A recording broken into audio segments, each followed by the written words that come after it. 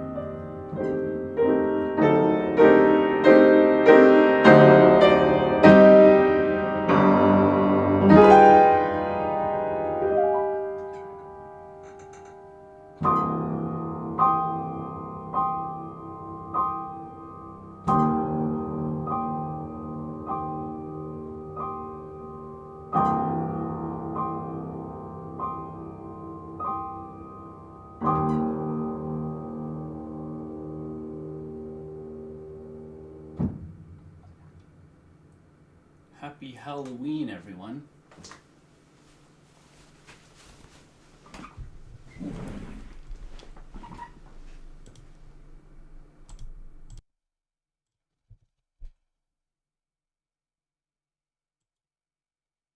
Shit. I wasn't supposed to I wasn't supposed to capture that. Quick, play scary noises. Emergency scary noises. Go, go, go. Knife stabs.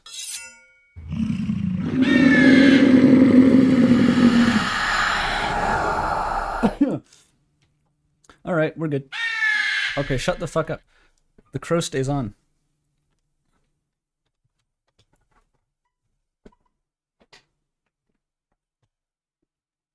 I don't know what the drama button does.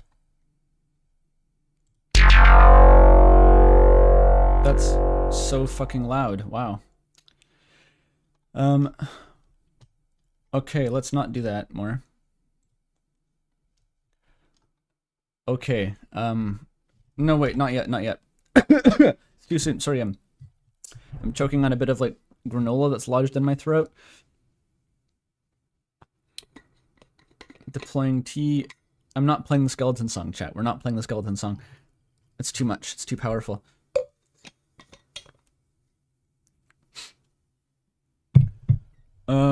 Yeah, so this is Halloween. This is Halloween. This is Halloween, like they say in the movie. And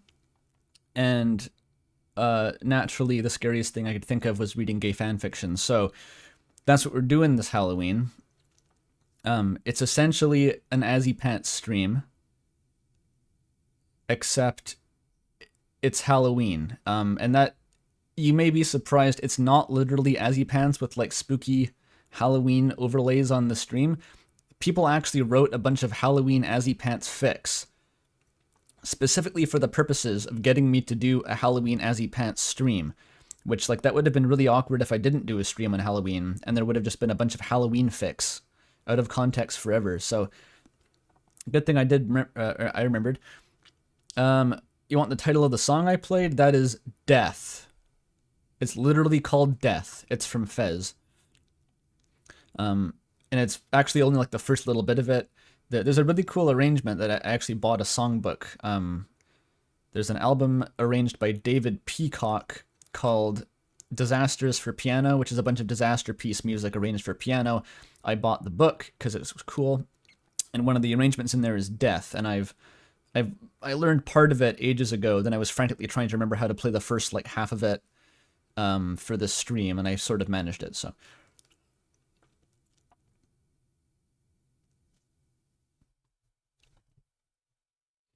Yeah, having a complete Fez save file unlocks the Fez skin in RAM. We should do that. Oh, I think actually, hang on, I forgot to plug Mel in the thumbnail because Mel made the Azzy Pants thumbnail. I should link their Tumblr or something. Well, of course, it's now a transformative work because I've added a orange filter to it.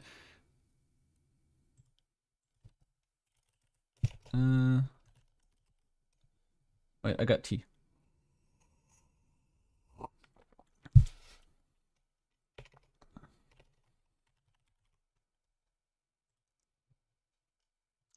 I'm never using another Azzy Pants thumbnail. I'm not sure why I would. I have a really good one. I paid good money for it. I'm gonna get my, get my value. Alright, how do I add this to the description? We're gonna do thumbnail art by Mel. Also, I got a shout out at the end of yesterday's stream, which I did because Halloween, ooh, spooky, multiple streams. I think Pidge donated at the last second, and the stream ended before I saw it. But it was a 10/31 donation for October 31st. And thank you very much for that, retroactively, Pidge. Alright, wait, someone already donated money this stream. I couldn't see when I was on. Oh, Pidge donated again. Thank you once again, Pidge. Thank you very much. Happy Ween. Ween. Nice.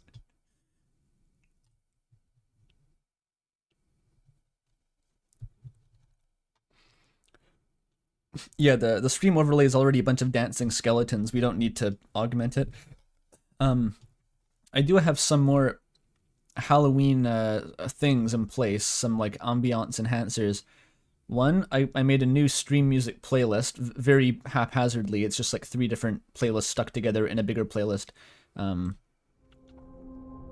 We've got like basically Signalis and Silent Hill music, because that's the good shit.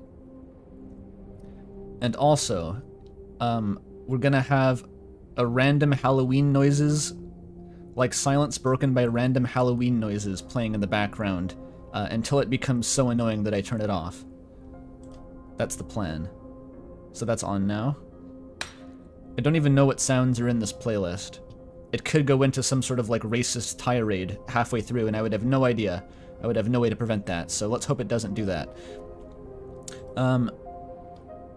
In fact, I'm gonna set this video to loop, so it never stops. Wait, how do you do that? Where's the setting to loop a video? I don't even know. Oh, there it is. Okay, it's looping now. Ha.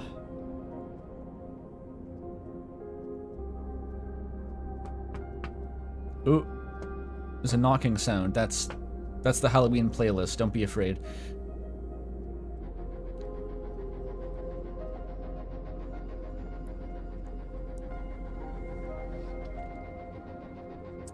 Okay. There's always something I forget. The bingo. I was gonna check for bingo, then I got lost with the 50 other things I did before the stream started, so... let me check the thread for the bingo card real quick. Because there's a new bingo.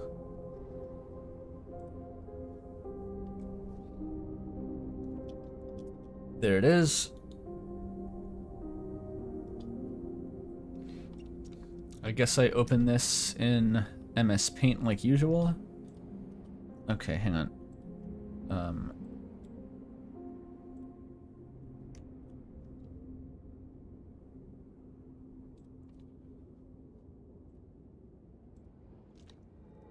Okay, it's big.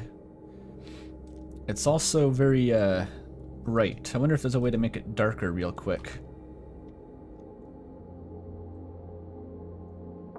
It has like a spooky border.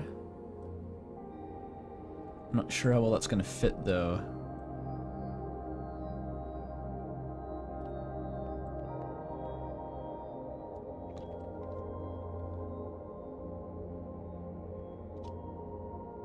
Maybe that's too small.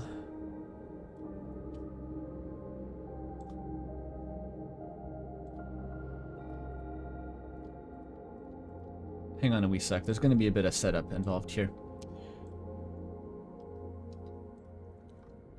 I don't know, I hope everyone's having a fantastic Halloween. I say knowing full well that anyone watching the stream probably isn't doing anything else right now Halloween-y. But you know, you could all be doing cool Halloween things like later or earlier, depending on your time zone. Okay. If let's... I gotta see how close I can put this. Oh. It's not punched in very far.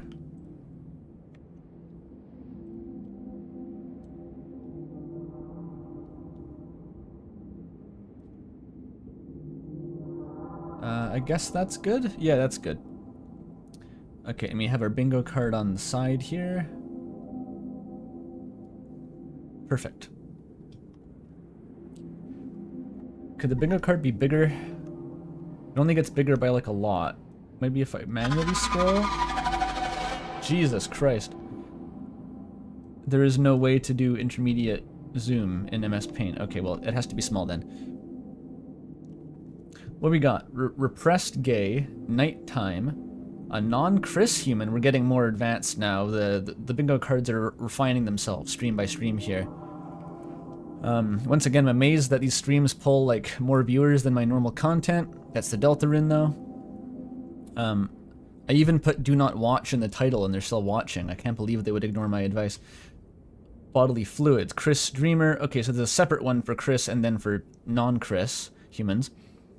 Outfit descriptions, candy, kissing, humorous reference, smoking, renamed character, gay, free space. Halloween is mentioned, original character, colored text. I think they all have colored text this time, don't they? Most of them seem to have colored text. Monster biology, implied gex, gaster, occult stuff, icy, trauma, death, any ghost, Andrew gets confused. Okay. Everybody confused, me too, so I go to sleep. And I'd be remiss not to mention, of course, that this ridiculous document is made by Pidge. It's getting kind of loud now.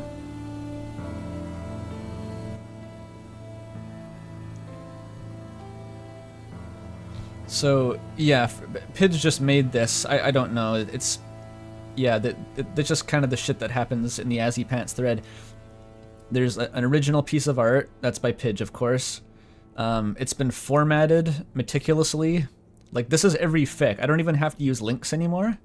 They've just put all the fics into one formatted document for me with word counts.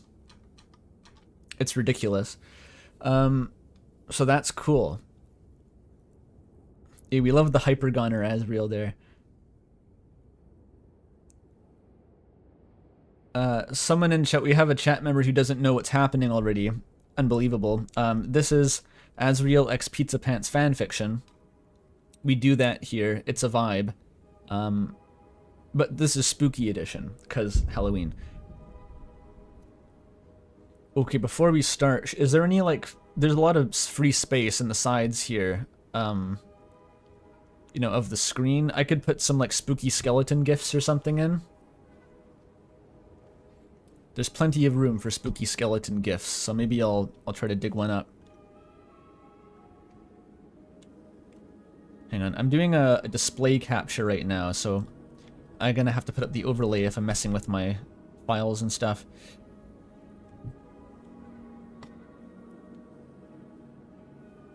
Yeah, not that skeleton, different skeletons. Let me check my GIFs folder.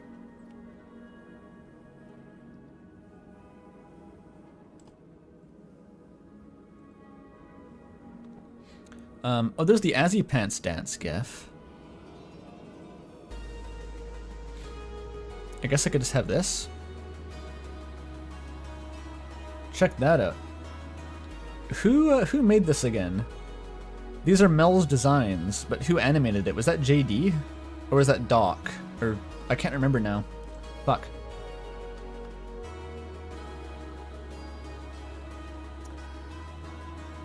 I'm not sure where to put them. I guess in the top here? Guy, homosexual, guy. Oh, Mel animated it too? Shoutouts to Mel. Sorry, people make a lot of caramel dance and edits in my circles, so I couldn't immediately tell who made that one. Alright, and here's the spooky skeleton. This guy can, like, go over here, I guess. I'll chroma key it, don't worry. Hang on a sec. Where's the skeleton?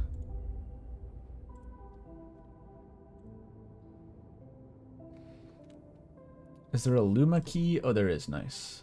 That's what you want. That's wrong.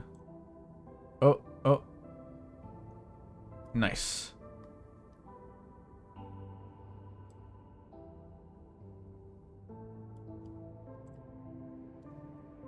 Very good.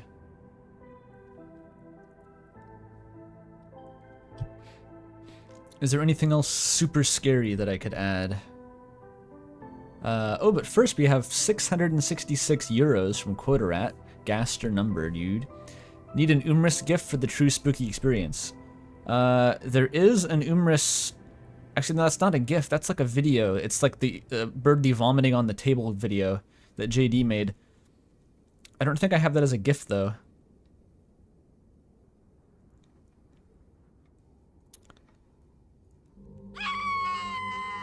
Ah, spooky noise. I have a... Oh, this is a GIF, apparently? That's spooky. I'll add the key to that.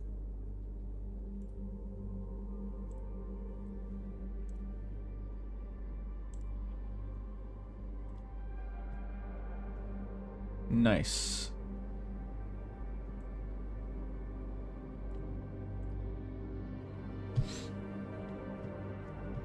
There's room for one more spooky skeleton. Do I have it?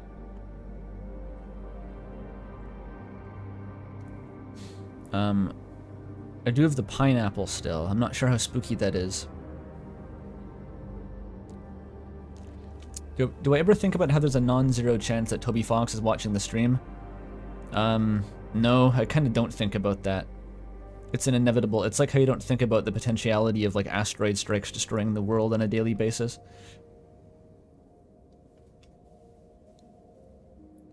You think Toby Fox is aware of me? You mean like he's seen a video pop up in his YouTube recommendations? Then yeah, I'd believe that.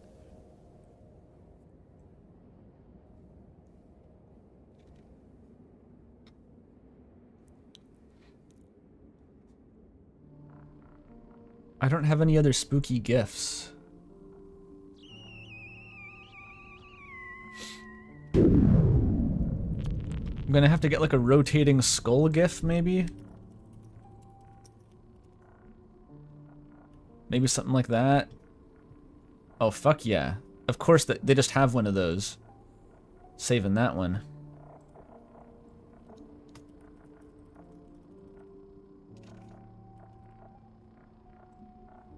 Yep, that one's getting downloaded.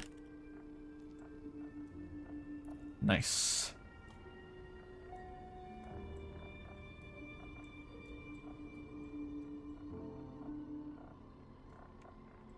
The Signal soundtrack is so pretty. It's really quiet now, though.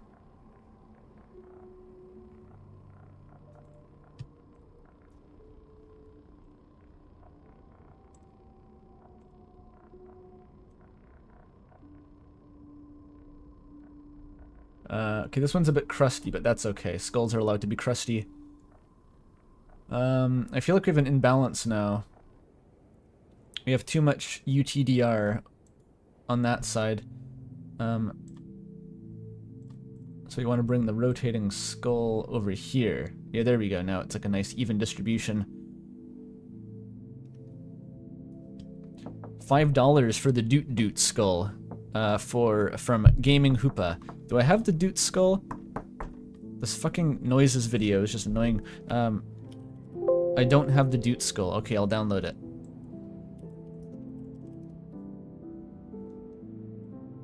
I gotta have the Doot skull. Not as a PNG though, please, for fuck's sake.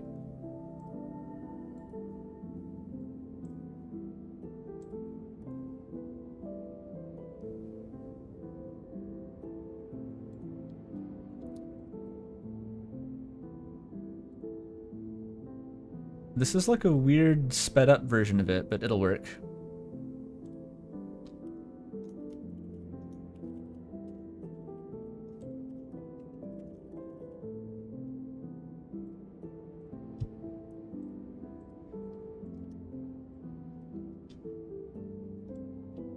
There we go.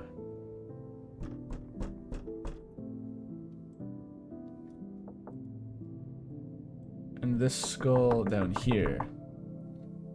Perfect. Now this is a stream overlay. We're good to go now.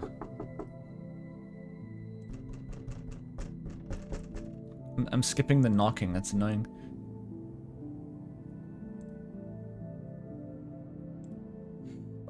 Alright, we can do this now. 6 hours of setup later. I have random Halloween noises in the background. They just come in at unpredictable intervals. Alright, we're ready to go. My cursor's being captured. It is, that's good. I need that to gesticulate. So, I don't know how many of these are brand new Halloween fix. Maybe all of them? A lot of them seem to be. I haven't read...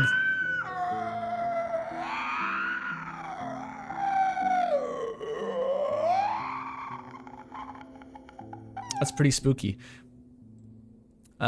They all seem to be fairly short, so I'm just going to go in order. I'm not going to complicate it. I'm just going to go fic to fic.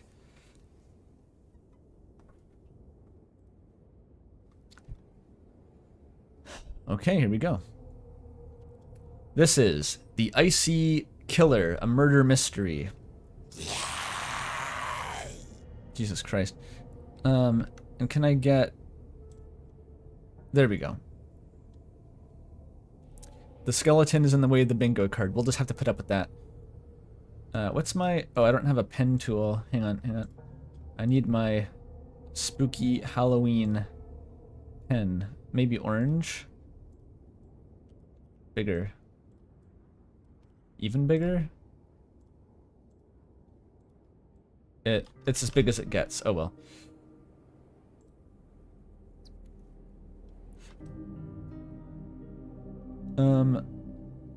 Alright, it occludes the text if I keep it up here, so it goes behind for now. Okay, let's start. Proceed. Pizzapants looked up in shock, that voice. Proceed. A figure was approaching, silhouetted by blinding lights that he had gotten accustomed to. Spikes protruded ominously from her head. We have a footnote. Silhouetted ist Englisch für Ungaris. This is for German readers. Who's clinking glasses in my ear? What do people not understand about spooky Halloween noises? Just make it like witches cackling and cats going. I don't want like you doing ASMR sounds. Proceed. She raised her hands high as if she was presenting an offering to the angel. Something glistened on her hand, and then coldness erupted from where the cat was sitting. As she was stunned from the impact the emissary had dealt to her, she screamed out in pain. This is going to take so long to unpack what this intro is supposed to be. Caddy swatted the bucket from Noelle's hands. Fully drenched from the ice water Noelle and Chris had gathered from the freezer, she growled at the two before shaking the leftover droplets from her phone screen. The ice bucket challenge? The ice bucket challenged Caddy. But Pizzapants was there?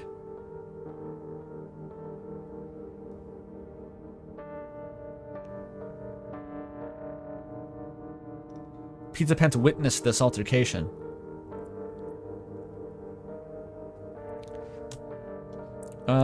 Okay, we want a bingo update already. We have colored text.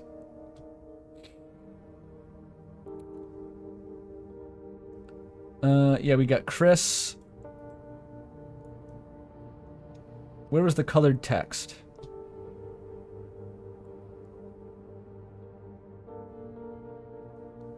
Why can't I see it?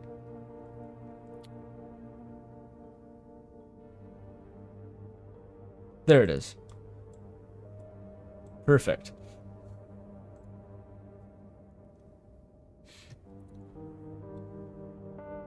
Yeah, I'm already confused. Yeah, okay. Fair enough.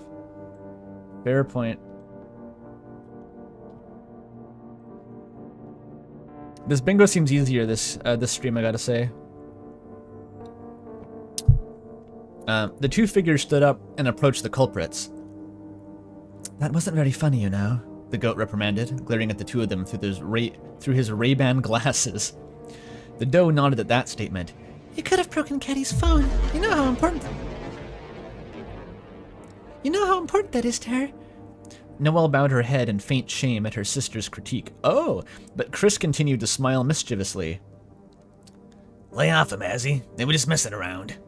Now he stood up, realizing that this might interrupt their sleepover. Are they at a sleepover? Where are they right now? So there's Asriel, Pizzapants, Chris, Noelle. Is Des here? Oh, so the brown text is actually Des.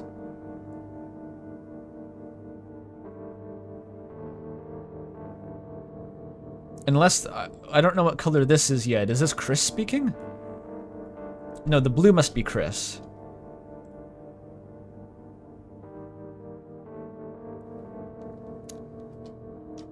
The orange text is usually Pizzapants, though. This is some serious business, Pants. Asriel turned to look him in the eyes. Pizzapants glanced away, not being able to look into those beautiful gemstones. They changed every day, sometimes the deepest sapphire blue like the roaring ocean, sometimes as emerald green as New Zealand grass, sometimes like orbs pulled from the Baltic Sea. Today they were a shade of auburn, the same color as Asriel's desk at his house. Pizzapants felt his cheeks grow hot with dust as he responded, which works exactly like blood does for humans, except it solidifies from oxidization when it comes into contact with air. Finally, the monster biology lore that the canon needed. That's on here, right? Yeah, there we go. If only Toby would just think of an explanation for all this bullshit, we wouldn't have to speculate. It's that easy.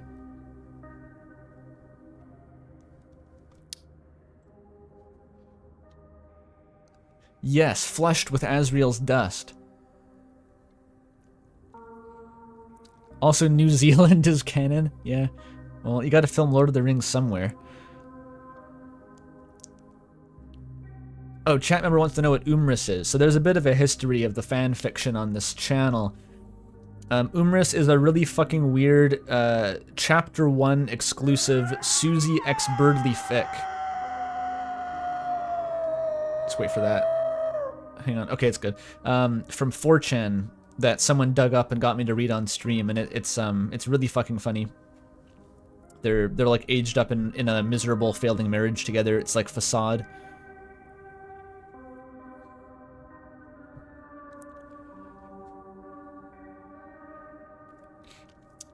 Look, Chris isn't gonna listen to you either way, so why bother?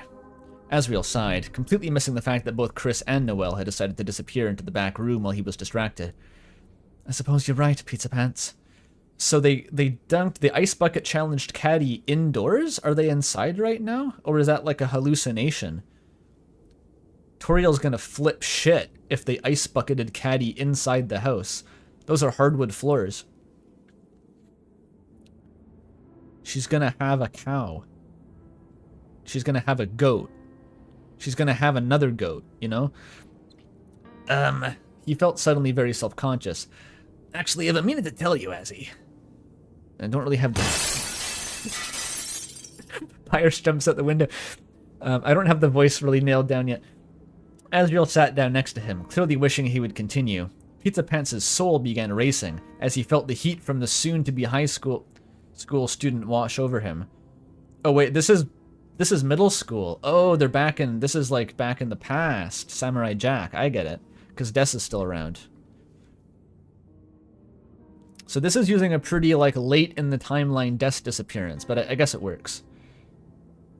People are pretty young in middle school. You're basically still an infant in middle school, in my opinion, so, it's fine.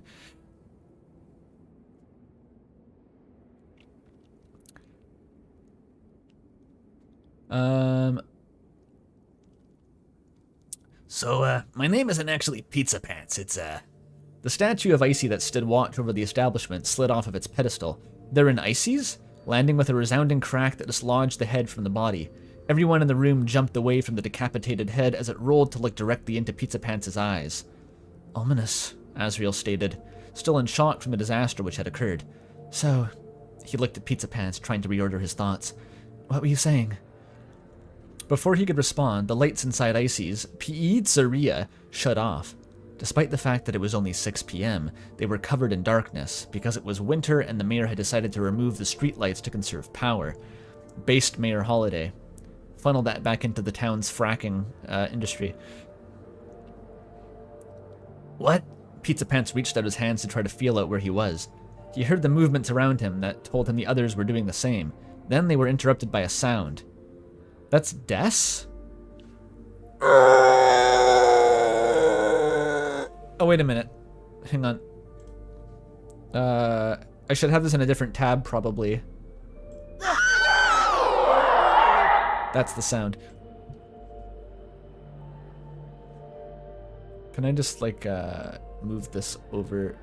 Nice. Okay. The skeleton coming out! Yeah. Pizzapants froze, hoping that he wouldn't be next. He's already decided that Des has died and that he's not going to do anything about it. He's already made up his mind. He had never heard her scream, but he could tell that voice belonged to December Holiday, mostly due to the color-coded text. Okay. The lights flickered on for a brief moment, the red emergency lights of Icy's revealing a grisly scene. Des on the floor, crumpled in an unnatural angle. Standing over her was a creature wearing a bow tie above a full suit of chain armor except for the helmet, which was a blue cardboard box with the demonic mascot's face on it. Both of their hands were wrapped in boxing gloves, making it impossible to tell who was underneath the disguise. It's Strong Bad, dude. He was in Ribbit. He's come back.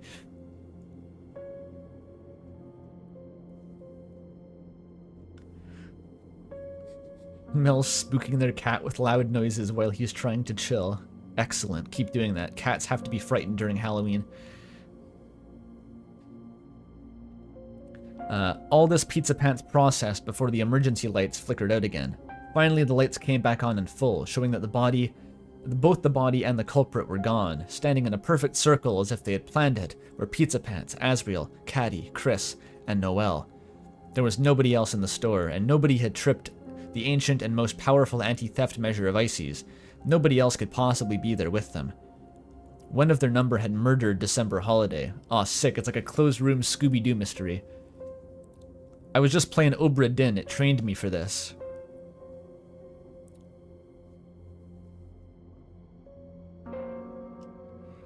You're positive about this? Absolutely. The owner takes security very seriously. There's no way in or out without us knowing about it. The logs clearly state that 5 monsters and 1 human entered at precisely 4:16:32.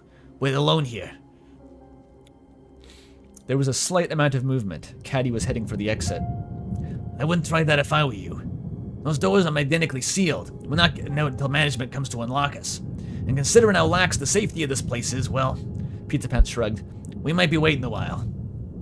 Noelle, who had spent the entire time staring at the spot Des used to occupy, glanced up wildly. Caddy? She stated, an odd look in her eyes. Why are you so eager to leave? The faux sweetness in her voice was eerily similar to that of her mother, although Pizzapants could never recall Noelle using that sort of tone before. Perhaps you were eager for revenge. Something about that didn't add up. Why would Caddy want revenge against Des? It was Noelle who pranked her. Noelle and... Chris, where did you go after you pranked Caddy? He questioned. The human had been analyzing the many framed photos of ices around the establishment. Guys. Chris didn't respond. They were ignoring him. Chris, Pizzapants repeated, approaching the human. Where did you go? Guys. Chris continued to inspect the many wonders that magnificent, bountiful icy had bestowed to the culinary world. Where are there framed photos of Icy? Because it's in Icy's Pizza Palace. That's just how it works. Chris! Pizzapants grabbed their shoulders and then stopped as he felt the vocal cords vibrating. Interesting. You felt vocal cords vibrate. It's fucking weird. I hate that feeling when I'm strangling my boyfriend's sibling and I can feel their vocal cords vibrating. Like, what?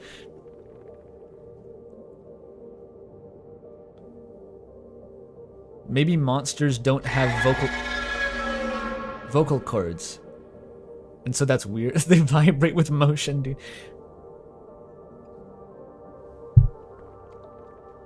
Interesting. Their monotone voice seemed to echo around the pizzeria. How the only one who works here seems to turn everything else, how the only one who works here turns everyone else when finding someone to blame. You invited us here. You seem to know all the ins and outs of the security system. You seem very confident in the lack of backup arriving, so how? Shut up! The voice of Asriel Dreamer bounced wildly around the room. There was only one person who could have taught him that trick. His police chief of a father. That's so fucking funny. His police chief of a father. An absolute police chief of a man. We're not going to get anywhere blaming each other. He glanced at all of them. I, for one, cannot believe that any of us would do this. Pizzapants. He turned his gaze to Pizzapants, who could not bear to look into those eyes. They were red now. They actually changed color. What a weirdo. A deeper and more stunning red than the emergency lights that illuminated their surroundings. How had that happened?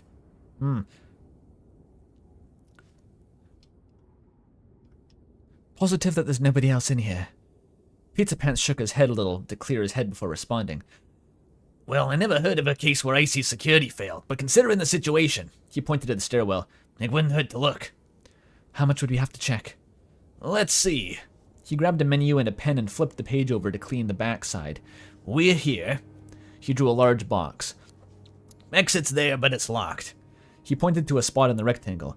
There's a back room, but that's already been checked. The upstairs storage and Icy's worship room in the basement. He drew all three of these on the map. The what? The place is rather crazy, Pizzapants shrugged. Anyway, as an employee, I should be one to check down there, alone. There's no telling what Icy might do to any of you. No, Chris stated. I agree. I'll go with you, Pizzapants. Any of us being alone is a terrible idea. Why, Azzy, you could get killed. You're not an employee. This is like at the end of Hollow Knight, where Hornet's like, the seals on that place would drain me. You must go in alone. Where it actually has dark magic that'll suck your soul out if you're not like a normal employee of the restaurant. Why is Pizzapants working here in middle school? Because child labor is cheaper, I guess. Ooh, Schubert coming on.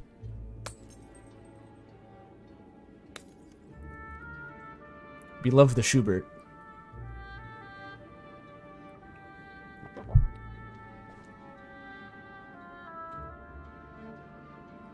The original version of this song actually has lyrics. It's a Lied. It's German for song, much like Silhouette is German for... No, you know what I mean.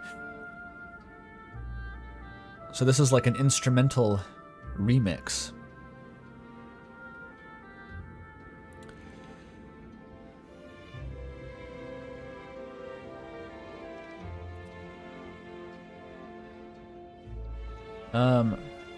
It's better than the alternative. He glared down at Pizzapants. If one of us doesn't come back, it'll be clear who the killer is. Well, group of 3 is optimal. Chris interjected. Any more? We run the risk of a double kill. Chris is an Among Us pro, of course. Asriel nodded.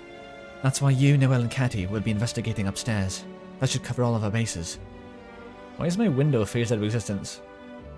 It's not even showing up on stream. Why is it? Okay, it's back. Pizzapants sighed. Icy would probably murder Asriel and he would get blamed for it, leaving the killer with a perfect alibi. But there was no arguing with Asriel.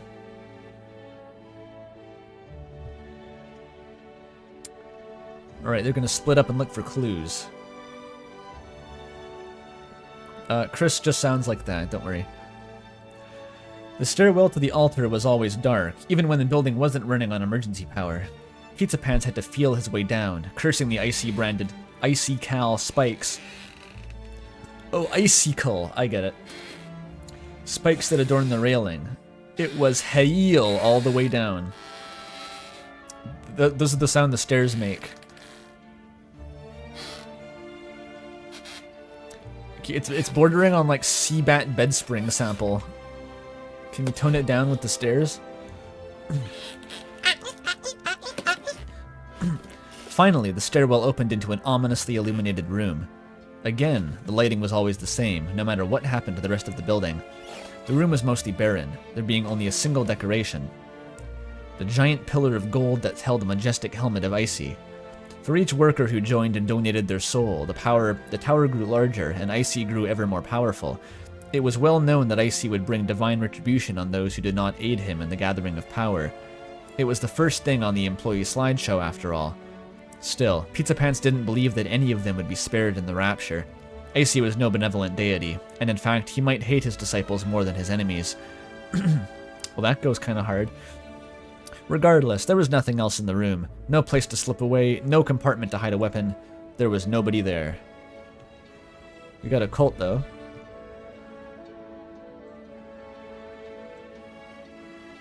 Nice. Is it even Halloween? I'm not sure. It's not nighttime yet. No, I guess it's dark out, so it's nighttime. That's close enough. There has been gay a little bit.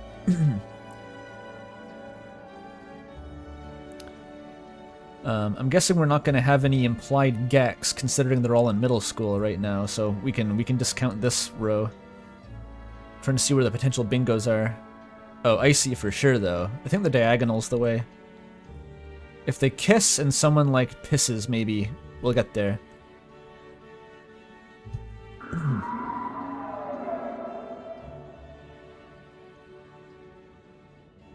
Oh yeah, there's death. Death is like dead. I forgot about that. No one reacted, really.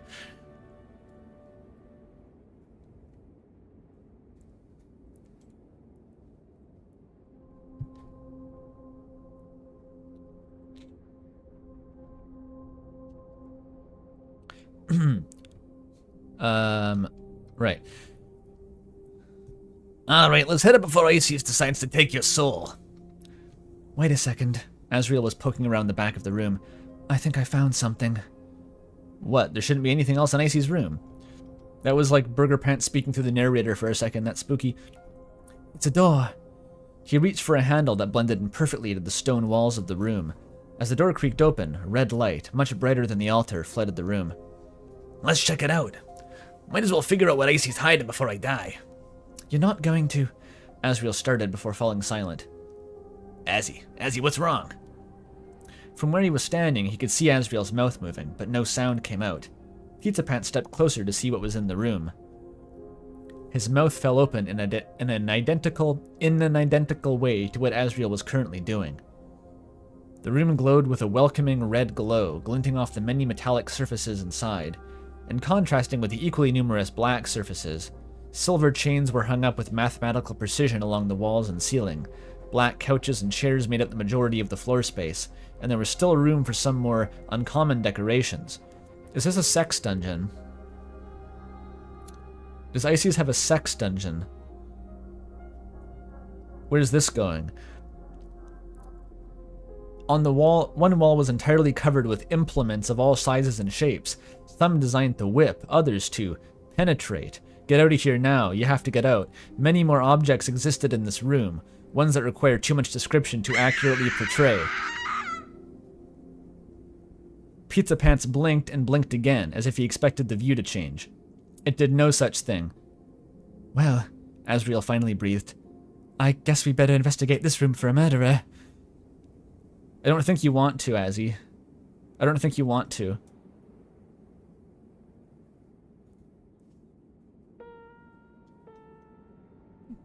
No, Kinder, do not go into the icy sex dungeon.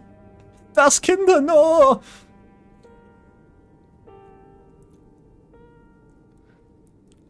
Pizzapants could not give a single response that would fit. He simply nodded. As the two checked under couches and behind devices, a strange feeling began to fill Pizzapants. This is the device theory. He felt strangely calm, and at the same time as he looked to the wall of tools. Wait, what? There's not actually No way. Who wrote this? Who wrote this one? Who wrote this? Who wrote this one?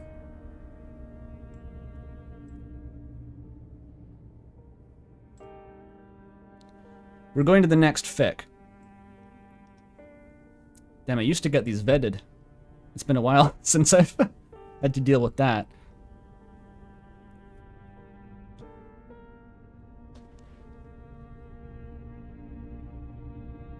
Bruh.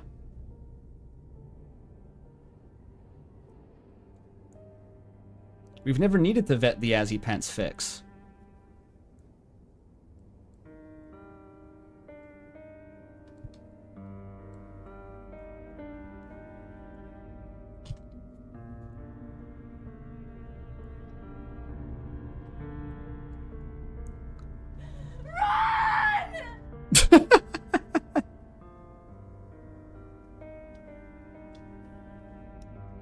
No, we're just gonna pretend that never happened. We have a new one, though. Our pants are written in stars.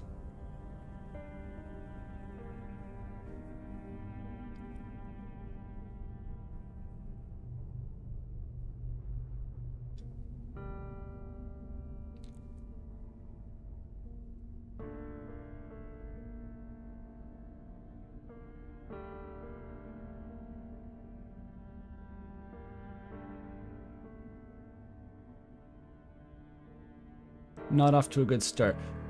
We'll recover. Alright, our pants are written in stars by Hey See Ya Nerds. I don't know this person. I don't recognize this name. Are they in chat?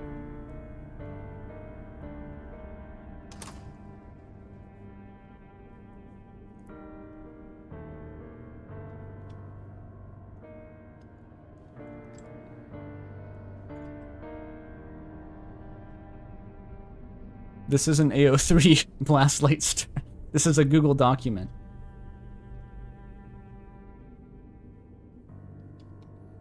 Pizzapants couldn't understand what was going on.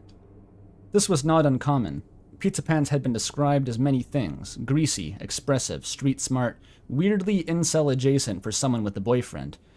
That's true, he often is described that way. I've heard this. But attentive and adaptable were not on that list. So when Asriel invited him to go camping in the woods surrounding hometown, Pants was so excited that he failed to listen to the second half of Asriel's sentence. The half where he explained that he borrowed Caddy's grimoire and found an interesting ritual. Where he said that he needed the solitude. He's borrowing a grimoire. The half where he explained that he borrowed Caddy's grimoire and found an interesting ritual. Where he said that he needed the solitude and the floor space that the forest provided in order to perform this rite. Where he said, somewhat worryingly, that he felt something calling to him.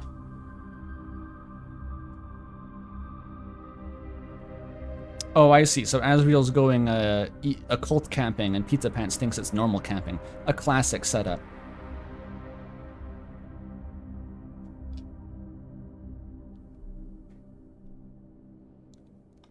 Yeah, Pants as a nickname is beautiful. So we've already got the occult. We have our free space.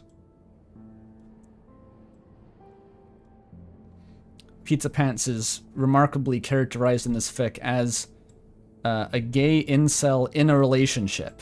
That's impressive. I'm not sure how you get that working psychologically.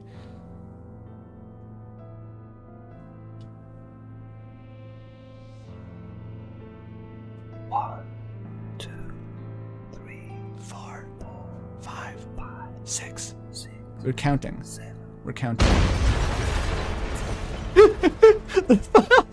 Who made this fucking playlist? This is so dumb. Oh no, I missed the second paragraph. Pizzapants didn't hear any of that, and thought they were just going to the woods to make out. Imagine his surprise when he opened up his eyes and there was a hippo hero standing there. After placing some icy brand pizza flavored canned eels that were previously used by the pair in less than safe for work contexts. Oh geez, okay. Is that no? It's not, nothing happened. It's not implied that anything happened. This is just a reference to the concept of Gex. I'm not going to count that. But we know they're freaky.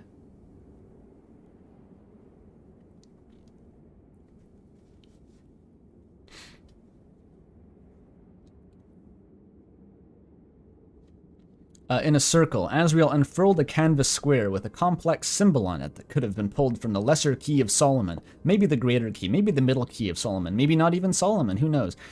Circles, hooks, and flanged crosses, rendered in paint and bounded by an outer ring. The Elden Ring! In any other circumstance, it would have just been a spooky design. But now, cast in the yellow glow of the candles and the strange pallor of twilight, the lines and curves began to have a dark purpose. Or seemed to have a dark purpose, as if through them there may be communion. Azzy, any chance you could tell me what you're doing? Pizzapants was, at this point, shaking like a leaf that owes money to a caterpillar mafia. That's a fucking phrase. It's simple, Pizzapants, Asriel said as he crawled back to their tent and got some of the sage and holly berries he brought. I've always wanted to do a little bit of sacrilege, you know? Away from my mum. Away from the eyes of Father Alvin. See how it feels to get fucked up and satanic. Yeah, I feel that. The rebellious choir boy. That's a vibe. He's gonna take his Catholic Church anime gajinka and hang her from a noose or something in his locker at school. It was plain to Pizzapants that there was something Asriel wasn't saying. Pizzapants often didn't listen to words, but he paid great attention to moods. He's like a dog.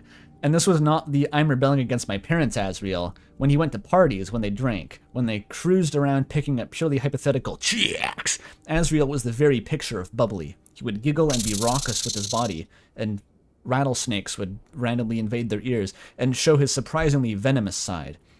But this Azzy was reserved, quiet, almost reverent. His movements were slow and careful as he controlled, and his contented smile didn't reach his eyes. One-by-one reference. Eyes that traced the brushstrokes of the symbol before them.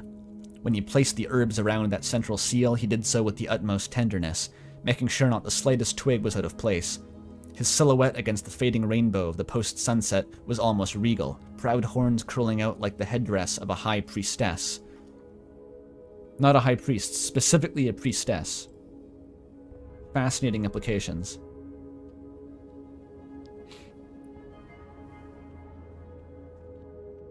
We probably got some bingo stuff at this point, so we got colored text, of course.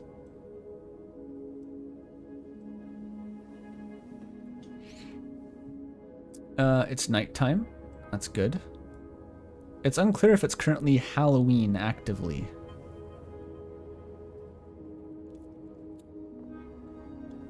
No one's kissed yet. No one's smoked yet. I think we're chill. Why would you count candles for Ice-E? Oh, they're Ice-E branded candles? Wait, did it imply they were doing kink shit with Ice-E candles? Jesus fucking Christ. Okay. Like that's like inviting a third party. That's like letting Ice-E watch. I wouldn't be into that, but you know. Maybe there's an appeal. Spooky plasma I don't know, this is like a fucking Halloween playlist. It's just random noises. Spooky CERN ambiance for discovering the Higgs boson and study. Like,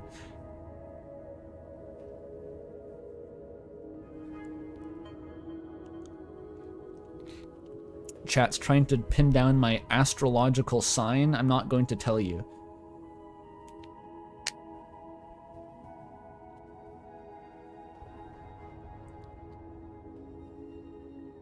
Mel, are you trying to say cucky cheeses?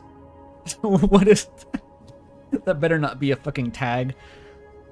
Cucky cheese? Okay.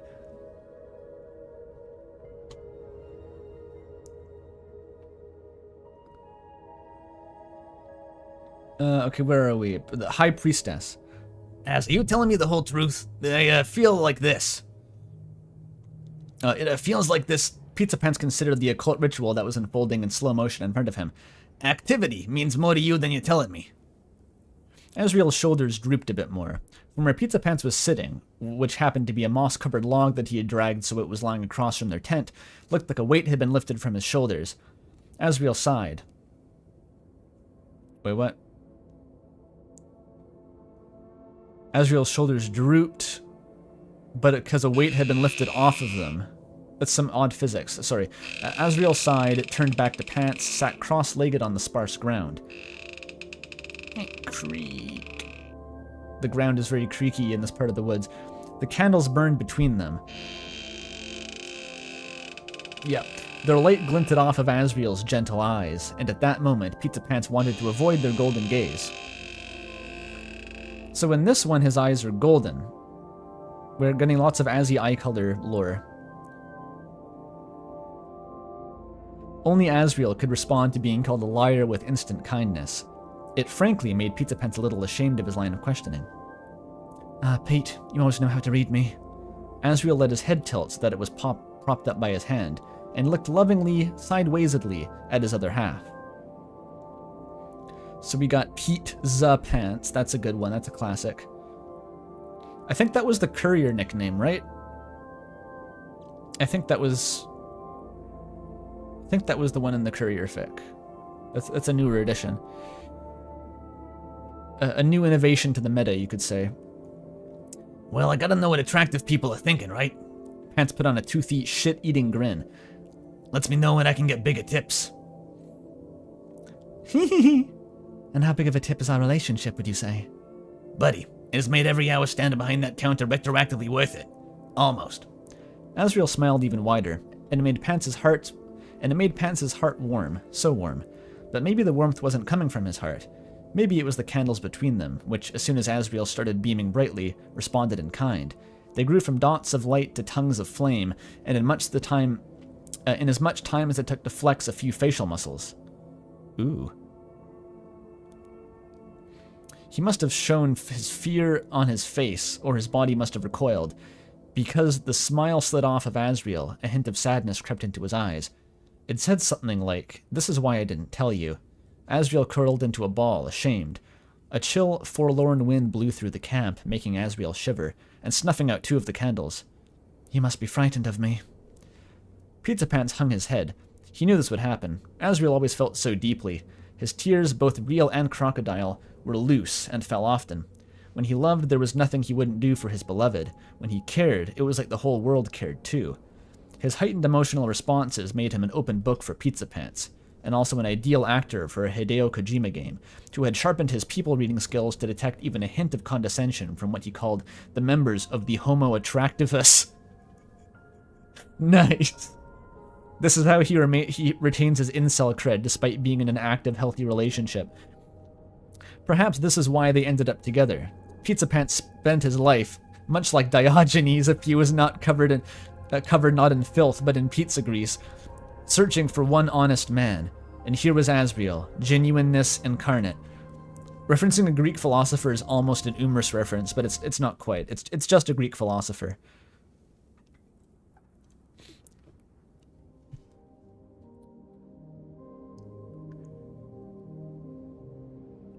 Yeah, pretty good paragraph. I'm a fan of that. So this is interesting. I think it was... Let That Sink In had a plot point of Asriel liked hanging around Pizzapants because his mind was so open. He was so easy to read. And in this case, it's actually been inverted. It is now Pizzapants who is being interpreted as the empath, essentially, and Asriel, who is the one who is an open book to him.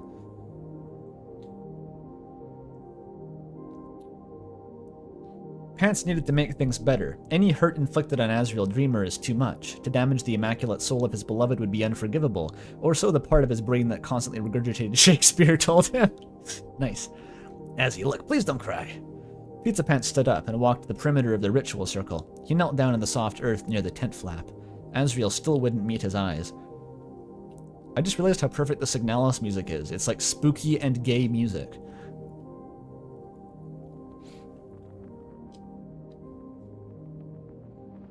I wasn't going to.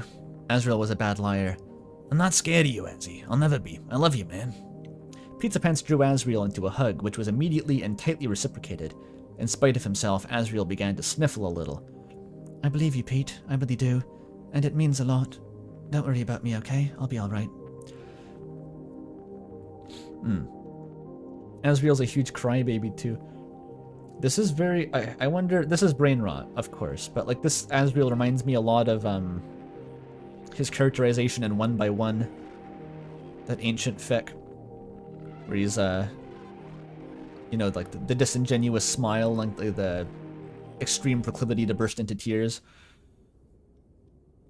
It is just kind of how he was in Undertale, but... Let me have my brain rot, okay? Something caught in Asriel's throat. His head was resting on Pants' shoulder, so the latter could feel him tense up. A few tender strokes on his back made those unsaid words slip out. The stars told me so. Oh.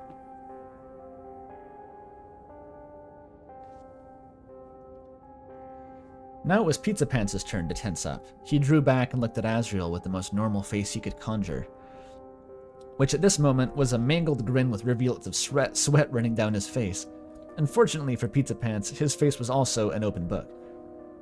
Asriel, I promise you, whatever crazy bullshit's happening to you right now, I'll be here, no matter how much what you just said sounded straight out of the insane asylum. Asriel wiped his eyes and smirked weakly. Like your stupid homo-attractivist theories and you're less crazy, Pete. Hey, it's not my fault that my boyfriend didn't get involved in the meeting of the Illumahati. It's a stone-cold fact they changed what attractive means just to mess with me. We're getting off topic. What was the topic again? The stars, Pizzapants. The Illumahati. That's gonna be, like, H-Bomber guy is gonna have to make a takedown video about that channel in a few months. The new incarnation. And Pizzapants could see the stars, spread out like a river across the sky. The sun had sunk even deeper below the horizon during their conversation. Twilight was packing its bags and bidding adieu, too, as the woods seemed even more murky than before. Candlelight was the only thing keeping their little patch of woods lit. The sage cast its dark outline across the canvas seal, interrupting the pattern. Somewhere in the distance, a big door slammed, I guess. Pizzapants felt that symbol, now edited with the black marker of shadow, meant something different. Through it, there may be sight. He had no idea how he knew this. 2 weeks ago, Asriel began, staring wide-eyed at the sky's endless dance. I had a dream. One that I still barely understand, but everything was so strangely familiar, like I'd seen it all before, in some discarded childhood memory. Asriel reached back into the tent for his backpack and pulled out a creased soft-cover book. Pizzapants recognized it. It had made the rounds throughout the underground. Oh, I was thinking of, like, Undertale. No, the underground rebellious teen circles after Caddy brought it back from the big city. A mass-market grimoire for the modern age. filled with incantations, the names of angels and demons, and spells which had always had much too specific conditions for anyone to ever actually pull them off. It had only been a curiosity, something that snickering monsters would read under the school bleachers whenever they were more annoyed at the church than usual. Chopin. It was different, edgy, countercultural, ergo it was fun. But in Asriel's hand it seemed like a holy book, like there was an old truth behind those pages, just stirring awake. It's based on the Simon Necronomicon. I haven't heard of that specifically, but I'm sure that books like that exist. I was swimming through the night sky without a care in the world. I was freer than free. Everyone I loved was taken care of. Chris, Mom, Dad, everyone. I don't know how, but I just knew. Everyone's hopes and dreams were fulfilled. Maybe it was because I was up there.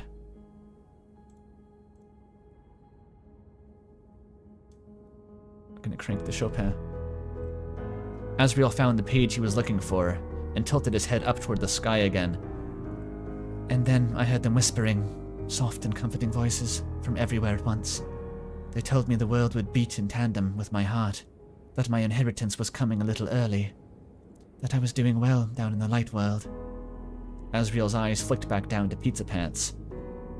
And they told me that when I turn to dust, I will also become stardust. Pizzapants' eyes were as wide as saucers, and he gulped comically loud. He began to vibrate again. Asriel sounded surer than he ever had before, and though every word out of his mouth was deranged, he was speaking with 100% certainty. But there was one thing that bothered me. They told me I was seeing a vision of the future. I really would be there, up among the stars. But Asriel looked back down at the seal, and the candles dimmed, and the dew dropped from the trees like tears. I didn't see you up there with me. Pizzapants was quiet. His mind was still processing the barrage of incomprehensible facts that Asriel had just spewed, but he still placed a comforting hand on Asriel's shoulder. The golden boy's expression did not change, but the two candles blown out by the wind reignited. Asriel looked at the grimoire with a desperate hope. And I was doing this whole thing the right, to see if I would, someday. Asriel took a long, shaky breath. See you. There was silence on the campgrounds, broken only by the soft patter of dewdrops falling on the tent. His eyes glittered. Overfilled cups shuddering with surface tension, one nudge away from breaking. Now it's my turn to say it. As he looked up in confusion, as Pizzapants gave him a soft kiss on the cheek and a nuzzle with his forehead. The candle flame leapt and curled, a warm breeze brushed their sides, and tiny flowers around them bloomed without even a drop of sunlight, as a flush filled Asriel's face. Overfilled cups. That's a Kara reference. That's so good. Nice. Good catch, chat. Good catch. This is like a scholar of Undertale lore. I can tell the person who wrote this is a gentle gentle person, a gentle gamer, and a scholar. This text requires Nabokov levels of exegesis. I agree, chat. Whatever you just said. There's kissing, though. Hello, ladies and gentle gamers. Wait, that's not that. Kissing. I guess tears are a bodily fluid. We have lots of tears so far. Icy was referenced a little bit. I'm gonna say the candles maybe count.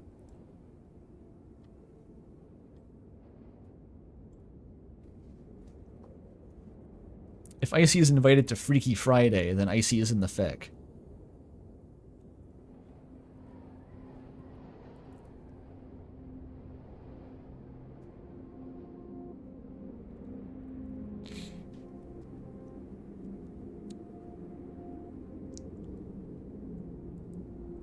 What about Gex? That was it implied to happen in the past. I need like an actual implied sex scene in the fic.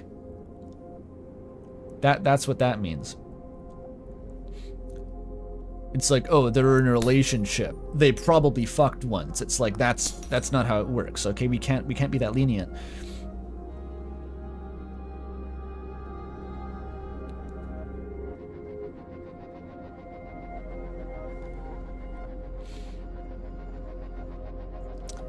Don't worry about me, okay?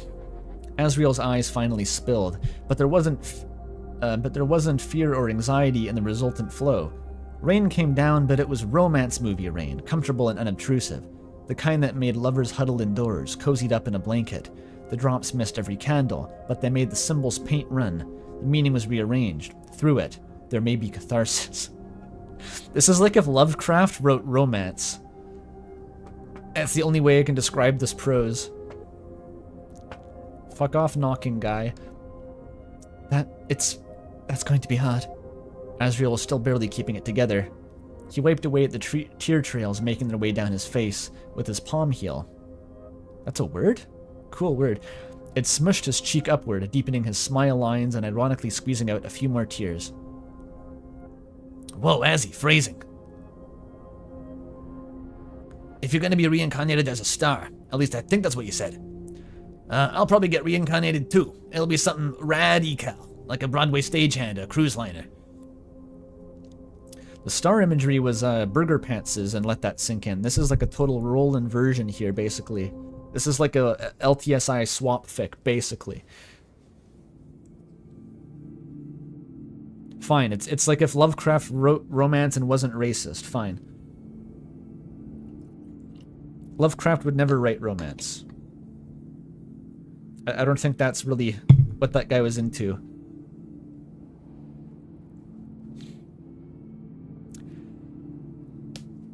Asriel cocked his head to the side and snickered confusedly, still sniffling a little. He had so much love for this greasy, expressive, weirdly incel adjacent for someone with a boyfriend Catman. And the stars up there for a reason, aren't they? You always seem to me. You'll always see me, wherever I am on this earth. And at night, I can crane my head and try to pick out your shine. Burger Pants is really down with this, like, metaphysical bullshit. He's like, yeah, so what? My boyfriend's gonna turn into a star god. Whatever. We'll make it work. Ew, very dramatic. I like it. Well, I wanted to be an actor. Someone's, like, whittling a sculpture now in the Halloween Sounds video.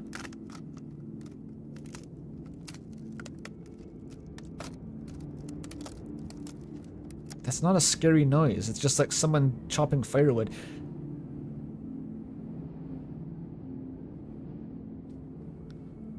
The candles behind them pulsed with each giggle. You might get your wish. Do you want to see? Asriel held up the grimoire. The stars will tell you, same as me. I thought you weren't doing the right no more. You know, I love you in this life and all that. Well, Asriel smiled softly. I still want to know what's in store. I'll be okay if you're not with me. We're too well, Burger Pants. He's chill with it now. He's too chill with it. You gotta pull him back. Asriel's hand meandered over to Pizza Pants's, and their fingers intertwined. But I'd still like you to see if you will be. But I'd still like to see if you will be. There we go. The cat's jitters flared up when Asriel held that book again, but he took a long breath to stabilize himself. Anything for you, Az? Silent Hill music, I think. Here we go. You can turn this down a bit.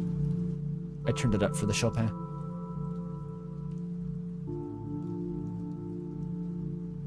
That was Toby trying to escape his shallow coffin.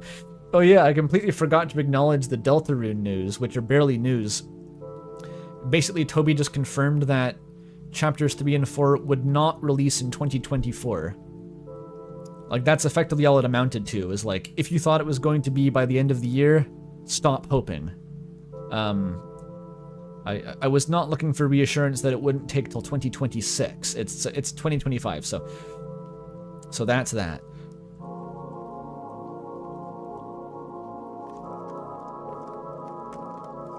No, this is some Halloween noises. This sounds a lot like the Twilight Princess soundtrack in the Twilight world. The same kind of synth pad.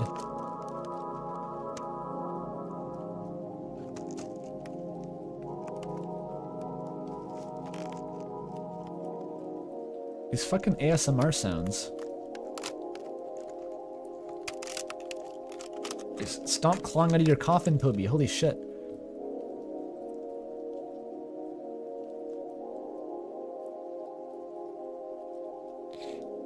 Okay, these random Halloween sounds suck. I'm turning them off. They're a total bust. Let's go to 1 hour of silence occasionally broken by metal pipe falling sound effect instead. Perfect. No, we're not doing that.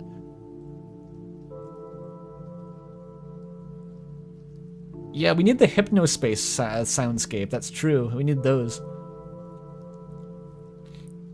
I could boot up No, it probably wouldn't capture the audio from that if it was tabbed out. Never mind.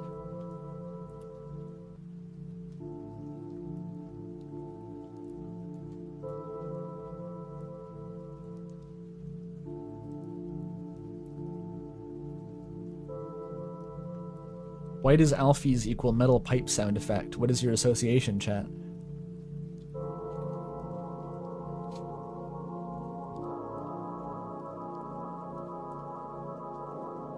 He nodded stoically, at least he hoped it came out of stoic, and Asriel began the incantation.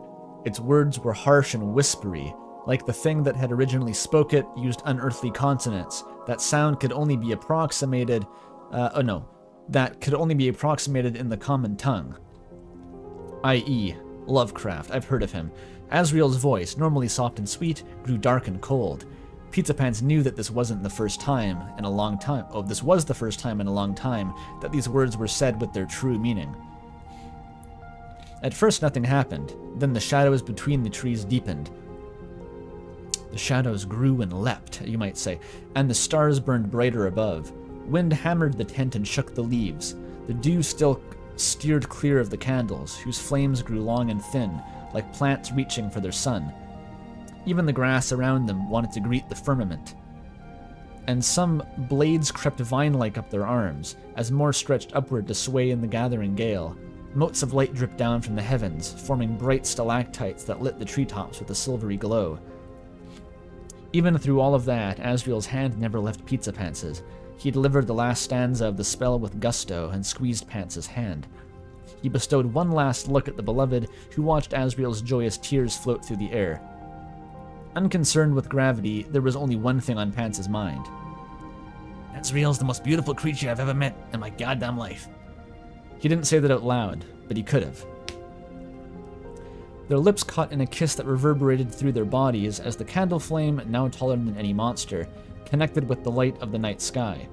In the camera flash of starlight that followed, Pants could make out the final meaning of the symbol, now exposed to the full radiance of its authors. Through it, there may be a bond everlasting.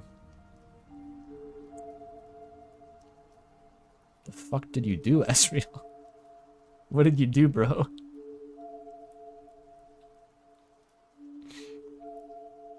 Alright, we've moved to screenplay.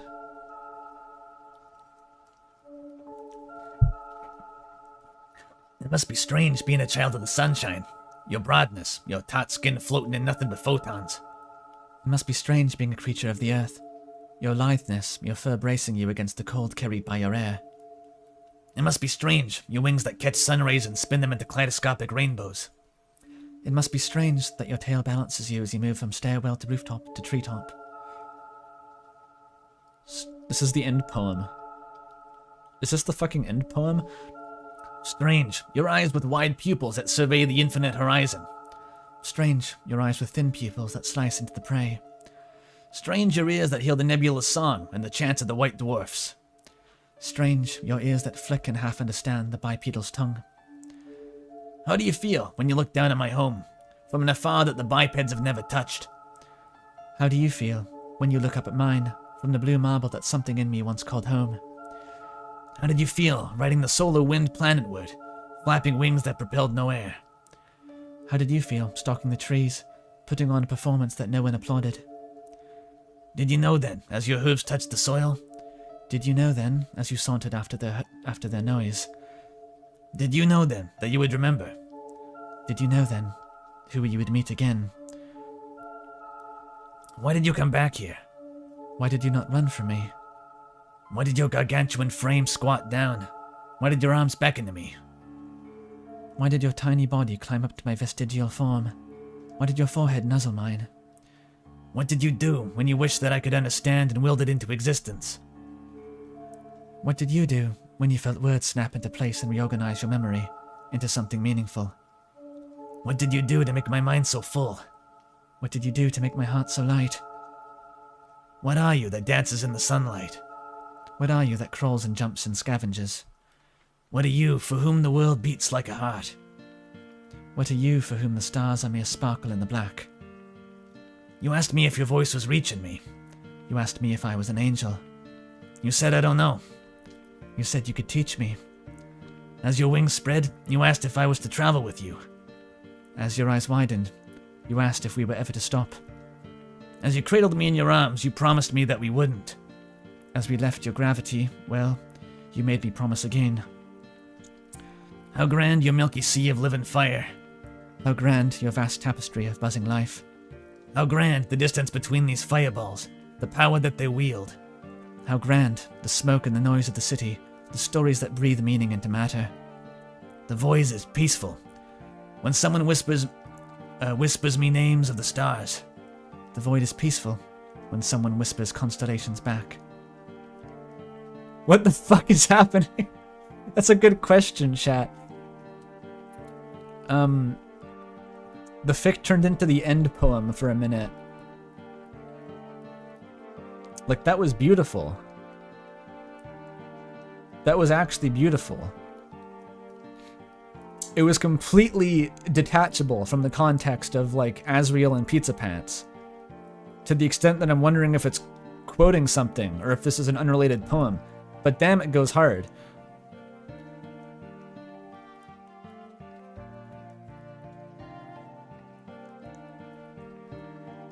It's got a lot of vibes. It's got a lot of vibes because it's written like a cool poem. It reminds me of Disco Elysium, it reminds me of Slay the Princess, it reminds me of Minecraft. A little bit of Night in the Woods, true. It's cosmic. This is just a short story, but they replaced the names with Pizzapants and Asriel so you would read it. Honestly, based if true. Completely valid play. Day spread over the campsite. The candles had finally blown out, the sage leaf was nowhere to be found, and the canvas square had been tossed off the top of the log, or tossed on top of the log. The light found two young adults, snuggled against each other and sleeping peacefully, torsos in and legs out of a battered tent. 20-foot blades of grass were flattened in a massive concentric circles, radiating outward from the campsite. No one in hometown would ever be able to explain this phenomenon, and a certain two people who had been there stayed mum, so it would go awkwardly ignored. Behind the pleasant gradient of the morning sky were the stars that, one day, two pairs of eyes would regard together as they wheeled through the endlessness, a cat and a god, floating up there in the cold, but not empty, space between. Asriel and Pizzapants shifted and stirred, and began to greet the new dawn. Yo. Yeah, cosmic non-horror. Has it ever been done before? The light novel title is my cosmic deity boyfriend can't possibly be this sensitive. That went hard. Yeah, that went real hard. This is the kind of shit that this like Slay the Princess fans go on about. I say that as if I'm not a Slay the Princess fan. I do like Slay the Princess. The sort of like cosmic romance angle.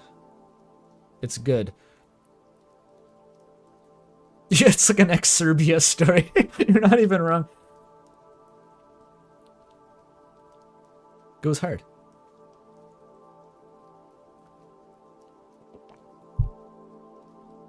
There's more context to the fic. An image can be found through the Azipants thread. That sounds like an ARG. An image can be found in the Azipants thread. A new ending has been unlocked. Like what? Wait, your impression was that I didn't like Slay the Princess because I was annoyed with it? I still liked it. I found the ending kind of frustrating, but that doesn't mean I didn't like the game. Like, I'm actively replaying the pristine cut right now.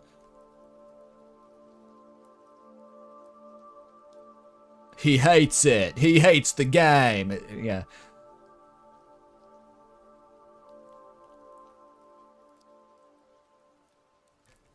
Why was the ending frustrating? I felt like it was trying to go hard philosophical in a way that had previously been more up to vibes and interpretation.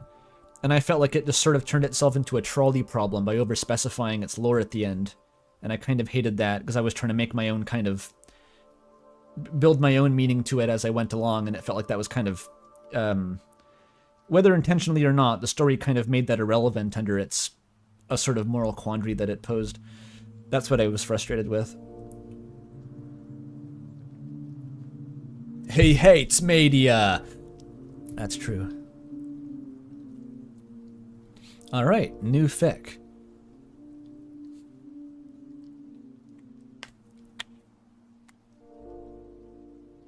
Let's go.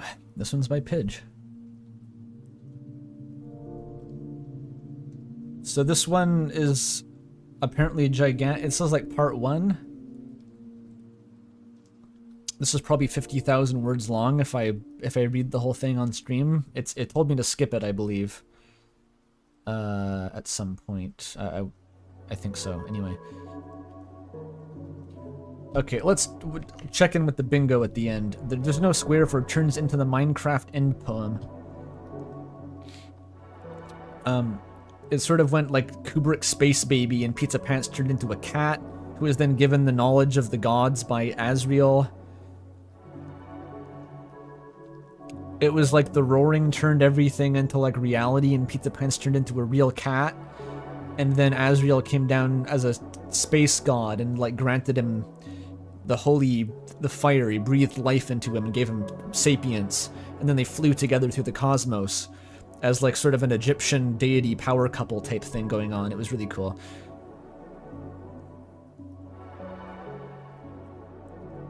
"30,000 words. I mean, I'll probably read it off stream at least.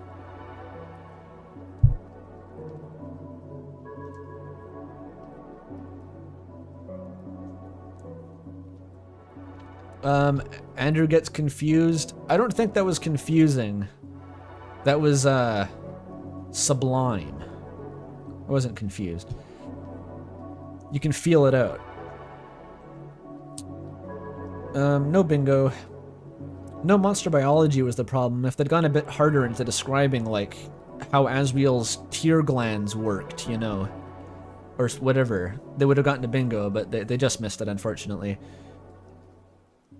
Too bad.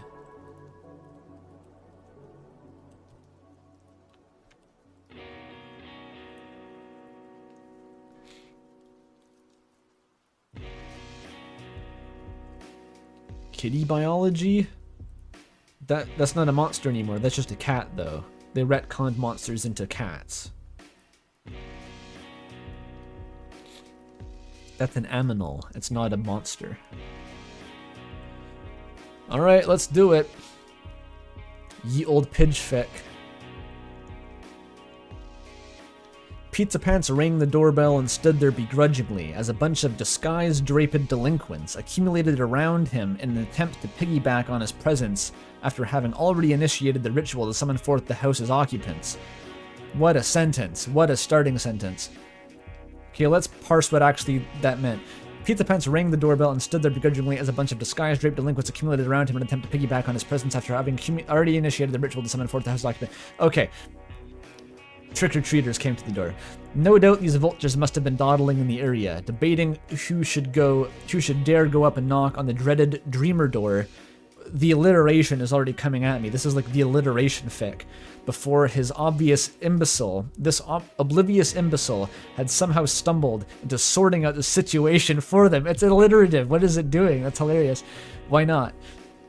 The problem was, these half-assed hyenas in hiding were here with the sole intention to storm the territory and fight to the death for their fair share of treats, and him being on the front lines made him enemy number one for having the gall to stand in their way, despite coming here first. A bunch of frenzied piranhas, the whole lot, and with Hometown being such a small town, Pizzapants recognized most of them through their costumes. That one was the neighbor kid, who lived a couple doors down, and a few of them were easily recognizable as the little siblings of classmates. Oh, so Pizza Pants isn't answering the door. He's there with the trick-or-treaters. And he's getting swarmed by the other ones. I get it. I get it.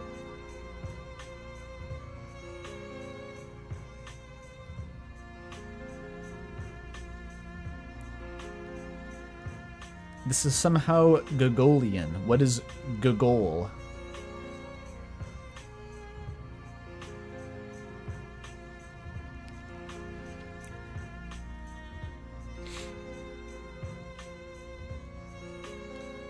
It's a trick fic. As if that's any different from let that sink in. As if there's any difference in how much interpretation you need to understand what's going on at the basic level. Nikolai Gogol. I don't know that guy. I know Nikolai Tesla.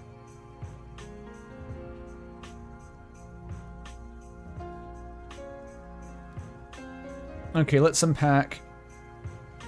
That one was a neighbor kid who lived a couple doors down. A few of them are easily recognizable as the little siblings of classmates, so no one specific. So there he was, being ganged up on by a bunch of annoying scamps he knew the names and addresses of, and yet there was nothing he could do about it. He was going to be thrown into the fray with a ton of little troublemakers running around tonight because it was Halloween. This is Halloween.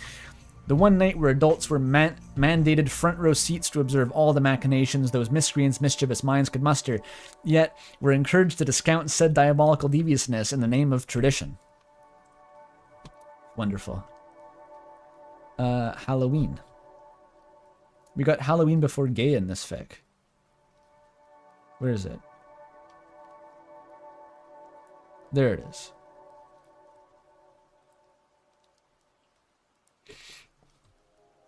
It wasn't that long ago that Pizza Pants was one of those wicked whippersnappers casually capering in the chilly evening air without a care in his head except for the high hopes of the houses which left out and watched, pails of fun-sized goodies guarded by their hastily tacked-on take-one notes. Hang on, I need a beat for this. I need a beat. This is bars.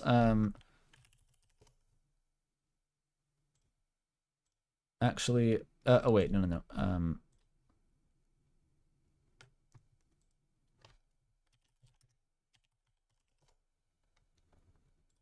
I just want to know how this sounds. What's gonna happen? So there he was, being ganged up with a bunch of annoying scamps who knew the names and I gotta figure out the flow. So there he was, being ganged up on by a bunch of annoying scamps who knew the names and addresses of, yet there was nothing he could do about it. He was gonna be thrown in the fray with a ton of little troublemakers running around tonight, because it was Halloween, the one night where... I'm trying. One night where adults were mandated front row seats to observe all the machinations those miscreants' mischievous minds could muster, yet were encouraged to discount said diabolical deviousness in the name... Oh, this is fucking weird. What am I doing? What's happening?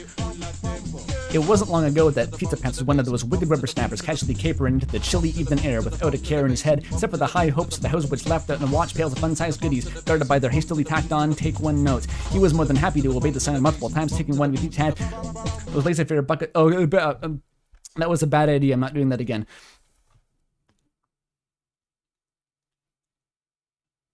As soon as I get the flow, I doubt myself. I got like the rap guru in chat saying to believe in the heart of the cards.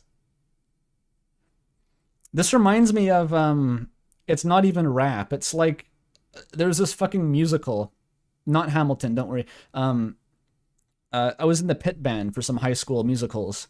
And so I heard a lot of them. And one was The Music Man.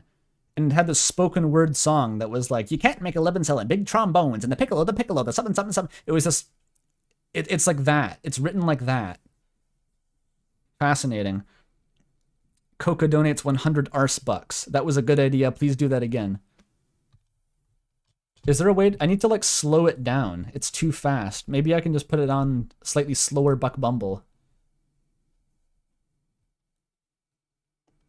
There's a vision here though. Hang on. Bring back Buck Bumble. That's even that alliterates. I need it extended too.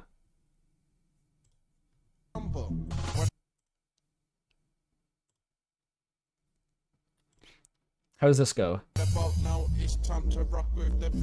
This sounds like shit. Oh yeah, we're going hard.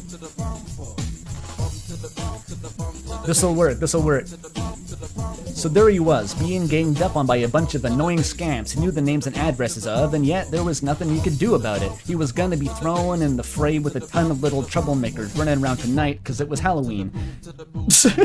I'm not sure this is better. It's gonna work if I workshop it enough. The one night where adults were mandated front row seats to observe all the machinations those miscreants' mischievous minds could muster, yet were encouraged to discount said diabolical deviousness in the name of tradition. It wasn't that long ago that Pizzapants was one of those wicked whippersnappers, casually capering in the chilly evening air without a care in his head.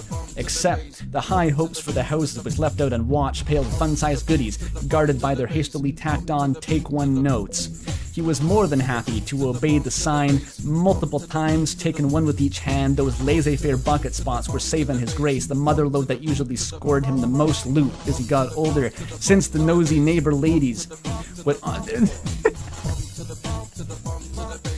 Okay, I tried one more time for the dono. We're actually not doing it again. The laissez-faire flow. I sing the Gaster rap to the Lethal Company song? I did that? School Assembly Corps? Oh yeah, I'm hitting that flow. I'm doing better than Wayne did from RTVS. You should hear him try to freestyle Sonic on stream. That was even worse, okay?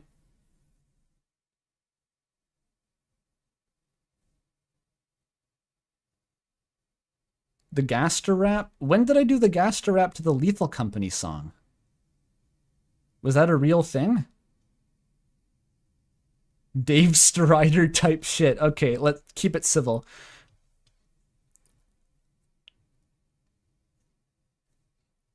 I did that on Fatal Gang. Did I just have it memorized? I might have it memorized. It was like Serious Delirious Darkness do be mysterious. Darker market with a marker. Something. No. I tracked this. Someone wanted it for an animation, so I actually recorded this, but I forget it now.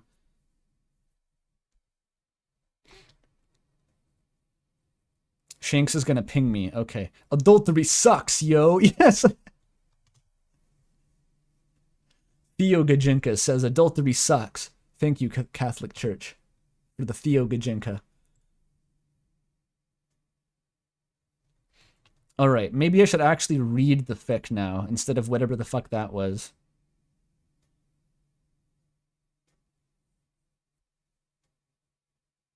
Unbearably shitty rhymes. Drugs are bad, you can't take them. Oh, it's in general?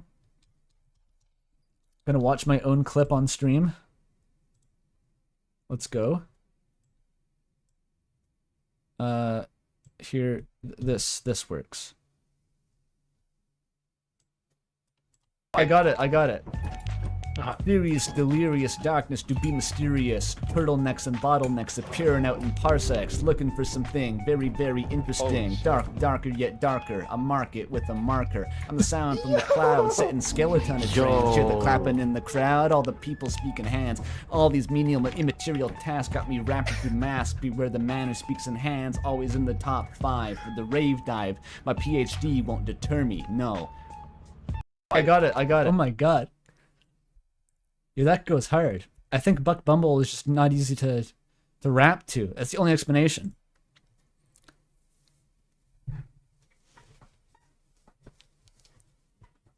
SoundCloud rapper on the block. Hell yeah.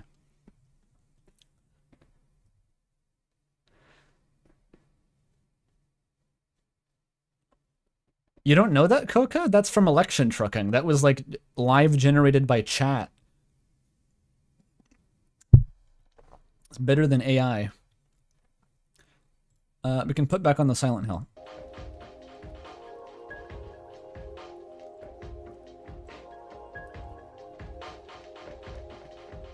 Lil Cunningham. Okay. Pizza Pants is trick-or-treating. It wasn't that long ago that Pizza Pants was one of those wicked whippersnappers, casually whispering in the chilly evening air without a care in his head except for the high hopes for houses which left out unwatched pails of fun-sized goodies, guarded by only their hasty tacked-on one-take-one notes. He was more than happy to obey that sign multiple times, taking one with each hand. Those laissez-faire bucket spots were often his saving grace, the mother lode that usually scored him the most loot as he got older. Since the nosy neighbor ladies would often scold him for brazenly begging for scraps at 16, pint-sized psychos stealing stuff and scaring shit out of toddlers was tolerable, but a timid teen taking treats was going too far. Well, what could he do? He was broke and wanted sweets regardless of age. Heck, he'd still go around pleading for leftover low-tier candies if he thought he could get away with it. Alas, these days he had a job to occupy his time, thus began his transition into adulthood. It sucked. Adultery sucks.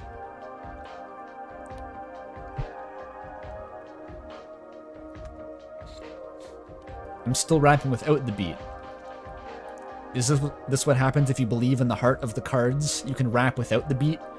Foolish ant, you think I need 2 hands to pray, said Netero. Alternate take on Chimera Ant arc, where the king and Netero have a rap battle. You think I need a beat to rap, King of Ants? Then he drops the hardest parts you've ever heard and fucking explodes. Okay. Sorry, I just went on a bit of I had a vision. Come to think of it, he'd currently be up to his elbows in pizza grease and cardboard boxes if Asriel hadn't called him up for once, wanting to hang out. On a school night, too. These opportunities came up once in a blue moon, and he'd be a lunatic to let it pass him by. The caveat was, as he had to bring their sneaky siblings trick-or-treating. Instead of the pair shooting the shit and enjoying the evening on their own, it was more of an invite for Pizza Pants to entertain Azzy, while that guy kept an eye on Chris, the biggest troublemaker of them all. So while it might be considered getting the short end of the stick, it beat the hell out of staying at work. And even though tonight was supposedly the busiest night of the year, with all the Halloweenies in town throwing pizza parties and the amount of customers who called and crossed over into double digits, he'd be impressed at how low the public standards had gotten. Busy for Icy's Pizza was any other food chain's typical dead shift. Lucky thing too, since Pizza Pants was able to talk his way out of being pushed around by the boss tonight, which was what let him be here instead. Shoved around by a bunch of superheroes and fairy princesses half his size. Whatever, he was mature now. He shouldn't let it bother him. If anything, he too could learn to grow callous from this experience. Being squashed in the sea of loudmouths was just a warm-up before the real Halloween heist began. At least there was still some light outside, so we could plainly peer into the perpetrator's face as they invaded his personal space, which might convince 1 or 2 of them to back off a bit. Once the veil of darkness fell, that's when the real carnage began. This is so fun to read. It's like, it's just poetic enough. It's just enough bars that it has like a rhythm to it. It's entertaining just to read it.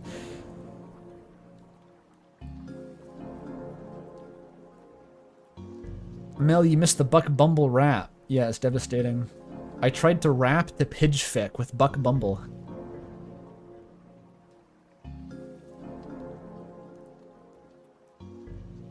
Just a moment. A gentle call resounded from inside, signifying that indeed Toriel had been responding to door duty for the night.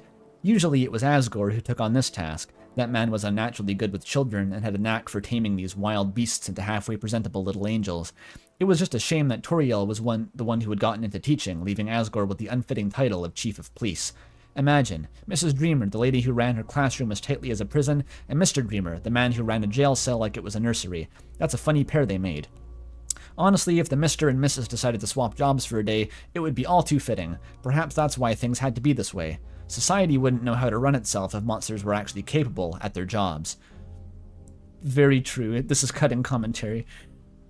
Living in a gaster's paradise. So what you're saying is Toriel's a cop.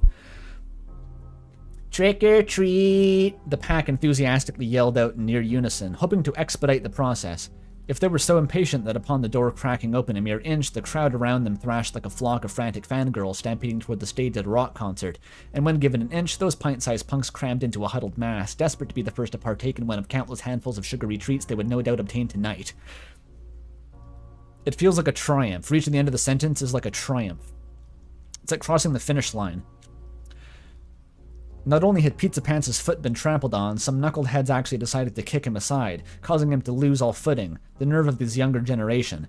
Didn't they know how to treat their elders with care? If he wound up breaking a leg over the incident, he'd be forced to come up with a much cooler story about how it happened when going into work tomorrow. Unceremoniously, Pizza Pants face planted into the sunflowered off to the side. No, flower bed, not sunflowers. Face planted into the flower bed off to the side, getting a nice big welcoming kiss from the dirt below him. Sure enough, his plight was completely unnoticed. He internally cursed at the soothing praises spewing from the dreamer's lying lips, commenting on the roughhousing ruffian's costumes as she was doling out the goods, completely undermining the misfortune that had happened to him. Sunflower, you the sunflower? That's for the Plants vs. Zombies AU, which I'm sure exists. Don't even bother telling me actually that exists, streamer. I know it probably exists. It definitely exists. Pants, what are you doing down there? Trying to give us a scare? Pizza Pants immediately scrambled to his feet, realizing that Azzy had been here too. He didn't mind looking a bit pitiful in front of a lady, as that could net him some sweet sympathy points. But in the presence of his creme de la creme best friend, he had an already rickety reputation to uphold. Scaring him off is exactly what he feared happening. I'm sensing repression. The gay is coming, Pizza Pants. The gay is coming for you.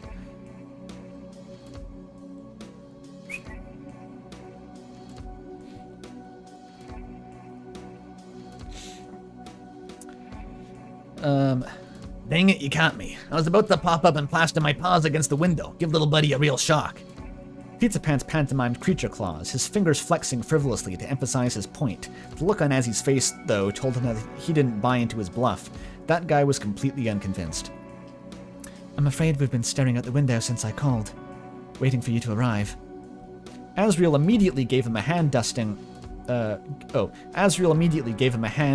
the debris and flower petals with a sheepish, pained smile. He'd probably seen the pathetic scene from earlier and avoided teasing him about it to save some face. And even helped him clean off his face at that. What a good friend. Pizza Pants coughed to clear the air and looked off to the side where Chris had appeared. Completely the same as normal, except for a red-horned headband and a plastic pumpkin-shaped trick-or-treat bucket. Nice. All three of them had the no-costume thing going on this year, and since they were all low-efforting into group, they could seem like they were intentionally making a statement about the consumerist nature of Halloween. Yeah, he could totally make this work. At least he wouldn't be the odd man out this time. This time, he could be the odd man in. So, Azzy, trick or treat. I suppose it'll be the trick this year. I'll be the trick this year, and you get to be the treat. Dude, he's coming on so strong. He's already flirting. He's crazy. Unable to wrap his hazy head around this seemingly nonsensical statement, Pizza Pants thrust out a greedy hand. No brains for brains. Give me something freaking candy. It's my payment for chaperoning you guys tonight. Oh, I see.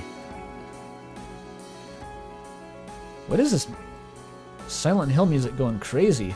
Breathe in the monochrome night. Damn. The relentless future. The jewel box heavens. Periwinkle twilight. Monochrome night. I vibe. There's nothing like a pidge fic to get the energy up. I don't know what the energy is, but it's up. Asriel let out an amused snort and went back inside to retrieve a couple pieces of festively wrapped confections from the designated bowl his mother had just put away. Of course, the Dreamer's family knew better than to stock up on chocolate with the unrestrained, untamed human they let roam loose around the house, so the traditional time-hardened black and orange peanut butter toffees his friend placed in his hand would have to suffice. Peanut butter toffees? Can I go on my molasses toffee rant again? So I've never heard of a peanut butter toffee. It sounds good, but in my mind, the black and orange Halloween toffee is a molasses candy, which is exactly what it sounds like. It's just a piece of toffee that's made of molasses. But strangely enough, I've never encountered peanut butter flavored toffee. Including that one VTuber you may have heard of, because she's allergic to peanut butter. Interesting. He couldn't decide if this was better or worse than the apples and popcorn balls Toriel would sometimes add to the mix. They're good, Pizza Pants. Shut the fuck up. I don't want to hear dissing molasses toffees. Who doesn't like toffee? But even if it was nearly inedible, sweets were sweet. Wait a minute. Is the stream fucking up? My chat is frozen. I'm refreshing.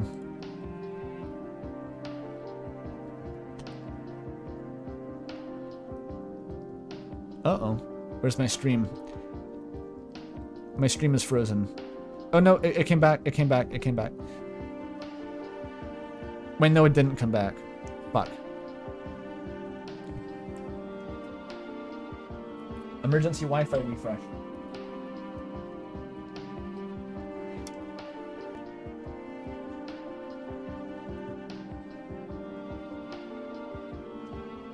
Come on. Come back. Come back, stream.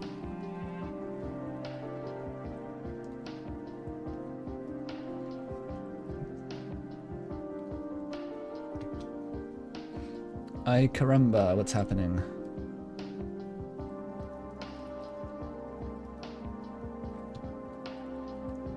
We're back. We're back. We're back. We're back. We're back.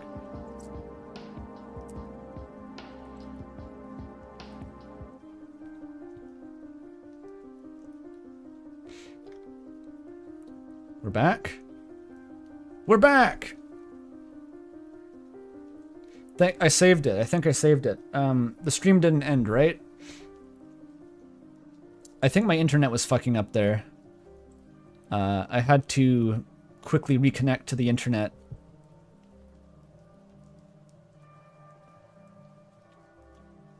Okay, we're fine. I've put my router against the front of my computer case, so hopefully it's getting cooled by the fans. I like to think that that helps. I don't know. Anyway, we're back.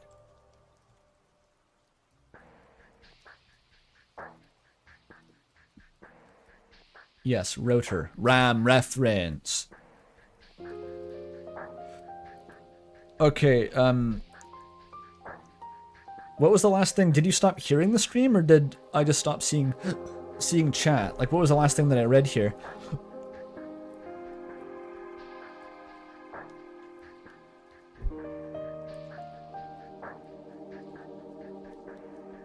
Oh, you can hear me? All right.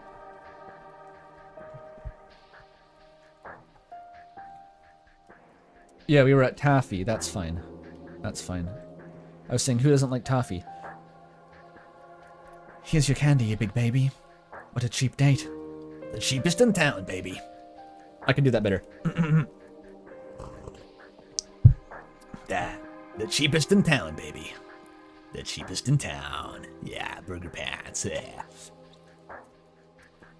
Speaking of that specific voice I just did, my family convinced me to watch the original Beetlejuice with them recently. I'd never seen it before. It's a weird fucking movie. I knew it would be a weird fucking movie. Strange, though. Tonally bizarre. Fascinating in a way.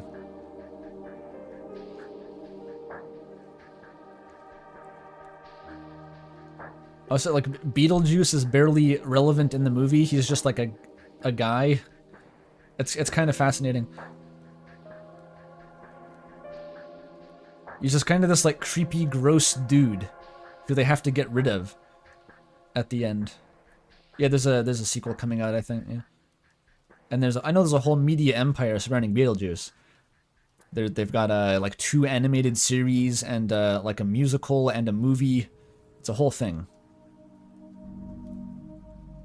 I know that Mel's a big Beetlejuice fan. As what's her face? Lydia, as a Lydia-coded individual, somewhat. Am I allowed to say that about you, Mel? Guess you're not exactly gothic. That's close enough.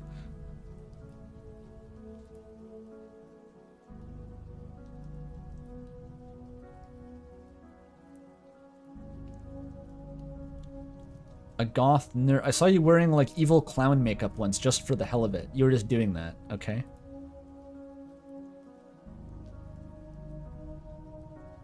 I'm a loud whimsy. I'm not saying you're not, Mel.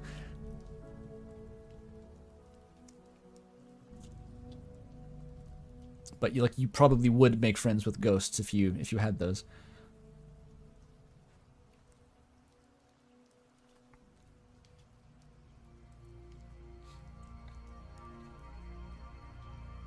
Okay, where are we going? Where are we going? Toffee, cheapest date in town, baby. Pizzapants practically reeled in embarrassment at his own words. Oh yeah, they're not in a relationship. Asriel's doing his thing. He was trying to seem suave with a touch of lighthearted banter, but his wordplay game hadn't quite booted up yet. If he had instead been with a gaggle of giggling girls, it just might have worked out. However, it was extremely awkward with him. His straight-laced golden boyfriend, golden boyfriend, and that guy's disapproving sibling, all just standing there as he casually called no one in particular baby, also while managing to call himself cheap in the same breath. It was a dud any way he cut it, not like unlike the pizzas he was supposed to be shilling on the masses. Isn't that his name, though? Dudley? Is this LTSI canon? Is he still Dudley? Who knows?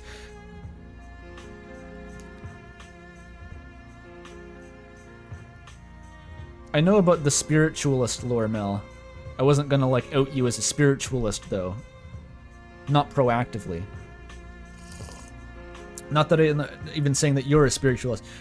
You were adjacent to spiritualists.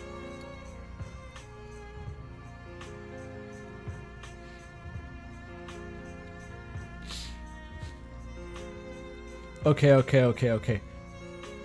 This is before Greg and May start the knife fight. Okay. Maybe if he'd stayed the whole shift instead of coming out here, he wouldn't be nearly as humiliated. Maybe. But he wasn't necessarily a guarantee. It was always a toss-up when working with pizza. He pocketed the loose tooth removal candies, as he offered him, and tried to salvage what little of his dignity he had left. So I guess this version of Pizzapants also isn't the LTSI one, because he's not wearing veneers, and he would never touch a toffee if he was LTSI Pizzapants. See, this is the extent to which the lore is embedded in my brain now. I can tell the difference between the two universes. There's actual dog whistles being placed into the prose here. Alright, so you make sure little buddy doesn't try to pull any pranks, and I'll keep a keen eye out to make sure you don't try anything funny. I thought you liked funny business, Mr. Comedian. That's what Flowey says to Sans at some point, I think, or about Sans at least. Or no, wait, am I thinking of the, that's what Kara says about Snowy. Does Flowey ever call Sans the comedian? That's probably a one-by-one quote, but I know that there's the comedian, if you try to move on from Snowden before killing Snowy, there's a Kara line about the comedian got away. I'm trying to think.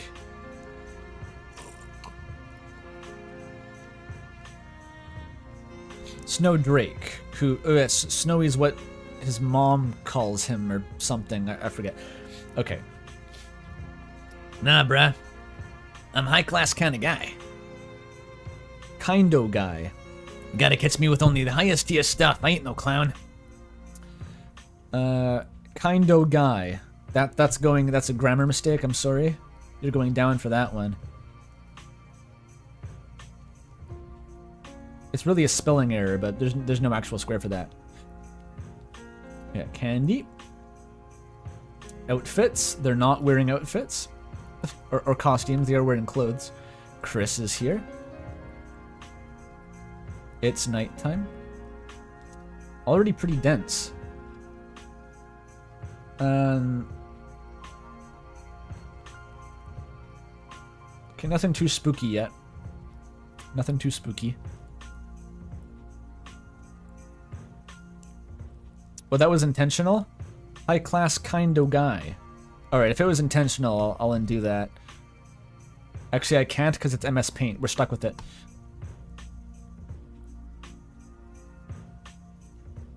There's only one layer.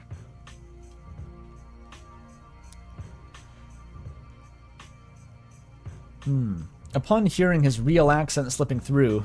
Oh, that's an accent. I see. Kindo guy. Asriel... Wait, is he doing a fake accent? I have to parse this retroactively now. Asriel let out a charmingly candid laugh. It was an open secret that the two of them shared, the one scrap of similarity in their lives that they had in common, talking like a moron. as he had somehow picked up a bit of a country twang, despite being raised by the prim and proper Mrs. Dreamer. What? From where? Hugh could tell. The most likely culprit influencing him had to be his father, since the sibling hardly talked at all, but the court was still out on that one. Perhaps little Buddy did hide a strong accent under all those thick layers of monotone their voice usually hid itself under. Yeah, as for Pizzapants, he had grown up in the city before he moved here, and thus his accent was quite distinguishable from these backwater residents. In both cases, their natural manners of speaking were deemed undignified and made them appear uneducated. So, while these two loose-talking heathens learned to clean up their language and speak like young gentlemen in middle school, when they were alone, they devolved back into a couple of slurry-speeched idiots. It was a sign of respect, akin to saying, I feel comfortable being my true self around you without all the mushy words and gay implications. So, what does that... So Pizzapants, he talks like this anyways, a New Yorker, fine, I get it. But what's he... But anyway, but when he's masking the accent, what does he sound like? He'd sound like, Now, what was the other voice? how do I separate the Brooklyn out now? There was like a non-Brooklyn Pizzapants voice. Yeah, little buddy, it sounds like this. This is the his more refined voice that he brings out when he doesn't want to sound uneducated, right? Yeah, little buddy. But country twang Asriel is fucking weird. How do we do that? Asriel voice is so ingrained as this. I don't know what the fuck else to do, really. I can't really do a country accent. Can't really do it. No, it becomes Australian. Maybe Asriel becomes Australian if he's in a casual setting. I can't do an Australian accent. I don't know what this accent is. It's being generated on the fly. What the fuck? They didn't say which... So we could sound like Andre. This is the English country accent.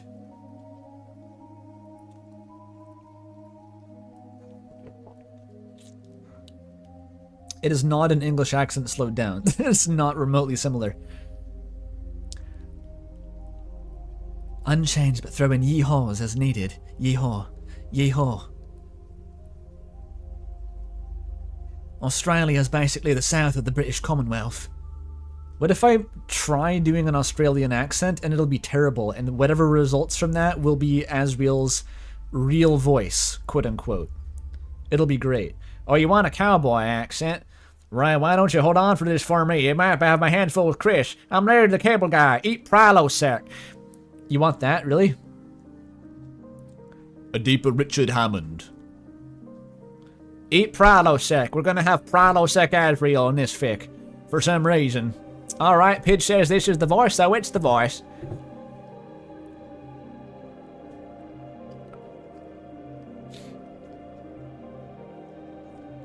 Right, why don't you hold on to this for me, since I might have my hands full with Chris? That's Asriel's voice now. Wait, no, that's bad? This is bad? This is bad. What's wrong? What's happening? Now we say it's bad. Oh, the Australia was the one you liked. Okay, okay. Right, why don't you hold on to this for me a moment, since this is going to be really hard. I can't do an Australian accent. Right, why don't you hold on to this for me, since I might have my hands full with Chris? Before he knew it, Asriel grabbed a whole-ass slasher knife out from the tiny human's hand and stuffed it into a white sack, promptly getting it out of their reach by handing it over to the bewildered Pizzapants. Chris glared daggers at the unfortunate party for having the audacity to get involved, but the situation was well out of his hands. He was left holding the bag whether he wanted it or not. He's a bag holder, born bag holder. Giving a weapon back to the moody kid who already looked like they wanted to beat him up wasn't such a good idea, and you'd have to cross Azzy to do so. It was best to leave things as they were. So Chris's huge butcher knife has been confiscated for public safety. Sorry, little buddy. What do you say I just keep this on me until you need it? To, shank a motherfucker. What need was there to bring a real knife trick-or-treating? It couldn't be considered a part of their costume, since demons weren't well renowned for their skills chopping up some mean onions in the kitchen, unless the demon is Marco Pierre White.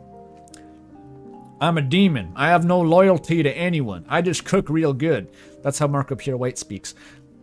And it's not like they'd bring up, they brought such a menacingly sharp implement to show off to their friends. They didn't have any. And the ones they thought they did were merely hand-picked victims to their pranks. That's depressing. So what? It was intended to be used to threaten the neighbors into giving them chocolates? They'd already gotten some from going door to door, no effort needed. Was it to threaten the other rents into giving them their candy too? Or perhaps it was actually meant for himself. One small swipe, and there was one less adult to get in their way. Pizza Pants couldn't help break into a cold sweat. The group hadn't even slipped out of the driveway, and already the night was starting off on the wrong foot. So it's not LTSI canon, but Chris wanting to shank Pizza Pants is multiversal invariant. Nice costume. No. Nice costume, by the way. Nice costume, by the way. Yeah, that's how Asriel talks now. Nice costume, by the way. Asriel hummed, leading the disgruntled Chris down the road. Pizza Pants made sure to keep up pace. Oh, this old thing? I thought it'd be a hit with the ladies if I paraded around as the iconic pizza boy. It's a role I've been playing for a while on and off. You'd think I'd catch my big break any day now, but no dice. Only diced tomatoes and cigarette breaks.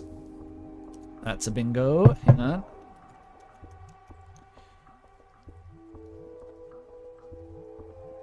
Smonking. Smonk. Is that so? I thought you were going as Epiphany. As an epiphany. What is that?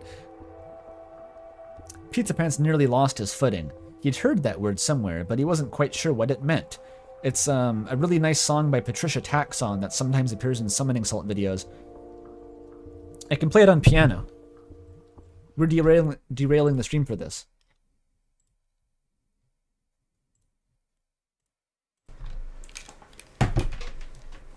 Ugh.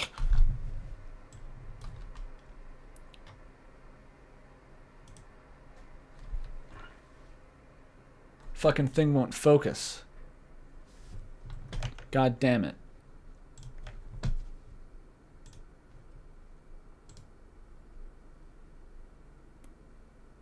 Gotta wrestle with this thing. Focus, damn it.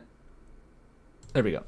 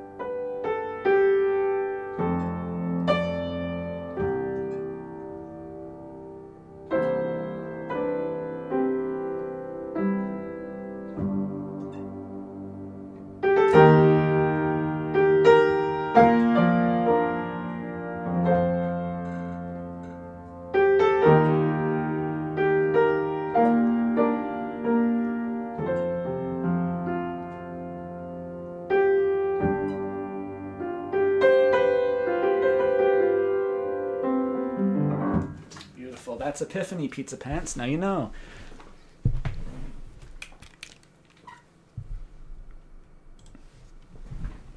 Sorry, that was totally gratuitous. I just like that song.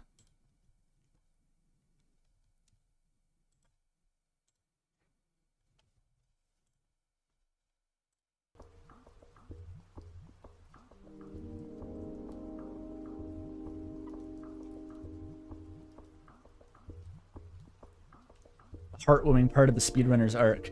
No, that's for when something really crazy is going to go down. That's for when, like, you think you've reached the absolute limit and then something just bonkers happen. It's like the speedrunner taps into, like, the heart of the cards. I keep saying that. Just becomes one with the universe, is struck with, like, divine inspiration, and, like, that song comes on, you know, like, shit's going to go down big. It's very rarely used in Summoning Salt videos.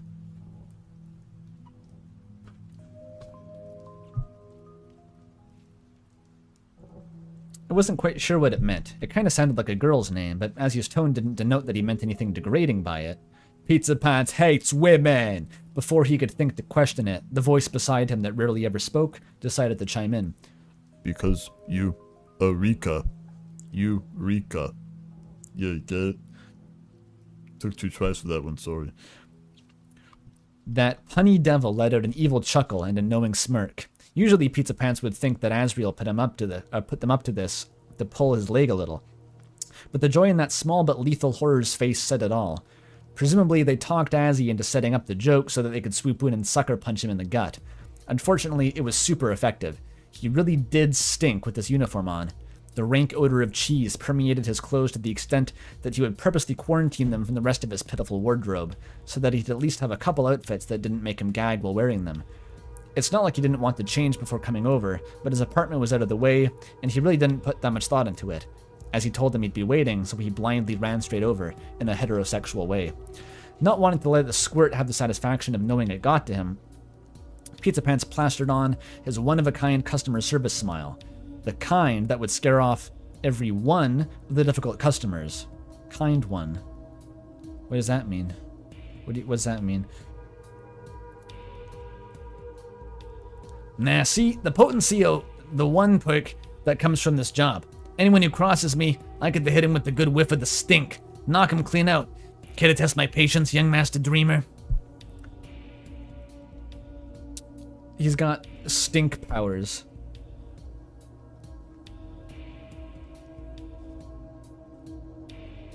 Oh, one of a kind, the kind that would one. Though I didn't parse that. Okay, I get it. I've got to admit, it was pretty tempting to say if you're much of a knockout as you claim to be. Asriel is just openly flirting. This was new headcanon. This is what the relationship was like, and let that sink in for like 10 years before the events of the story. It was just Asriel doing this all the time, and Pizzapants never caught on for like 10 years. Suddenly, Asriel's actions make perfect sense. It's like, yeah, I got to stab him to death now. He's getting stabbed to death. It's the only way to do it. Your soul is getting sucked into the vortex.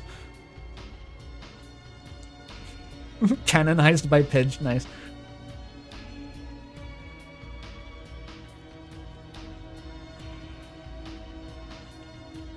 As he's so down bad in this way.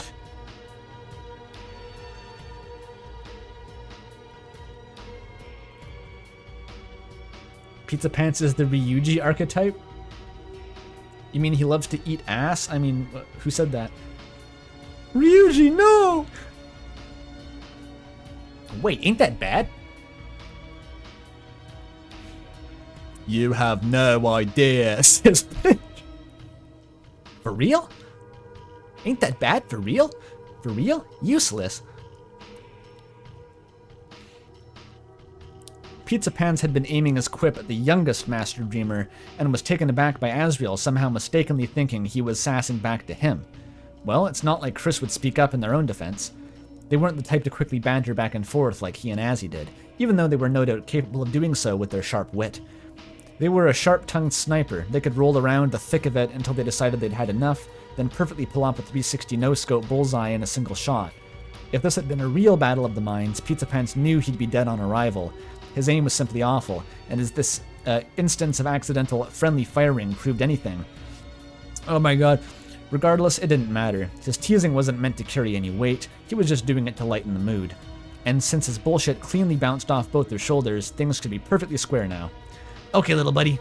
Tonight is your night. Where do you want to go first? The most obvious choice was the holiday residence, as it was the very first stop right as they got to the road. Oh, they better give out the full-size chocolate bars. I know they can afford it. I know your mom can afford the full-sized O. Henry Noel. The Holiday family had a grand estate that usually housed a sizable station of snacks and drinks right inside the gates of their massive, elaborately decorated front yard. This is actually crazy. Hang on, this is the Holidays doing Halloween. Halloween holiday real? Could it be? Do they actually decorate? Or do they decorate for Christmas during Halloween? I can't wait to find out. A bunch of the neighboring parents would go over to chit-chat for most of the night, leaving their kids to wander the streets with reckless abandon. However, the telltale sign of loud, spooky music wasn't quite audible yet, meaning it was probably too early for them to have set up. No, they actually do spooky stuff. Crazy.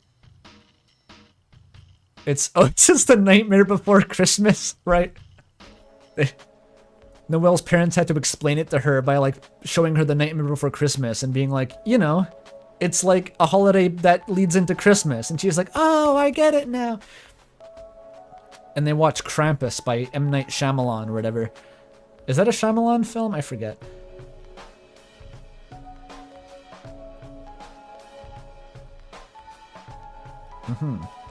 Silent Hill Grooves. Not that any of the holiday's pageantry mattered to Chris, mind you. Their main form of entertainment was upsetting the cute girls that lived there.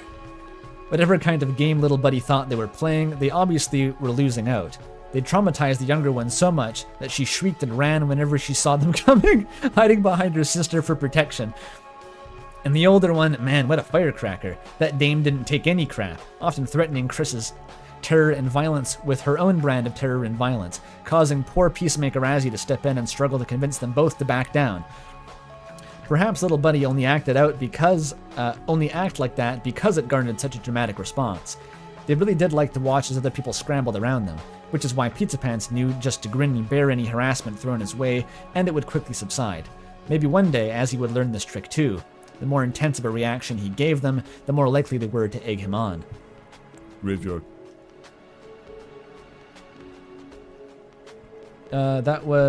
Trauma was mentioned. We got it. Sounds like Pizzapants is a thing for deaths, maybe. Why not?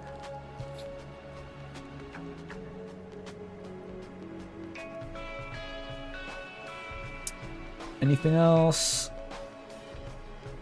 No ghosts. We're fine.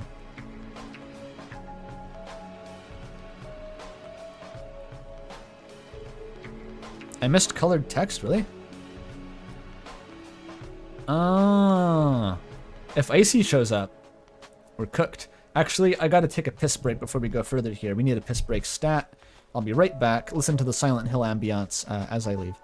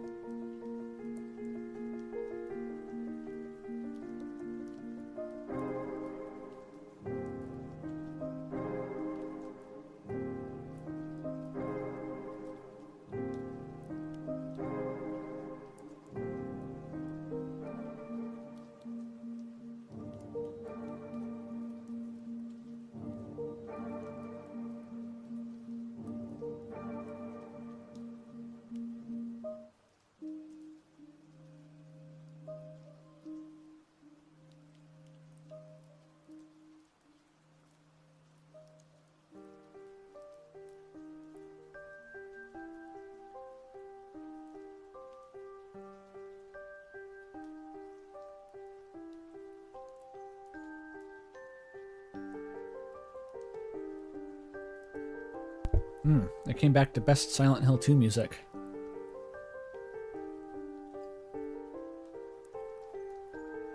You hope Andrew got candy and tea. I did. Well, I already had tea. I took down, guess what? A molasses toffee. And I ate that shit. I mistimed the break though.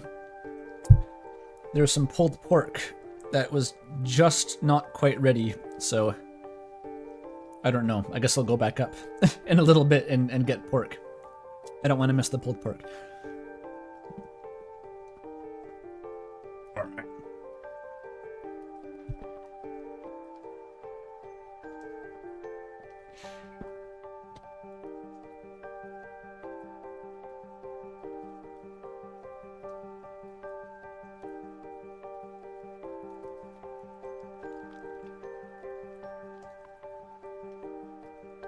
I'm pulling my pork on stream? No way. Stretching toffee, pulling pork. We don't do that shit here. This is a Christian Halloween stream.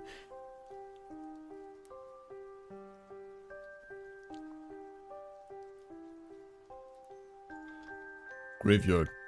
The graveyard, of course. Any pubescent prankster would want to see the cemetery on All Hallows Eve.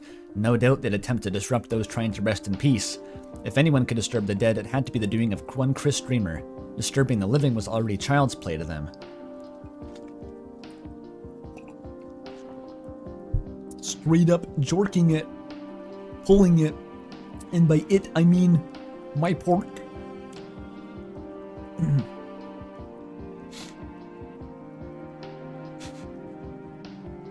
Nice.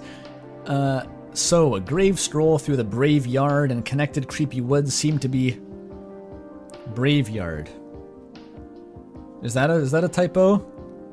I've already written down the typo square, doesn't matter.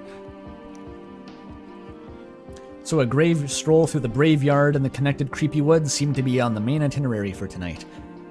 An ungrateful evening filled with instances such as Pizzapants looking away for just 1 second to be surprised by a human hand jutting up from beneath the dirt and grabbing onto him like a zombie, scaring his soul halfway out of his body, or him suddenly being ambushed by that little butthead jumping down from the trees and forcing him to land flat on his ass while the foliage below lodged its way into his spine.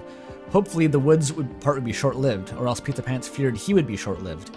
Thankfully, the nearby church was often open with a couple non-threatening children's activities and thoroughly mediocre refreshments. That might serve as a distraction for a few minutes of respite.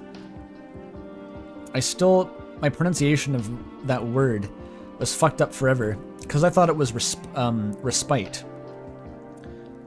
And then I said it out loud once in a presentation, and my English teacher at school corrected me. He said that's pronounced respite. Because I think it was a poem. I was trying to rhyme it with something. But now I'm stuck between, because respite seems wrong. Like, why wouldn't it be respite?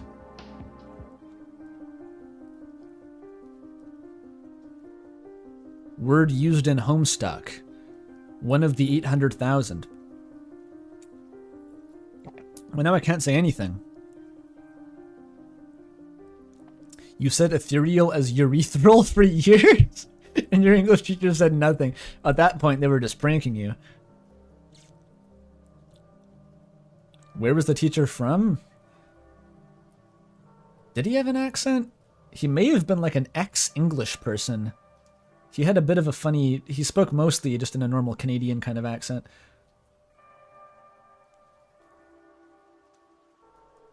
Who knows?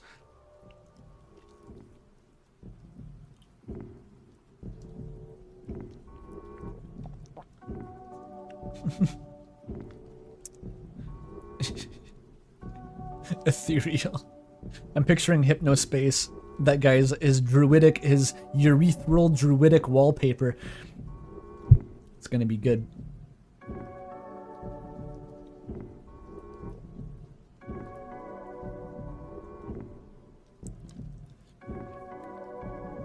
Let's keep going.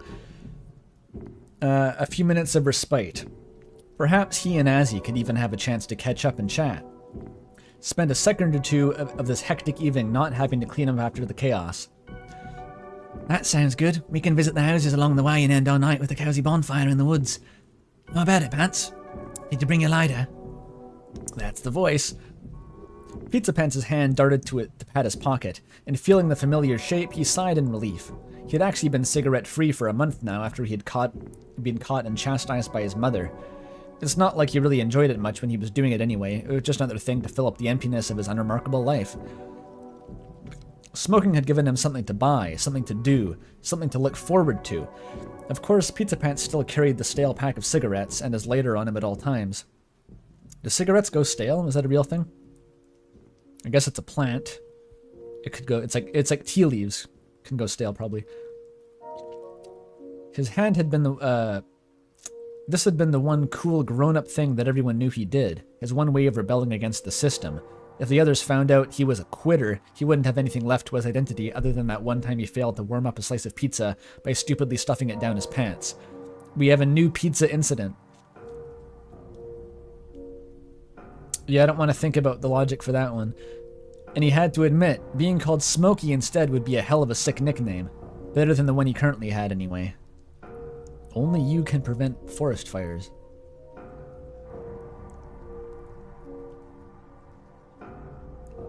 Pizza-pression. He whipped out his classic Zippo and flicked it open, the flame within bowing to greet the nighttime air. You know it. Just don't tattle on me to Mom, okay, little buddy? She already thinks I'm a bad influence, and I wouldn't want to give her worrywart heart any more concerns. The deadpan voice gave out an ominous chuckle. As smokes. Chris? Asriel, flustered by being outed so casually, looked away and did not dare meet Pizzapants' eyes darting toward him. He would have believed it if Azzy had just... Oh, he wouldn't have believed it if Azzy just kept a straight face, but that reaction spoke volumes. No shit, they weren't bluffing. Azzy, since when? Well, I saw you doing it and thought it looked, I don't know, sensual. I got curious is all. Sensual. It's a normal thing to say to your bro. I had a vivid mental image of what it'd be like if you were smoking and I sucked the smoke out of your mouth and said it was like dragon's breath. In a kind of suave way. Because, you know, I'm into dragons. Chicks, dragon chicks. And then it would be like that one scene from Chainsaw Man where the indirect kiss. Anyway, Pizzapants felt his stomach drop. He really was a bad influence after all. The princely dreamer heir had picked up a nasty habit because he'd witnessed a nasty friend doing it. How could Azzy be this weak to peer pressure? The idea sparked in Pizzapants' brain that he should pretend like he wanted to quit and convince Asriel to kick the habit with him before Toriel found out. She really would overreact something fierce if she caught him smoking. Her punishments always outweighed the alleged behavior sevenfold, at least when it came to Asriel. As for Chris, she was rather... Closed. Chris immediately brought two of them out of their own worlds by this simple declaration. After all, it's just another brick. If little buddy spoke up about it, it had to be something meaningful. And sure enough, the holiday estate that was usually buzzing with activity was locked up tight, the festive decorations barred behind the cold, unwelcoming wrought iron gates. How strange. Did they decide to celebrate Halloween somewhere different this year? This music's going kind of hard, actually. I don't know when this plays in Silent Hill. While Pizzapants and Asriel were busy dumbly staring at the sealed entryway, as if it was a sign of the impending apocalypse, their brains had failed to remind them of the most pressing matter of the night. Chris was always 2 steps ahead. They quickly took the opportunity to press down on the handle of their knife, through the plain white pillowcase it had been hiding in, and easily coaxed it out, slicing a hole through the fabric so that it poked out just enough for Chris to grab it by the blade. Without even having to disturb Pizzapants' tight grip on the bag, they stole the sharp implement back right under his nose. That kid had absolutely no fear whatsoever. It was actually quite chilling. And right as Azzy's reaction speed was catching up with the unfolding events, the crafty child slipped away, taking off down the street. Chris Dreamer steals a large knife, runs down the street. Ain't looking good for you. This ain't looking good.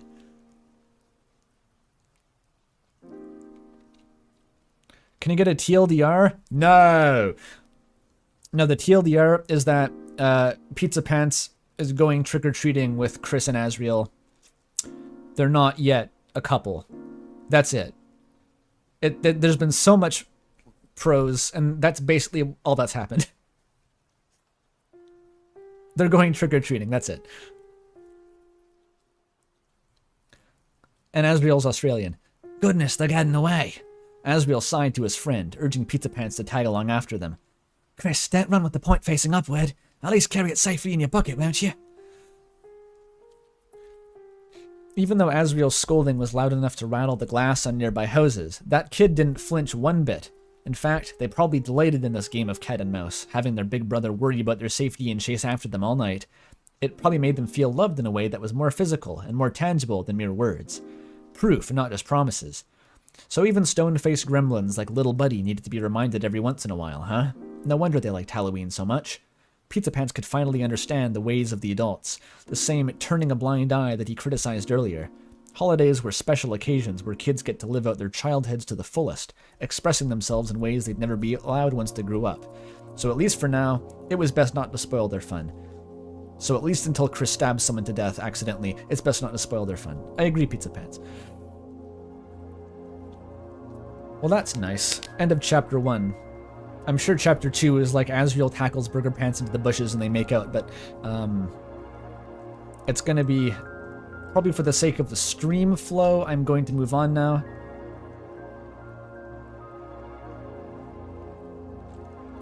This is chapter 2, and it's twice the length of chapter 1. So I think, yeah, for the sake of fairness, I'm going to move on to get more fixin' right now, but there is more. And $666 from Pidge again. Thank you so much. I survived. It was, I'm trained for this shit, Pidge. Shit ain't nothing to me. I can take it. I was having fun reading that. Nothing fucking happened. It's just words, but that's the appeal, you know? It's like, let that sink in. You have a scene where 5 things happen, then it's 8,000 words of just like painful psychological cross-referencing.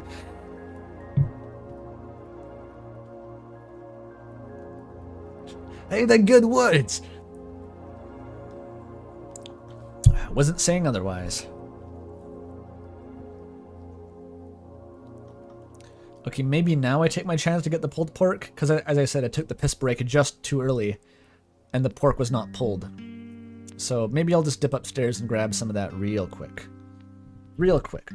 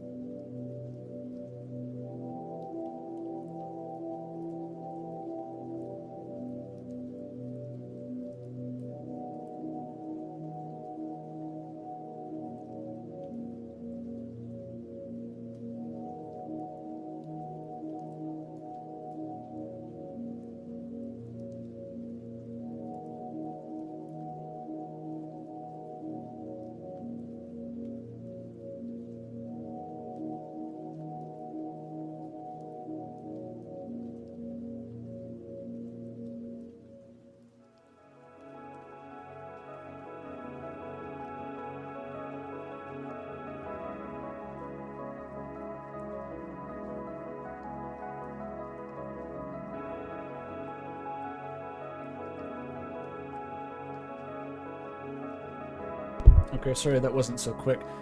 I got it though.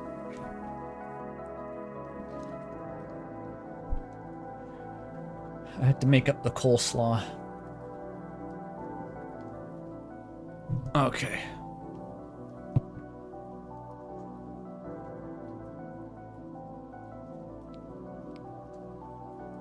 I hate it here, I think. Hey, don't be such a downer. That's my impression of my memory of Silent Hill 2 voice acting.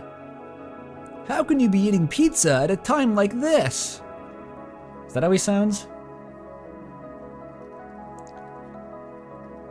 For me, it's always this way. Silent Hill 2 had apparently a very good remake recently, didn't it? Actually, Toffee told me she'd been playing that it's good. I'm a bit curious. I've watched someone play Silent Hill 2 back in the day. I've never played it myself.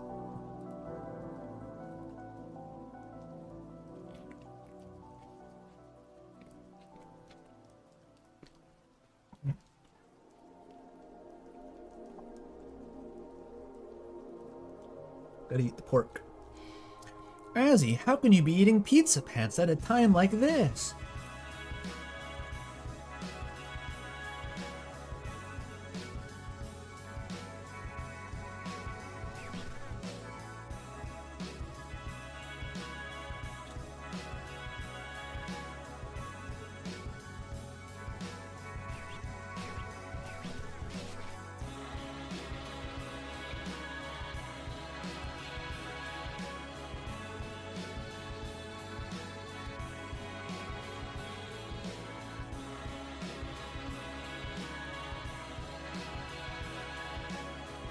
Remnant, what do you mean?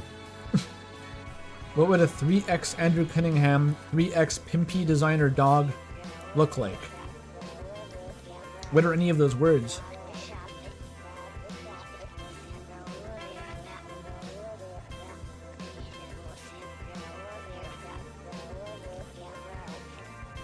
Jabroni Mike exotic dog breed videos? He does that? Jabroni Mike does whatever the fuck he wants. But I hadn't heard of that. Very cool.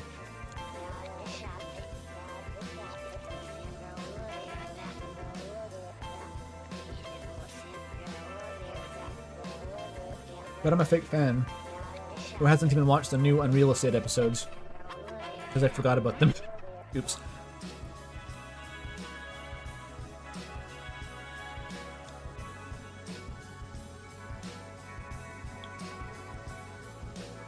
If anyone forgot, by the way, Jabroni Mike is the reason I'm doing this stream in the first place.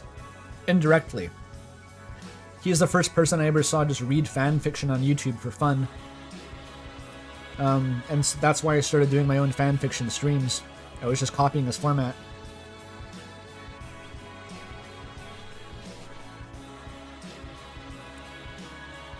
It's actually even more specific than that, because I tried to suggest, he took viewer suggestions for what fics to read. And he was doing all this Sonic shit. And I was like, hey, Undertale must have some weird fanfiction. So I tried to find some. And I struggled actually a lot to find good Undertale fics. Like, good funny ones, I mean, like weird ones. And I sent him a couple, and he never responded. And so I'm like, okay, that's not going to work. And then years later, I had the opportunity to do it myself finally.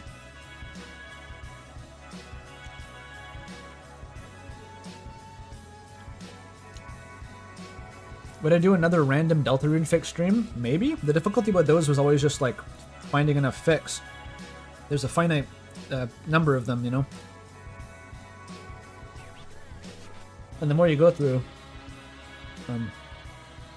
the harder it is to find ones that live up to the standards of the old ones. The pickings get thinner. It's hard to find like really good, like funny bad fix that aren't just like making fun of children, you know?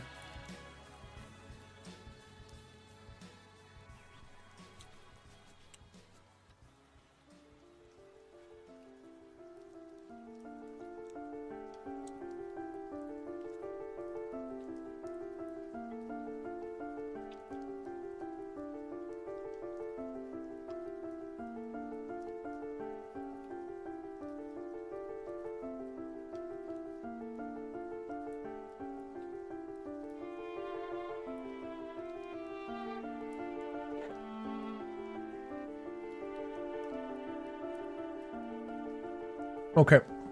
Sorry for the mouth noises. The pork's gone now. I finished it. I ate it. We will resume the stream as soon as I can get myself some new tea. Yeah, topping Umris. Everything's going to be kind of different in the wake of Umris. That was the first stream, though. Right? So, we had another stream after Umris, which was, I think, the Spamville stream. And some of those are pretty entertaining, but none of them hit the same heights, you know? Be stuck in permanent Homestuck Act 6, waiting to live up to our past accomplishments, and it just never happens.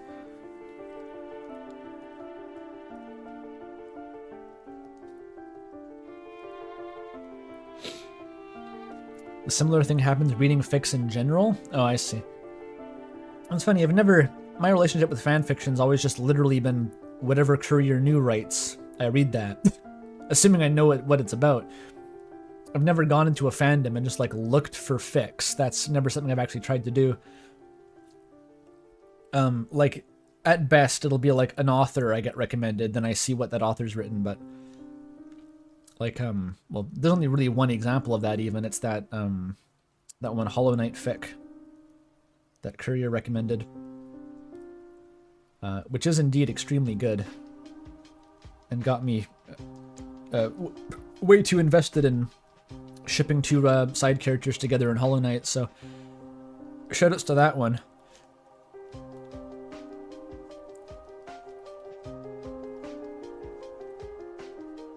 It's true, we have Kissy Cutie as the new watermark of Undertale fan media.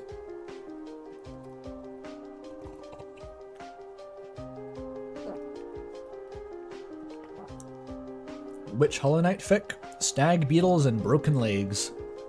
It's a pretty famous one, as far as I know. And for good reason. I can see why. I actually, just recently on a whim, I looked at what else the author had written. There's two authors, actually. And one of them was like a deleted optional scene from the fic, which was... It was like stupid, but also like unreasonably heartwarming. I don't know. That author has a talent. Extremely good writer. And reasonably good writer, actually. I'm jealous. You said RAM wasn't my dream game. Give a hint toward my dream game. I mean, I've talked about it on stream. I talked about it a fair bit in the Birdly run, actually, the Elden Ring streams.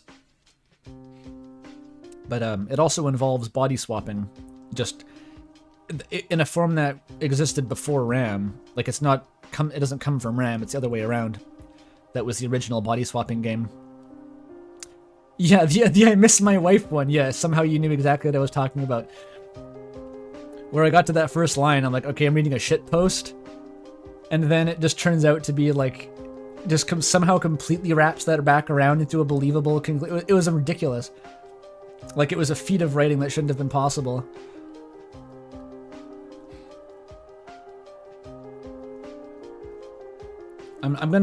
I won't get baited into a rant about like Hollow Knight Yaoi, okay? I won't do that. I'm not gonna do that.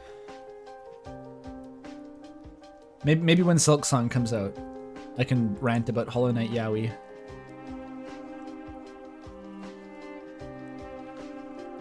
Everyone wants me to rant about Hollow Knight Yaoi. What do I even say about it? Okay, you know a Quirrell and Lem? They should kiss. Vine Boom. Vine Boom, okay?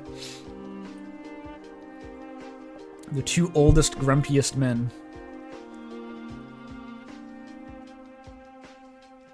You know, Courier has a Hollow Knight fic. It's really long. It's like 1x1 sized. And it's weird. It's like Lovecraftian and chaotic and strange. It's kind of good, but you know. There's the weirdest undercurrent in that fic, though, that I noticed. Of like hyping up Zelda, where it felt like Zelda was Courier's like self-insert, like I don't know, but like she's a character in the game. It's just like every opportunity that came up, he was just like on the ball hyping up Zelda at every opportunity. It was so fucking funny. I don't know why. I don't know what the deal is with the Zelda. I'm kind of curious, but I just thought that was funny. I don't know.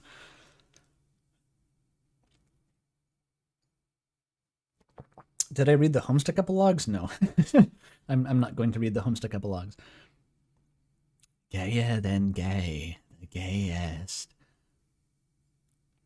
Yeah, Courier has a Zelda effect that I haven't read because I didn't actually play Tears of the Kingdom. I probably should just read it anyway.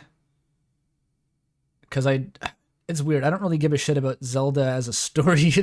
But I didn't care about Cult of the Lamb either. And I read the Courier fic about it, and I was like, that's kind of good, I guess. It sort of takes the point out if you're reading a fan fiction, you don't know the source material that well.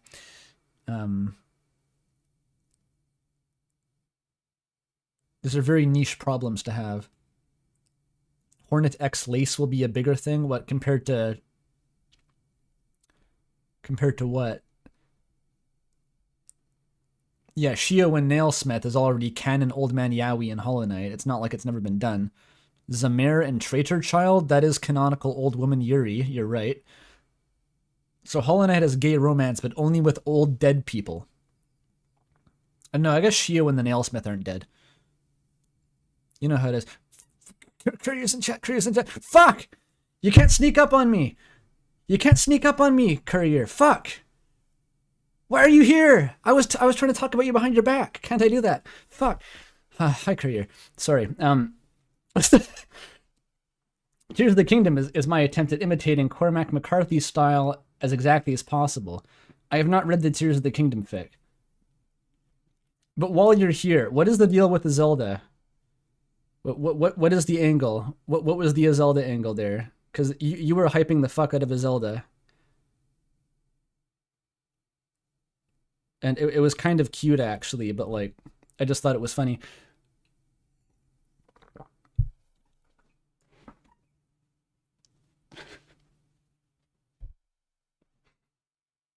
No, is Zelda like with Cornifer in the Threadcutter fic, way back when. This is years ago.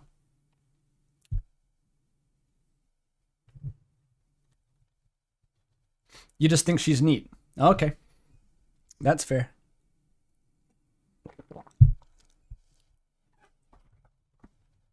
Perfect. All right. Welcome to Azzy Pants, Courier. This is going to be great. We're doing Azzy Pants. My music ran out. Luckily, Silent Hill 3, go. Okay, we were...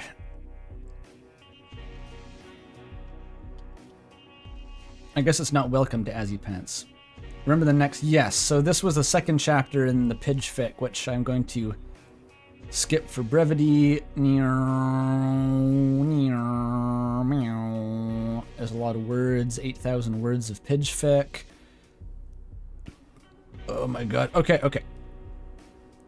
This is still the Pidge fic. Oh my god. Part 3. They brought in a new author who is also Pidge to write part 3 of the fic. There was a link. Oh. Yeah, I forgot about that. Delta Trek, the original pants. Is this a Star Trek parody? Is this even about Halloween?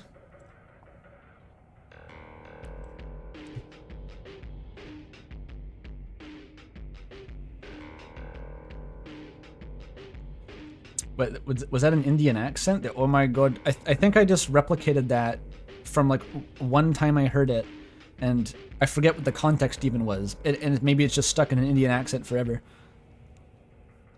I don't think I could do that with like other words. Wait, what happened? It went away? No, this is still part 4. Wait a minute. I'm back in the fucking fic again! I gotta escape. I'd love to read that, but it's just too long for the stream here. Okay. Delta Trek, the original pants. This one has a trigger warning for blood, gore, death, and the worst of all, Outer Wilds. I'm not sure why that's in the trigger warning, but I guess like if you really are afraid of Outer Wilds spoilers to the extent that you don't even want to know the names of the characters in the game, just leave the stream. Just don't watch. So I don't know what this has to do with Halloween, or if anything. But, I don't know. Let's just do it. Fuck it. Pizzapants stood in line to use the replicator, wearing a red shirt which he had inadequately spray-painted orange for luck. He was staring at the back of the head of a skeleton in front, studying subtle details and imperfections in the bone, to pass the time. I don't watch Star Trek, by the way. If this is about Star Trek, I've never watched Star Trek. All I know about Star Trek comes from listening to Mike Stoklaza rant about Star Trek on Red Letter Media. Outer Wilds, specifically the DLC, is a very good Halloween game, by the way. I'd recommend that for Halloween activities. It's got a good balance of spookiness without being debilitatingly scary most of the time. It's not like hardcore, it's not PT, but it's spooky.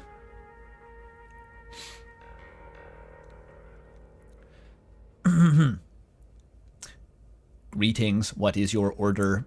The replicator AI said, who sounded just like Toriel. Oh. I'll have a large fry, hot. Sans requested the machine. Do you want fries with that? No, just the one. The replicator went to work, and a singular but very large French fry materialized before him. Is it like just a fried potato with the edges cut off? Who knows? Thanks. Sans carried the comically sized fry away, allowing Pizzapants to order. Finally, he muttered. I'll have a bowl of ice cream, all flavors with chocolate chips. Suddenly, his attention was drawn to the opening doors as Captain Asriel walked into the break room. Are we taking it back to basics here? Is this like Spurk? No, not Spurk. What's his name? Kirk X Spock. Is this like Kirk X Spock Azipants? The original ship? Unless there's like fucking Sherlock Holmes X Moriarty that I don't know about. This could go big. Spurk. Oh, the Spurk is the ship name. I guess the other one is Cock, so you go with Spurk to be tasteful.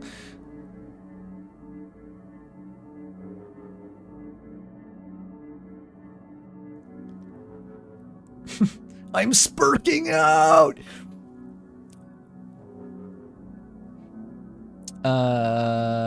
Captain Asriel walked into the break room wearing his green captain's shirt along with a black skirt.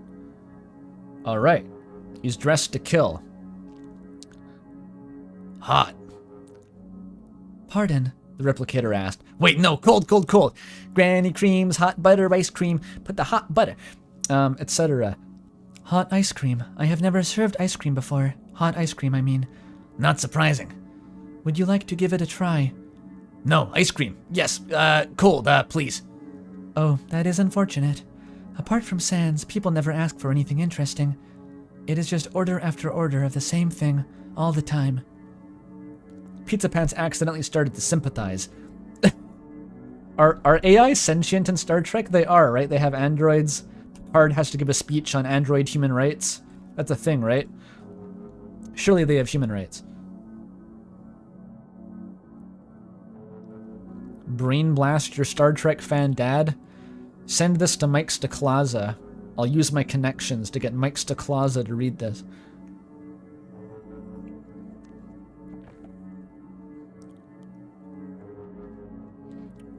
Yeah, I get that. You know, last year I had to work at a pizza restaurant. Star Trek's like a post-scarcity communist society, right? Like, they don't have money, right? They just kind of do things, and I don't know how it's supposed to work. I'm just trying to figure out how Pizzapants can be like an oppressed sort of capitalist slave in the context of Star Trek.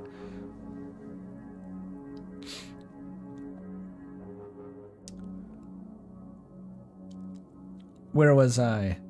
Oh, really? The same customers, the same pizza, the same smells. Day after day, no one respects you, barely get paid. Not even a thank you, you just end up feeling like a robot. Exactly. Hey, you know what? I'll have the hot ice cream, why not? Ooh, coming right up. I think the chemistry is between Toriel AI and Burger Pants right now. Captain Asriel's out of reach currently. And so, a steaming multicolored sludge with melty chocolate particles began pouring from the machine into a newly materialized bowl. Wow, that looks, interesting. Thank you. Yeah, I'll make sure to order more interesting stuff in the future. Oh, I would like that. Especially if it's, bangers and mash with baked beans in the shape of a horrific hedgehog. Oh, I would like that. See you around. He reached the label on the machine. Tori applicator. See you around, janitor. He's bypassing the Asriel and going straight for his mom. Right. I want to find out why Asriel's in a skirt. That's fascinating. Maybe he just likes wearing kilts, you know? Or maybe he's just cross-dressing for fun. Who knows?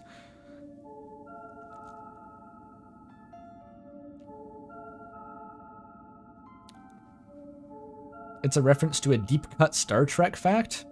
Actually, the captain wearing a skirt is a reference. It's a specific uniform only in Season 1 of TNG. Huh. Sick.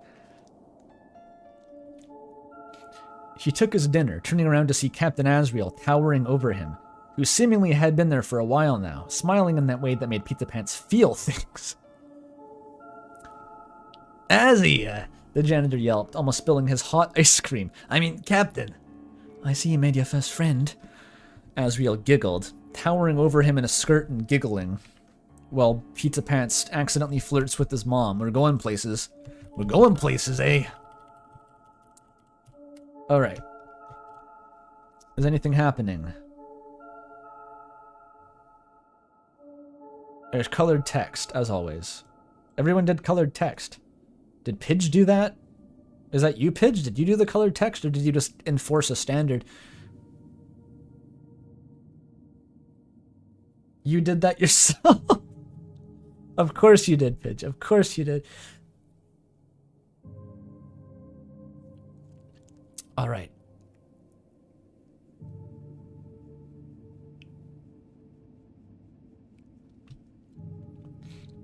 Where are we? What are we doing?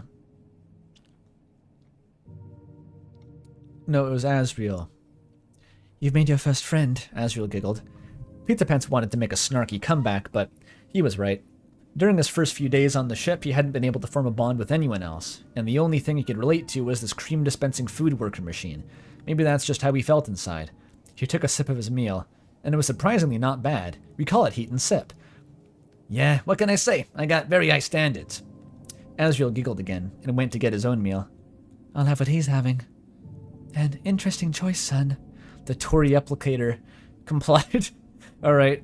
It's a bit weird how the robot calls him her son, but...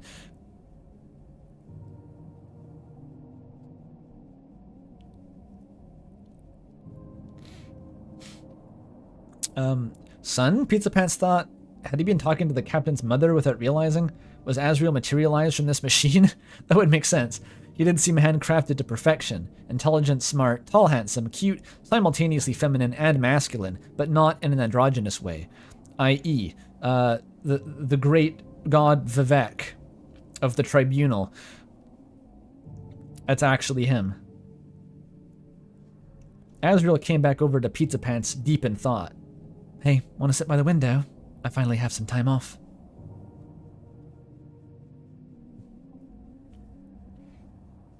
What is a teleporter clone? He's a Borg. I don't... the Star Trek lore is not computing for me. Space, the final frontier. This is the voyage of the UTT starship, named by Asgore evidently. Its 5-year mission to generally go places and do stuff, to help out life and civilizations, to boldly go where some people have gone before. Delta Trek, the original pants, written by Streetlights Behind the Trees. He was also apparently well known for making Joseph Anderson stream highlights. I didn't make that up, that's just a thing. Azzy Pants by Toby Fox, Andrew Cunningham, and ACDS. Named by... Okay. We have like a mid-episode title card after the cold open. Street lights. Wait a minute. A song just came into my head, but it was the song that I made up in one of those like drunken rap nights I did in university with one of my buddies. I don't remember the lyrics. They were good though. Can I remember the lyrics? It was like street lights sneaking out the back door. Something something, see you in the end zone. On your girl, honey nut Cheerios. Something something, ripping weed like a Dutch hoe. It was like a gardening, drug-themed rap song. It was really high concept. I think on your girl, honey nut Cheerios goes really hard though, personally. That wasn't my line. I didn't come up with that.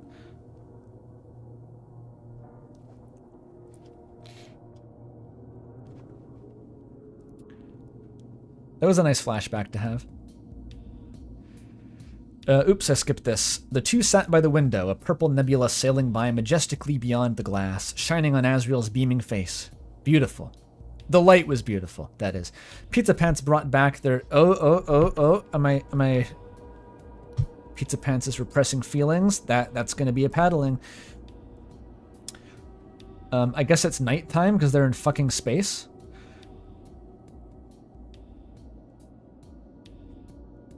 Can fill that in. All right.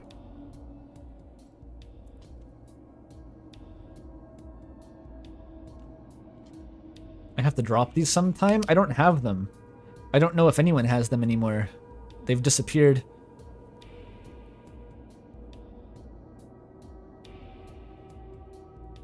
Oh, they describe the fits. You're right. Where are we? Okay, already a strong diagonal. All we need is confusion and Gaster. And if Gaster shows up, I'll probably be confused by that, so it's a one and done.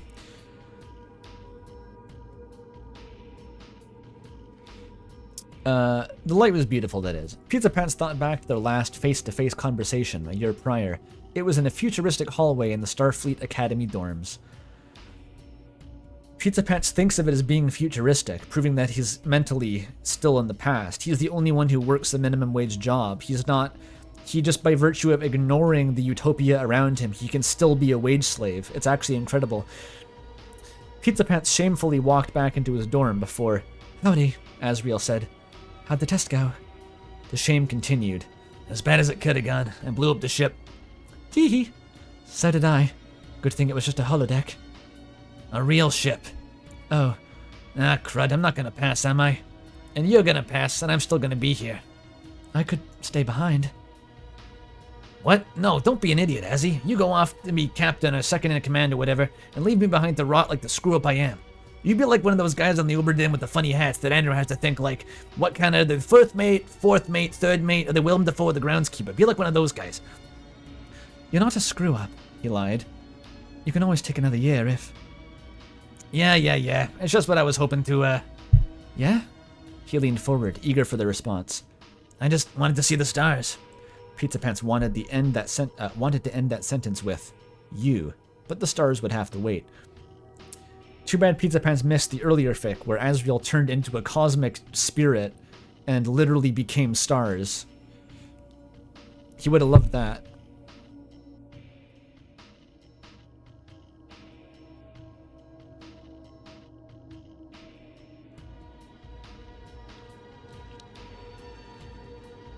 This music reminds me of some stuff in the Umami soundtrack. You know that one?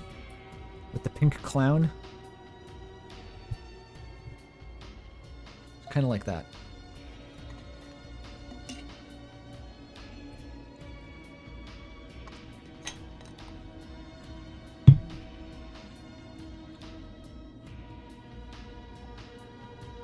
The flashback ended, with Pizzapants failing that year, and only barely passing the next. It had been a while. He tried and failed to get into a comfortable sitting position. "So, but you've been all sorts of wacky adventures without me," he said, and with more bitterness than he intended. "Oh, absolutely," Asriel said, not picking up on the accidental bitterness. "But we'll have plenty of adventures together. I want to hear about you. Anything interesting happen in your extra year at the academy?" "Not really. I guess without you there to lend cash, I had to work a night shift at that old pizza restaurant." That he remembered all too well. Actually, no, New Trek patches in capitalism, doesn't it? There's like poor people in New Trek. Again, I've never seen Star Trek. I just hear Mike Stacklaza complain about it. Asriel felt a tinge of guilt. A night shift? When did you sleep? I didn't. Asriel laughed before noticing his cold, serious face. It morphed into a smirk. It's good to see you. That sounded almost romantic. That's a normal thought to have, Pizza Pants. That it's good to see you. It sounds romantic. So, what's the deal with the replicator? She's your mom? No, well, yes, but my parents were very worried about me traveling off into the great unknown, and convinced Alphys to construct their AI replicas to join me. They asked Chris too, but they hated the idea. That's horrifying. Haven't you played Soma, Asriel? Is playing Soma not mandatory in the society where sentient AI is just a part of everyday life? You gotta play Soma. My father became Asgore the Navigator. Ascor. The autopilot, and my mother became Torireplicator, the replicator, the cook. Kinda sexist, Said Pizza Pants, confident that any women listening into their conversation would be super impressed. That's fucking good.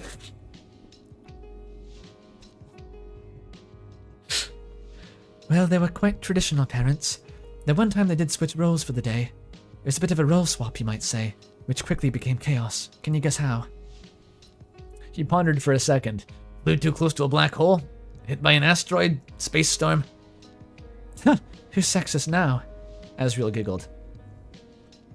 Who is this? This faintly orange, it's like Pizza Pants' thoughts bleeding into the narration? Stop giggling, but also please don't. Gay, homosexual, gay. My mother was a great navigator. My father, on the other hand, did not make a good cook. There was vomit everywhere. Damn. Pizza Pants just lost all his male feminist points. Reset to 0. In the utopian society of Star Trek, your feminist points actually display over your head in a UI, like in Death Stranding. It's fucked up. The two chuckled and consumed some of their meals. Oh yeah, vomit happened. The gay thoughts have their own text color. That's okay, perfect. Lots of vomit. It's like Dwarf Fortress, right? Another scenario where it's common to have a bunch of people living in a communal lifestyle who just vomit everywhere if something goes wrong. Dwarf Fortress. Oh yeah, Chris too. There was Chris. Okay. Back to the card. I'm guessing there's other humans, but we'll wait to find out.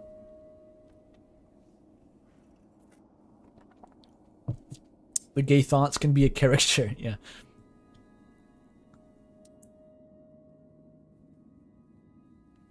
Anything else? They don't kiss. That's it.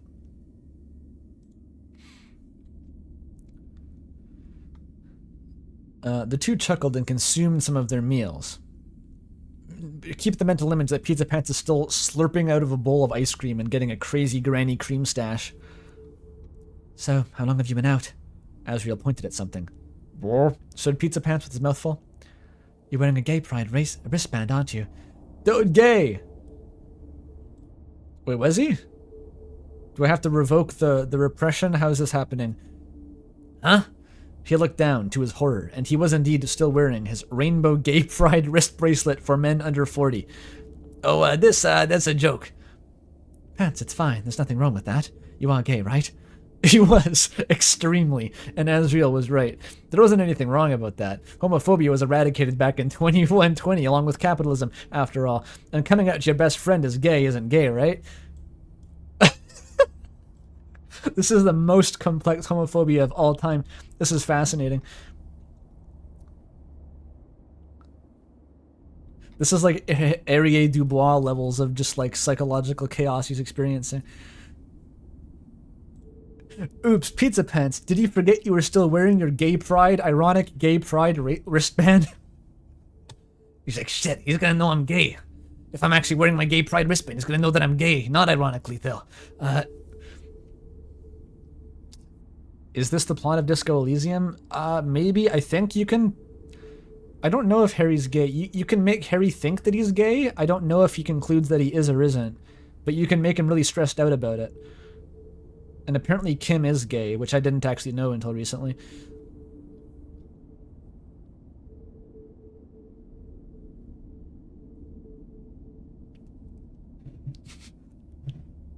I like how it's accurate down to the year.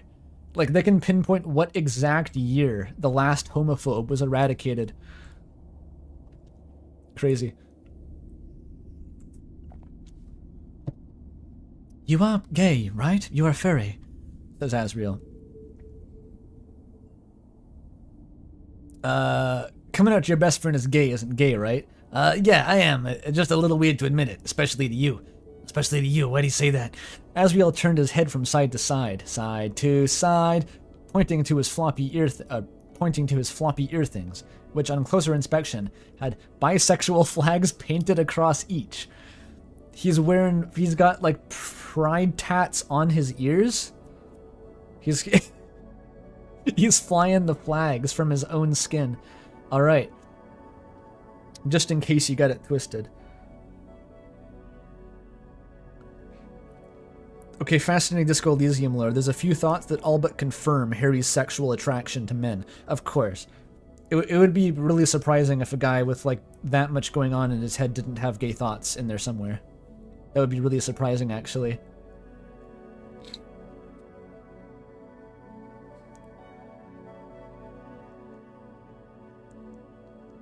As he down bad too. Apparently he's been waiting in space for like a year just for Pizzapants to finally get a job so they could kiss. Like, that's been his arc.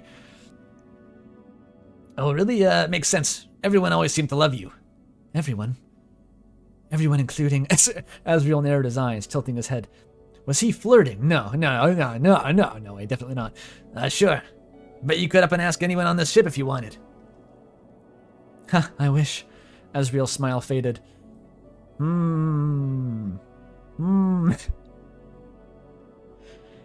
Pizzapants started chugging the rest of his ice cream as he plunged into thought. So, he was gay. Azzy, bisexual. Both of them presumably single. That's not my wallet. So that means they're compatible, right? A warm feeling radiated through his body. Probably just the cream. No, he knew what he had to say. He loved Asriel. He had for a while. And hell, maybe even Asriel loved him back. Screw it. Burger Pants is actually having a coherent thought process that leads to the answer. That's never happened before. Only one way to find out. Asriel continued, but unfortunately, captains aren't allowed to date crew members, so... Pizzapants began to choke. Oh, oof, oof, oh, oof, that's rough. Pizzapants will just have to quit working on the crew. Easy. You'd make so much more money with Asriel as your sugar daddy than you would actually working on the ship. Just saying, Pizzapants. Also, no one makes money in this setting, but you got crew zoned. Yeah. Crew, it's worse than friend zoned. Crew zoned. Pizzapants heard a strange rhythmic buzzing noise. Was it his heartbeat or soul beat? Is that a rule in real Star Trek, by the way? Is that a thing? It seems like it would be just like professional, standards you'd have to uphold. It's like a power imbalance or something. So it kind of makes sense, right? But also, how does the spurk happen otherwise? How do you spurk with celibate captain? I guess they do it secretly. They break the rules, they spurk in secret. I love spurk as a verb now that I've discovered it.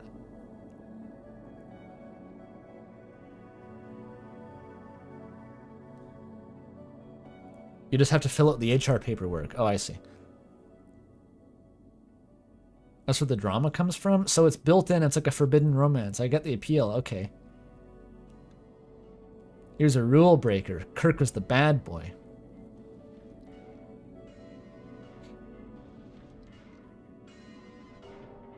Spock, known for liking rules, I believe. It's a beautiful dichotomy, the duality of man, I mean men.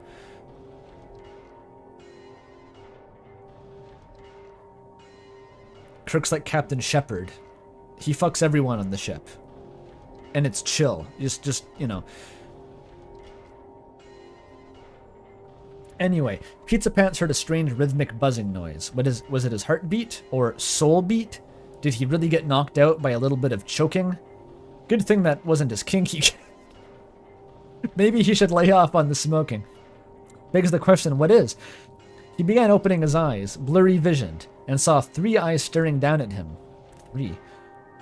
Is Undine here? Oh, it's fucking Solanum. Why not? Why not, Outer? Why not Solanum? Why not? Okay. Sure. Has he? He croaked. Assuming, wait a minute, but Solanum's like another goat creature, right? They're kind of similar. Like, as the Dreamers and the Nomai are kind of like visually similar a little bit. No, Undine doesn't have, she has a single eye, an odd number. You need someone with 3 eyes or 1 eye to get 3 eyes, right? There could have been 2 people. How do you pronounce Solanum? It's Latin. Solanum. Isn't that just Latin for sun year? Sol and annum? Isn't that sol year? Sun year. Never thought about that.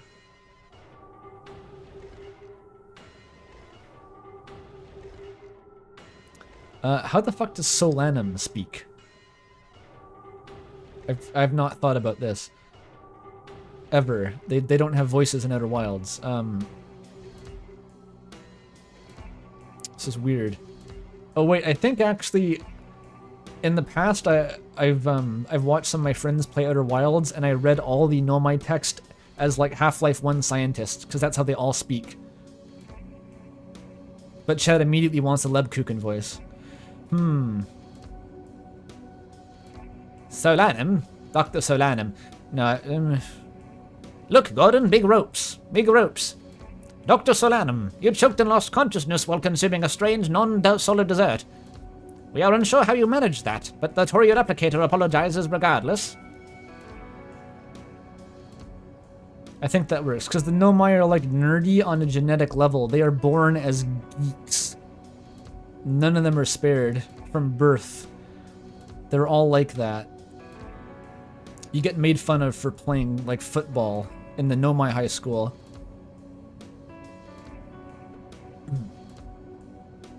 Huh? No, I think I choked on something else. What do you mean? Pizzapants wasn't quite sure what he was saying. Maybe he was trying to be metaphorical. His vision cleared, revealing the doctor to actually be a 3-eyed goat creature. Don't mention the eye. Don't mention the eye. Don't mention the eye. It was with the eye. Of the universe? I mean, it's probably, you don't want to rub that in. They never actually found that thing, but... My third eye? Solanum specified. It allows me to see a wider spectrum of light. The Half-Life scientist is like struggling against becoming the Birdly voice. Oh, this is Gaster for sure. Wowie, I love seeing, you know. Is it Papyrus? Who the fuck is it? Wowie is a Papyrus thing.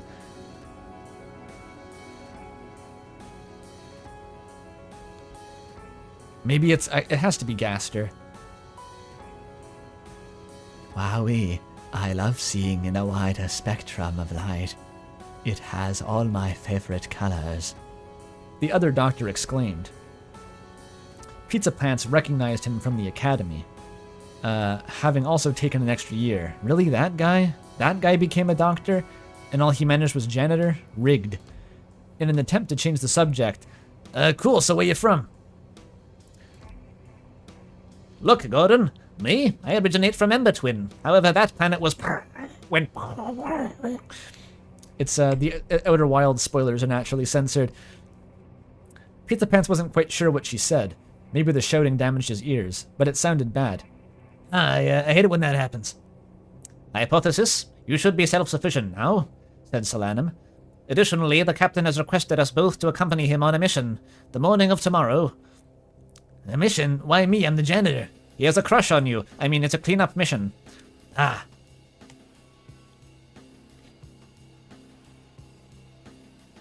Pants is jealous of the Nomai who doesn't wear pants. It's true. Nomai...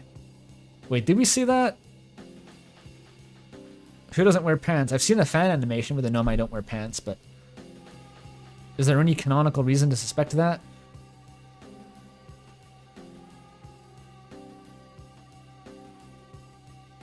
I don't know why Solanum is here, but that's chill, I guess. If that other person could put, like, May Borovsky and Alex Eagleston in the fic, then Solanum is allowed.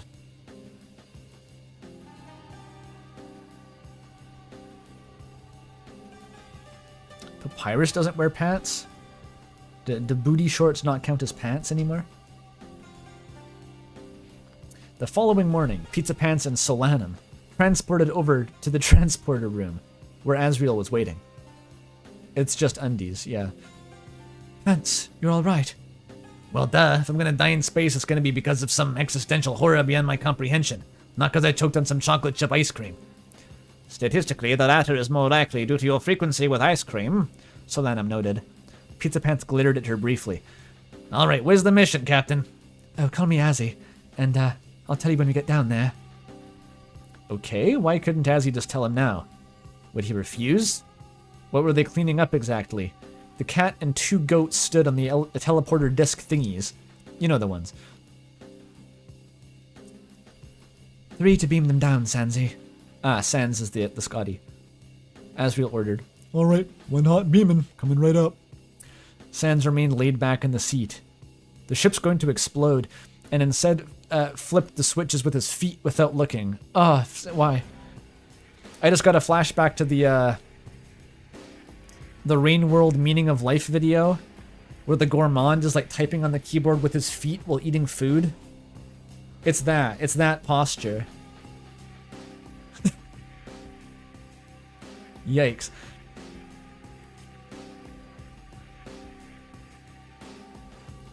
Hey, feet! Pizzapants felt his particles being ripped apart. It tingled, tickled, then hurt slightly, then nothing. Darkness, more darkness, yet more darkness. Good thing I haven't played Soma. Pizzapants says to himself. Oh frick. Was it like that fricked up short story he read about the teleporter that actually lasted 30 years and you have to be unconscious to skip it? Was this his personal hell for the next decade? When Pizzapants said he was going to suffer through some existential horror, he didn't think it would be so soon. Suddenly, the tickling returned, the pain returned, and the light returned. He was on the planet, having actually been turned into a new person with memories of old Pizzapants. A village, lifeless. Blood was everywhere.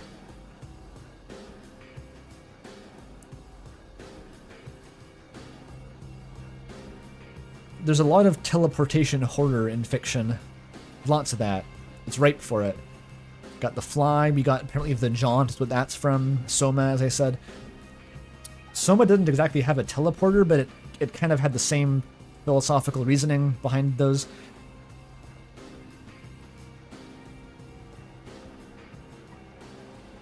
Sus. Dawn coated everything in a red light, in case there wasn't enough red for you. Pizzapants didn't realize how long he was screaming until Solanum wrapped a hand around his snout to silence him. As he placed a leg on a rock to pose dramatically. Captain, my captain. Captain's log, stardate 58001.2. The doctor, the janitor, and I have transported down to UT-1C to clean up after Kera's genocide. What? Kara's what now? He said muffled, proper noun, Kera's genocide, like it's a fucking, like a historical event. Like, what? He said, muffled, removing the hand imprisoning his face. Shush! Don't interrupt the captain's log. Ahem. Asriel continued. Kera's genocide, proper noun, is a yearly event which uses a powerful god, in which a powerful god named Kara goes on a murderous rampage, killing the entire village of Underground. It's all in good fun, however, as the god resets everyone to health afterward. But due to the limits of Kera's powers, the blood spatters remain, and some people may still be lost or trapped in some places. The janitor and I will be in charge of cleanup, and the doctor will search for anyone in need of help. Asriel out. This is so fucked up. Why is this what Star Trek plots are like? Is this just what Star Trek is like? Is this just what happens? You go to like the Dark God planet with the yearly sacrifice and just like look at it, clean it up. This is viscera cleanup detail. This is totally the thing you'd see in Star Trek. All right. Okay, cool. What did he miss? This is a Star Trek with Solanum in it. Just don't worry about it. It's not about Halloween. It's a Star Trek fic. All I know is that Asriel and Pizzapants are gonna spurk in the bushes if we read it for long enough.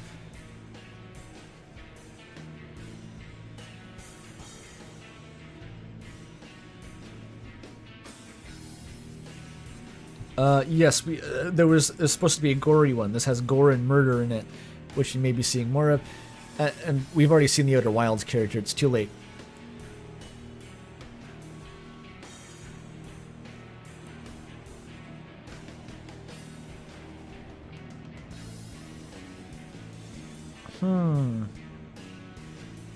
Silent Hill 3 music is pretty different than Silent Hill 2 music. Pizzapants' face wasn't sure what face to be. How peculiar, said Solanum. The bodies are still corpses, and Kara's noticeably absent. Hypothesis. None with the current evidence, though with any mystery it would be logical to keep eyes out for anything unusual. I shall begin my search. Solanum wandered off into the village, leaving the two boys alone. Pizzapants was suffocating, metaphorically this time. Do they have spacesuits on? Can they breathe? I don't know how Star Trek logic works. A large amount of special cleaning supplies beamed down, and the boys got to work. Asriel used a hose to wash away the blood on a wall, resisting the urge to playfully spray his friend with water, in a way reminiscent of that one scene in Berserk, where Guts asks if Griffith is a homo. Not like that at all. He wouldn't do that. I'm playing Power Wash Simulator. Pizzapants quietly chanted to himself. I think it's more similar to Viscera Cleanup Detail, actually. I've actually played that game a fair bit. Asriel saying, "Sweep, sweep, sweep, sweep." Is that a top 40 hit in the 23rd century? Sweep, sweep, sweep the floor as he moved up an especially large puddle of blood. There's no way this is the captain's job. Like, he just wanted to be here to flirt with Pizzapants. That's it. Pizzapants used a large sponge to wash away the stains on the outside of a window before realizing the stains were on the inside. The immense boredom was already starting to distract him from the fear and dread.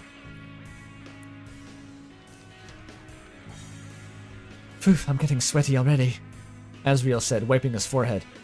Take off your shirt, then, Pizzapants thought, before realizing he said it out loud. Not a bad plan. It's a good thing this atmosphere isn't made of sulfuric acid.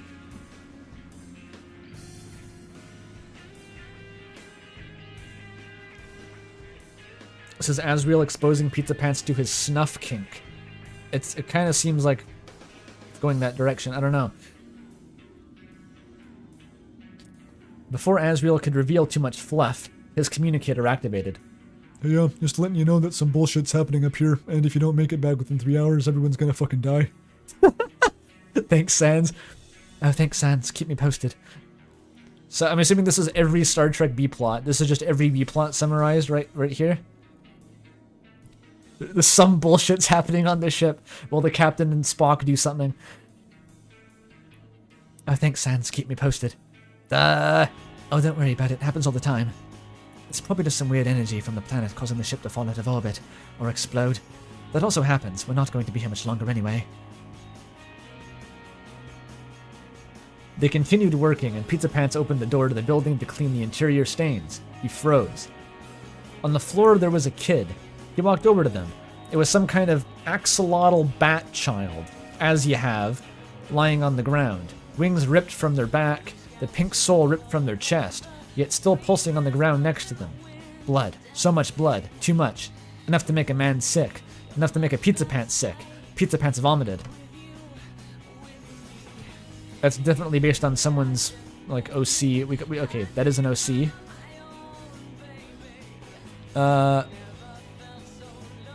This has lyrics in it? Imagine a song from a game having lyrics in it. This is still Silent Hill 3 music, apparently. I've never played the game. Bodily oh, we already had the vomiting.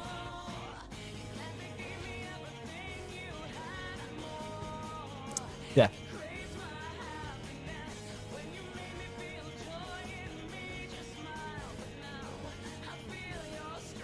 This is fine.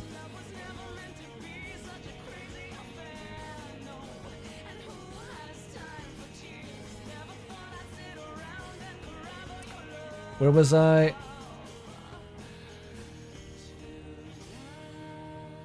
Oh, Pants.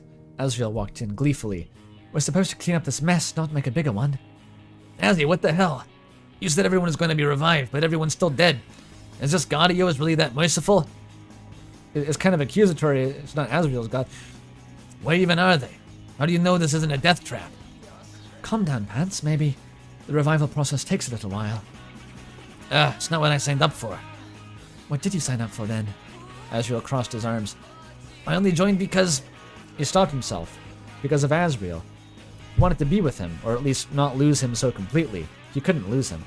He didn't want to be alone. He didn't have anyone else. Should he say it? That he loves him? He wanted to, but the words got stuck in his throat. It's almost like word for word that, like, Diary of the Wimpy Kid edit.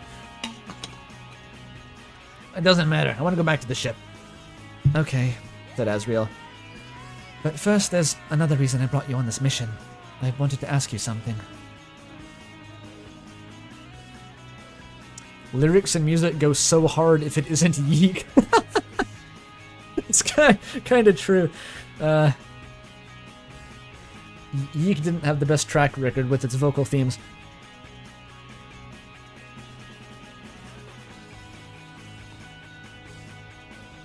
Pizzapants' soul beat raised. I think this counts as Monster Anatomy at this point.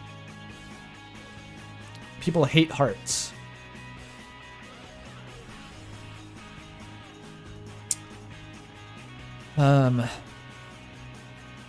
No. Nothing about the situation was romantic.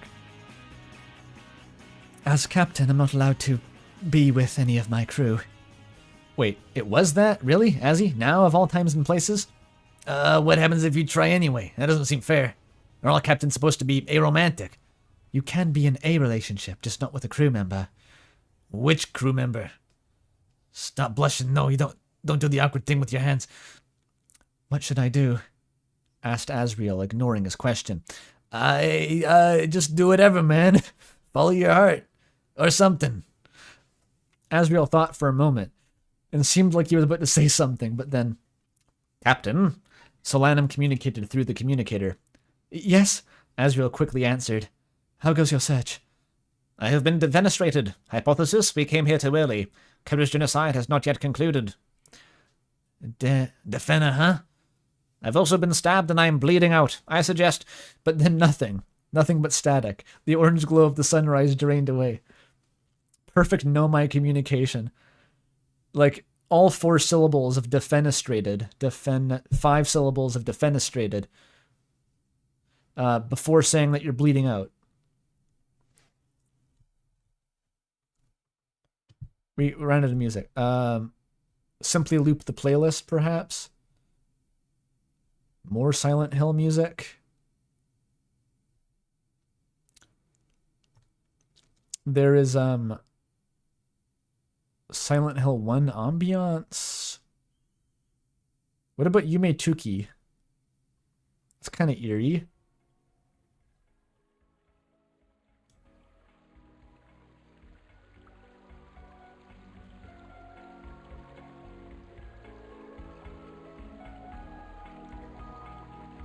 I played this on a stream before, I think.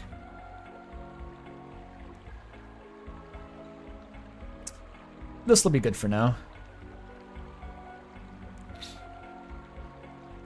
Water's gonna make me want to piss, though.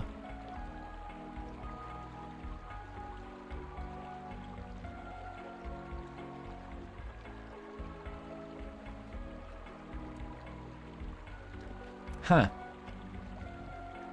Night in the Woods soundtrack? If there was a way just to get the Halloween bits of the Night in the Woods soundtrack. Otherwise, it's pretty upbeat.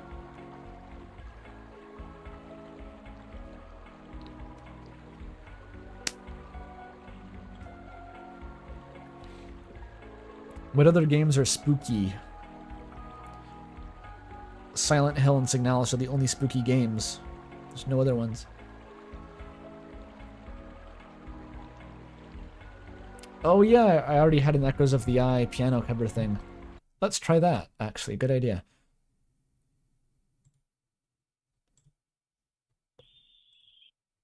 Oh, wrong playlist.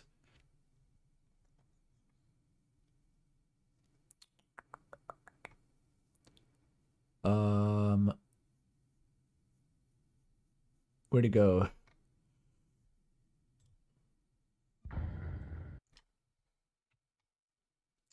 Here it is.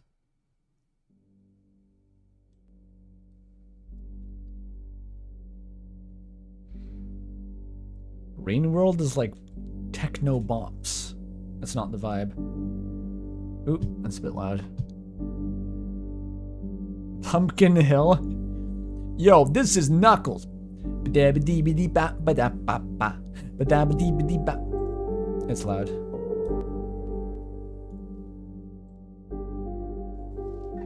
I'm here at Pumpkin Hill.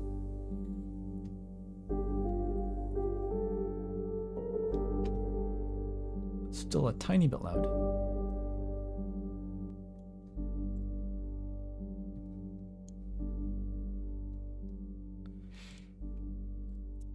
Pumpkin Hill instrumental, drop my second freestyle of the day. The fic has to be written in a way that is conducive to that. This is not. A ghost tried approaching me. He got leery. What a good word, Knuckles. Good job. Okay, so Asriel is really awkwardly flirting. Where was I? Salam has been stabbed. The orange glow of the sunrise drained away. Then a noise, footsteps, rattling. The static from the communicator continued, but kept getting louder, louder, louder. Noise kept flooding the room until they could barely think. The two covered their ears, and finally, there was silence. Too much silence. Pizzapants was panicking. We should get back to the, But the knife was already pierced through his chest, staining his shirt red once more. He peered down at it, and then turned back to a horrified Asriel. Azzy, run! He said, the knife retracted, and he collapsed to the ground. A childlike being stood behind him, wearing darkness and a red glowing smile and eyes. Wearing darkness. That goes hard. That's a Pratchett novel title, and I shall wear midnight. Goes hard. Where a face should have been. Greetings, it said. I am Kara. Flandre Scarlet? Yes. Has there been a Kara voice? Probably it should just be the Chris voice, i.e. the Batter voice. But whatever. This is a spooky Kara. They can be spooky. Asriel ran. He swiftly stepped out the door and ran. He leapt over rock and rubble and ran. He wept and panted and ran. He kept running as fast as his legs could allow, but it didn't make a difference. Kara chased at the pace of a leisurely stroll, and yet was somehow catching up to him like a Roblox neck spot, as if the fabric of space and time was contracting between them. Asriel contacted the ship with desperation devouring his voice. Sans! Yo, what up? Voice critical here. Beam me up now! You got it. Lights whirled around as beaming up began, and Kara closed the span between them. It sprung and slashed its knife at him. He fell back and closed his eyes. The knife sliced through his flesh and split him in two. Ouch. Agony, darkness, then light. The ship. He made it. He took a deep breath. I'm alive, Asriel said in disbelief, a strange echo in his ear. Seems like you're a pro at being alive, said Sans. In fact, you're alive twice right now. A Sans joke usually lightened the mood, but between the traumatic experience and Asriel confronting an exact duplicate of himself, standing on the other transporter pad, the mood remained somewhat dim. What? One of the Asriel said. How? The other said. You got transporter cloned, buddy. Happens to the best of us. Now you gotta fight to the death to determine who lives. What? They both said. Yeah, just joshing you. So from context clues, I'm guessing the genocide kid wasn't done genociding yet. No, it wasn't. Oh, Pizzapants, I'm so sorry. This is all my fault. They'll be fine. I know, but still, it's all my fault he got hurt. I thought we got here at the right time. How did we arrive so early? Daylight savings. Oh, golly fluffing damn it. Golly fluffing damn it. That's brilliant. My name is Kara Dementia Raven Dreamer, and I have short red hair and glowing red eyes. Language, shouted the Tory I can't read it. Tory Applicator, shouted the Tory Applicator and Ascor through the speakers. Sans was mildly annoyed that Azzy was a goat right now, so he couldn't make a joke along the lines of, "Stop talking in unison. We're a bison now. You're a bison son. Buffalo. $10 Canadian dollars even in chat. That's crazy. From the last thing something. Thank you for that. Scary stories. Try not to get scared. Boo. Boo-hoo. D nuts. It was Germa the Foundler. He crapped myself. That's a catch F22, I said. Then I killbind. That's a sentence, what gives you a stroke? Awesome. Germa would crap myself. He could do it. He could do it if he wanted to.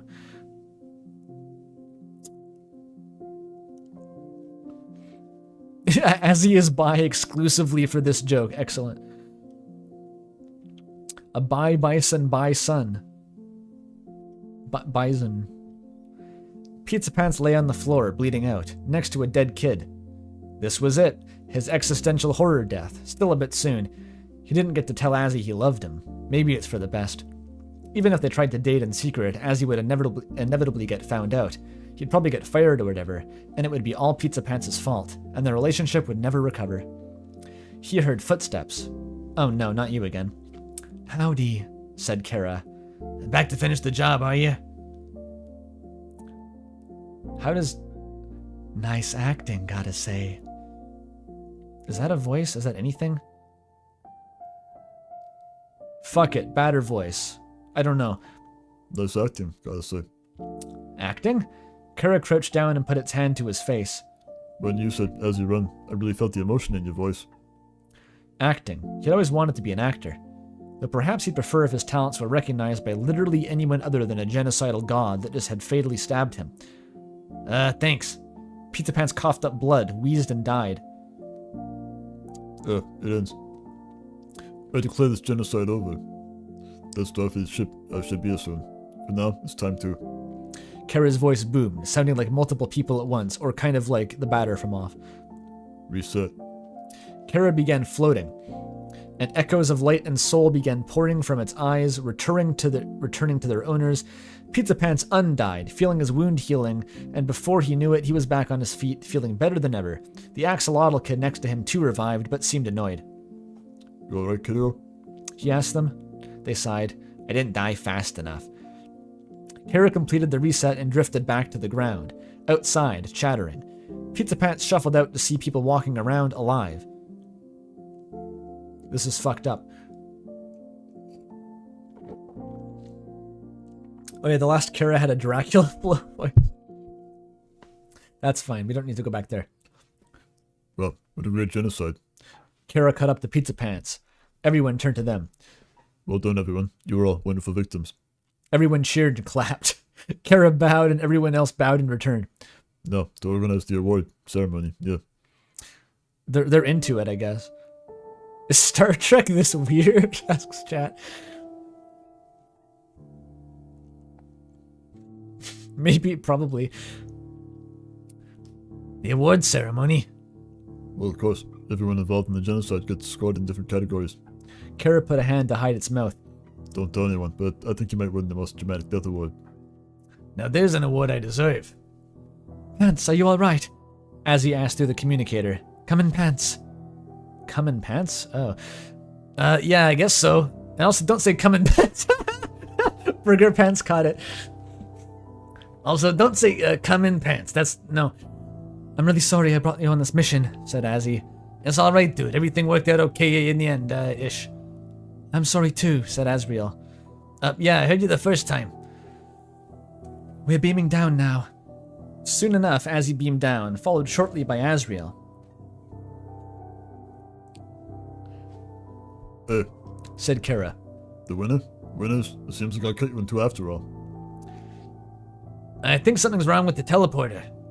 Oh, teleporter's fine. It's just the way he teleported that was wrong.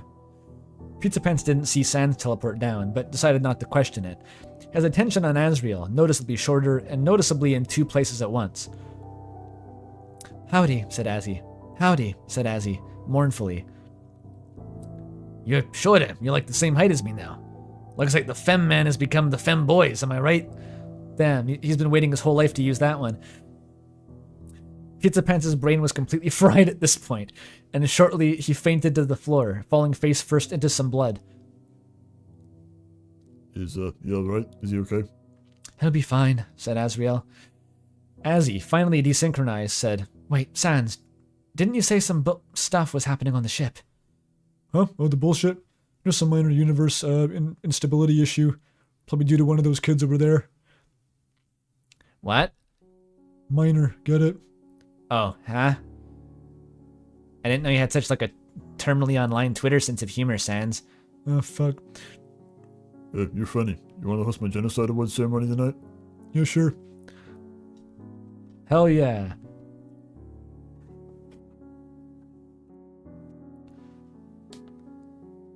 There's an episode of TNG that's a retelling of Robin Hood, and not in a loose adaptation way like how West Side Story is Romeo and Juliet. It's literally just Robin Hood. Like they go back inside and like in time, I mean, and there's Robin Hood.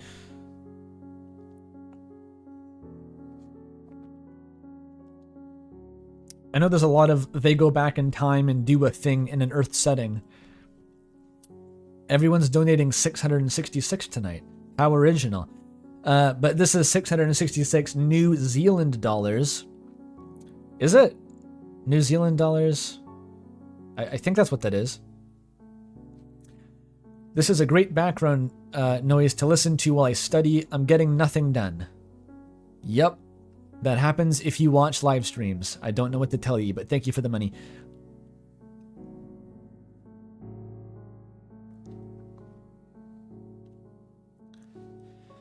Pizzapants heard a strange rhythmic buzzing noise. Was it his heartbeat? Or wait, you should have said soul beat.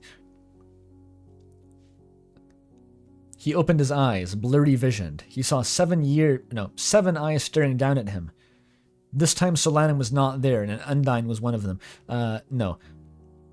Azzy? He croaked, assuming he was just seeing 1.5. How are you feeling? The Asriel spoke softly. I feel like death. It would be logical for you to rest and refrain from joining missions for an extended period, said Solanum.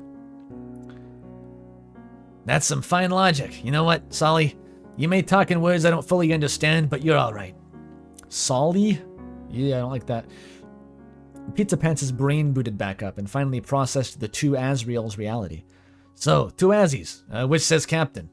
Which stays captain? There can only be one, right? Oh, we hadn't thought about that, to be honest.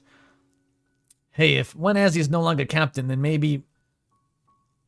Could flip on it. I have a coin here. I have a coin here that hasn't betrayed me yet. Hypothesis. A random decision would be preferable to avoid future conflict and regret. Yeah, so heads or tails, captains? Tails, both said. Alright. I think the left one said tails a microsecond sooner, so he gets tails. Sans threw the coin into the air. Sans could have rigged that so easily.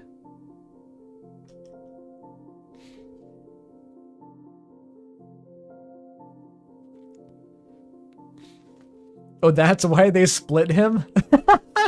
This was a workaround to the workplace safety guidelines. So the coin flip is for who gets pants. It's not even for who gets to be captain.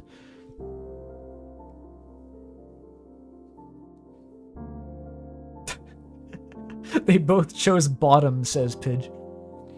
Metaphorically, this is true. Heads or tails, Jesus Christ. Captain's log, stardate 58001.2. This time for sure. After getting split in two due to a god-related transporter mishap, one of me was demoted to member of my crew. It will take some getting used to, but I suppose it's almost like having a twin. Who knows all your secrets and everything. Because the janitor was in the process of recovering from a god-related stabbing, I've commanded some of my crew members to conclude the cleanup in preparations for the Genocide Award ceremony. Captain out. The Genocide Awards Ceremony. Wow. Oh, it is Papyrus. It was Papyrus the whole time. So, what's the moral of this story? He sounds too much like the Nomai. So, what's the moral of this story? Said Papyrus, washing away the evidence. Undyne voice. Fuck. Hit Undyne voice. Pay attention to the time or else God will stab the janitor. Then you'll have to clean up instead. Fumed Undyne. Security officer, secretly competing to mop up the most blood. Is she like the Worf equivalent who has to go in and like get beat up so the rest of the crew know that the enemy is strong? That's probably what her job is.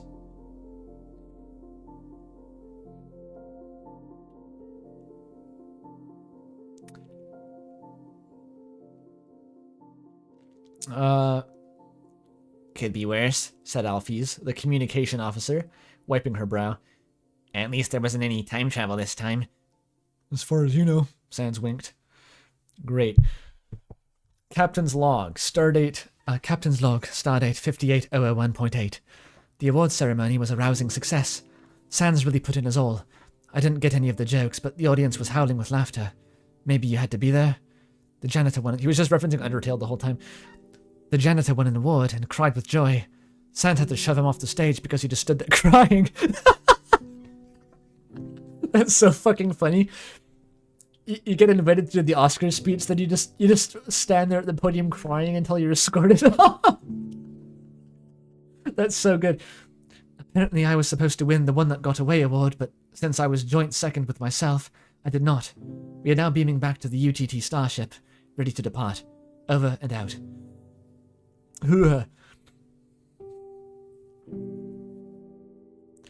Pizzapants laid on his bed, hugging his most dramatic death award, as he brought in a bag overflowing with various items.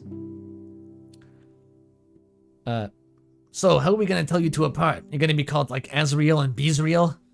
Not quite. The captain shall be referred to as Captain Asriel, and wear this green captain shirt, and I'll wear this red shirt and be Azzy. Azzy, your nickname. It suits you. Get out of here, Nick.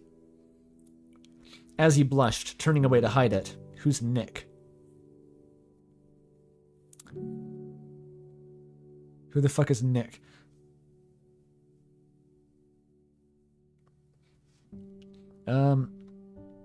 As he blushed, turning away to hide it, and began sorting the stuff into his new bedside locker. Oh, nickname becomes the name. I get it. Yeah, Nick, like Phoenix, right? Yeah, what the fuck is with that? Is it Phoenix's name is Nick? Or is Nick his nickname? And his actual name is Phoenix? Which I never thought about it. How does it work? Because people call him Nick sometimes, right? For no apparent reason. Oh, he's Nick Naruhodo in Japanese. Oh, I get it.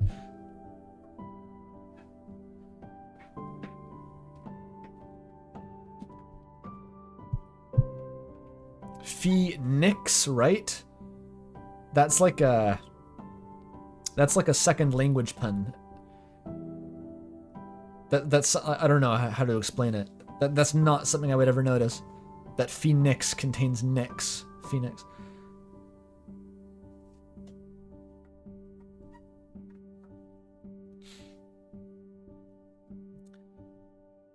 Okay.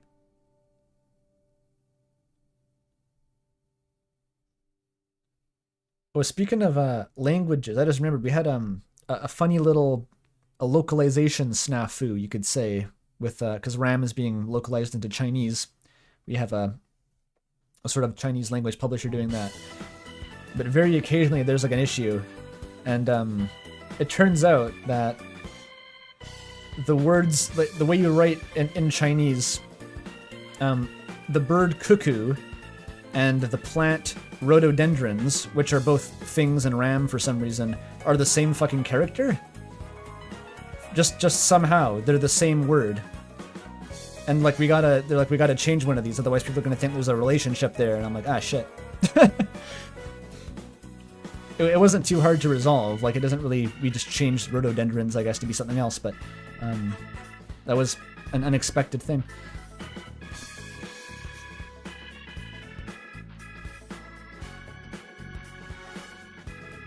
how many languages? Currently, it's just English and Chinese. We essentially got approached with like a publishing deal from a Chinese publisher called Hawthorne, who is going to essentially handle Chinese localization and distribution on a rev share. Anyway, it's not important, but yeah, we have a special arrangement that they approached us, and we're like, yeah, that sounds fine.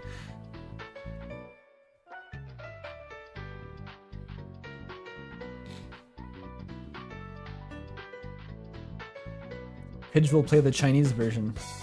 You can do an unofficial LQA, I guess.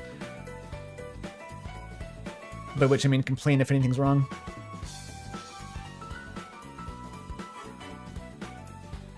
Okay, where were we? Nick. As he blushed. Wait, it turned into Toho Jazz. I didn't even notice.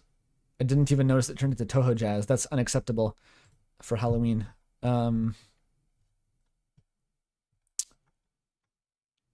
Need more Halloween music.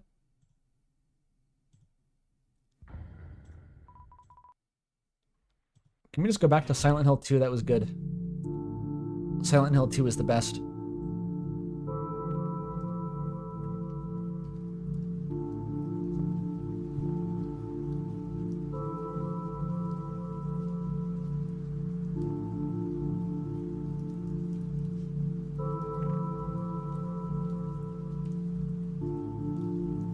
Yeah, I'll let Pidge handle the Chinese RAM translation. We'll patch in Yowie.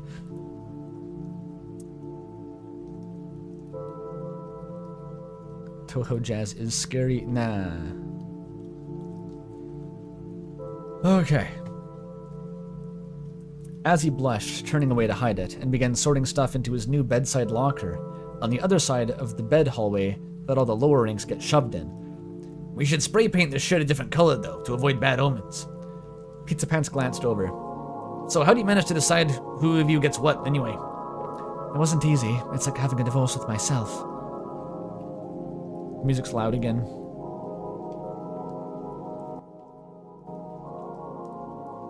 Can I make it a little bit quieter? Nope. That's quantized.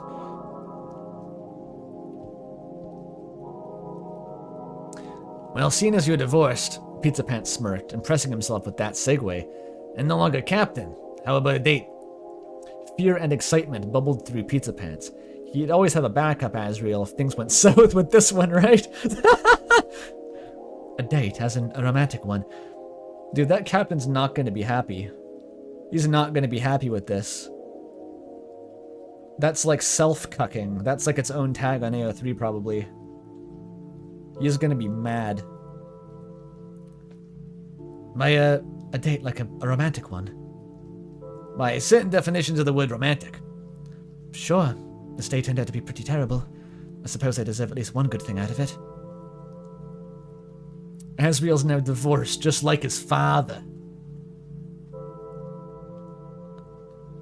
Wait, is auto-cucking a 4chan thing? I didn't watch that episode of Weighing, and I don't want to know at this point.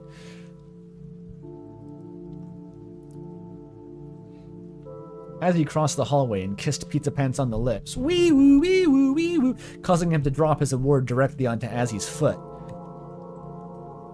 Thy kiss. Dile.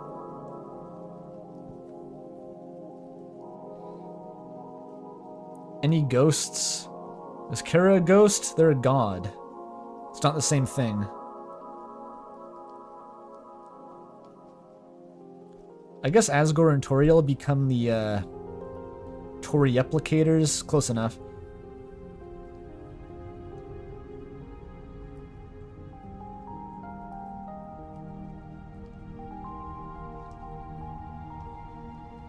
I don't know about the /sus auto cuck guy. I don't know about that.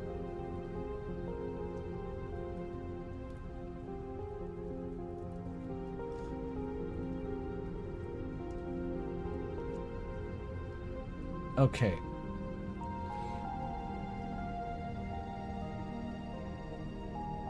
He yelped in pain, putting hands around his foot. They stared at each other before chuckling. Want me to kiss it better? Pizzapants said in a pathetic attempt at an uwu voice. No, the foot stuff.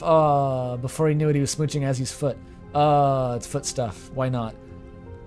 Why not foot stuff? We're speculating that Asriel was indoctrinating Pizzapants into his guru fetish earlier, so it's not really that much of an escalation. To prevent the situation from getting too awkward and kinky, he took his mouth away, reached up, and put his hand on Azzy's face. Let's try that again. And try that kiss again they did. And again, just to be sure they got it right. Get a room, son. Asgore voiced. Fuck. The other lower ranks in the bed hallway agreed. So Asriel's parents just like watch him fuck Burger Pants forever now. They're like part of the walls. Great idea. Great idea, Asriel. True, Regan. Writing about the dogs for free? You gotta make those commissions. You gotta get bread for bringing out the dogs, if you know what I mean.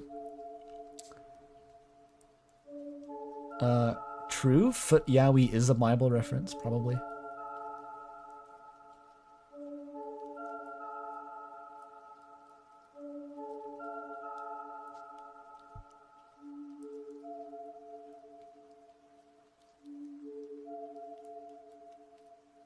That really caught me off guard. They're just being like foot stuff at the end. Like, it's not extremely NSFW, it's just like, it's just really funny. It just like randomly gets slipped in. Alright. Okay, cool. Azzy's log, stardate 5802.2.8. He said, lying on the bed in their new room together. Still doing those? Said Pizzapants, joining him on the bed. I find it helps me think and process things. Maybe I should make a janitor's log. As he continued the log, I'm preparing to undergo a 4th date with my new boyfriend, Pizzapants. And new? Let's be honest, we was basically boyfriends back at the academy. Oh, really? As he smiled. Yeah, you love me too, don't lie. Well, I wouldn't want my pants to be on fire. I preferred my pants to be the pizza kind. As he leaned in and kissed him in a warm embrace, so warm, then Pizzapants. Oh, right, because Laya Pants on Fire, my name, right, I got it. As he grinned. So, are you ready? I'm ready, I love you. I love you too. Let's go get some hot ice cream, but the Polish kind, not whatever I had the other time. Polish ice cream? What is... I don't get the reference. Sorry. I don't get the reference, Pizzapants.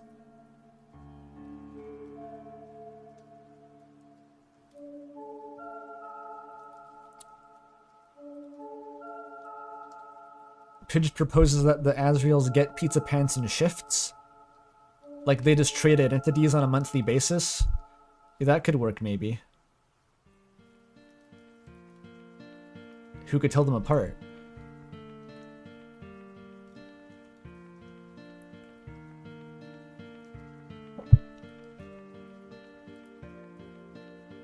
The easiest polycule ever? Yes. It requires a change of career. But yeah. It's a bit weird. I don't know. I feel like the self-cessed polycule, you know what I mean? Like, the context explains what I mean by that, right, chat? That would either go really, really well or, like, really terribly. No in between. Like, it might just be a complete non-starter for reasons that are hard to comprehend. Fascinating.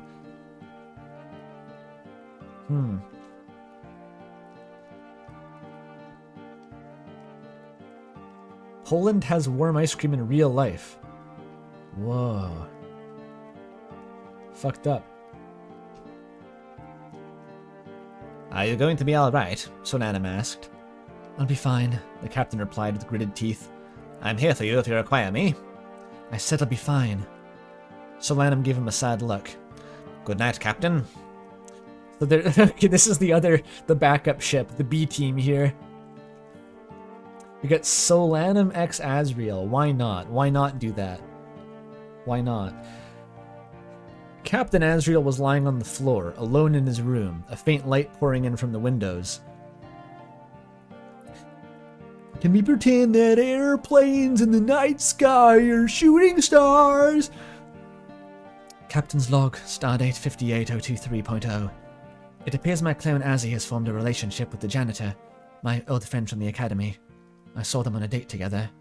My clone saw me and waved shyly. I didn't wave back. It felt horrible seeing them together. It felt like this was happening without my consent, which is true, but I suppose I don't have any say in the matter, do I? I should be happy for them, but I'm not. Pain. It's just painful. Seeing yourself live a perfect life without you. Gaster fades in. Ah, I see you get the feeling. I vibe with that, Asriel. Asriel finished his log and did not sleep that night. There were too many tears for that. And that's how it ends. But we know they'll kiss later, right? They'll bang later, okay? Okay? You get like the hot, nerdy goat GF. Dr. Goat girlfriend. It was very carefully set up that Asriel was bi, to the extent of having tattoos on his ears, just so we would have no doubt that the ship was viable in the end. So it's all chill, basically. It's so heartbreaking. I'm assuming that's just the average episode of Star Trek. That's just what happens in Star Trek. Like, basically without alterations. You just swap the names out.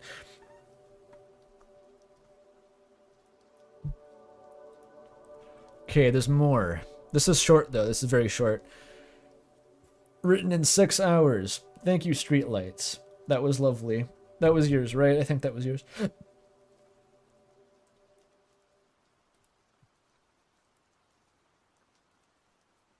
Pretty much. That's Star Trek. My existential clone homunculus is gonna have a happier life than I am because he abandoned his career. Funny that. I guess I'll kill myself. It's like that's the moral of the story in Star Trek.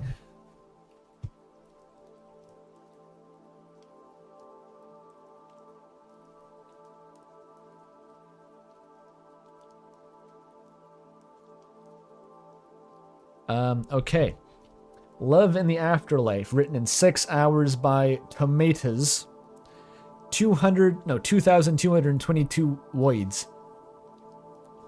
Star Trek definitely does not have yaoi unless you put it in yourself. This is Star Trek, right? We're talking about this spawned the original, largest, greatest, strongest yaoi shipping fandom in the world.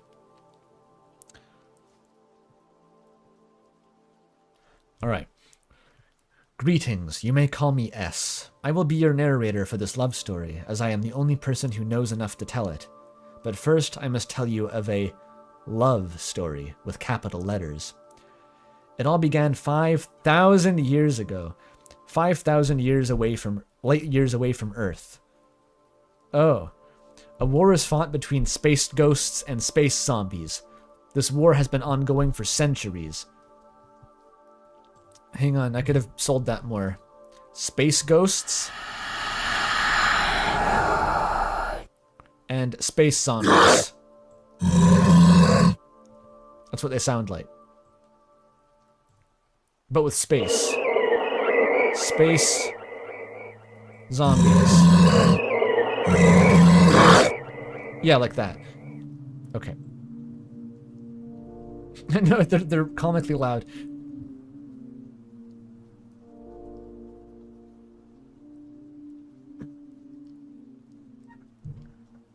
Wait, we never got a bingo in the last one, did we? Okay, is there trauma? Probably. Pizzapants fucking got stabbed to death. That's gonna have trauma, so that's a bingo. I'm gonna count that as a bingo. He's definitely got psychological scars from that. Fuck coming back to life.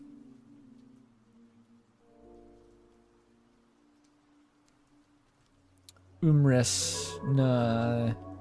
It doesn't matter, they got their bingo. Zombie ghosts, leave this place.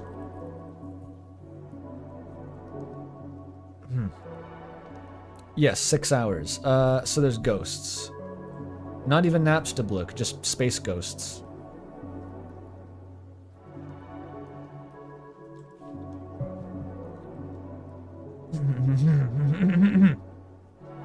This war had been ongoing for centuries. Ultimate Showdown. The ghosts sought a peaceful resolution, so they made a weapon that would end the war in a single shot. They knew the danger such a weapon would pose to the universe, and many wished for its destruction, but the pride of the Ghost King could not accept losing the war. He ordered the weapon fired. Peace was agreed on within the week, Personally, I would have let him fire the weapon. I'm surprised nobody stopped him. I wouldn't have let him fire the weapon. Okay. My throat.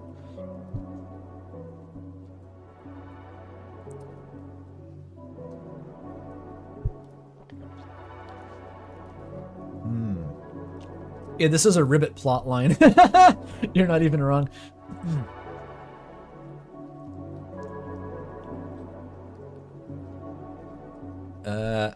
October 31st, the 22nd century Earth. Maybe we need a cool narrator voice for this.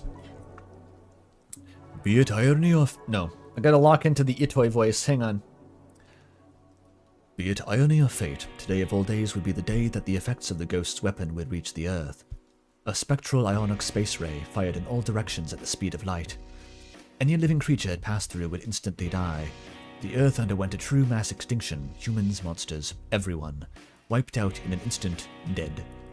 But that was not the end. The Ghost King wanted peace, not extermination.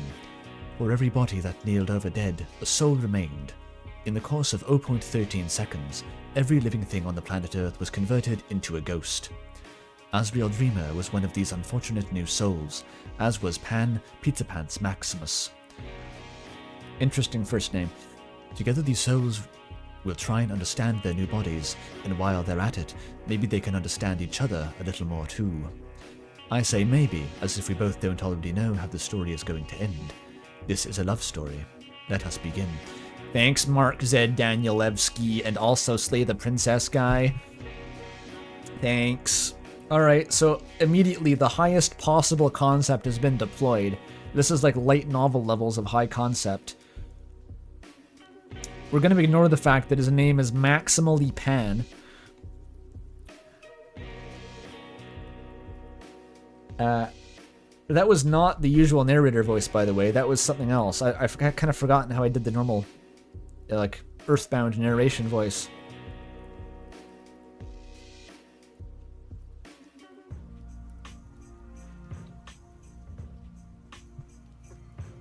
I guess I'll keep going with it. It is the night of October 30th, the red light of Pam's alarm clock, not Pam, Pan. Pan's alarm clock is drowned out by a bright computer screen he was staring at. If he was paying attention, he would have noticed that midnight was 10 seconds away. Halloween was fast approaching, and 2 seconds behind it was my good friend Death. Pan leaned back in his chair, his clock ticked over to the next day, and he died. He didn't notice anything at first, but he heard a loud bang. He looked at the sound of the noise, only to find that his chair had fallen over, but he wasn't sitting in that chair. He looked closer, finding the dim screen he had been staring into for the past hour had been more than enough light. Something looked back at him, no, through him. It was his corpse, frozen at the moment of death. Pan screamed and tried to jump away. He flew into the air, the ceiling of his apartment rapidly approaching, and then he passed straight through it. He flew into the apartment directly above his, where a snowy drake was fast asleep. Through their roof he found himself among a spider massacre. Their legs curled above their heads, the ghosts were screaming in silence. Pan couldn't hear what they were saying, and trust me, you don't want to know. He passed through the ceiling again. The momentum from his jump wasn't stopping. Pan stopped his screaming and attempted to take a breath. Not like he needed one, not anymore. He tried to understand his surroundings, but then he found himself looking up at the night sky. Looking down, he saw that he was flying away from hometown, and across the horizon he could see more people like him. Rising to the sky, looking around in confusion. It was mostly cats like him. As Pan tried to get a closer look at them, he realized he could see the stars behind them. They were transparent. He looked down at his hands, which was also transparent.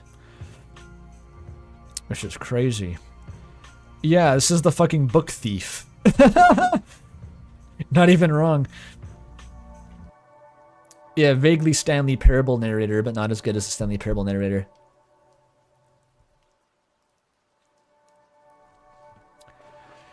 He wanted answers, someone to tell him what was going on, and most importantly, someone to stop him flying away into the sky.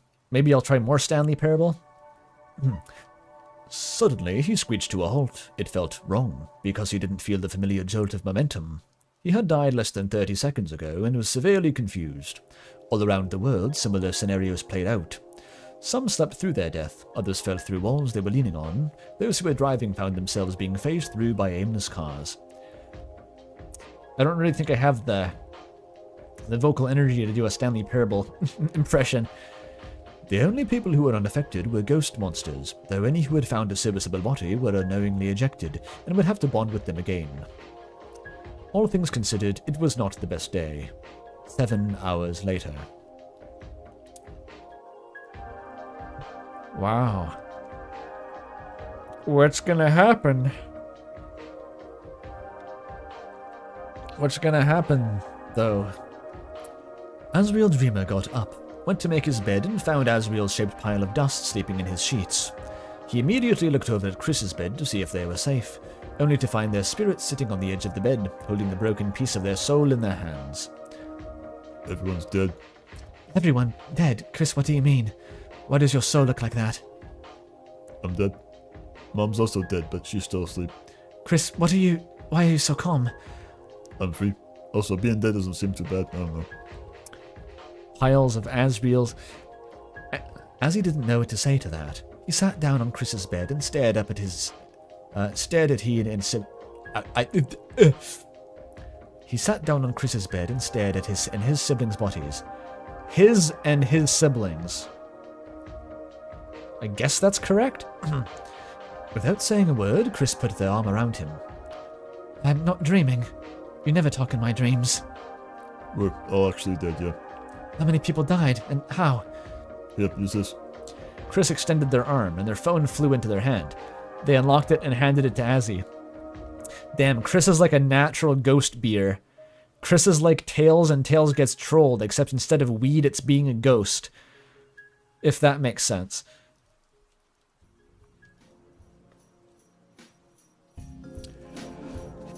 Check the news. Doesn't matter which site. Azzy used the phone with great difficulty. His hands passed through the screen half the time. They managed to Google news, and headlines appeared. Everyone is dead. All living creatures are turned into ghosts. Top 10 things to try with your new ghost body. As he leaned back onto Chris's bed. So everyone in the world was now dead, and on Halloween of all days. Oh yeah. Should we wake up Mom, or let her discover this by herself? We should wake her up. She's going to need our support. The two of them stood up and headed for the door.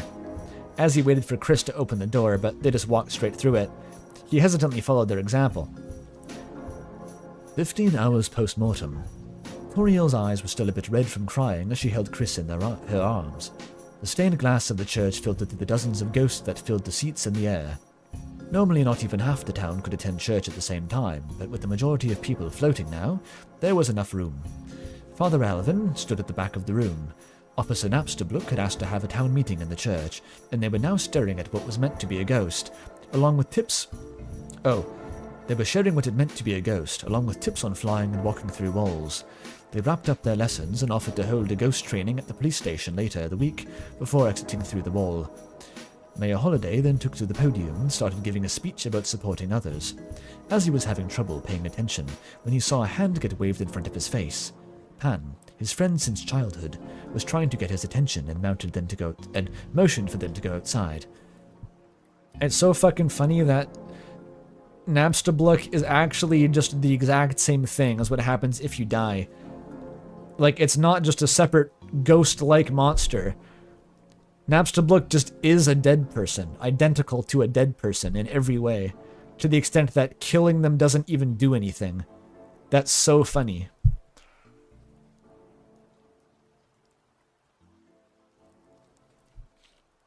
You know what I mean when I say this is like a light novel premise, right? It's just like some crazy batshit thing happens. They've all been isekai'd. The guy in the 4-dimensional cube comes down and gives the government infinite energy. You know, like one of those type of things. Like, all the gamers get sucked into World of Warcraft and have to rebuild society.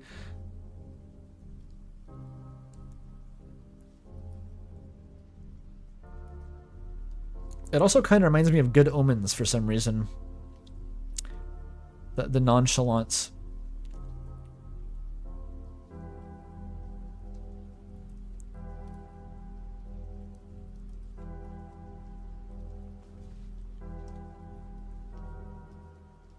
Huh. But what about the economy?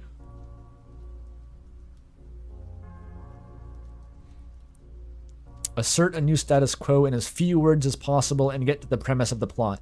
Yes. Basically. Wouldn't it be fucked up with? And then you write the story. Or fucked up if. I can't speak anymore. We are doing ghost taxes now.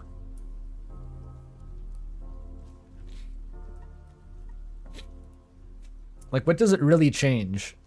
You can walk through objects. Can you eat still? Can you move things? I don't know. Apparently they can hold a phone.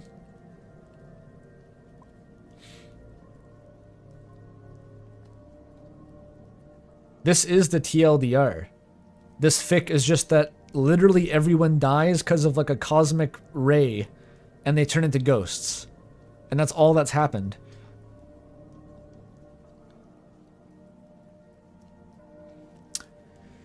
As you decided to use one of Napster Blook's tips and faced through the ground to get away from the boring speech. As someone who had listened to his speech, trust me, he dodged a bullet. He rose back up in the middle of the street and scanned the area for Pan, as he saw him headed toward the lake, so he started following. Eventually the road trailed off into dirt, which continued until they reached the lake. Pan was sitting on the edge, and as he sat down next to him. So this is, something, alright? Dead. I can hardly believe it myself. Mom hasn't been taking it well. It's because she's a Catholic or something. If you're a ghost, that means you didn't go to heaven. Sucks. That's fake, though, by the way. They're not Catholic. That's a joke. They're not actually.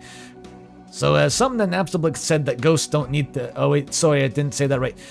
So something that Napstablik said is that ghosts don't need to eat to live, only if they enjoy the taste. So, Isis isn't going to survive this. Oh, that's not good.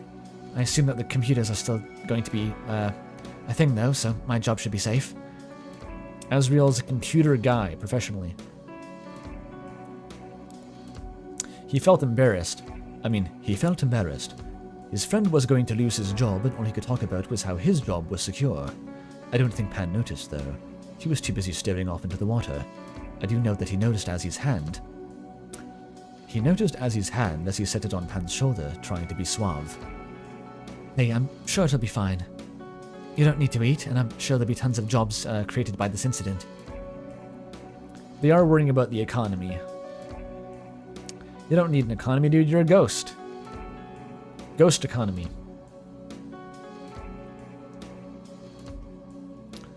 Thanks, though. To be honest, that's not really what's been on my mind recently.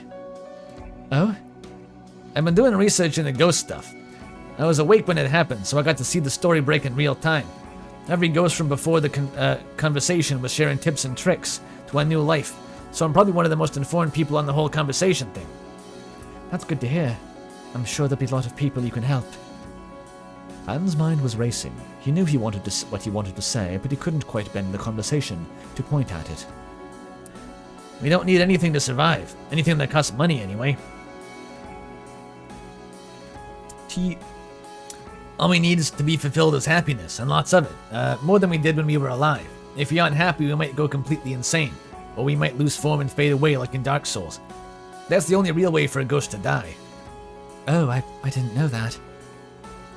So Burger Pants is trying to introduce Azzy to the concept of post-scarcity before they reinvent capitalism. This is the true premise of the light novel here.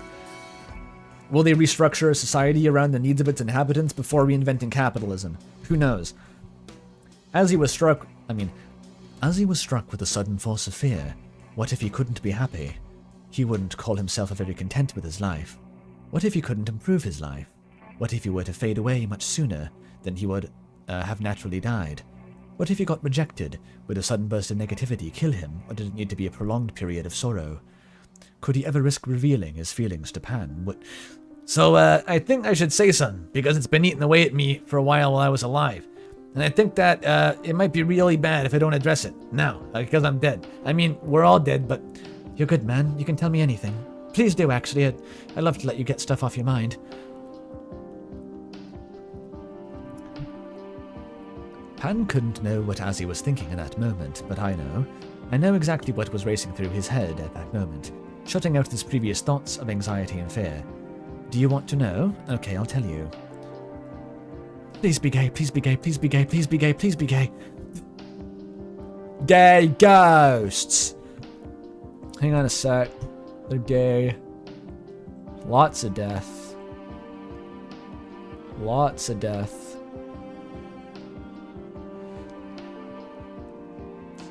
Death, ghosts, and gay. What else do you need? It is Halloween, by the way.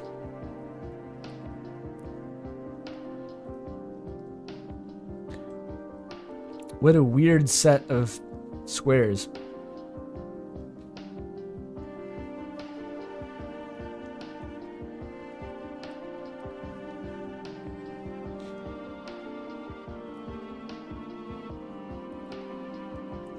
Where are we?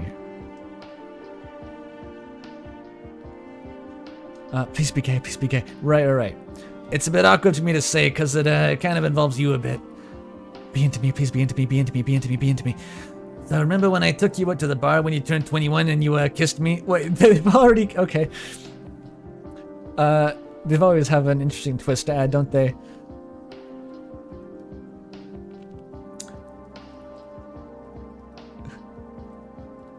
Please be gay, he says to the guy with a habit of, you know, kissing men. Yeah, why? I think, well, no. I know that I kind of liked it. And, well, do you like it too? Did he think they kissed and neither of them liked it? What is... I want to know the story behind this. I really want to know that story. Yes! Pan was taken aback by how loudly screamed that yes. If he was alive, his ears might have started to ring. You know, they kissed as bros once, it happens. Everyone exists forever thing is like 17776. It may be based on that for all you know. Still haven't read that story. It really is a shame. I should read that. We're supposed to be drunk. I mean, it's implicit if they're at the bar, but... Oh, I forgot that 21 is the drinking age. That would make sense. So that your first legal bar trip, you're going to get hammered. Yeah. In Canada, it is 19. I have to remind the Americans to flex on them.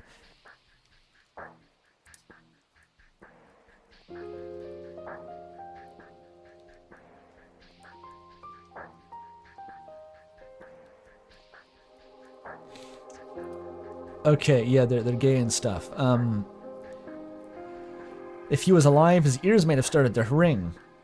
Well, do you want to maybe, do you want to become ghost? Date, be together, hug, kiss more? Whoa, yeah, that. Was he gonna say, like, ghost boyfriends? What was he going for here? Asriel then started glowing. Both of them took half a float back. Oh, that can happen if you get real happy. Oh my gosh, I can't believe this. I've had a massive crush on you for years. What, me? But I'm me. Yeah, it's why I kissed you that one time. Wait, I never thought about it like that. Yeah, you're funny and you're kind and an amazing friend. Oh, and you're also hot as hell, by the way. You really like me, don't you? Ghost sex. As he didn't say another word, he leaned forward and tried to kiss Pan, but he passed straight through him. Wait, hold on, let me... Only Pizzapants knows how to do ghost sex. She read it on a forum, and no one else knows how to do it yet. Free E-Pants. Pan pushed Azzy back a little, then leaned forward and kissed him. The two boys wrapped their arms around each other. No matter the confusion that would come in the following years from becoming ghosts, they would have each other. The thing that's most important for a ghost is an anchor. Something important to them that they can focus on to keep themselves existing. Be it music, or rage, or even just dreams of a perfect body. As long as a ghost has something that can fill the void in their soul that all ghosts have, they can live. And these two, they fill each other's. A perfect fit, as if molded by the godless stars for each other. If I could cry... I forgot the narrator voice. It would bring tears to my eyes. What a weird... They became ghosts for no reason, and Pizzapants is like, hey, want a date? And that's the story. Perfect. Amazing. Beautiful. Written in 6 hours. Amazing. They just die and start dating. That's all that happens. Do I want a break. I could maybe make some more tea. I'm running low on that. Maybe a break could work. You wanted to write about gay ghost society. Sometimes that's all it takes. I often have a theory of how these crossover fanfics get made, right? You see the weirdest crossover fanfic of all time, where it's like Franklin the Turtle in World War II or something, and you're like, how did this get made, right? And I think the answer is always that person, their two biggest interests happen to be Franklin the Turtle and World War II, and they said, fuck it, I want to write about only these two things, and I don't want to choose one. They're just going to be the same thing now, and that's just what happened. I'm pretty sure that's it.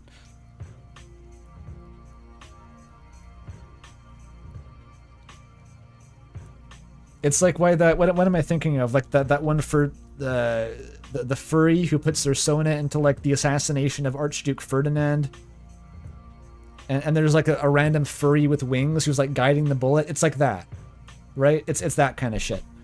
It's like, these are my two interests. Go fuck yourself. You wrote Berserk meets Gravity Falls once for similar reasons. Live your truth. Berserkity Falls. That goes hard, actually. Okay, the bingo.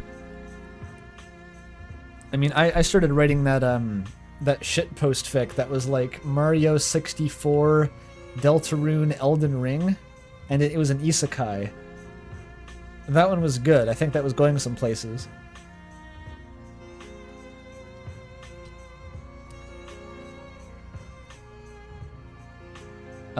Okay. They kiss? There's kissing. I guess there's ghost biology. We kind of got some of that. There's no fluids. They're all dead now. Colored text, of course.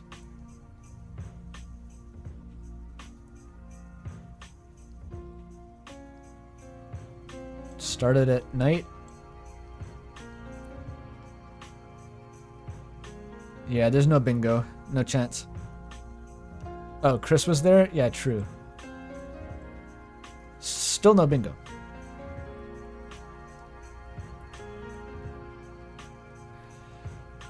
Yeah, maybe I'm gonna restock on tea. And then come back. Okay, a couple minutes break, couple more minutes.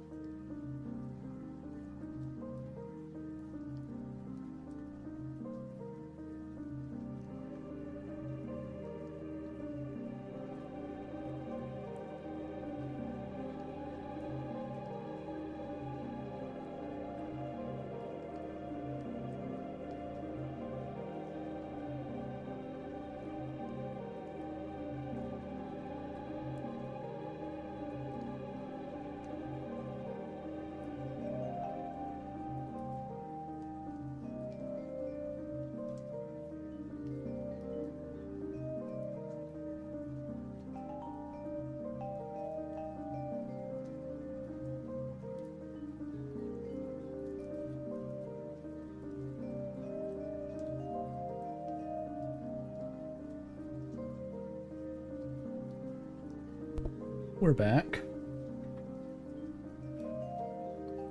Where did the cap to my tea go? Where'd it go? It's gonna get cold if I don't find the cap. Where the fuck did it go? I've lost it. It's not there. Not there.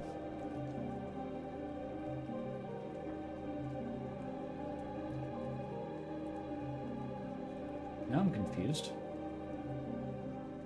I must have taken it out of the room and not brought it back. Okay, I gotta go get the cap.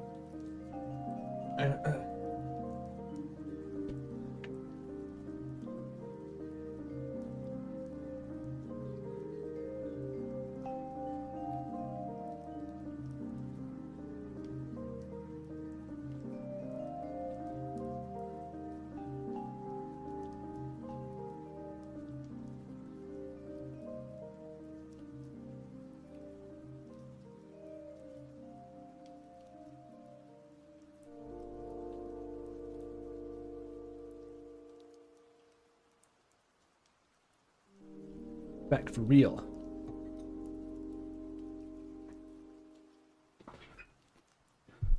There's a new RAM update.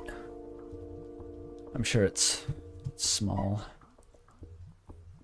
Probably bug fixes. Alright, we're here. 80 viewers left. Ah, that's pretty good. So, this is an even shorter fic that isn't about ghosts. Crazy.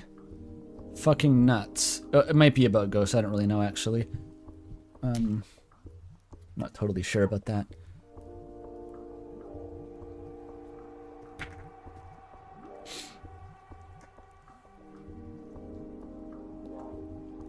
Okay, the Silent Hill music is holding strong. Oh, this is chapter 1. It's actually 4,000. Oh, that's fine. I can take it. We need some Halloween noises, though. Okay, nice. Just to get us back in the mood, you know. This is by Blackwater.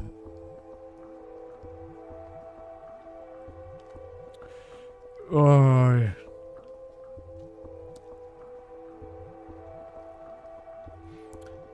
Mom, I'm home. Asriel stepped over the threshold to the living room. Chris immediately ran at their older brother, arms spread wide. Izzy. They shouted, wrapping their arms around him. Despite their relatively small size, their short arms managed to fully encircle the beanpole teen. I'm choking. My family made some baked pumpkin seeds because there's a pumpkin, and I'm choking on them now. Fuck.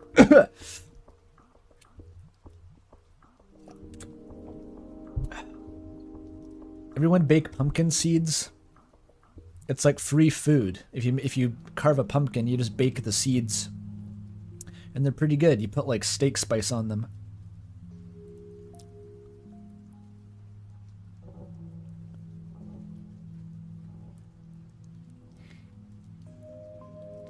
Got a Tupperware full of them, yes.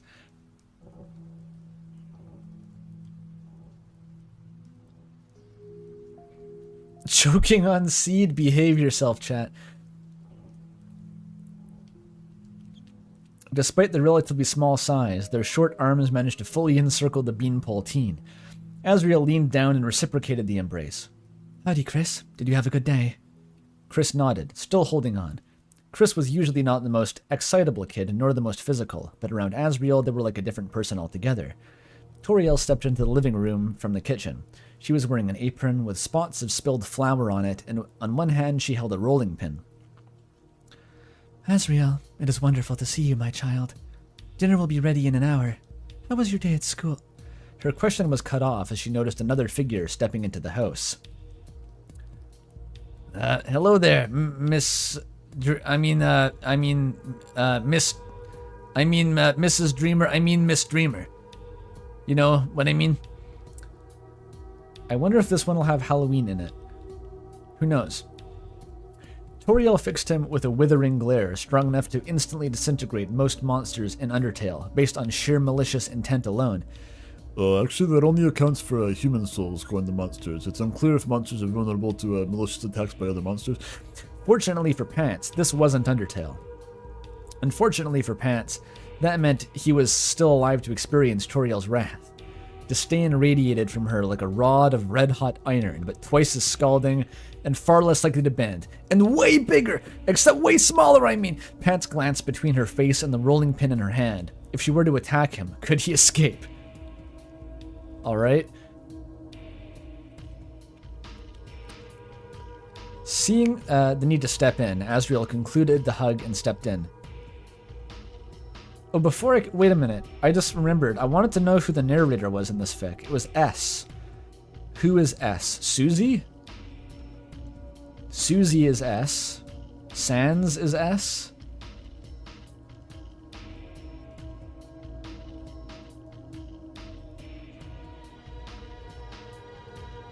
I don't know of anyone else. Scaster. Sans is S. Alright, we can call it there. It was this big! The size of this walnut, except way smaller! Yeah, that's what I was going for.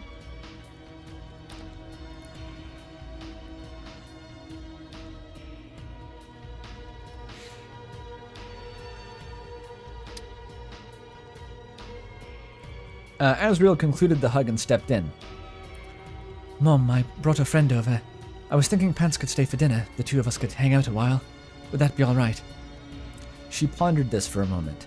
As much as she disapproved of the cat, she knew that to turn him away would be a breach of hospitality, an unforgivable sin in front of her own children. The deed was done.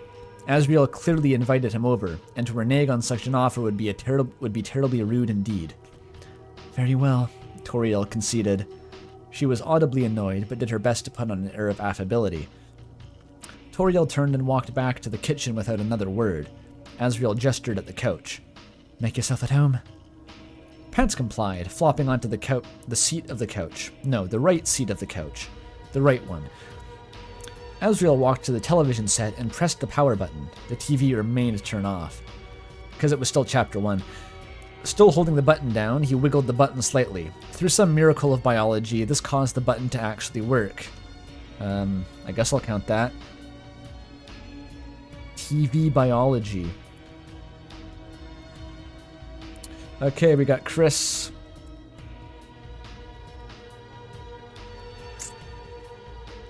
I guess Toriel's outfit was described, technically.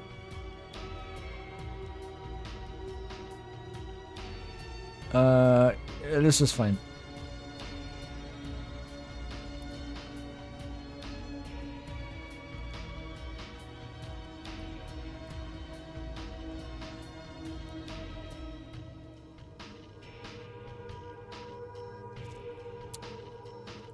What did you stumble into? Saw the stream title, right? Yeah, it's gay fanfiction. The stream viewers make the fanfiction, I read the fanfiction. Cycle of life. That's how it goes.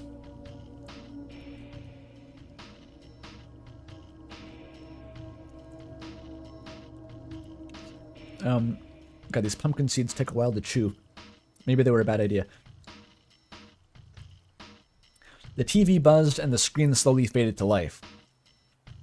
They are confirmed CRT users, Molly Stars is in chat. He turned on the gaming console on the floor, then grabbed the controllers and sat next to the Pants on the couch. The controller's taut wires pulled the console slightly closer to the couch, and for a second Pants was concerned that they wouldn't reach, but the cables remained plugged into their ports. Asriel handed a controller to Chris, who had climbed up on the last remaining seat of the couch to Asriel's left, then offered the other to Pants.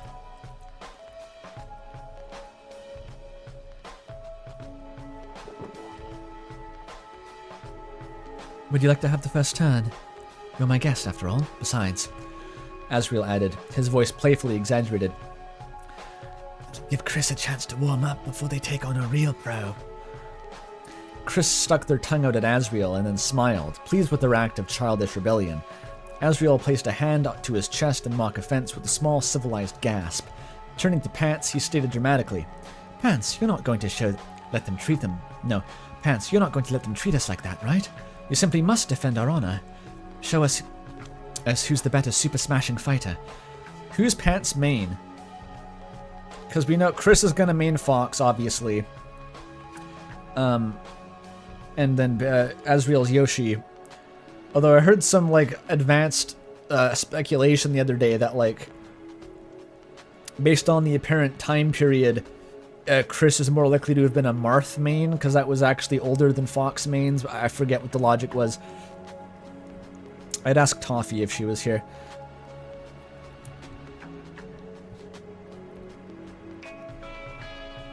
Pants smiled in recognition of the challenge and attempted to think of something to say that matched the jovial mood of the conversation, but couldn't think of anything, and so remained smiling awkwardly.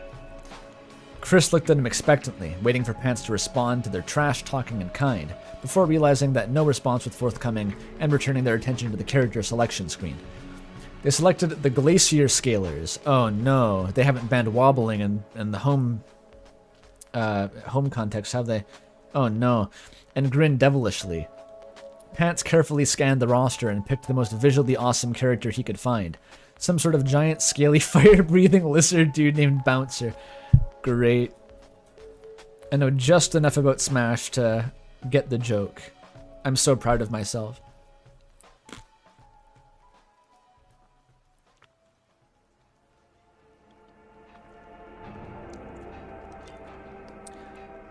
Chris selected a stage and, after a short loading screen, they began.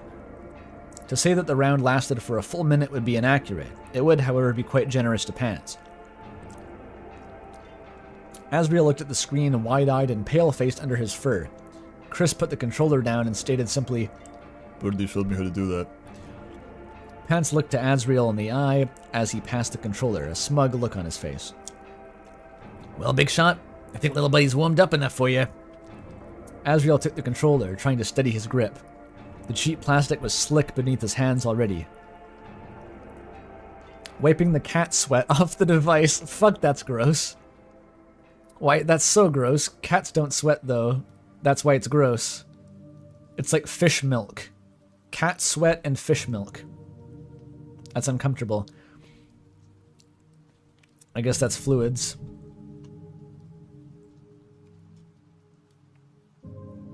Cat sweat. Mmm.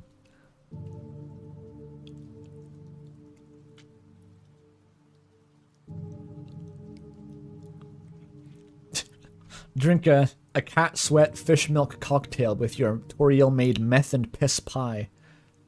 I don't even know what that joke is from anymore. I mean, it's from Kissy Cutie, but fuck knows what the context was.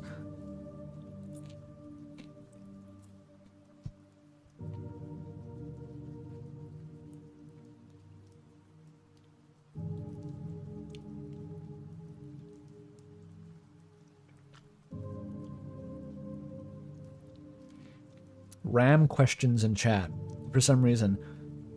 Yes, cooling rate is really useful if you have alt coolant, because it actually nerfs the damage you take from the explosions.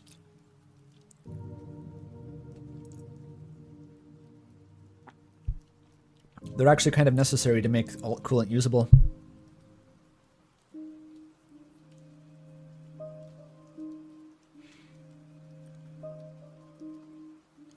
Okay. Wiping the cat sweat off the device as best he could, with the bottom of his shirt, he selected Yisho, the dragon, and hoped that to the angel that his skill would be enough to pull him through. At last, dinner was ready. As the timer dinged, Toriel removed the pie from the oven and set it gently on the counter. The smell of homemade crust wafted through the house. "Dinner is ready," she called to the living room. Asriel, thankful for the respite, paused the game, and the trio of gamers took their seat at the table. Asriel and Chris bowed their heads as Toriel said a brief prayer. With Chris clasping their hands in front of them, they kept one eye on one eye on Pants, who simply sat there, unsure whether it would be sinful to pretend to pray as an atheist.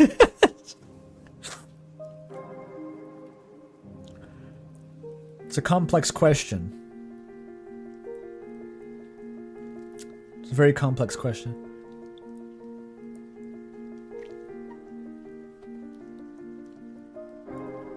You're talking about harpoon tip, Coca? I love that one. I still don't fully believe that I got it to work as stably as I did. It feels like it should break the game. During the development process of that upgrade, I had router tornadoes. I had like Gary's mod fucking physics glitches destroying everything. Anyway.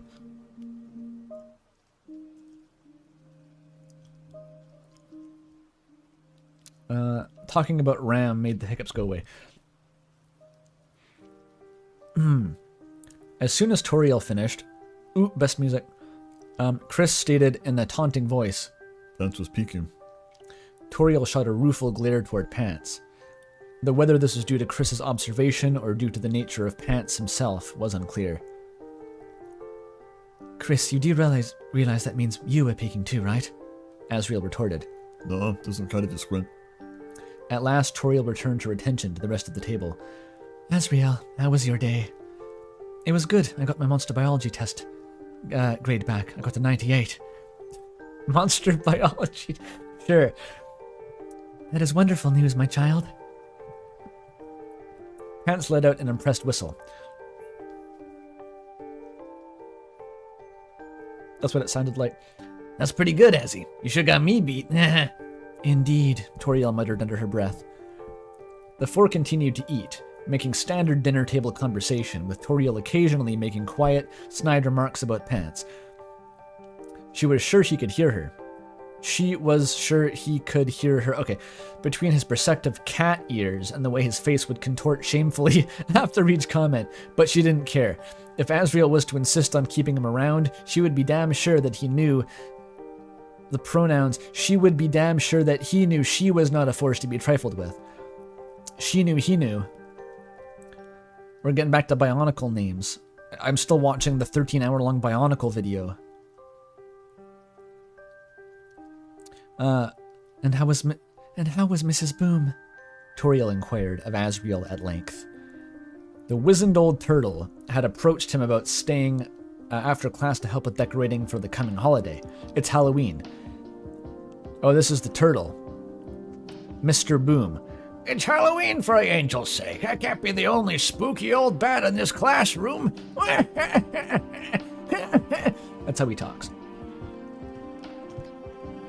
Halloween? It is Halloween. It's probably patched in. Probably patched in for the stream, I don't care. That, of course.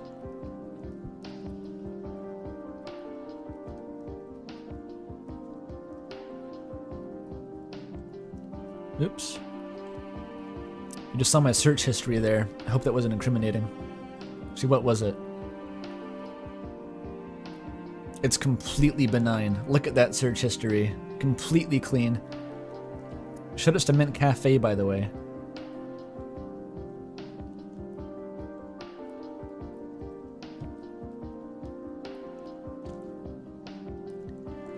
Okay.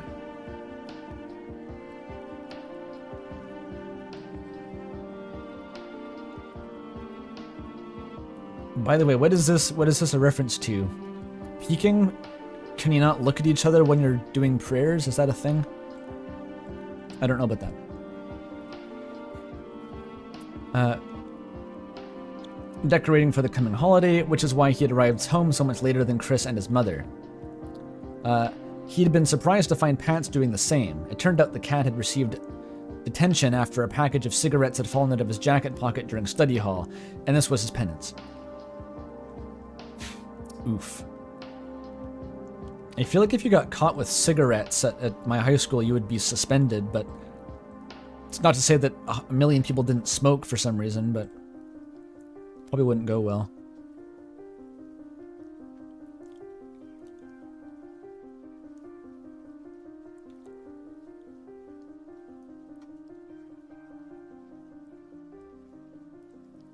You close your eyes or look downward during prayers. Huh. I like the part where Toa Shunu Hinu put the Krana and the Krana in the Makoki stone. I don't know about Toa Shinu Hinu yet. That's a spoiler. I'm only like 3 hours into the video. I've barely started the Mask of Life arc. You know what the funny thing is about the fucking Bionicle video? Is that I've already seen a separate Bionicle video doing the exact same thing in the exact same format, explicitly inspired by Ben Saint. That existed years ago, and now there just is a Ben Saint version, and it's like 3 times as long as the other one was. It's fucked up. I don't know what to think about it, because I remember nothing from the previous one. It's like it's all new to me, and that time is just objectively wasted now. Awesome.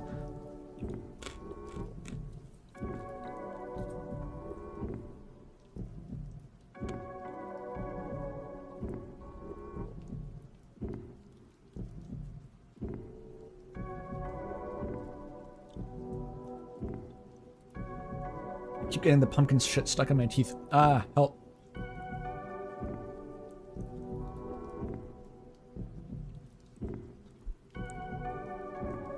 I think I got rid of it. No.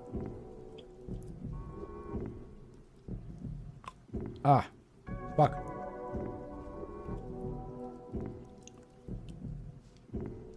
I fixed it. Why do I keep eating these? Fuck. What pumpkin?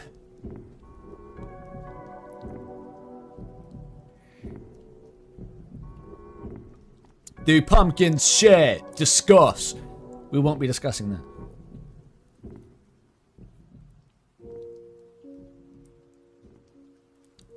Okay, I'm moving into snail's pace. He was his usual jovial self. He told us one of his stories about, the one about the dragon and the farmer with the shotgun. I think he was glad for Pants's and my help. Ah, yes. I heard something about your friend having to stay after class as well. Oh, she knew. That was unfortunate. Desperate for something to change the subject, Asriel shoveled the last couple of bites of supper into his mouth. He chewed quickly and swallowed before making the move. This was a great pie, Mom. Yeah, you really can taste the pot, joked Pants, in a desperate bid to cut the tension at the table. Is it a joke like it's a weed pie? Or a joke like it's a pot pie? Like a chicken pot pie? You get it? I don't know. I don't know what he was going for there. Toriel's eyes narrowed and her snout wrinkled with disapproval. Her actual whole face peeled back into a horrifying visage of gore and shrieked at him, then it went back to normal. Pants immediately broke out in a cold sweat as he realized what he had said, his fur getting grosser by the second. He looked down at the plate, his face shrinking and moving around his face like a DVD screensaver. His face moved around his face. That's awesome. In embarrassment, as he remembered the last time that the subject of himself, Asriel, and Pot had converged in the presence of the Dreamer Matriarch. Asriel, unsure how to salvage the situation at this point, excused himself and nudged Pants under the table to do the same. Pants jumped, not expecting the physical contact, and banged his knee his knee on the underside of the table with a loud thud and the sound of rattling dishes. He quickly hopped up and took his plate to the kitchen, following in Asriel's stead. Toriel didn't object to the abrupt conclusion to their dinner. The sooner this horrible cat boy left the house, the better. Gay cat boy, sitting at my dinner table.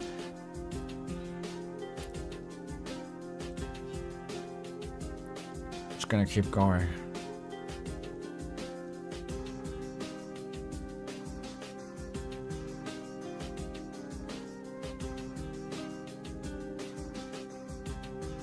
Yeah, the spooky sound effects ended like hours ago. It wasn't even spooky, it was just like random ASMR sounds. It was like 10 consecutive minutes of someone trying to scratch through a wooden door. I was like, what the fuck even is this? It was just like trying to get the last 2 pieces of firewood apart when there's have a little bit of wood stuck between them.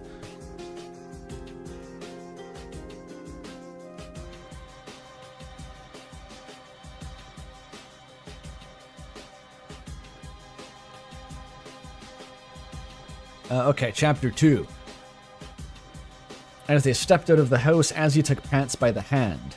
A light blush appeared on his face, and Pants's face also did. Something. Asriel and then Pants started walking south at a conversational pace. I thought it said a controversial pace. Can Asriel really walk that fast? Power scalers are debating. The air was cool and saturated with birdsong gently trickling from the trees. The sun hung over the horizon, and the clouds and while the cloud-dusted sky was mostly still blue, the line dividing the earth and sky was singed orange like a marshmallow barely held over a flame. Beautiful. Okay, so gay is confirmed. Surprisingly unfree space. Takes a while sometimes.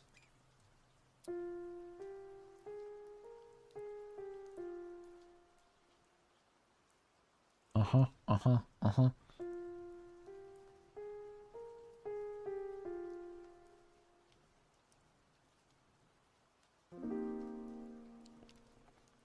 Liquid Birdsong checks out.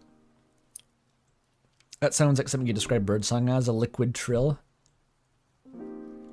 I think you even describe some like sounds in language like as a liquid R. I think that's actually a linguistic term. A liquid R. Or an L. I forget what it means.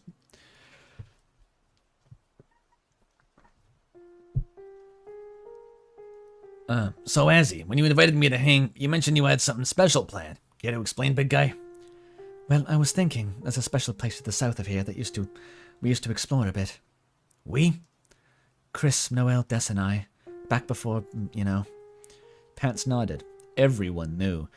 It was only a couple of years ago that Des had disappeared. It was the talk of the town, it was the talk of the town. Talk of the town for about a week before everyone seemed to have just gotten over it.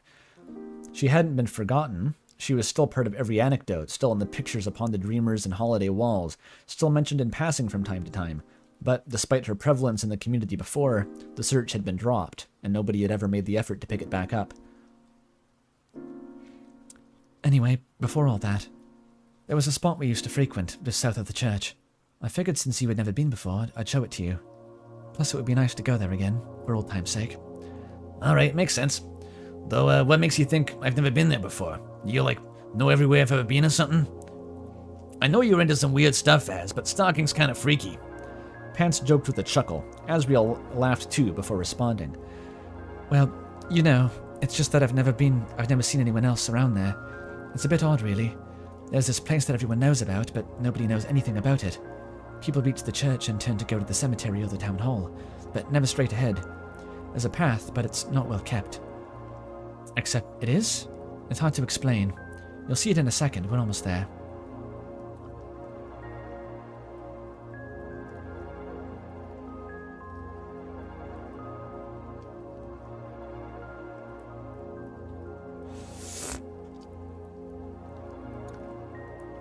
Sheldon Lillian is becoming violently emotional at the Toriel's discrimination against Pants. Sometimes it just hits different, I don't know.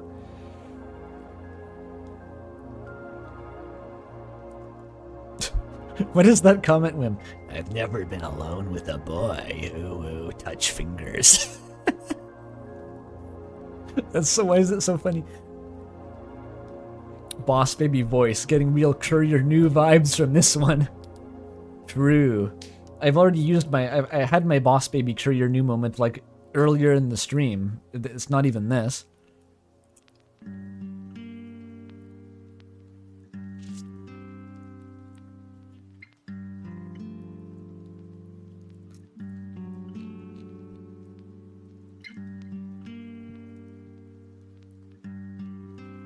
Oh, and the Liquid Birdsong was a CN reference? What? Because that was my first thought. I was like, that sounds like a CourierNew line, but I didn't say it out loud because I knew that'd be fucking brain rot. Fuck you. You actually used a line that I didn't God damn it. Liquid Birdsong. There's like a 50% chance that Courier's still in the chat, by the way. He was here. He was just fucking here for some reason. Anyway. You're giving me like subliminal tilting messages. It's in 3 fix. I need to make a document of these courierisms. There's a few. Like the word rhyme, for sure. Hard to think of examples, but when you see it, it's like, it's a courier thing.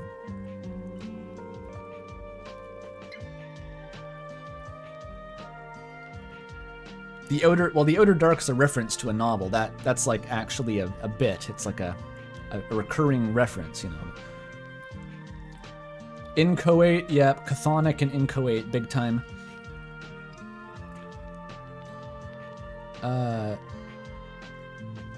Perhaps thrum, I want to say. It's again, it's very hard to think of examples.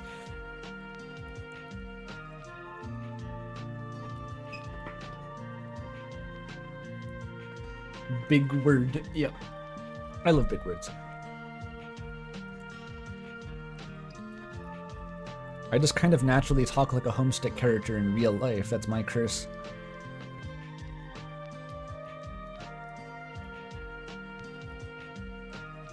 Okay, where were we?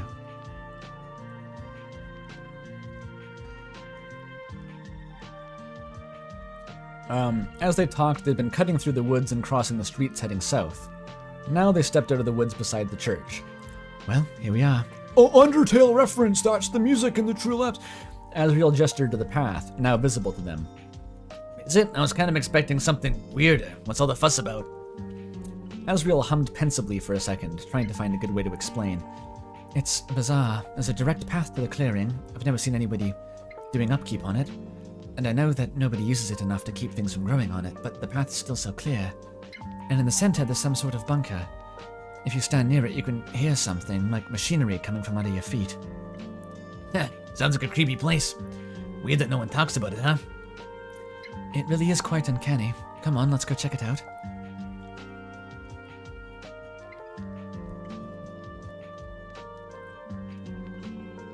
They're gonna check out the bunker. Asriel was right, Pants noted. The path was clear of any vines, roots, or weeds, lined only with grass, but it wasn't worn at all either. The ground wasn't tamped down by footfalls over the years, and the grass was taller than that around the clearing where the church was.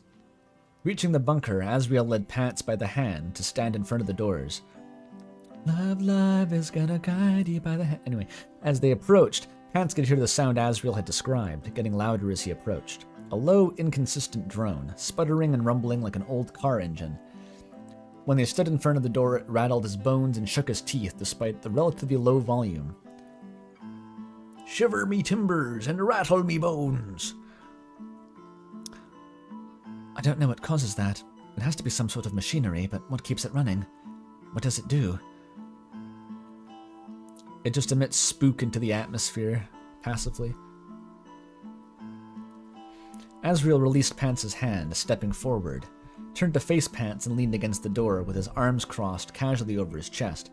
Well, I thought he was doing like a Cabadon for a second, but it's the other way around. Okay, I had the wrong image.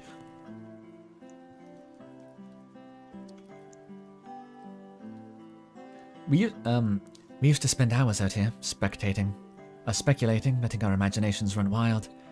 Chris would always try to spook Noelle by saying that it was a factory where Icy got the meat they put in their pizzas, and that if she wasn't careful, he'd get her and turn her into a sausage. That is horrifying. Yeah, that sounds like little buddy, always a trickster. That's, If I were to put you in a meat grinder and turn you into an Icy's pizza sausage, I think you'd be dead. where's the bingo card? Here it is. I think we're gonna get a bingo. This is where they're keeping Germa in there. That's where he retires to. That would be like a new level of hot, getting Cabadoned on the Deltarune bunker. Just saying. Specifically on the Deltarune bunker. So like Gaster's on the other side of the door. Yeah. I regret that tangent. Let's start reading the fic again.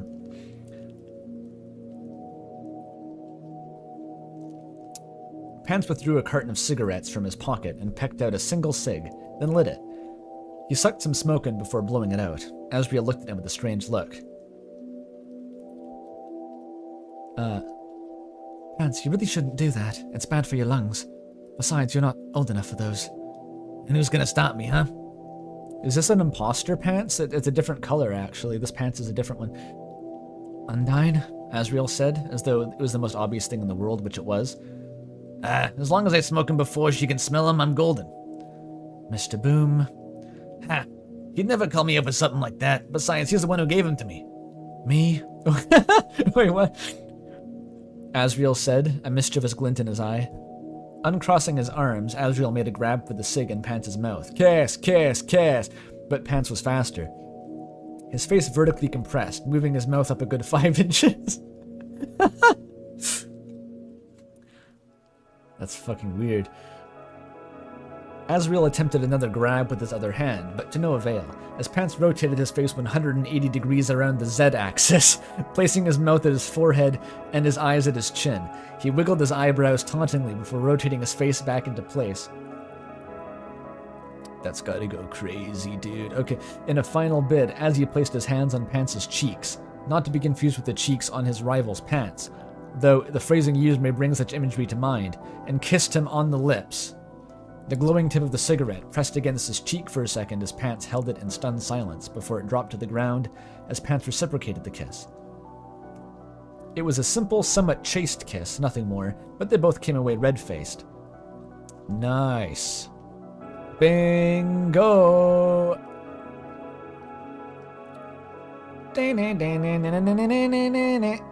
Perfect. That was fast. Yeah, Pants' face is spinning like a helicopter rotor while Asriel tries to kiss it. It's like a new fucking form of foreplay.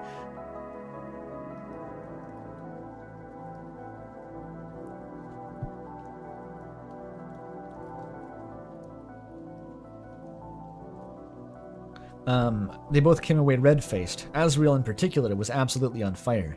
Pants noticed this after a second of stunned silence and began swatting gently at Asriel's face to try to put the cigarette-singed fur out. Oh. Asriel realized what had happened and immediately began doing the same. Fortunately, they were able to put it out without anyone getting hurt, though Asriel certainly would be hard-pressed to come up with an explanation for the black patch of fur and smell of singed goat-like entity. Oof. Toriel's immediately going to intuit, like a Danganronpa protagonist, that the fur was singed by Burger Pants' cigarette as they specifically kissed, specifically at the Gaster bunker. With the emergency taken care of, the two looked at each other for a second before bursting into laughter. It really wasn't all that funny, but they were both still positively giddy from the lip-to-lip contact, so they could probably be excused for the severity of the outburst. This is fic as literally what if we kissed at the Gaster bunker. That is literally the fic. Once they had both mostly recovered, they slumped against the doors of the bunker, falling into a sitting position. Golly, that was something, huh? Asriel said, as much to himself as to anyone. Sure was, buddy. Sure was.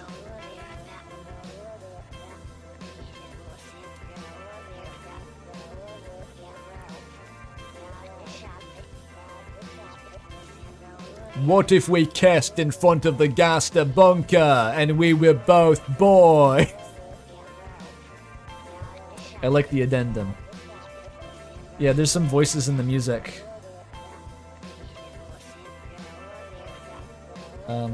Wait, just ignore them.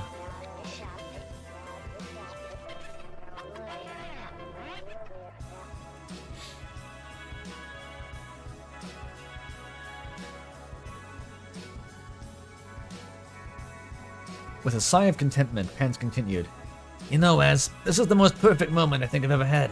Being here with you, away from school and everything else. It's real nice, you know. I'm really gonna miss you when you go off to college. Asriel chuckled. Well, you still have a few years to get back, to get sick of me until then. Besides, who's to say that you won't come to college with me? Pants let out a chuckle as well, though his lacked the mirth of Asriel's.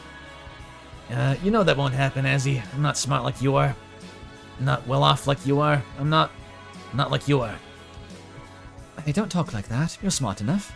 You can do whatever you put your mind to. Azzy, please don't start with that. I don't want to think about that anymore. I just want to think about us, here and now, just you and me. After saying this, he paused for a second. And I guess these stupid birds. I wish they'd pick another song already, jeez.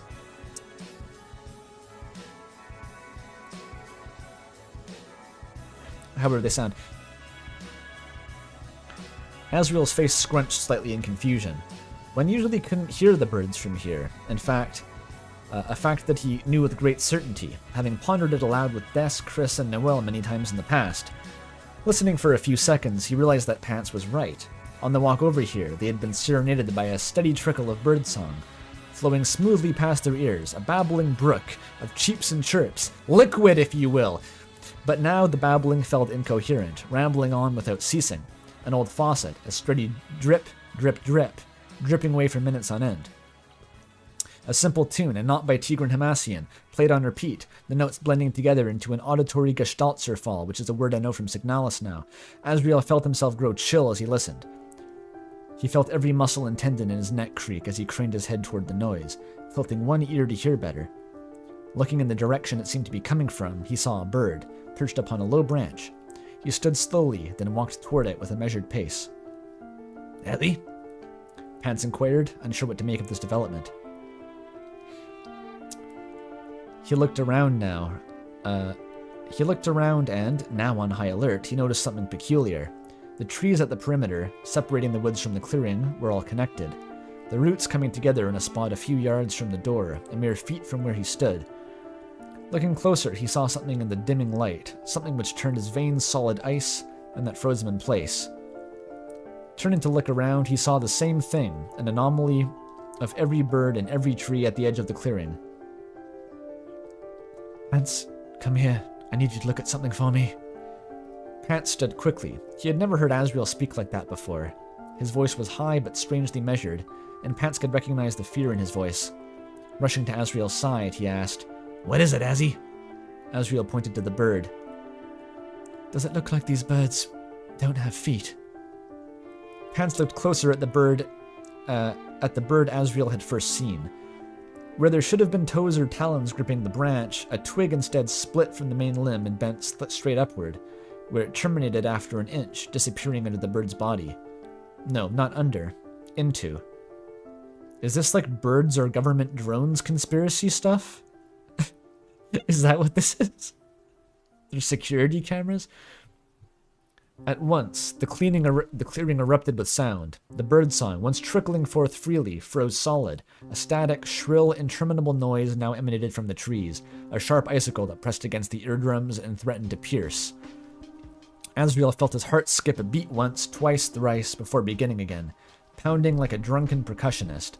Feathers warped and stretched, and the cluster of roots joining the trees began to wriggle, slowly rising from the ground. The bird's branches and trunks began to deform, shrinking and shriveling as the flesh and tendons retracted, moving under the bark and feathers to congregate at the raised roots. The surface of the roots bulged and changed color, tissue writhing like worms in a rotten fruit, warping and deforming the bark so that surely must have been the creature's skin. The mass of shifting, fleshy roots shifted, revealing a toothy smile and two eyes, one grotesque, bloodshot pink, the other a sickening yellow. Oh no. The trees had come together into one being. No, they had been one being the whole time, watching, learning, beholden to their mutual vulnerability. Now it stood, a mound of ill-shapen flesh, flabby as blue with cyanosis. Flabby and blue as with cyanosis. From somewhere within, a throaty voice rang out, barely intelligible, and yet it spoke. The meaning made itself known, the senseless noise colliding with itself and leaving order and intention fully formed in the wreckage. Before Asriel could process what had been said, he felt the hand grasp his own. Sick.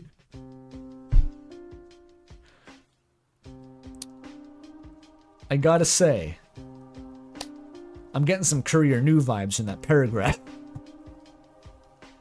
The boss baby voice is coming back. What are we doing just standing here, Azzy? Come on. Hearing the voice brought Asriel to his senses. The two turned and ran, Pants in the lead, as fast as he could go. They cut through the woods, the branches and twigs swatting them as they plowed through, thistles grabbing at their clothes as they passed. Not until they reached the Dreamer home's walkway did they stop, still buzzing with adrenaline. Pants bent double, gasping for breath. His soot-stained lungs were sore from the dry, cool air, and he had a stitch in his side. Even so, he noticed, he seemed to be faring better than Asriel. The Caprine monster was looking back the way they came, as though expecting to see a shambling mass of wooden flesh emerge from the growing dark, or the hint of an eye at the edge of the streetlight's glow. Looking him over, Pants saw that the side of his leg was stained red, a small hole visible in the fabric just above his knee. Blood. That was the spam totem, dude. That was the spam totem coming to get them. Holy shit. Azzy, you're hurt. We should get you inside. Asriel at last looked away from the road toward Pants. He was trembling, and Pants knew it wasn't from the cold. It's nothing, Pants, just a scratch. I'm more concerned about whatever that was. Pants, did you hear what it said? I heard something, all right. I'm not sure said is the right word for that noise. What did you hear? Asriel was silent for a moment. The stain was already turning gray, old blood turning to dust that... Oh, fuck you. Old blust... It's blust. You invented blust that helped the clot and heal. It spoke to me, Pants. It said it wanted my soul. It wanted to make a friend with it. I think it would have killed me if I hadn't stepped in, if you hadn't stepped in. I think it wants something to do with Chris. Asriel stepped closer, grabbing Pants' hand in his own. Looking him in the eye, he spoke plaintively, desperation plain in his voice. Pants, while I'm away, please watch over them for me, won't you? I'm scared for them. Scared of what could happen if it finds them. Pants knew he couldn't do what was asked of him. Little Buddy was known for coming and going as they pleased, even with their own mother struggling to keep them out of trouble at all times. But this wasn't the time to say such things. Wrong text color. You got it, Azzy. They aren't going nowhere, as long as I'm around, I promise. Asriel looked relieved with a gentle squeeze of Pants' hand. He said softly, Thank you. with black text. That's fucked up. The text color being weird is throwing me off here. It's weird. Pants squeezed back. You got it, big guy. The two stood in silence for a second before the thought occurred to Pants. Hey, Azzy, what were you doing behind me anyway? You're like the fastest runner in town. You should have been way ahead of me. Asriel looked away. I wasn't about to let anything... Let me try. I wasn't about to let anything... I can do it. I wasn't about to let anything happen to you. Pants couldn't believe what he was hearing. Azzy, what? You're way more important than little old me. You should have been in the lead. Hell, you probably could have just left me behind altogether. What were you thinking? Asriel gripped him firmly by the shoulders, taking Pants somewhat by surprise. Don't talk like that. You're worth more than you know. More to me, more to everyone. You've always been, and always will be. Asriel pulled him in for a hug. After a moment to contemplate his words, Pants returned it. The two monsters held in each other's embrace, a spot of warmth in the cold October night. When Pants pulled away, he wore what Asriel thought to be his most unique and credible face of all, the rarest Burger Pants face, a heartfelt, soft smile. Thanks, Az. Thank you for believing in me. Anytime, Pants, anytime. The two stood a moment longer, gazing into each other's eyes, before Pants looked away, scratching his head. I guess we should be getting home. Mom will freak out if I'm not back by 9. See you tomorrow? Asriel smiled. I'll be the one in the Yiso costume. Yisho. Every damn year. Pants muttered to himself. I love how even though it's a fanfic, we're still using copyright-free terminology. Pants muttered to himself as he walked off, shaking his head in a half-mock disbelief. Yeah, like, once as a Halloween costume, every year it's a fursuit. He's a scaly. Your boyfriend is a scaly. Just get used to it. Pants muttered to himself as he walked off, shaking his head in half-mocked disbelief. Bah, bah. Asriel watched him go until he passed through a patch of streetlight and disappeared into the other side. Turning, he opened the door and returned inside. Nice. Epilogue. The creature stood at the entrance to the clearing for a moment. The creature was demonic in nature, watching the spot where the two had entered the woods as they fled. At last it turned and shambled back to the clearing, not bothering to hide itself or change its form. As it approached the bunker, it pondered what would come next. The day would come, and not too soon after that, they would arrive. Something like that. Grammar error. Hang on. Gotta note that.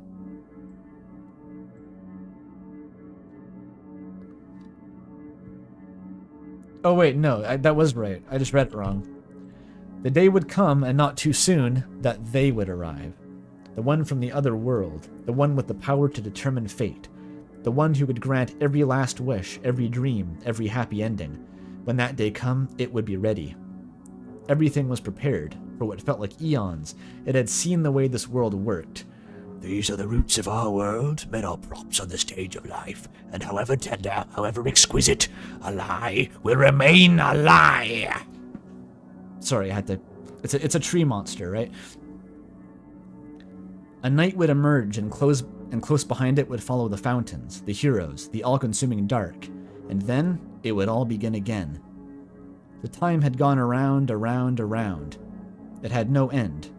And the beginning, if it ever had one, had been retread so many times that it had lost all meaning. But this time it will end.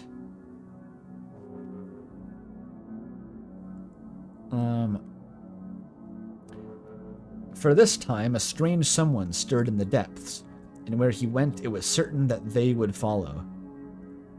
It had learned so very long ago that they had an affinity for one called Asriel. As fortune would have it, so too did this world's human child. So alike to the vessel they had used in the other world, it almost came together too perfectly. And so as it stood before the great metal doors, it held up a single claw before its eyes, spotted with red that was so quickly fading to gray. It felt the dust as it was absorbed into its own skin, until the claw was clean again, sliding the claw through the crack in the doors, allowing itself to ooze through into the bunker. It allowed itself a single sentimental thought toward them. I just hope we'll be friends for 999 more years. So that's a quote from the wow, okay, that went places. That was cool. This was like a soft lore fucking Deltarune theory, just kind of encoded in there. That was nice. Time loop theory was in there, sure, just referenced. Ralsei is Asriel's dust, harvested by Aldia, scholar of the first sin.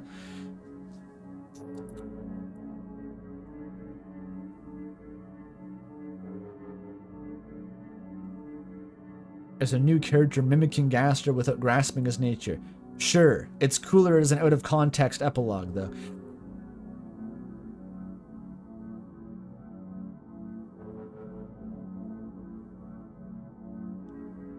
The Mimic. Yeah, some good horror writing in that one.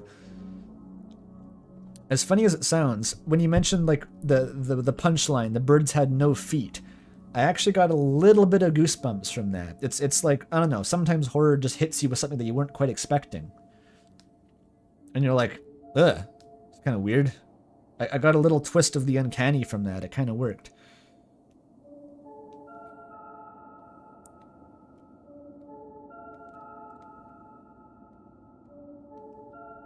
Yeah, it's like, horror is weird, you know. It's like, my mom always talks about the Amityville Horror, the book.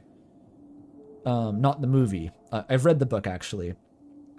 And she said, like, she couldn't read it because there was a part that was so scary to her that she had to stop reading the book. And what that part was, out of context, sounds like completely lame. It's just that they had a stone, like a Chinese dragon sculpture in their house somewhere.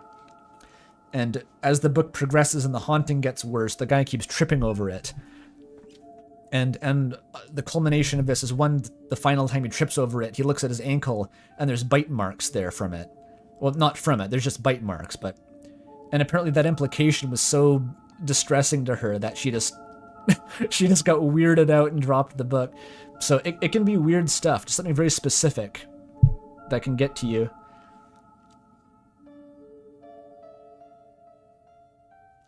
The gremlins being in your washing machine scared you as a kid?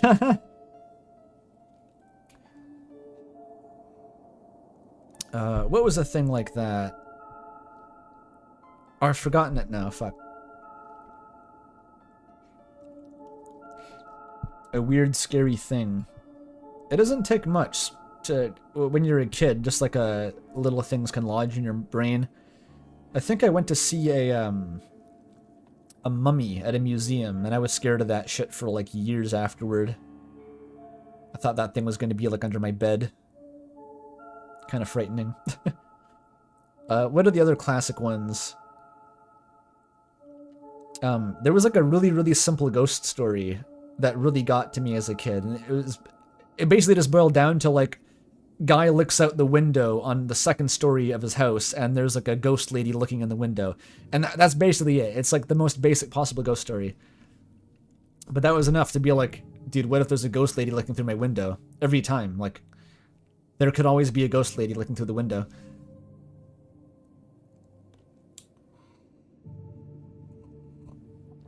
You always check behind shower curtains. Classic. The Re-Dead from Ocarina of Time scared you? Well, yeah, that one's pretty fucking horrifying. I never actually played Ocarina of Time as a kid. I dodged that bullet.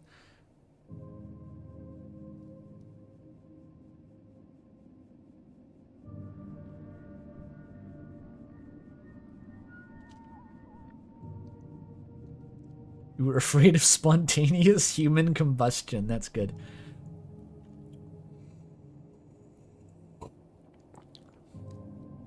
There was also... Okay, this is like a barely remembered thing. This feels like I dreamt it. I watched a little tiny bit when I was a young kid of some anime. And I don't know what anime it would have been because like my family did not watch anime when I was a kid. It wasn't a thing. So it must have been something that just kind of started playing on a television channel. And I don't know what it was. It was about... I remember two things. Only two things from this anime. One of which was, there was like a lottery where they were drawing for like a contest, and they were choosing balls out of this lottery basket, and like the person whose ball got drawn would be the winner. So that's one thing. I forget what the prize was. And the second thing was like something about water, something like a ghost coming out of water, or a monster coming out of water. It's it. It's like the vaguest memory I have of this. Yes, balls. It was balls. It was just like a lottery draw where they had like people had numbered balls in a hidden container. But beware of water. What the fuck was that? It's gonna be a mystery to me forever. But anyway, it made me kind of afraid of water for a while. Like even the toilet, I was like, was the ghost in my toilet maybe?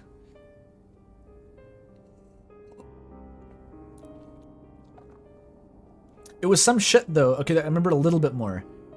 It was like the protagonist, the guy, his ball was like not going to be drawn, but then like some sort of supernatural force moved his lottery ball into the hand of the person. You could see inside it.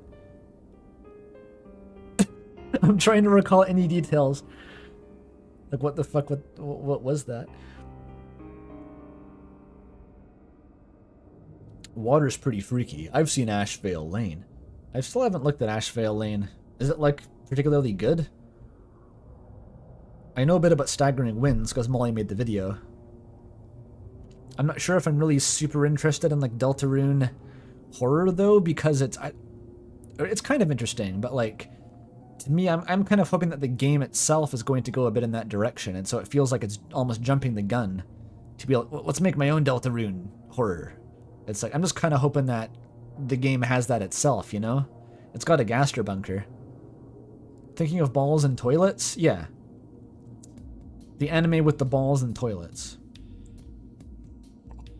I have glowing praise. It has decent ideas at times. Okay.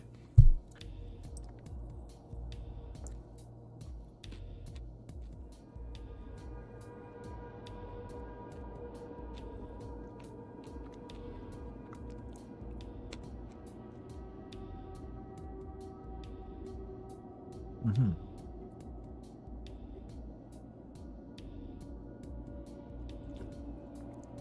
God, now I want to find out what that anime is. I've had this vague memory my whole life, and I've never really thought about, like, finding out what the anime was. I'm sure if I went to, like, Reddit or something, someone could tell me, right? But, huh. Maybe someone watching this, the VOD later.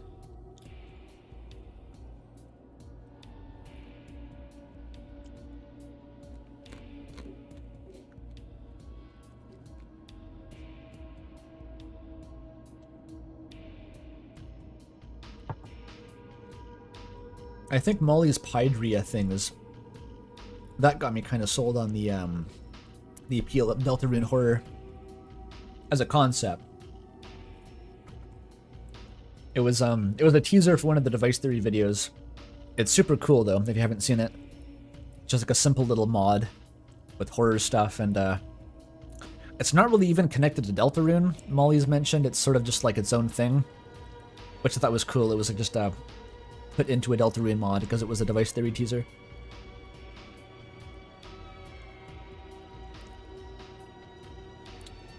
The SCP that I almost wrote one time. It wasn't very good. I think I liked the idea less and less over time. It was sort of a monster that... What the fuck was it? You can't perceive it, but you remember perceiving it, I think. You gain clearer memories of it the longer in the past you encountered it. Until you realize that it's been with you your whole life or something, but I didn't know what to do with that idea.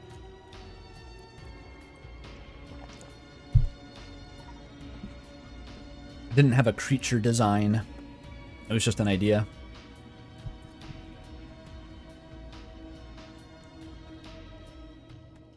But the thing with SCP, though, is that, one, how the fuck do you know that it's not already SCP-6969, right? There's that many SCPs, no one's read them all, except for SCP-Georg, but he himself is an SCP. And two, it's like a really close-knit community at this point. And three, there's like a fucking academic... It was easier to get a paper published in the Journal of Audio Engineering for my, like, undergraduate thesis than it was to get into the SCP wiki. Like, the process was more stringent, I swear to God. At least there was more, like, arbitrary busywork steps that you had to do.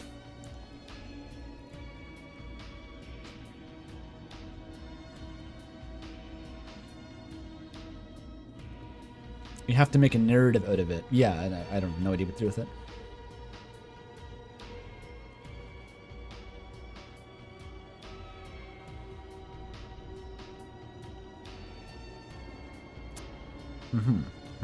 Oh, there's fireworks outside. That's weird. People sometimes do fireworks for Halloween. I've never really understood why.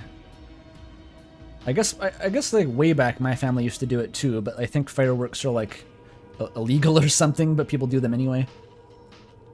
I think way back we used to do them, actually. That was far enough back, though, that we had, like, you would buy your fireworks at the video store. For some fucking reason, you would go to the local, like, video stop or whatever to buy fireworks, and that was just a thing. I don't know why they were at the video store, but they were.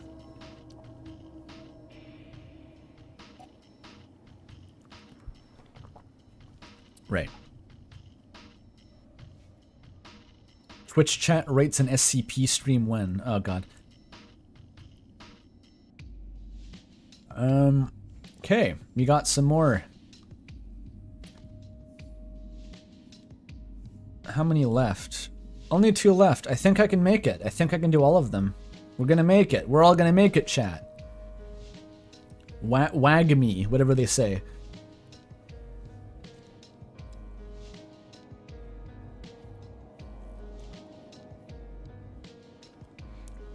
Was the anime Card Captor Sakura the movie? I don't know. Is there a lottery and a water ghost in Card Captor Sakura? I don't even know what that is, actually. It was probably a movie of some sort, because it was like...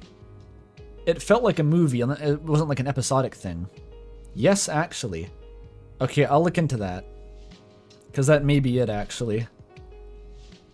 Huh.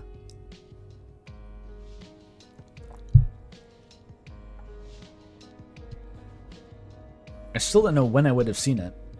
Like, it must have just come on Adult Swim or something because I stayed up late. Who knows?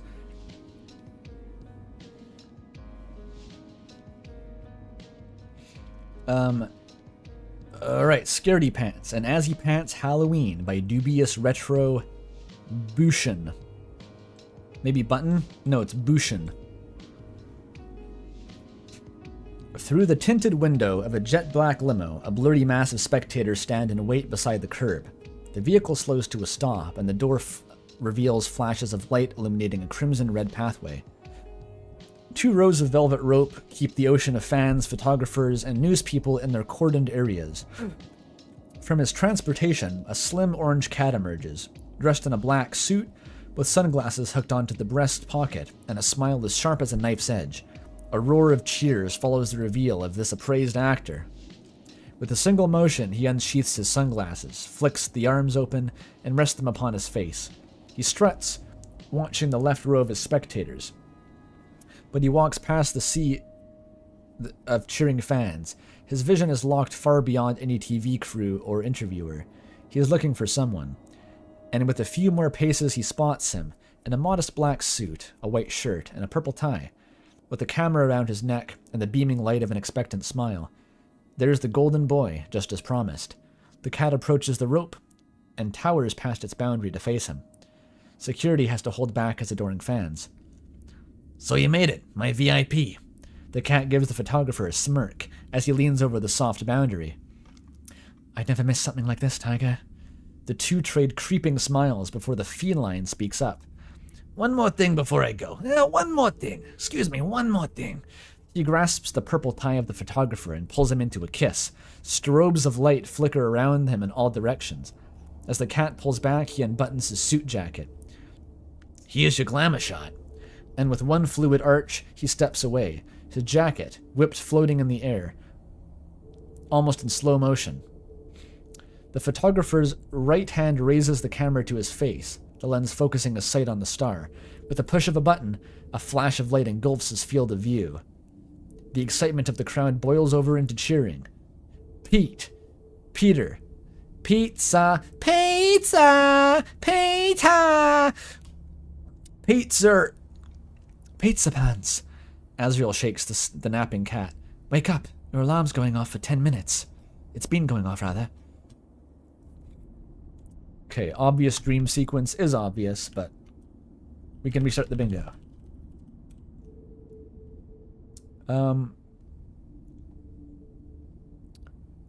There was kissing, dream kissing, gay. Yeah. And colored text. I should just leave this one filled in. They kiss in my dreams, too, Says Pidge. I'm sure they do, Pidge.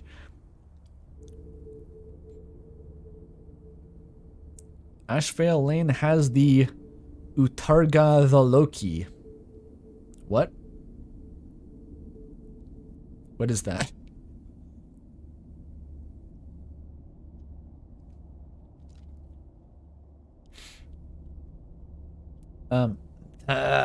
Pizza Pants is drooling.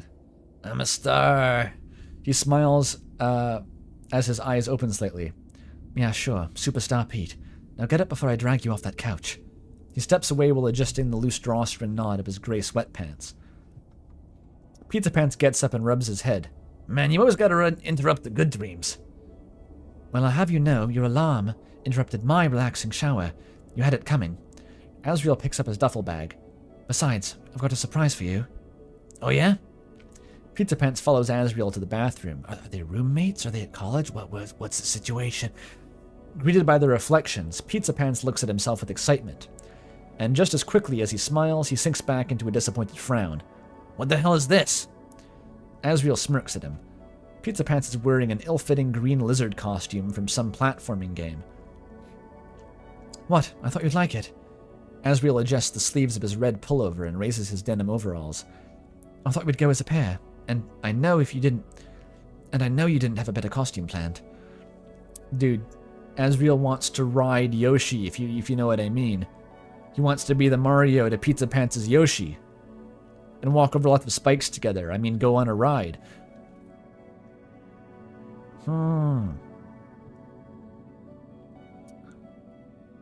Domestic Azzy Pants.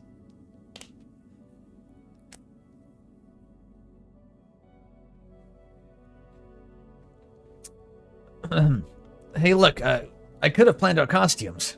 Pizza Pants lets out, leading Asriel to give him a doubtful look. We could put on some suits and get glasses, like the guys from that movie. Pizza Pants gives a weary smile at Asriel. He isn't buying it. Oh yeah? Like the brown suit that's 3 times bigger than you hanging in our closet? Hey, how did you... Pizza Pants stammers. Okay, grammar error, you're going down. It could be good for a bingo, though. And Halloween. Making good progress. Please, Gaster. We need Gaster. Don't yell at me. You're the one who gave me the tour of the place. Your wardrobe is the first thing you showed me when you got here. Oh, yes, that's right. Yesterday, Asriel walked Pizza Pants home from his evening shift in preparation for the morning shift the next day. Even then, he was barely lucid. By the time they made it through the doors, some force possessed Pizza Pants to be a hospitable host to his new guest, even though Asriel has definitely been to this apartment before. Sadly, Pizza Pants' cribs was interrupted by a glass of milk, a turkey sandwich, and the dreariness that took hold of him. Man, Asriel shakes his head. My roommate after a party can walk better than you after a shift. Hey, it's no man's land in there. Pizza Pants can't take the slander anymore. So they're not roommates, he is visiting. In like, probably a gay way. The two began to bicker, and they bicker some more, and they squabble at each other too. Pizza Pants blindly follows Asriel out the door of his apartment, down the stairs, and out onto the sidewalk toward Toriel's house. Oh, so they're just kind of still in hometown. Okay. I thought this was like future arc. Asriel finds a break in Pizza Pants' barrage of defensive retorts. Well, at least we've got matching costumes. We'll make a cute pair for the party. He smiles at Pizza Pants. Yeah, you look like a 10-year-old farmer's boy, and I'm a fluorescent dinosaur. Real cute pair. Yes, very cute. Asriel's smile fades as he connects the dots. Hey, I'm not a farmer's boy. What do you mean the mustache looks 10 years old to you? Okay. They laugh as they approach the door to Toriel's house. There are decorations littering the lawn and the doorway, spiderwebs and caution tape, plastic gravestones that are engraved with friendly greetings. All the pumpkins have smiles carved onto them. Very intimidating. That checks out. I decided to make the spike traps blunt so they would not hurt the humans, etc.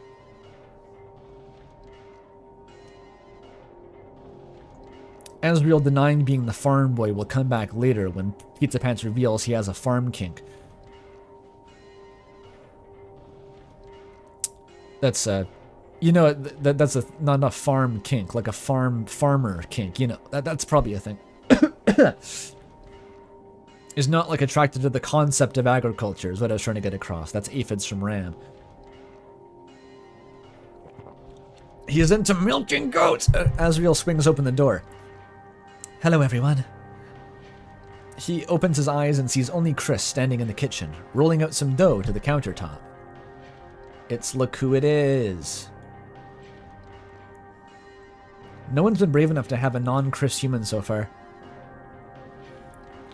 Asriel swings the door open. No, Chris. Oh, Asriel continues. Hey, Chris. Chris leans backward from the kitchen counter with a smirk. Smirk mouths.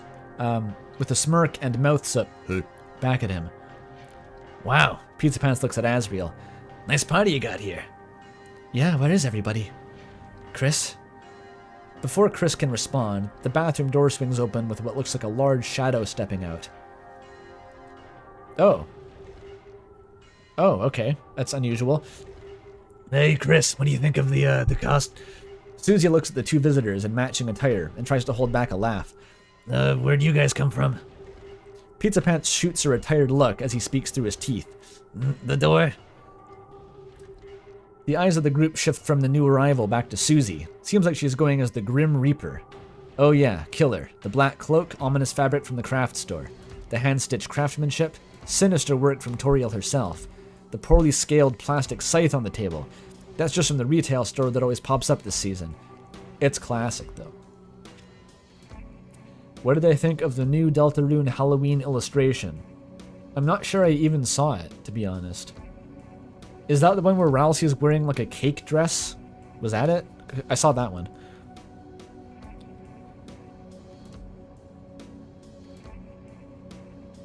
Yes, I did see it. It was cool. I didn't look at it for very long, though. because I don't remember the details. I should look at it more. Hang on, I'm going to apply chapstick.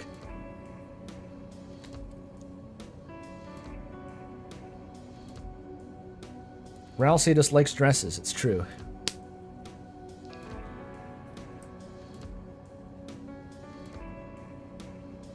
Chris was smiling? Oh, that's pretty cute. Let me find it actually, I want to see that now. Deltarune, Halloween. It was like an anniversary thing, right? Because the Deltarune Chapter 1 dropped on Halloween, I think? Did I make that up? I think it dropped on Halloween.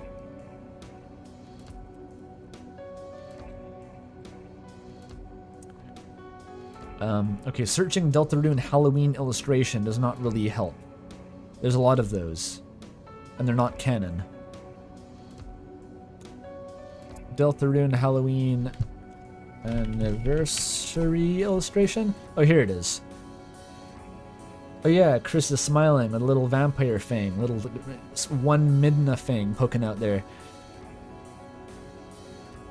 I guess I'll show it on stream. Yes, I guess I will. Oh. Yeah, there we go.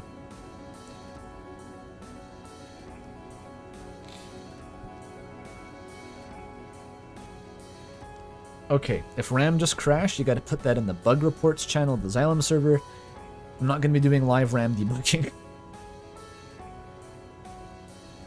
Ralsei is just dressed as like a strawberry cake. What an absolute fruit he is. Adorable. Wait, Chris is holding the bird cage? Oh, for fuck's sake. They had to give it dark implications. They had to make it lore relevant. Chris holding a fucking bird cage. What even is that star inside it? Why is there a star in there? What does it mean?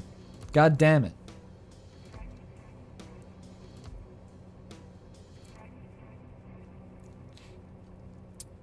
It's a dark candy. Oh, you're right, you saved it. But still, it's a bird cage.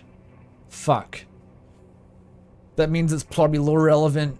Molly was right. Not that I didn't think that she was right, but I was kind of hoping that the bird cage somehow wouldn't be important and it would just I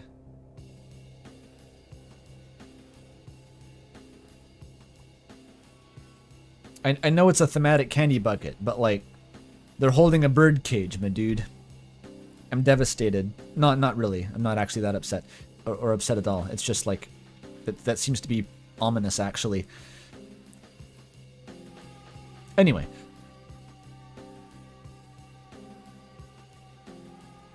can you say that? Can you say that?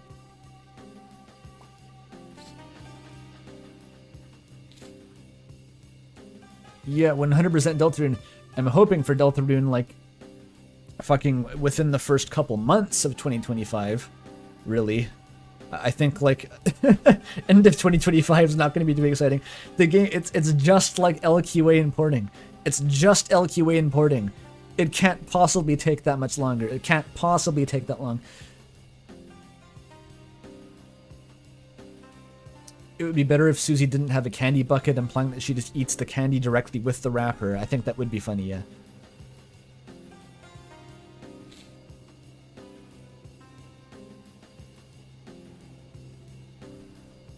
I would have loved if it came out in October, though.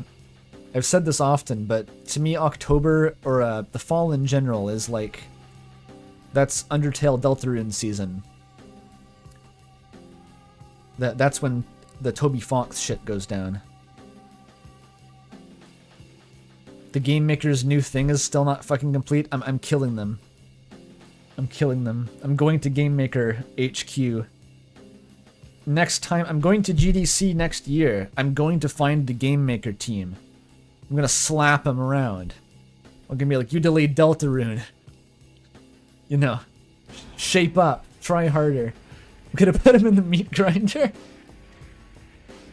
Although, on the other hand, I am actually very happy that it's guaranteed that Deltarune won't just, like, snipe the release date of RAM. Because that would suck. We already lucked out, actually. We had Path of Exile launching on almost, like, very close, like, within a week of RAM. And that was the one game we were worried about would be interfering with our release, but that actually got delayed. And so, like, we're in the clear now. For sure, no Deltarune. No Path of Exile. For sure, no Call of Duty will be announced and shadow dropped on that day, like happens occasionally, probably. Surely nothing bad will happen.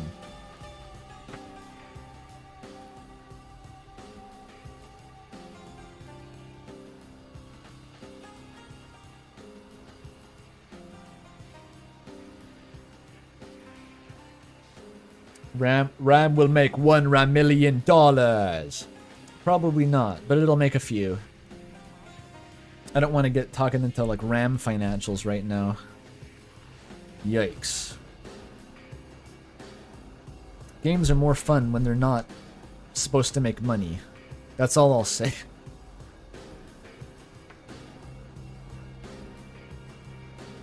RAM needs 100 posts on E621, otherwise it's a failure. That's true, that's true.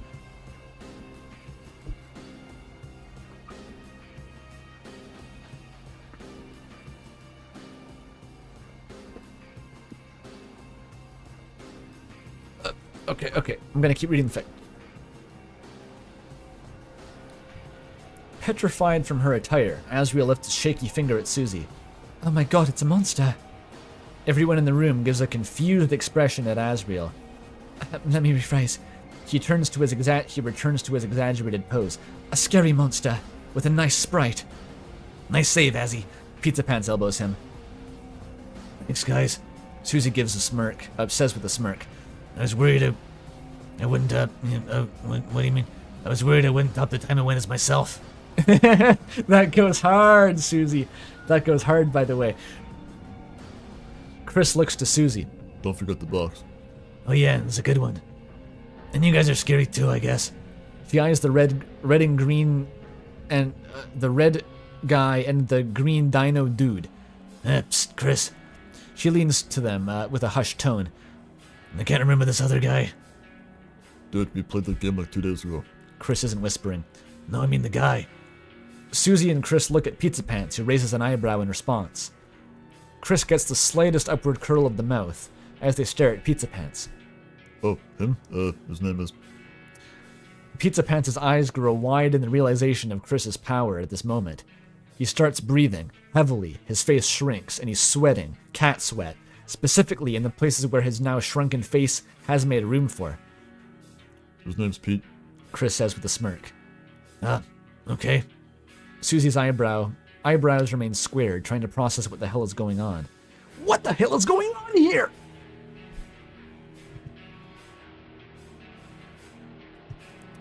Gotta start knocking on doors here in the robo-fucker community. Olivia knows what it takes to make it in the robo-fucker scene. It's a competitive market, probably. Chat, discuss who's the hottest robot while I continue to read the fic. Yeah, spend your time doing that. As Chris continued making pie crusts, creaking stomps came from the stairs nearby. Toriel rounds the corner and spots everyone in the living room. Oh, I didn't hear you two come in. He steps into the kitchen, getting a better look at the boys' costumes. What an adorable pairing. She giggles behind her hand. Okay, this Toriel doesn't hate Pizzapants. Okay, what do we got? All of them. Steel toe. Task manager. I'm assuming that's a fairly... It's not an uncommon opinion. The Aegis in Persona 3. Oh, I thought you were talking about the Aegis and Xenoblade for a second. I don't know who that is in Persona 3. The Evangelion Evas, that works. If you're into MILFs. The thick one from the Jetsons. Okay, I can kind of picture it. Zero is canonically hot from Mega Man. Okay. GLaDOS? Yes, okay. I get it. Hachi for the girl lovers. Devlos for the guy lovers. Rotor for the real ones! Okay. I think Zero is the winner, so Zero for Mega Man is just canonically the hottest robot ever. Also Freddy Fazbear, okay. I know the computer from Don't Hug Me I'm Scared is a registered Tumblr sexy man. Tahu is hot. We got some Bionicle rep. Okay, I was wondering if those would show up.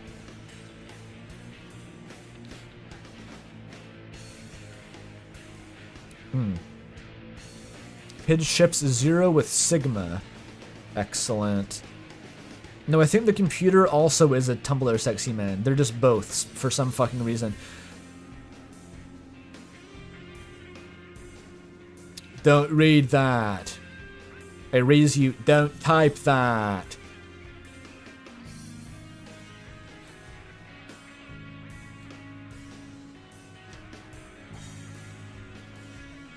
Zero has a relationship with 6 canonical people, one of which is human. Holy fuck. 0 fucks. All iterators, like 5 Pebbles and Moon. Both of them hot. Okay.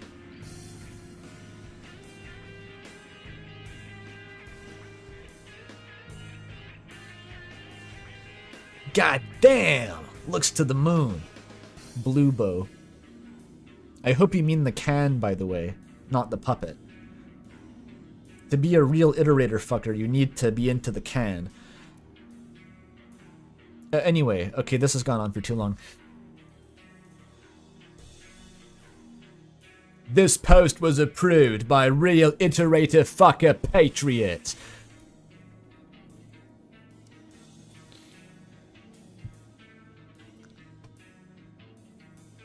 What an adorable pairing. She giggles behind her hand. Asriel has his glowing smile and Pizzapants sinks back into his sour expression. Toriel finally spots Susie in full costume. It looks like our hard work has paid off, Susie. You look wonderful all put together like this. Toriel looks to the counter. Oh, Chris, thank you for your help. You should join us in your costume. Chris nods, finishes pressing the second pie crust into the pan, and rinses their hands before darting off up the stairs. Chris making pastries is kind of endearing, actually. I hadn't pictured that before.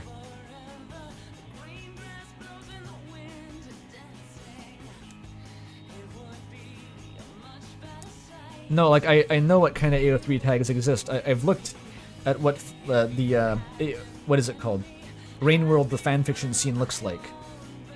I do that sometimes. I finish a game, then I just, like, I see what's going on the AO3 front. And yeah, there's a lot of interesting tags on Rainworld.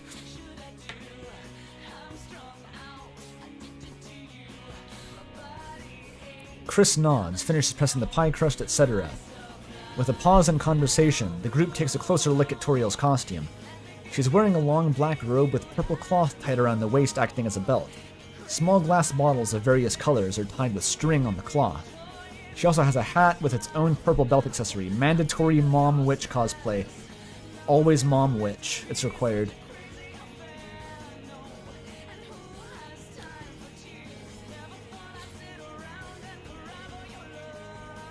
Yeah, this is definitely an outfit description, by the way. Oh, yeah. No candy yet. We can assume it's nighttime. It's fucking Halloween.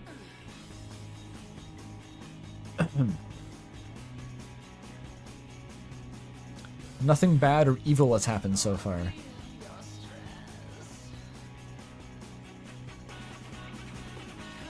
I like mechanical beings just a little bit, says chat. Excellent. What does character is renamed mean? Oh, I think it's... Calling Pizzapants Pete probably counts, actually. I think that's probably supposed to be Pizzapants fodder. We're back to the lyrics music now. Where is that? Okay, we're pretty strong on the bingo card.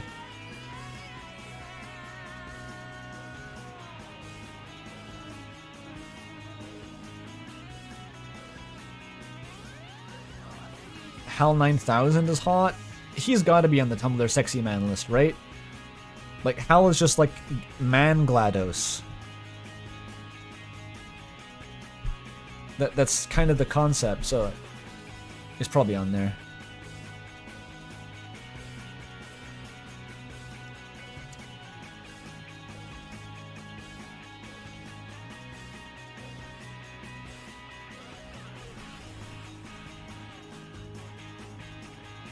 Okay, where was I? Asriel shakes his head. Mom, you can't keep wearing the witch costume every year. You see what I mean? Well, Asriel, this year I have something special to go with the costume. Besides, I didn't stop you from digging up that dinosaur costume you used to love so much. Even if you are not wearing it yourself. As Toriel giggles behind her hand, Pizzapants tries to shake off the attention, and the heat from his face at the realization that he is in Asriel's costume. Guy! Wait, there's something new. You practice your alchemy or something? Pizzapants points to the bottles. Close, but not quite. Toriel says with a smile. Stepping backward to the kitchen counter, she grabs a cookbook from the standee. Is a standee a word? I've never seen that. I've been practicing my conjurings. Would you like to see? Everyone leans in for a better view, as well as Susie's rapidly bobbing her head up and down in excitement. Toriel's smile retracts into a serious face, with her gaze drifting over recipes for pastries. She closes her eyes and slightly raises her head. Dulce fermentum revelate. Sweet fermentation? I don't know what this shit is.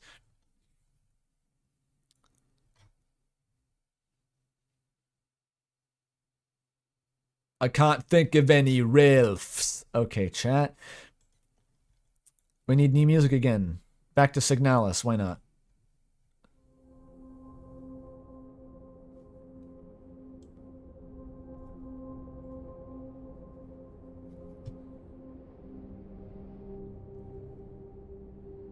Yeah, no one said Mediton.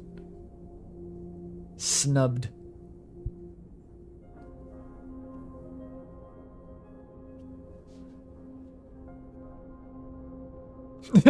Neo spammed them though. Okay, one person said Mediton. Mediton when he was the rectangle. Okay.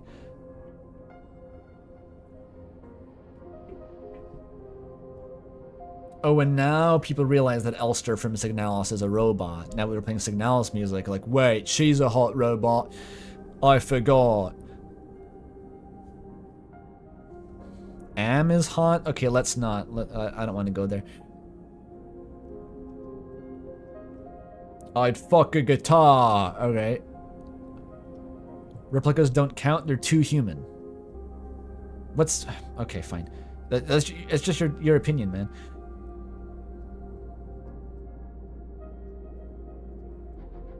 Optimus Prime? Okay, I'm curious. Is there must be like a Transformers, like a deep fandom where they ship like Optimus Prime and Megatron together, right? There has to be some angle to that. It's probably like a Mega Man and Starscream, right? That's probably the biggest ship in the fandom.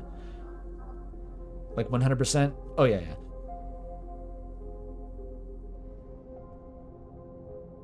Pidge knows about Transformers, Yowie. Okay. The new movie has that? Wait a minute, Michael Bay is the Transformers shipper? The fandom, oh. The Latin says, sweet corn, reveal yourself. Wait, corn is fermentum? Actually, why would there be a Latin word for corn? Corn didn't exist in Europe until they got it from America, right?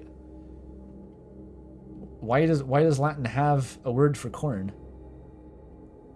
I found a plot hole.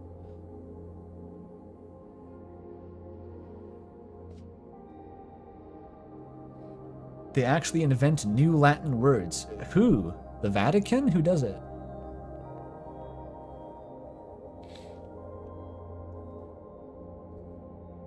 So they just make up new Latin. Why don't they just take loan words like a real language?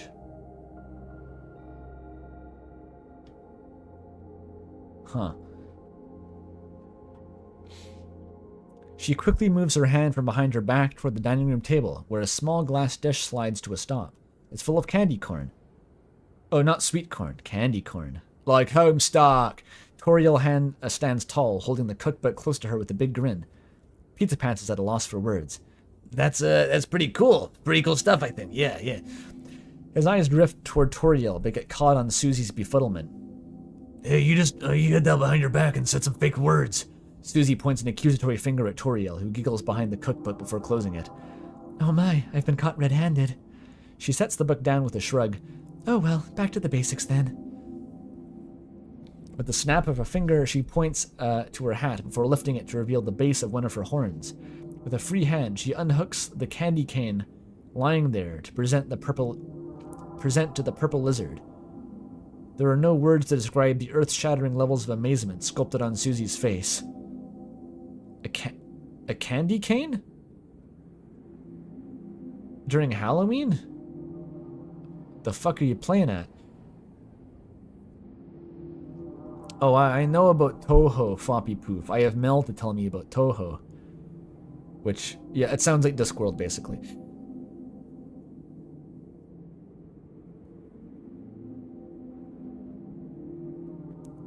With a snap of a finger, she points... Oh, no, I read that. Asriel is unenthused. Well, that's a little out of season. Oh, Noel came by a little while before you boys arrived. And you know how these things always come with the holidays. So in this canon, the holidays just do Christmas for every holiday. And in previous canon, the holidays just celebrate every holiday the most of anyone in the town, which I guess is a valid reading, in theory. Toriel swings the candy cane around. Pizzapants' wit finally catches up to him. Wait, there was a party we missed? Because I can't stomach any more leftovers. Everyone looks at the myriad of baking supplies and ingredients lying on the kitchen counter. Figuratively, I mean. Nice save, Pizzapants, says the narrator. ICP for president? No, that would be Homestuck.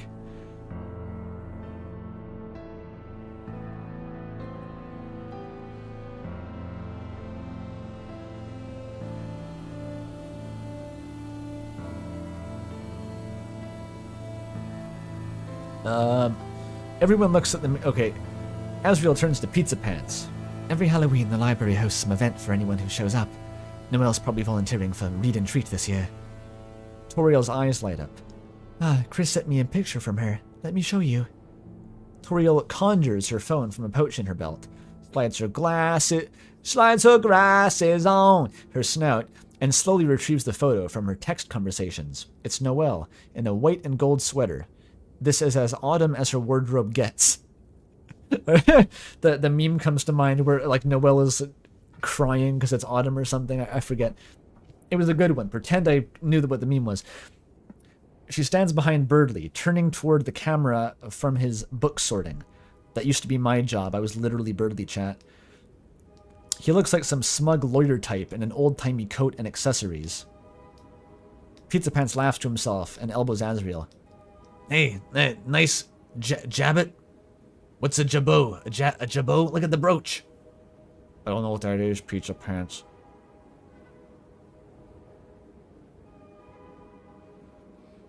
No one mentioned 2B as a hot robot. Apparently all the robo-fuckers disqualify anything that looks too much like a human. Doesn't count, they say. Too human. I mean, 2B is more human than Elster, even. She just looks like a woman.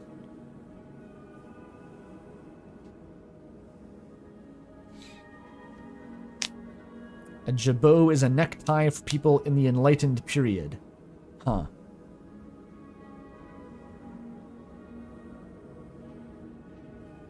Oh, it's the shit that Edgeworth wears? The frilly shit? I see. Oh, he literally is Edgeworth, probably. That's probably the joke. He's probably literally Edgeworth.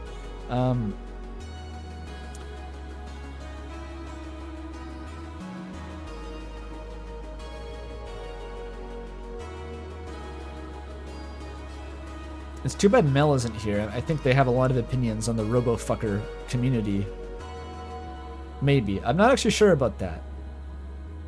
I feel in my heart of hearts that Mel would have opinions.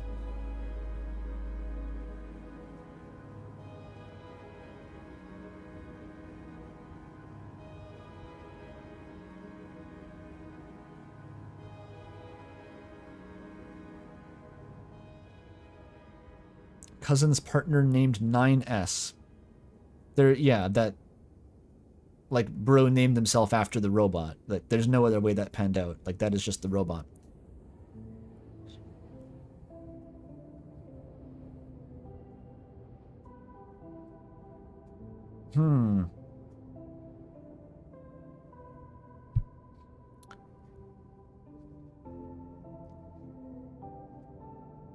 Anyway, Asriel rubs his arm.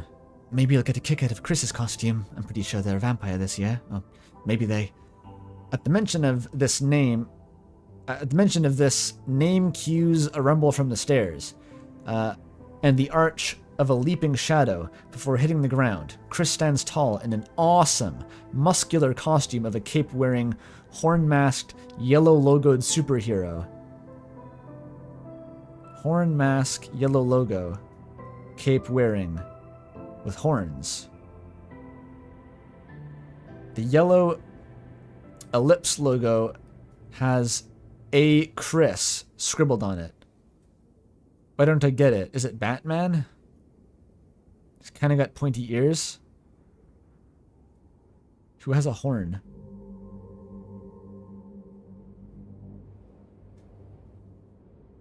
Awesome Chris. This is a reference to something I don't get clearly. Awesome, Chris. Susie lets out with excitement. I promise I won't reveal your secret identity. She says to them with an elbow to their side.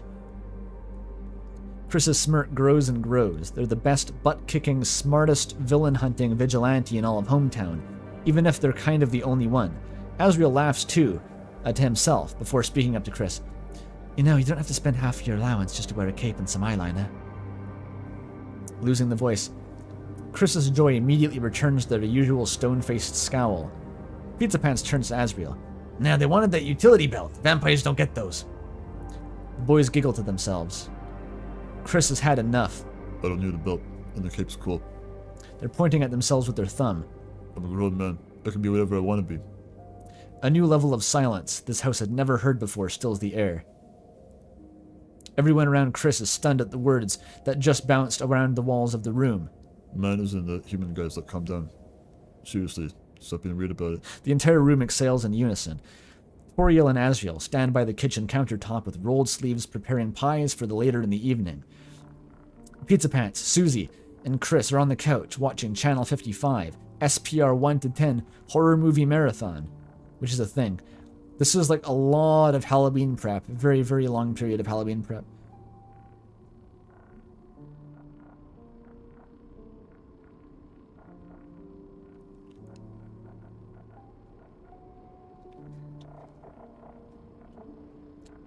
Where are we? Pizzapants shakes his head away from the empty space he was staring at, hearing the music from the TV. Oh man, I love this one. Have either of you seen this before? Susie stares blankly at the screen. Nah, I don't think so. It's all old stuff anyway. They won't show anything cool until the little kids go to bed. It's probably the Great Pumpkin.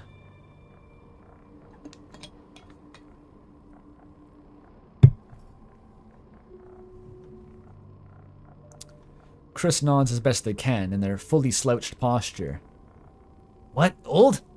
Pizzapants recoils a little bit as the title text rolls into the frame. Strange Meadow Lurker has one of the best performances in the Jacking Oof's. What? Okay. In Jacking Oof's whole career in horror film. Well, if you like him so much, why don't you marry him? Susie says with a smirk. Pizzapants shakes his head at the dismissal of horror film history. He's not my type. He rolls his head so Asriel's in his view. Asriel tips the milk carton forward toward the measuring cup, and only a drop comes out. He looks at Toriel. Mom, we're out of fish milk. I mean, do we have any more milk, Mom? Huh? Is that the only carton of milk? That's why I'm asking you. Asriel replies. The two pause in a moment of realization. Oh, I thought I could have waited another few days to get groceries. Toriel stops whisking the bowl in front of her to check the containers on the counter. Would you mind running an errand for me, Asriel? Sure, me and Pete could run up to the store and back. Red alert, let that sink in flashbacks. Do not let Asriel and Pizzapants go to the store together. Asriel looks at the couch. Hey, Pete, you mind a trip to the store? Pizzapants' eyebrows scrunch up. What do I look like, your personal butler? No, I mean with me. Asriel clarifies. Pizzapants' face relaxes as his mouth shrinks a little. Oh, sure, it's getting a little warmer here anyway. He trails off. Overhearing the prospect of going out and killing time outside, Susie's head pricks up. Hey, She nudges Chris while looking at Toriel. can we go outside too and cock block these guys? I mean, go outside too? We'll be all responsible, like. Toriel looks over her shoulder with a raised eyebrow, only to see Chris and Susie already assuming an upright posture with a wide, toothy grin. No, you have the responsibility of helping me hand out treats for tonight. She smiles as the two slouch back into the couch with a groan. Nah, sorry, Chris. I thought it'd work this time. Susie sinks even further into the cushion. Asriel and Pizzapants approach the front door. Wait, they don't get to go trick-or-treating? They have to go hand out the treats? Did they age out? Devastating.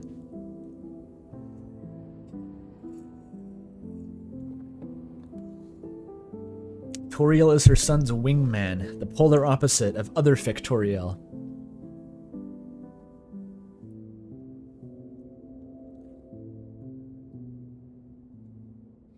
Where are we? Everything's purple. Asriel and Pizzapants approach the front door. Oh yeah. Well, Toriel turns and faces them. The library event has never gotten many visitors, so if you two would like to go give Noelle and Birdie a visit, I wouldn't oppose, she says with a smile. A brief moment of astounded eye contact. Or after a brief moment of astounded eye contact, Chris and Susie almost break the door down. Oh boy, can't wait to hang out with Birdie. Not Cruzy. That I pretended I didn't say that. Susie says. What are you waiting for? Let's go already. Susie says as Chris and she leans into the door. Asriel chuckles. We'll be back. We'll be back, he says, in the bad approximation of Arnold Schwarzenegger. Toriel smiles and waves them off. Chris, do call when you get there. Oh, and they're invited to visit if their parents give permission.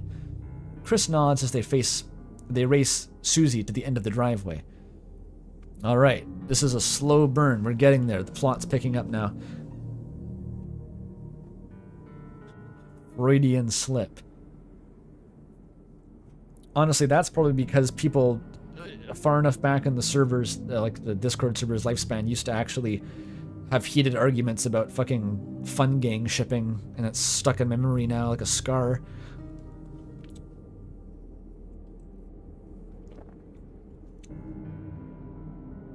What is the economic state of hometown? How can the bourgeoisie holidays and petit bourgeoisie dreamers have so much wealth, able to go to college, but Pants is in poverty? We need any Austin to evaluate it.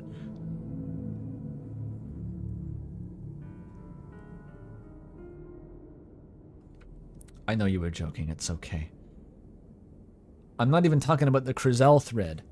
I'm talking about like the people who act like you personally killed their family if you say that Cruzy won't be canon in the end or something like that, or Crizel won't be canon in the end. Either or that they won't be in a polycule. Anyway, just pick your poison, and picture someone who will react hysterically if you don't agree with that. That's kind of what shipping discussion is like sometimes. Doesn't really happen anymore. That was in the past. We purge them.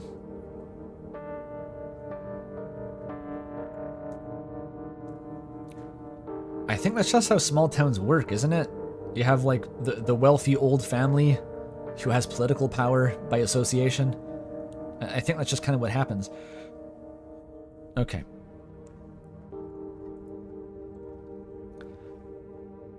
Chapter 2, Mission Assigned. Go to the fucking library like nerds and have Halloween library activities. Also, get milk.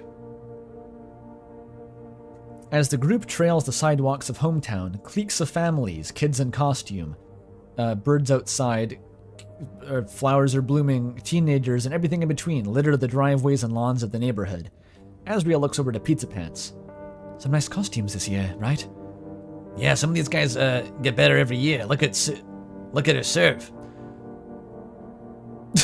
I was just like, wait, did he say what I think he said? I think he said what I think he said. Pizza Pants motions to a girl in a stereotypical 50s diner outfit. He hands the person she's walking with some candy on a dinner plate. Asriel shakes his head. That's creepy, dude. Hey, creepy's the whole point of Halloween. Pizza Pants says with an elongated jaw. Not like that, Asriel blurts out to Pizza Pants' laughter. He's going the Beetlejuice route. I would not say that out loud personally. That seems like something that shouldn't be said out loud outside of internet spaces. Jesus.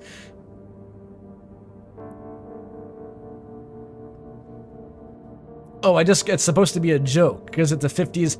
I thought he just said that for no fucking reason. But it's because she's dressed as like a waitress, like serving. You get it? I missed the joke and thought it was just a really fucking out-of-pocket comment.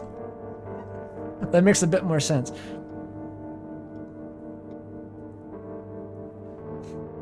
Looking back, Asriel notices Chris and Susie making equally idle conversation. The costume's combination of shadowy vigilante and grim reaper don't seem to match at all. Besides their low visibility, at least Chris is having fun. Flashy cape, expensive mask, and even foam muscles to boot. Susie's costume was just as impressive too. With the hood up, Susie's hair is out of the way, but the combination of her bangs and the hood cover her face. But now that they were out of the light, you could see the glow-in-the-dark face paint illustration of a skull around her snoot. No doubt Toriel's handiwork. The same goes for everything else made from thrifted jackets and some cut-up cloth. And those boots, I don't remember Toriel ever wearing those. You know, they must be from a different time altogether. Could you stop staring? It's creeping me out. Susie breaks Asriel's train of thought. He shakes his head. Oh, sorry. I get a little detail-oriented sometimes. The Spring in Your Step song starts playing in his head. He loses consciousness. What are you, a painter? Susie smiles at herself. I'm a photographer, actually, Asriel says with a tinge of pride. Okay. Pizza Pants snorts. Nice job not being a creep, Azzy. This double whammy has shattered Asriel's ego. Damn, it's like an ayahuasca trip. His bottom lip almost quivers as he continues to walk aimlessly. Pizza Pants waves his hand in front of Asriel's face. Azzy, I didn't mean it. No, I'm not a creep. I'm a weirdo. You said it yourself. Pizza Pants put his hand on Asriel's shoulder. No, you're my creep. Asriel looks back at Pizza Pants with puppy dog eyes. Really? Yeah, you're the best weirdo I could have asked for. I thought I was a creep. No, you're a weirdo. Chris and Susie snicker behind the two. Susie leans into Chris. Do you think they listen to Radiohead? I mean, Chris, is your brother always like this? Chris shoots an index finger into their mouth. Gosh, this is the most romantic I've seen them get. This is romance? Clearly. No wonder Susie isn't picking up on Noelle's advances. She isn't familiar with, I don't know, gay fanfiction tropes or something. No wonder. Chris shrugs. I don't know. They're always going out to the forest and stuff. What do you even do in the forest, alone? Take pictures. Oh. Susie knows when not to pry. Yeah, and they showed some to me and my mom a while back. Wait, what? Yeah, I'll show one to you. Ew, Chris, I want to see... Oh, yeah, that's pretty cool. Spectacular double entendre.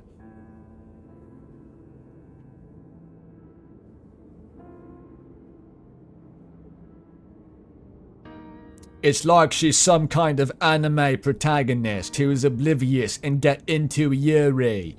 Yeah, kind of like that.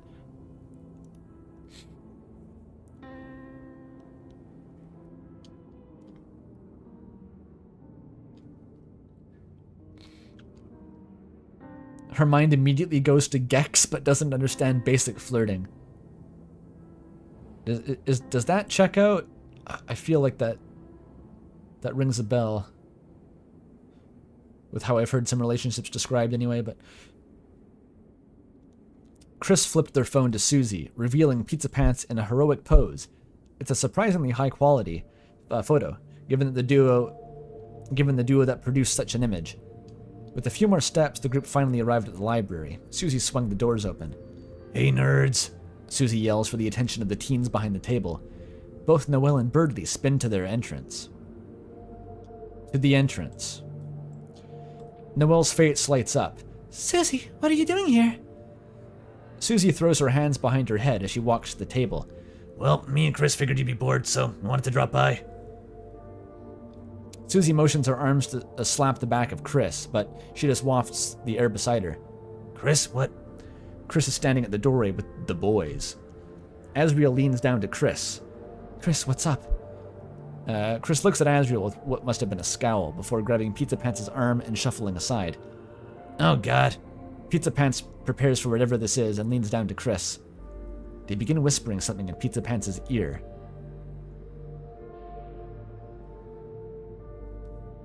Yeah, buddy. What? Hit me? Oh, yeah, alright. I'll see what I can do. Pizza Pants stands up before Chris scurries off to the rest of the gang. Zaganga. Asriel looks confused. What was that? I have no idea. Pizza Pants' cheeky smirk and raised eyebrows say otherwise. Asriel rolls his eyes. Whatever, the store's right over there. Fun fact, by the way, sometimes I just gesticulate wildly if I do the Pizza Pants voice. It's part of the voice, like waving my hands around.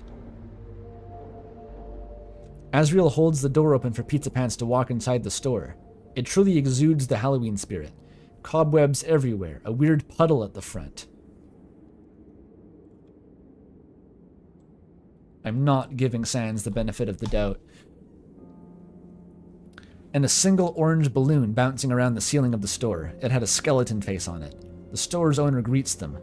Happy Halloween. Nice costume. Pizza Pants takes a step forward. At least I am in costume. I am, see? The man points to a green visor on his head. I'm an accountant. Asriel stands next to Pizza Pants. I thought you were a cashier. He says with a smirk.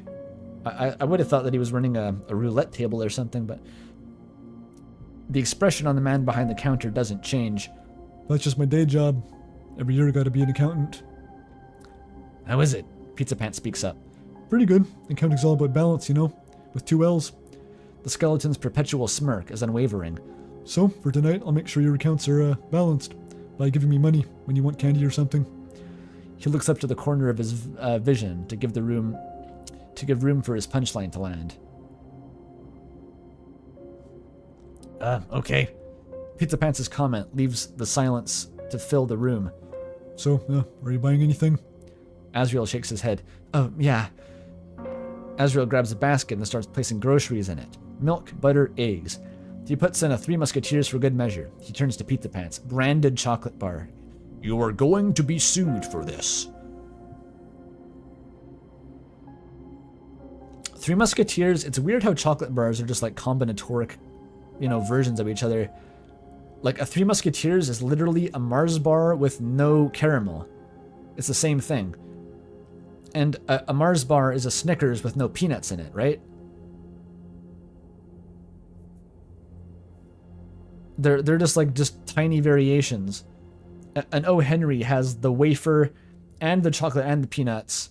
The Snickers doesn't have the wafer. A Wonder Bar has the peanuts ground up into sort of paste inside.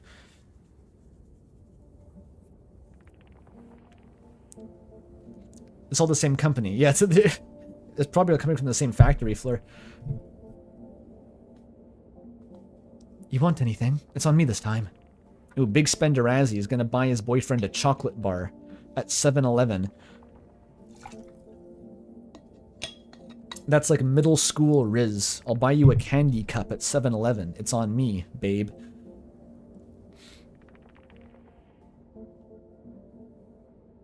Oh, Pizza Pants quickly throws a payday into the basket. I don't even know what that is. That's like an American one.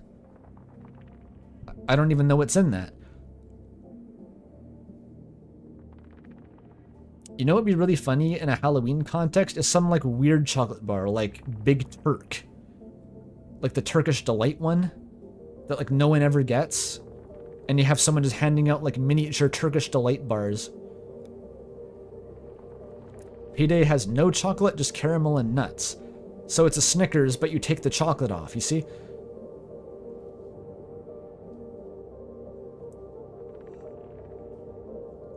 I have a chocolate bar next to me. I'm gonna eat it now because I'm They're making me jealous.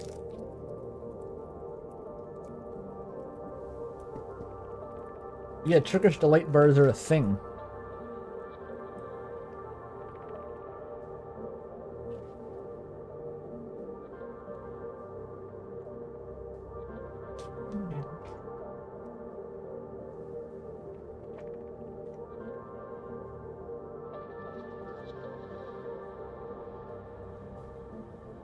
Chewing.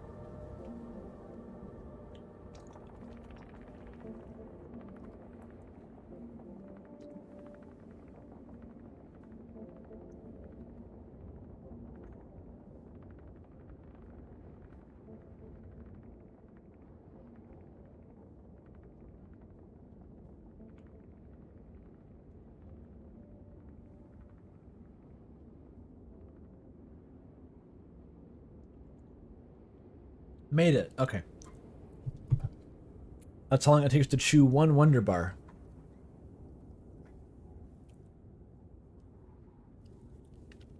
Cherry Ripe. Haven't heard of that either. Milka.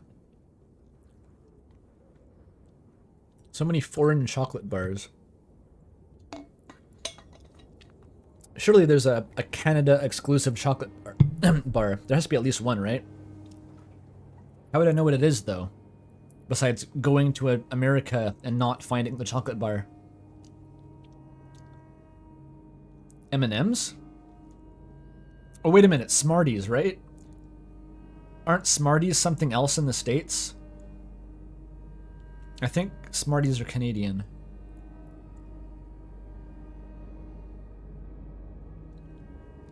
For reference, a Canadian Smartie is like a flat M&M. It's basically the same thing as an M&M. Yeah, so Smarties, American Smarties, are what we call rockets. They're like the little candy chalk pellets that come in a cylinder. Those are rockets. And Smarties are like M&Ms, but we also have M&Ms, which are very slightly different.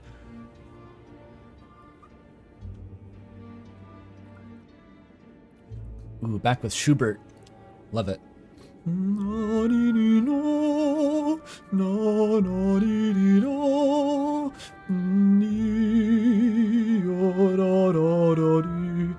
They're probably healthier?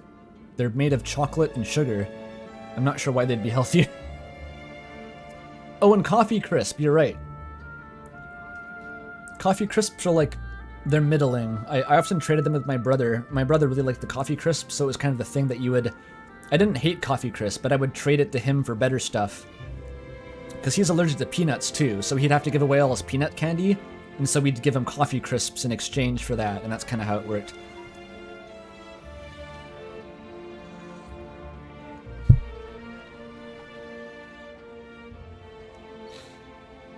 Yeah, like, none of this has good chocolate. It's gonna be like the cheapest shit. It's mostly candy by mass. I swear a while ago, like maybe last year or 2 years ago, it felt like every candy bar just got worse. And this year they seem alright again. I don't know if they got better. I don't know why they'd get better, or if I just got used to it. I don't really eat chocolate bars aside from on Halloween, so I get a reference like once every year. But I'm glad they don't all seem to taste bad anymore. I guess that's good. I mean, I'm all for unconventional candies, Pidge. Like, I'm here evangelizing molasses toffees rather than chocolate. Chocolate also gives you acne, or at least it does me. I think that's a thing. If you eat too much chocolate, you get pimples, which is annoying. And Babe Ruths. I don't know if we have those. Those sound very American.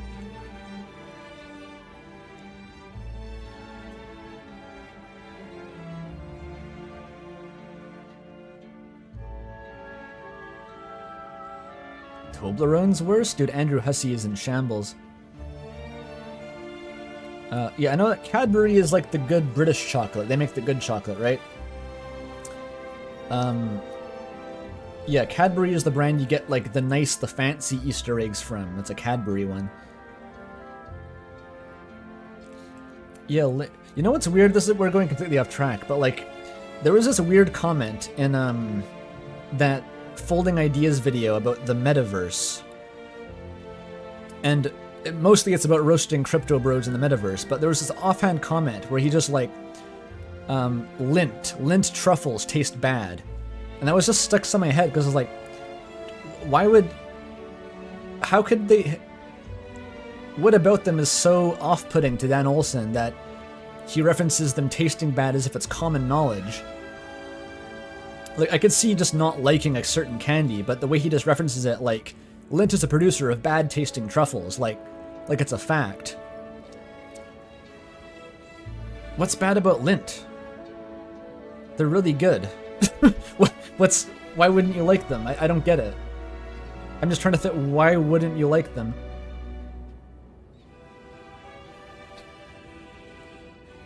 Intellectual truffle.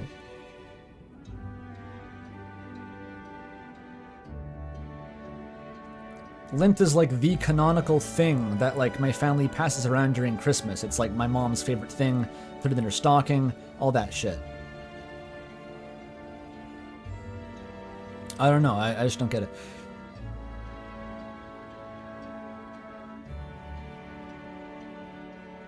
It tastes like lard.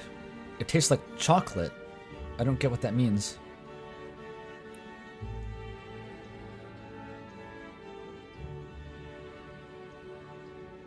They're too gooey. You melt it.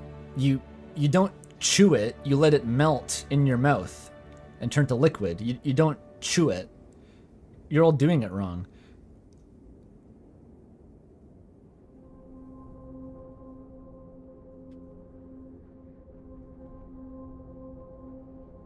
There was a Lindt cafe? I wonder if that's like, I've been to Girardelli's in San Fran, which is like a fancy chocolate place, but they sell this like really thick, fancy hot chocolate there. I wonder if it's like that. How big is my mouth? Is your mouth? Why are you asking that? Why are you asking me?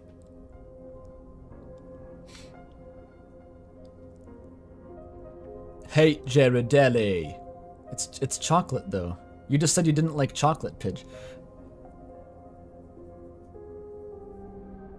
But Lindt isn't even, it's like fake, it's not even expensive. It's just like normal chocolate. It's like, I don't get it. It's not more expensive than other chocolate.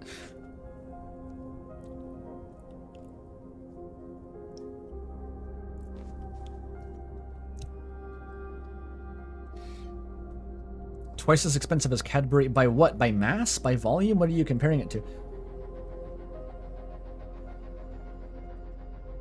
I only know truffles. I don't know even what Lindt sells besides bags of truffles.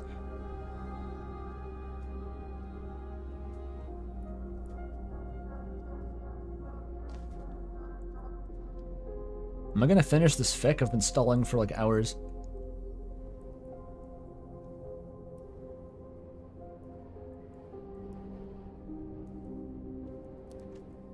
There's not really even much opportunity to have Hershey's.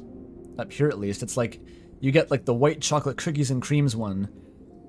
But I never recall having just like a raw Hershey's chocolate bar. Like, I don't really see those. No one buys those.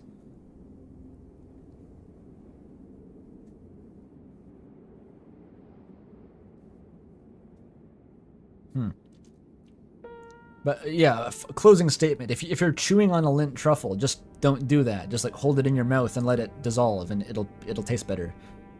Try that.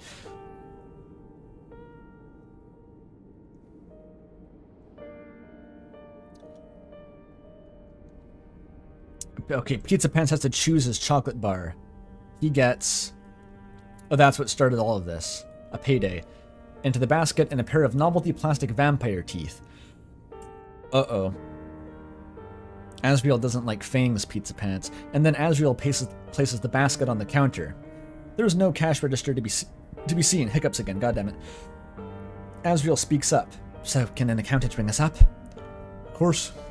Skeleton slaps a piece of paper down on the table, grabs a calculator, and slides a green lamp from the side before scribbling down the items from the basket. Various names appear on the sheet. ABC Co., XYZ Inc., etc., before the final tally is entered into the calculator. That'll be 1536, please. Asriel grabs a $20 bill and hands it to the accountant, who looks exactly the same. Don't insult me. I need exact change. He taps on the paper. Balance credit, balance debts. Before Pizzapants can reach into his pocket, Asriel says, "Give me my goddamn change."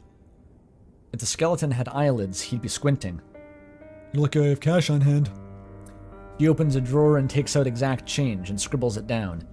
Petty cash, credit 64 cents, and hands it over to Asriel with a smile. Happy Halloween. Thanks. The 64 cents really made the difference.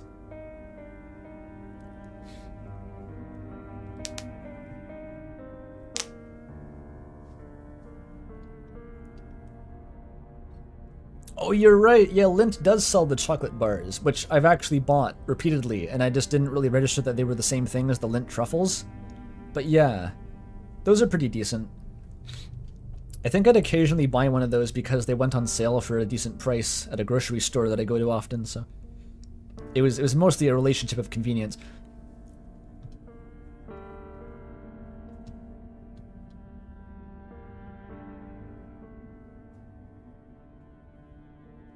Yeah, you're talking about the bars the whole time. The bars aren't as good as the truffles, I'd say. Although I do like the one with the little bits of salted caramel in it. That was good.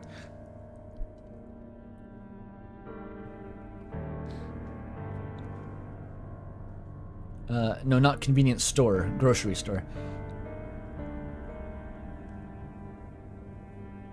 The boys exit the store and begin the return trip. Asriel sifts through the plastic bags.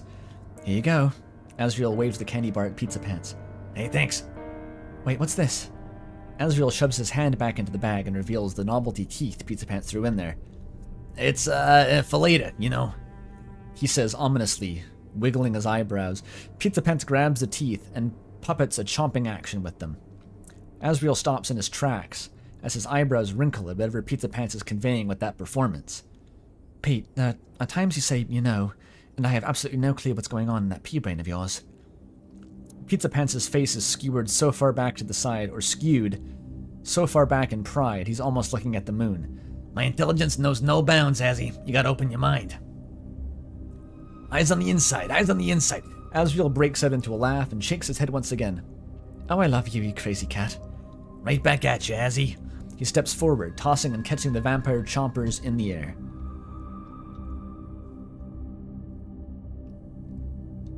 Does anyone have brand recommendations for chocolate-coated orange? I don't. I've in fact never seen that. I know of orange-flavored chocolate, which I kinda like, but not chocolate-covered orange.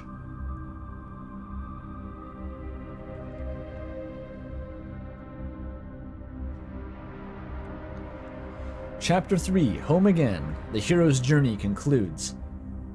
Sans was the dragon or whatever the fuck. I don't know. I've never studied the hero's journey. Trick-or-treating came to its end at 8, but the party was the only thing at Toriel's household. Was only starting at Toriel's household. Asriel and Pizzapants returned to the house filled with the pleasant aroma of pumpkin pie. It's like a nice, wholesome family Halloween party. It's not like the fucking go to some weird basement and get completely hammered Halloween party. They both exist. Toriel would bake the second in time for the group's return. This one is a chocolate pie. I'm not describing what happened to that thing. Chris devoured it like it was their last meal, except for 1 or 2 pity pieces to share. They had to keep the room for the spoils of the ongoing candy trade. Pumpkin pie, universal during Halloween, I assume. It's just autumn, pumpkins. You gotta have them. My family also does pumpkin pie during Thanksgiving and Christmas. We just like pumpkin pie a lot, apparently. But recall that Canadian Thanksgiving is just mid-autumn, so it's basically the same time as Halloween.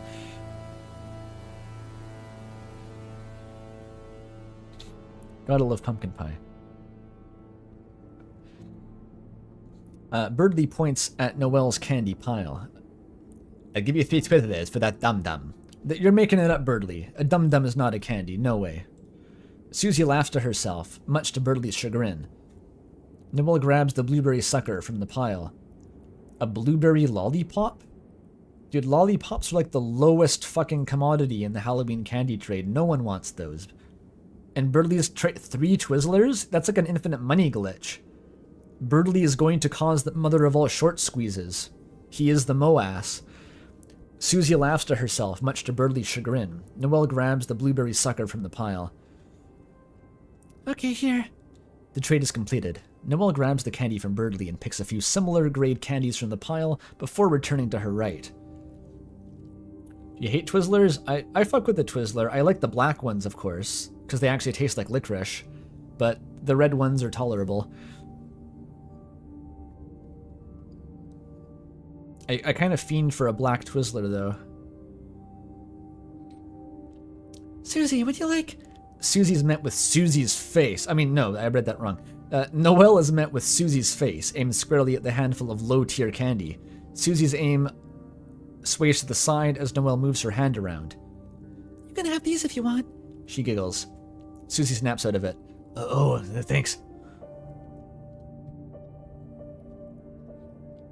Susie's aim sways aside to Noelle.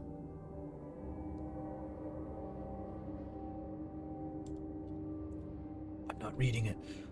Oh, it's she's being gay? Okay, I get it now, I get it. They taste like cough medicine? They taste like licorice. I've never had cough medicine that tastes like licorice, or I'd like cough medicine more.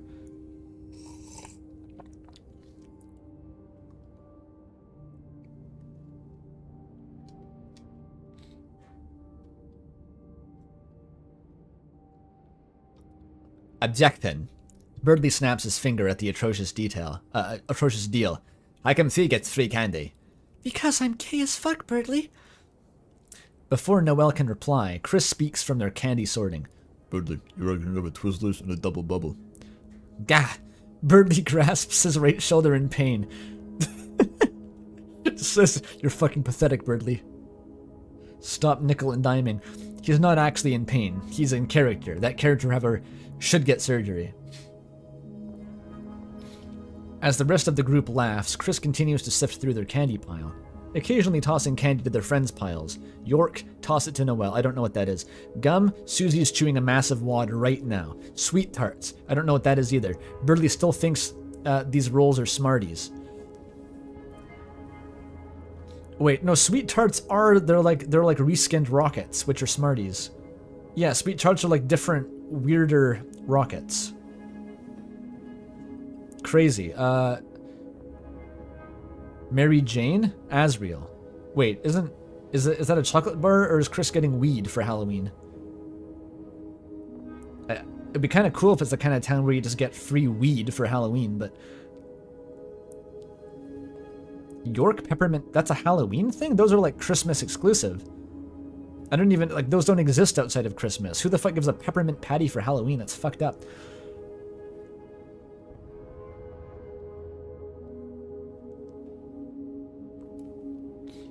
A Mary Jane is a real chocolate bar. Peanut butter. Really? Oh, they're the holidays. Oh, I get it. It was actually intentional. Okay. I mean, you can buy them, but like, you only eat them at Christmas time, surely. Peppermint.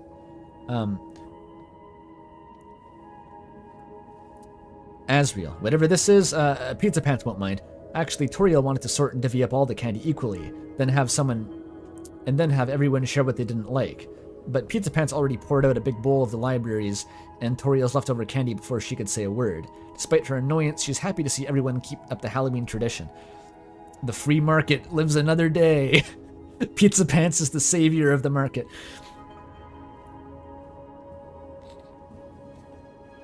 I'm eating peppermint patties right now to spite you. Okay, good for you.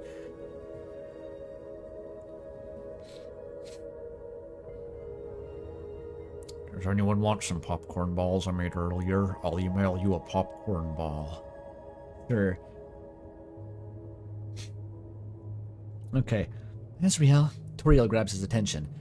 now that everyone is settled, why don't you get your camera for a photo? Sure. Asriel stands and steps to the stairway. Pizzapants gets up, disregarding whatever candy just hit his arm. Mind if I join you? Asriel gives Pizzapants a confused look. I wouldn't mind a break from the commotion. Pizzapants motions to the table. Oh, sure. Asriel and Pizzapants walk up the steps and enter the first room on the right. Asriel opens the door and paces toward the bed. Pizzapants lazily pushes the door where only a small sliver of light peeks through. Asriel squats to retrieve the camera from under the bed.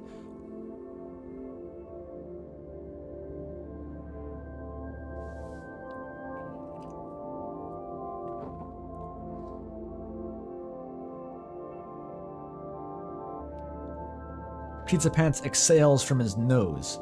You keep everything under there? It's a bad habit, I guess. Asriel stands straight. Okay. Looking at the DSLR. Sorry for making you deal with all of that. It gets tiring sometimes. What? Oh, it's no big deal. I just wanted to hang out for a sec. Asriel gives a slight chuckle before inching forward to the window to bask in the pale moonlight. What is that pale moonlight? That's twigging something. Best not to think about it. I see.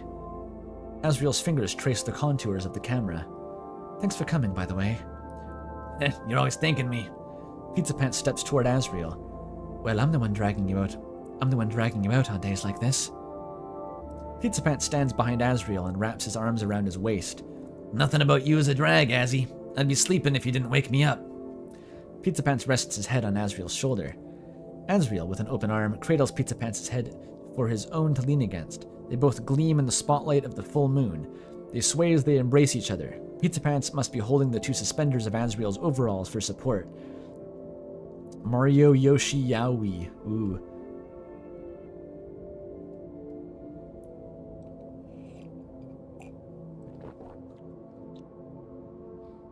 Pale Moonlight is said in Guitarzon by Ray Stevens. That's probably not it.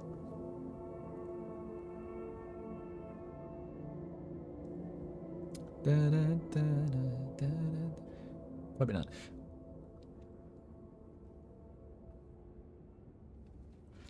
Oh, it's a quote. Have you danced with death in the pale moonlight? Which might come from Discworld, or maybe Discworld quoting something else.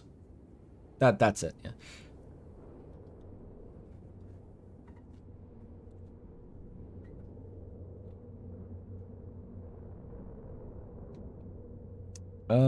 But suddenly, more light from the hallway begins to leak into the bedroom with a creak. Asriel turns around, but Pizzapants is in the way. In addition to the creaking sound, the slight clattering of plastic teeth, and the crawl of an oncoming terror. The breathy, almost vampiric whisper that almost sounds like, Chris? Haha, Pizza. You are pantsing my brother. Oh, I see. Asriel tries to look over his shoulder. What? Haha, Pizza, you are pantsing my brother. With a single violent motion, Pizzapants grasps the sides of Asriel's now unbuttoned overalls and brings them down to ankle level. What you... And all that can escape from the mouth of the victim until Asriel's pizza slice patterned boxer briefs are revealed to the open air. His face is so hot it's almost glowing red. God damn it, Chris. He got pants, dude. They conspired to pants him. With the fucking, like a dank Hotel Transylvania meme. Oh, yeah.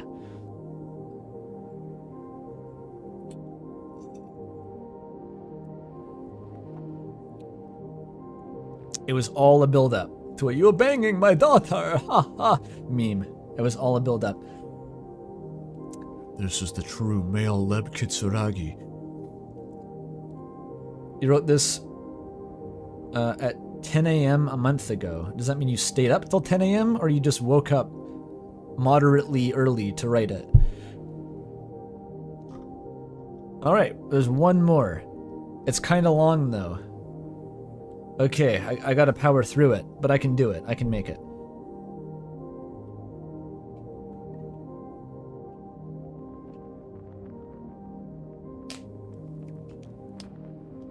Sweets and Small Talk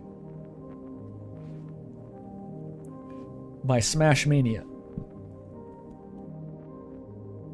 Take a break. I mean, I'll take a break to eat this molasses candy I have lying here. That sounds like a break to me.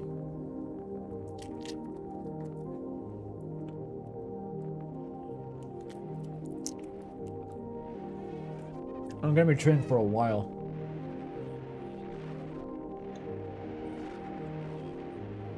It's just raw molasses.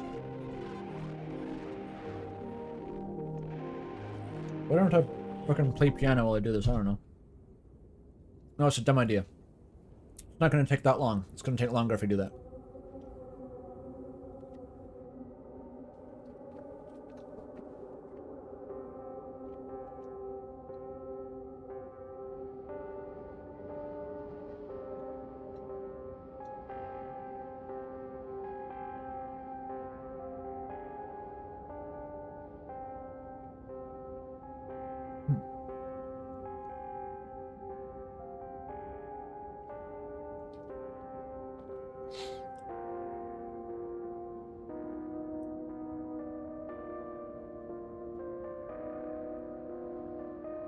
Talking about favorite candy.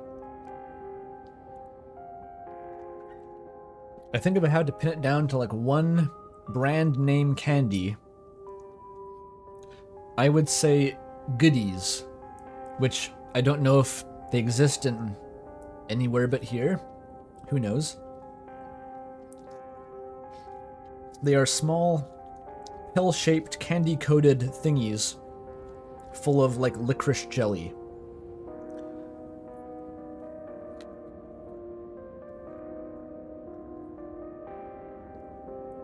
They taste like licorice.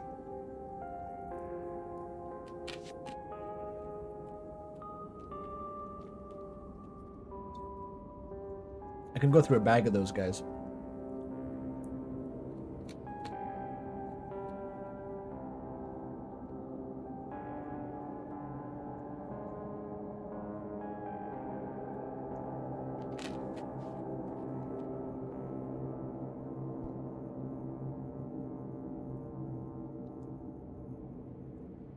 You're thinking of goobers. Oh.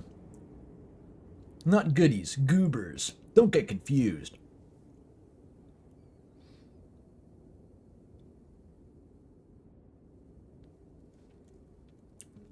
Why is it pronounced like that? Licorice? I don't know. You just don't question these things.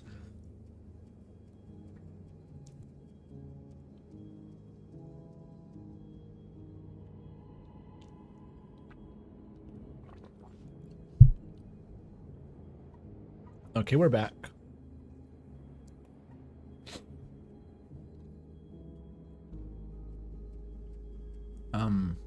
If we're going outside of brand names, though, saltwater toffees are really good. But those seem to come in different shapes and forms. It's more of like a genre of candy, and I think some are better than others, but I've had really good saltwater toffees.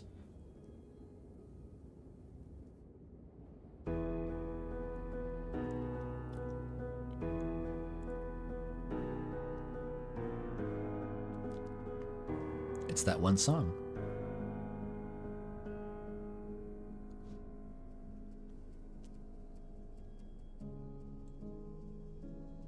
Turn up for Chopin. Author's note.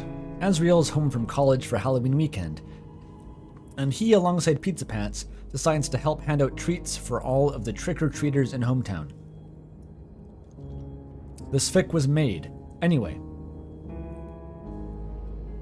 This fic was made out of a desire to do literally anything festive this Halloween, so I thought it would be fun to do a story set during Halloween, especially since it's related to a game that celebrates its birthday that day. And while I'm not brimming with confidence over my writing style, I can only hope that those reading will enjoy it as much as I did writing it. Only things worth noting are that A, this fic doesn't have a concrete placement in the game's timeline outside of Asriel was at college for a while, and B, Pizzapants' full name in this fic is Bartholomew B. Riches, but prefers to go by Barry. Usually they drip feed that to you. Okay, did anything happen in the last fic, by the way? Nothing really happened much. There's lots of candy. But never an Umris reference. They fumbled that, actually. They had Birdley in the room, but no Umris reference occurred.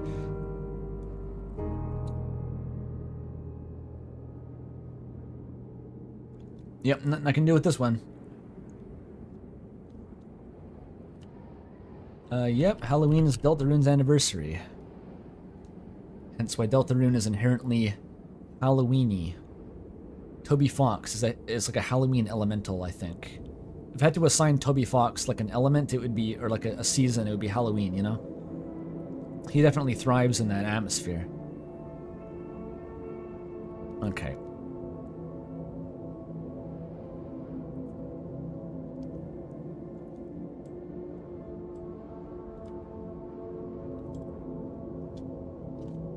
It's a name I used for him in my last 2 fics, but though I thought it wouldn't hurt to specify it here too for when it occasionally pops up in the fic proper to avoid confusion.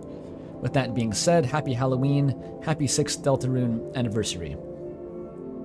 Hooray. Yeah, the Halloween hack, yeah.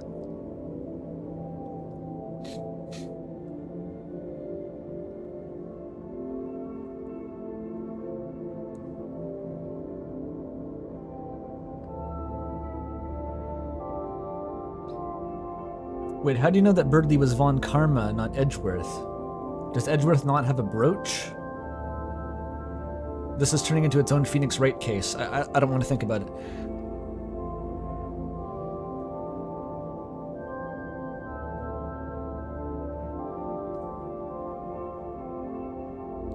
Yeah, the actual release of Deltarune Chapter 2 is interesting. I heard about it from some old server that had been inactive forever since my, like, Undertale fan game days. And immediately I was notified. And just kind of had this, like, stupefied, surreal kind of mindset. Just staring at this thing and being like, oh god, that's something. That's gonna be something. I just had this numbness, not knowing what to make of it exactly.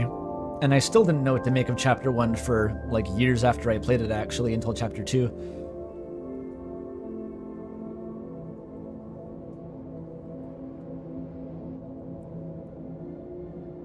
Oh, clutching his bullet. Oh, yeah, the shoulder clutch. Okay, I forgot that part. I did play that game, but that was a while ago.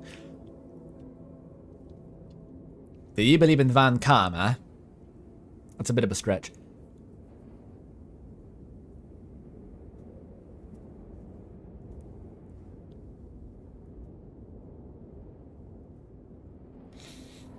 The Dreamer household was in prime autumn spirit. Decorative wax gourds lined the countertop. A wreath adorned with amber leaves and pine cones hung upon the front door, and an empty pie tin littered with stains and crumbs of what had been lovingly baked pumpkin pie sat on the stovetop. In the middle of the remarkably festive living room stood Toriel, donning a crooked pointed hat, mom witch, black waistcoat, and a satin dress in an attempt to put together the most elegant interpretation of a witch she possibly could. She stood in contrast to Chris, who was resignedly waiting for their mother to finish adjusting the felt ears and limp tail on the matching fleece black cat onesie she had them wear. You'd think Chris would be all for putting on cat ears. Kid's a furry for sure. And there you go. Oh, you look so precious in that costume, Chris. Yeah, sure, can't wear something cooler. Green Chris. Weird. Chris asked, brushing aside the odd strand of hair poking out from beneath the hood. Oh, do not worry about that, dear. Your mother thinks you are cool, and that is all that matters. That's damning. Holy shit! You could use that line in court, in divorce court. Like, okay, maybe Asgore needs some custody, a little bit of custody. Can't just be Toriel. Chris is more of a dog person. Ah, clearly. Well, Chris is more of a goat person, really, but...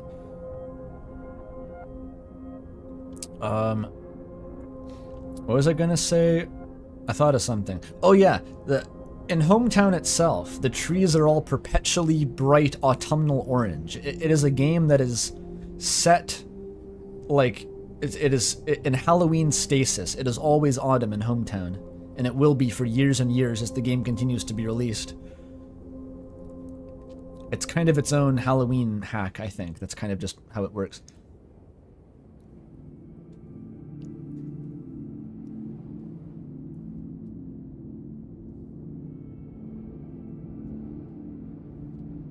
They're ever orange.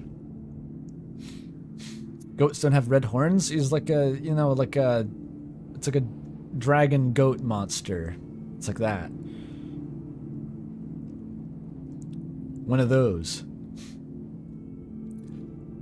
As the two finished preparing for trick-or-treating, a series of thumps reverberated from upstairs. It was Asriel, gingerly descending the stairs while his hands kept a firm and cautious grip on a hand-woven wicker tray lined end-to-end with sweets. All right, I finished sorting everything, Mom. Gray Asriel, crazy. I guess it matches shirt and or hair color. Each individual crunch of the wicker from between his palms became louder and louder as he attempted to keep the tray as still as possible. Oh, thank you so much, Asriel. Toriel responded joyfully, glancing at the prudently organized assortment of chocolate bars. You organizing that shit on a wicker? Go put it in a bowl. Dump it into a bowl, dude. What are you fussing around for? You gotta get the vat. Candy rope and lollipops in varying shapes and sizes. As she helped Asriel set the treats upon a small wooden stool beside her front door, she turned to him with a smile on her face and a light in her eyes. You would not believe how proud I am of you for helping hand out the candy this year. Goodness, you've only been back for one day, and yet here you are, about to be the man of the house, while I look after a certain someone. Her beaming grin suddenly turned into a mildly irked glare she sent Chris's way. Come on, Mom. It was only one time. I won't do it again, I promise. Chris exclaimed while feverishly scratching the itches from their costume. Then it is a good thing that I will be there to make sure of that, right, my child? Did Chris set fire to the holiday mansion as a joke? Like, what happened?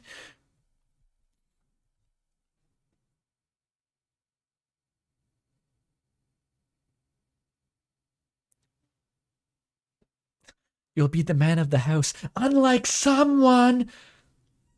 Yeah, definitely implied.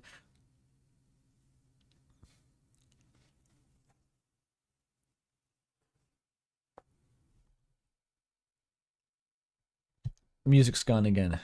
Shit. Music's gone. Music's gone. What if you just listen to Rachmaninoff? That'll work, right? It'll probably get a copyright claim, but it doesn't matter. You'd think you'd be safe from copyright listening to classical music, but there's different copyright on the performance than of the composition. So whoever played this and owns the rights to the orchestral performance can actually then copyright claim the stream instead. So it doesn't work.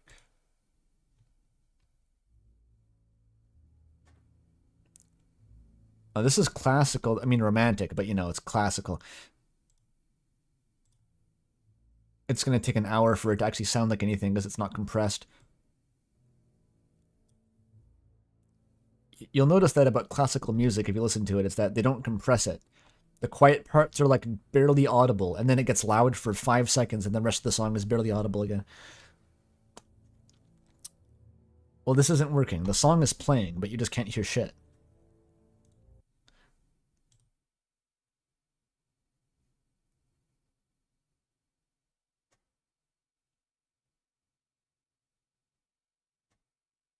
Awesome song, yeah. Okay, not that one.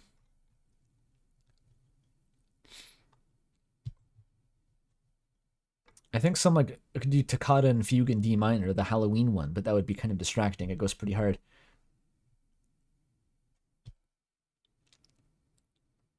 Does anyone have a suggestion? I don't know.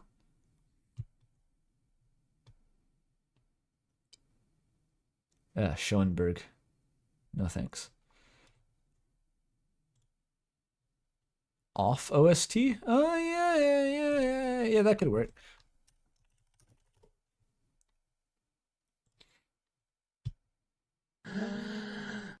That was part of the OST.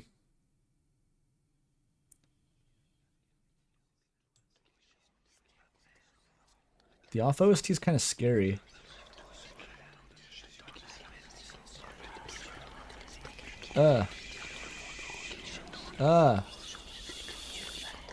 Okay, skip. There we go.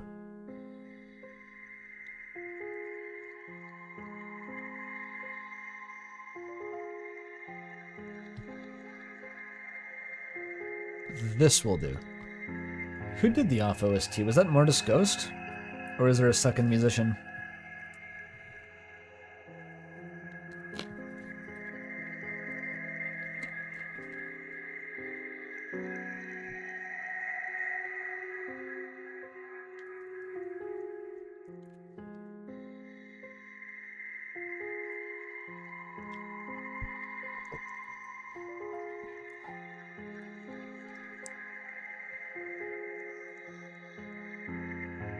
Elias Conrad Coldwood. Ah. It just comes from YouTube. It's YouTube music. But not YouTube music. Did you hear about the Nintendo has its own music service now? For some inexplicable reason known only to Miyamoto himself, they have, instead of putting Nintendo soundtracks on an existing third-party streaming service like Spotify to monetize them, they made their own Spotify that you subscribe to the Nintendo Switch to listen to the Mario soundtrack. Great idea, Nintendo. Great idea. The only possible way I see this being relevant to my life is if they, if this makes them crack down harder on YouTube uploads of music, which is always what Nintendo already does anyway. But luckily for me, I avoid using Nintendo music in my videos for that reason.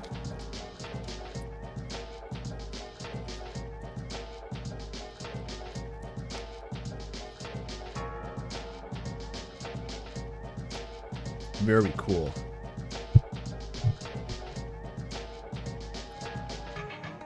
Okay, more tea.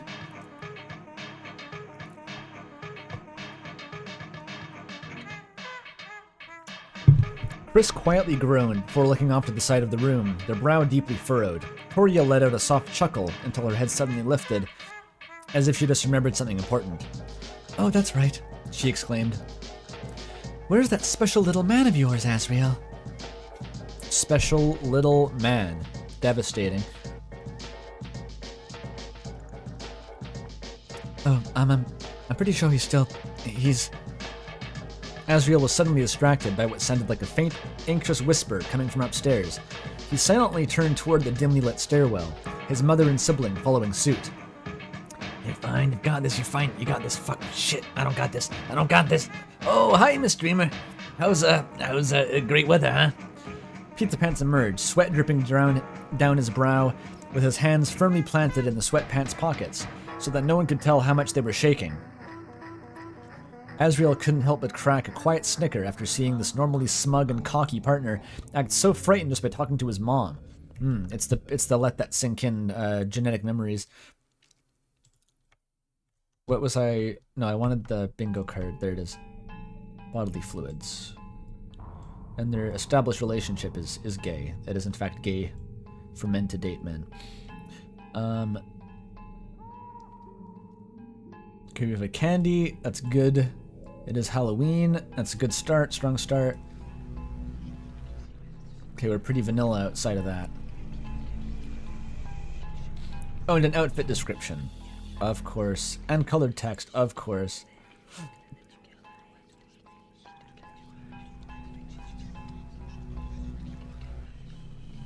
And Chris was there. Holy shit. This fic is optimized. It's a Top Fuel dragster. Okay, don't go on a rant about Top Fuel dragsters. I gotta keep reading the fic.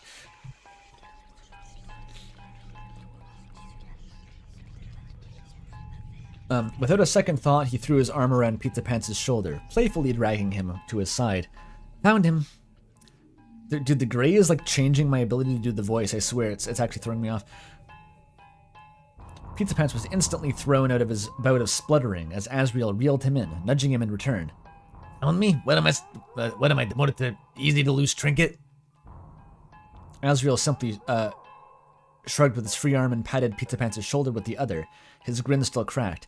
No, that would make you homework from the Binding of Isaac. I've forgotten the voice. It depends on the day. The hell does that even... Thank you again for offering your help, Mr. Riches. Now you two make absolutely sure that that each child only takes one piece, all right? Toriel asked with an air of mild concern. Loud and clear, Mum. Pizza Pants considered giving a thumbs up, pulling his hand out of his pockets, before immediately slipping it back in, realizing how dumb he would have looked giving one while he was sweating bullets and his eyes still widened from unease. Yeah, Mrs. Dreamer. I mean, Miss Dreamer, huh?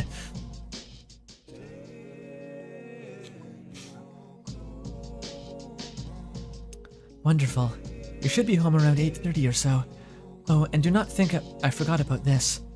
Toriel reached over and grabbed a small wooden sign sitting on the beloved living room chair.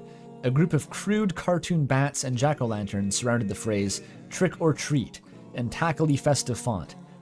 How thoughtful it was of you to buy this adorable little sign for tonight. I will make sure to hang it outside the front door for all the trick-or-treaters to see. I mean, I just saw it in the store one day, and I thought it looked nice on the door. All right, have a nice evening, you two. Come along, Chris. I forgot how much of this soundtrack was like whispering and piss sounds. Nice.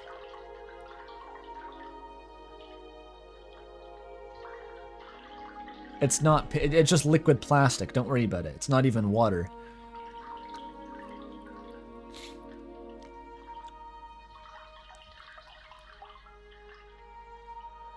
See you, Mom.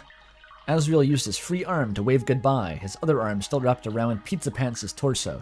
Pizza Pants himself delivered a meek wave while sporting what could subjectively be described as a facial expression.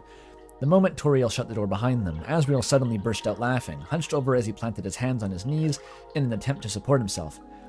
Man, you've really got to calm yourself down around my parents. I was scared you were going to pass out there. Pizza Pants clumsily stumbled backward as Asriel let go of him, blushing intensely as his embarrassment from earlier continued to linger. Sorry, dude, I'm just really down bad for your mom. I mean, look, it's just that I'm scared of the way they don't approve of us being a thing, okay? Pizza Pants belted out, the distress in his voice all the more obvious. I can't blame a guy for just being cautious, you know? Asriel chuckled in response as he plopped himself onto the sofa, leaning his head back onto the cushions. Oh, come on, my mom baked a whole ass pie for you just last week. Let me tell you, she wouldn't do that for just anyone. Well, yeah, but like... Also, my dad gave you some of his pickles as a birthday gift, and he doesn't exactly have a lot. That's you wouldn't eat Asgore's last pickle, would you? Asriel's words left Pizza Pants in a moment of thought. He was never used to having so many people act so welcoming and comforting toward him, or at least without some kind of catch. Look, just relax, all right? It's only us here, at least until the trick-or-treaters come. But like, you know what I mean? Pizza Pants closed his eyes and let out a relaxed sigh before walking over to the sofa and carefully crashing into it. He stared off into space with his limbs splayed out all over the cotton cushions, his head landing awkwardly on Asriel's chest. Thank God. Asriel mustered up a surprised snicker. You good? Xylophone noises. No, not homophobic Toriel. This is Pizza Pants for some reason watched the homophobic Toriel YouTube video and thought it was really convincing, despite there being no evidence that points toward it. And he's now just confronting reality.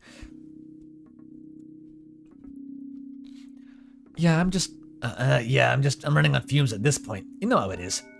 Pizza Pants murmured between series of yawns. I mean, I know we gotta spend the night handing out candy to a bunch of kids, but just let me have this. Asriel looked down at Pizza Pants before flashing a grin at him. Hey, you're the one who used up all of the PTO just to help me give out candy.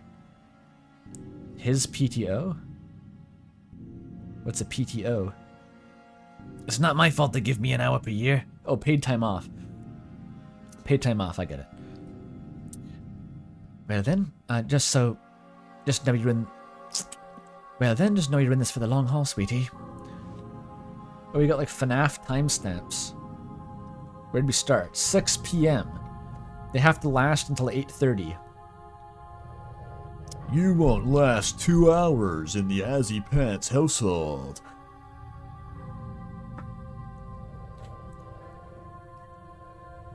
Watching a theory video on your IRL neighbor.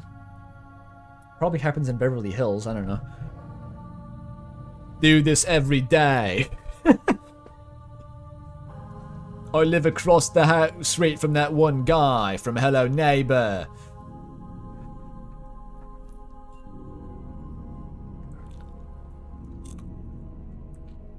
I think Matt Pat will enjoy analysing this frame by frame.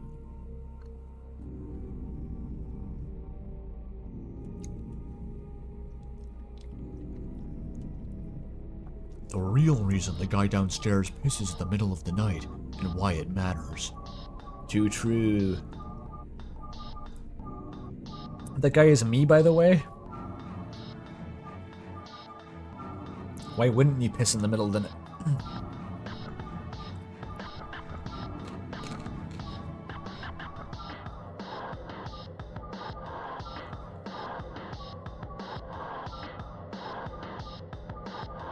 MatPat roasted the Hello Neighbor creator? Did he? I don't actually watch MatPat. I don't know. I know the tweets are a meme, of course. I think MatPat will be very interested in this.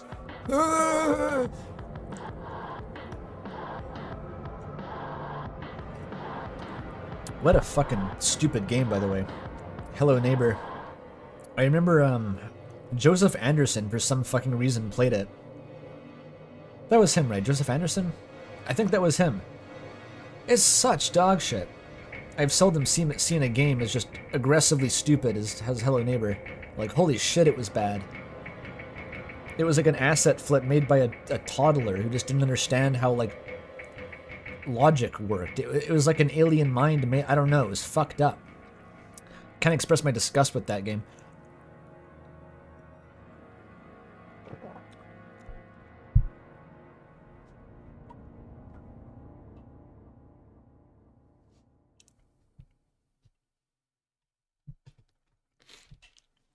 Alright. Despite the two having lied on the sofa, anticipating a deluge of trick-or-treaters, not a single knock had sounded since they sat down. I'm calling it. Outside is a dark world. The roaring happened. Everyone else is dead. Pizzapants, still collapsed from pure emotional exhaustion, slowly tilted his head up to look at Asriel. You think we started too early? Maybe most of them haven't started walking around town yet. Yeah, I guess you're right. Maybe we're just jumping the gun on this. Pizzapants simply went back to looking out the window, blankly gazing at the trees that surrounded the house, the scent of cinnamon and clove from the countertop candles filling his nostrils. Toriel would be a scented candles person, wouldn't she? God damn it. Actually, wait. Why does little buddy need supervision to go trick-or-treating? Like, what, 16? I mean, I haven't trick-or-treated since I was 12. And I was still allowed to just go with my buds at that point. Oh, yeah. Asriel said he looked over the tray of candy next to the front door. Last Halloween, they apparently came home with chocolate smeared all over their face. Mom told me that their bucket had nothing in it but massive piles of empty wrappers. Oh. Like they didn't even set fire to the town hall? That would have been more impressive.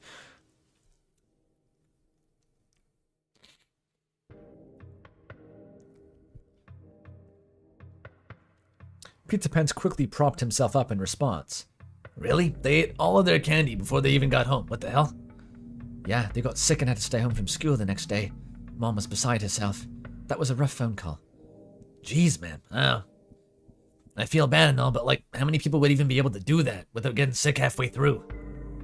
Asriel let out an exasperated groan, as if the thought alone of doing such a thing made his stomach churn. Yeah, whenever I did trick-or-treating back at my dorm, my stash would last for months.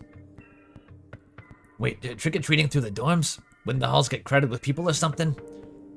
Pizzapants asked quizzically. Pizzapants asked as he quizzically tilted his head. I remember when the hometown was bustling with kids all dressed up. I can't imagine some massive dorm packed high to hell. Packed to high hell with students trick-or-treating in narrow-ass hallways.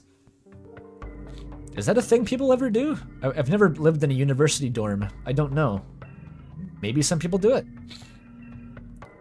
Everyone's having parties on Halloween in the dorm, I assume, but it may be some warped, fucked up version of trick-or-treating.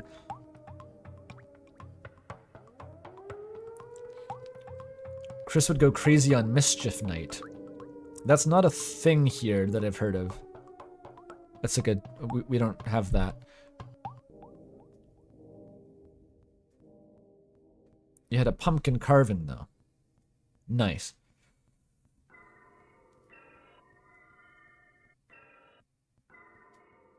Chris got the iron stomach perk from Noita.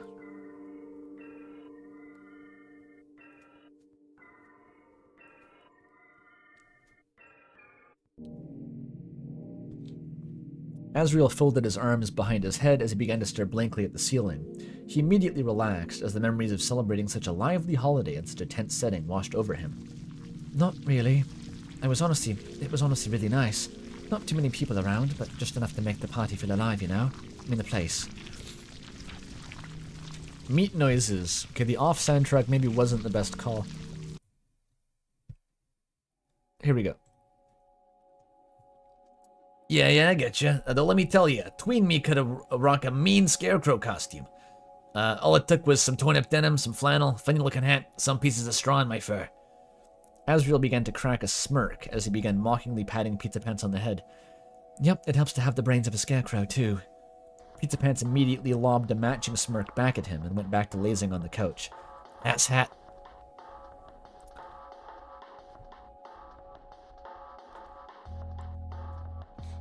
Yeah, the off soundtrack is not really conforming to the vibe of the fic. I didn't know the last two fics were going to be like incredibly slow burn slice of life things. At this point, both of them knew that Pizzapants could hurl any insult Asriel's way, but nothing could stop Asriel's affectionate teasing. Alright then, so here's the question from Mr. Asshat Dreamer. What made you stop trick-or-treating anyway? Felt like too much of a big boy, huh? Big boy, too big for costumes and candy? Yeah, you're looking at the most mature guy in hometown. After all, working in food service as long as I have would certainly put some hair on your chest. Yeah, he actually stopped trick-or-treating because he had to work shifts back then, Asriel. Mind yourself.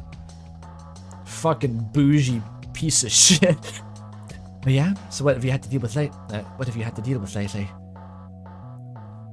Pizzapants scratched his chin as he racked his brain for any noteworthy stories. Let's see. We had this one guy who tried to set one of the restrooms on fire. Oh, that was Chris. An arson attempt at Icy's. Yeah. Anyway, there was this one person who punched a credit card reader till it broke again. And an unidentified person who occasionally comes in and smears marinara sauce on the walls. Blue Ace calls him the Sauce Spectre, by the way. Then there was, Asriel stared at Pizzapants with his jaw agape as Pizzapants continued to count on his fingers the amount of bizarre scenarios he'd witnessed with enthusiasm of someone reading out a shopping list. And also the time someone nearly killed a guy. How long have they been dating? There is no way that Pizzapants has not talked about this. This is like 60% of his life is spent dealing with this. What else does he have to talk about? Being real. It's definitely come up before. Asriel realizes that all of these people are Chris, yeah.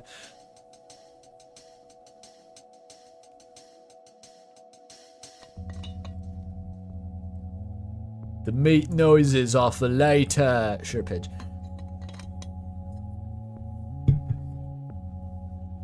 Oh, I just remembered. Asriel yelled in a desperate attempt to shift the conversation before his stories could somehow get any worse. The costume I wore last Halloween, I think I still have it buried in my closet. Huh? You just not want to wear it this year?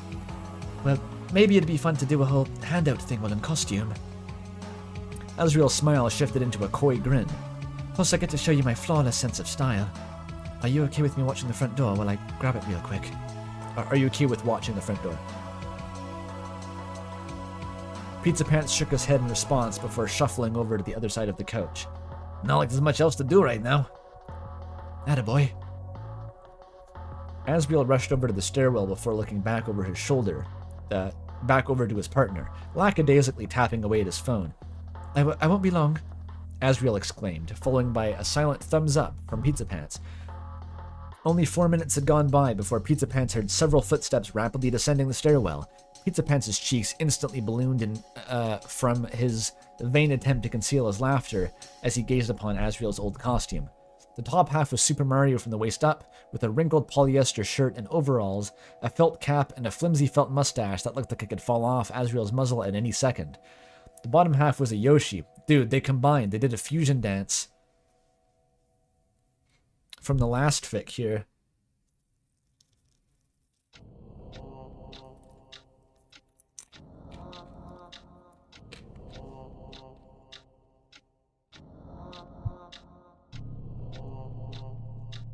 What do you mean copyright?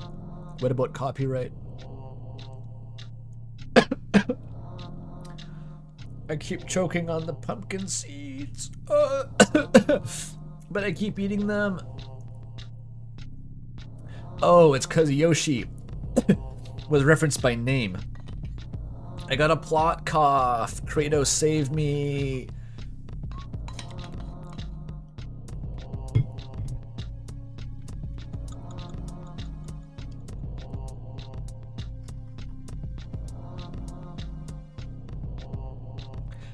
The bottom half was Yoshi, with Asriel's legs taking up the feet and the rest being composed of a poorly filled inflatables. Yoshi's face was filled with just enough air to stand upright, but not enough to prevent it from looking any less pathetic. What did I tell you? Flawless sense of style, Asriel exclaimed, the impishness present in his voice loud and clear. Pizzapants, trying to choke down the laughter, could barely speak. Anything that could come out of his mouth would just take the form of barely audible squeaks, 2 octaves higher than his normal voice at that. Yeah, looks good. Asriel, seeing the crumbling mess of a person in front of him, walks back over to the sofa and takes a seat. You don't have to hold it in, dummy. We both know it sucks. Okay, thank fuck, was all Pizzapants could utter before entering a fit of wheezing that rendered him utterly incapacitated. Asriel let out a small chuckle as he reached over and wrapped his arm around his partner's shoulder. You know, the least you could do is pull yourself together before any trick-or-treaters come by. All right, I hear you. Asriel and Pizzapants alone on the couch, audibly screeching and yowling from outside as the children approach.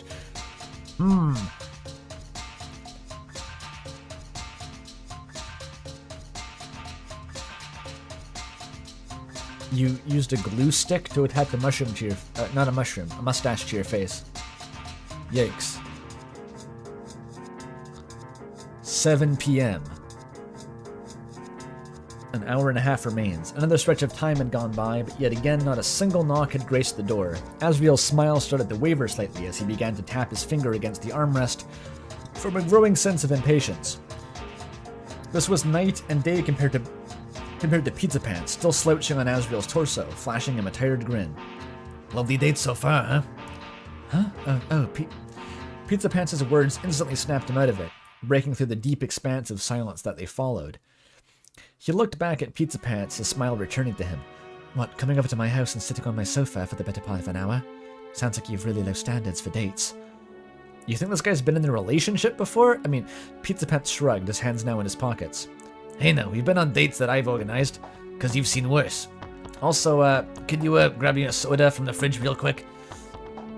You gonna get a hold up? What? You gonna get off of me first? Pizzapants then slithered his way to the other side of the couch, groaning in frustration for having to commit to the back-breaking task that was moving a couple of feet. Arby's date incoming. There you go. Was that so hard? Creaking from the sofa, coupled with the ruffling from Asriel's costume, filled the dead air as he got up. As he reached the fridge, Asriel managed to pull out a single can of store-brand soda that had sat at the back, obstructed by all edges, condiments, and the odd cup of yogurt. He looked back at Pizzapants, who was sapped of energy to a point where he seemed just as lifeless as the furniture he was lounging on. Asriel simply smiled, shook his head, and plopped the can into his completely limp hand. Anything else, Your Majesty? Pizzapants didn't even bother looking his way, cracking open the can and giving a quick sip of second-rate off-brand soda. Nah, my royal servant deserves a rest. Asriel gave a mocking bow in return before sitting back down next to him. I'm starting to get like let that sink in vibes, because the whole chapter is Asriel and Pizzapants sitting on the couch. Right away, Lord Pizzapants. Pizzapants spluttered as the ensuing snicker nearly caused him to choke on a soda. What, is that my official title now? We could always go with Lord Berry or Lord Bartholomew B. Riches, the third Esquire. I didn't think I'd hear something worse than Lord Pizzapants, but alright. They both shared a soft laugh until Asriel looked back at the front door, his mind taking him back to the issue at hand. Not a single person had come yet. His smile began to falter again, a combination of disappointment and the confusion starting to set in. Until... No, I used to love doing this when I was a kid. Huh? Asriel quickly turned back to Pizzapants, who was staring out the window once again.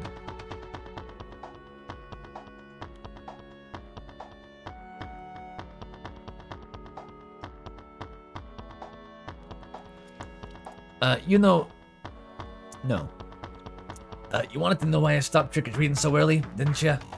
Well, that's the reason. For a good few years, I volunteered to be the guy that handed out treats. Felt like I was the man of the house every time. Pizzapants gave an uncharacteristically delicate smile, still gazing at what lied beyond the window.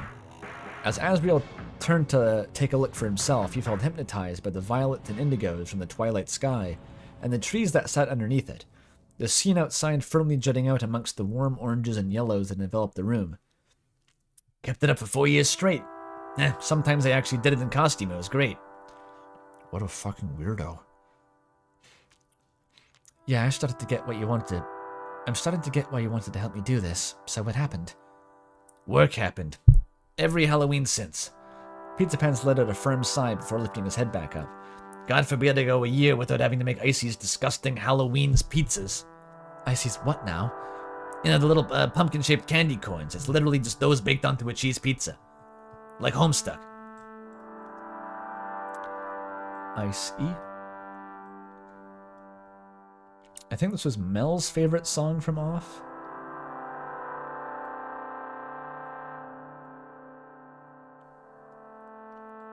I think I've seen some of those. They haven't kissed yet. No Gaster at all so far. So sad.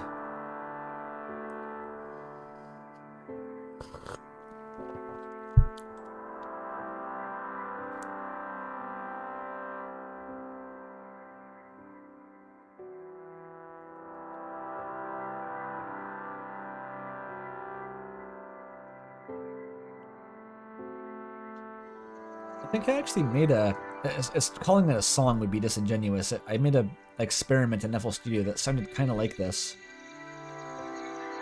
And all it was is you take I think I took a trombone sample and I just had a sliding filter over it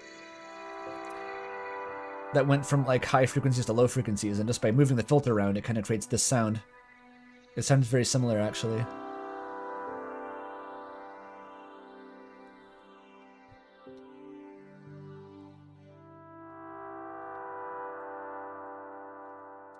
Asriel winced in discomfort, clutching his stomach slowly at the description of the recipe.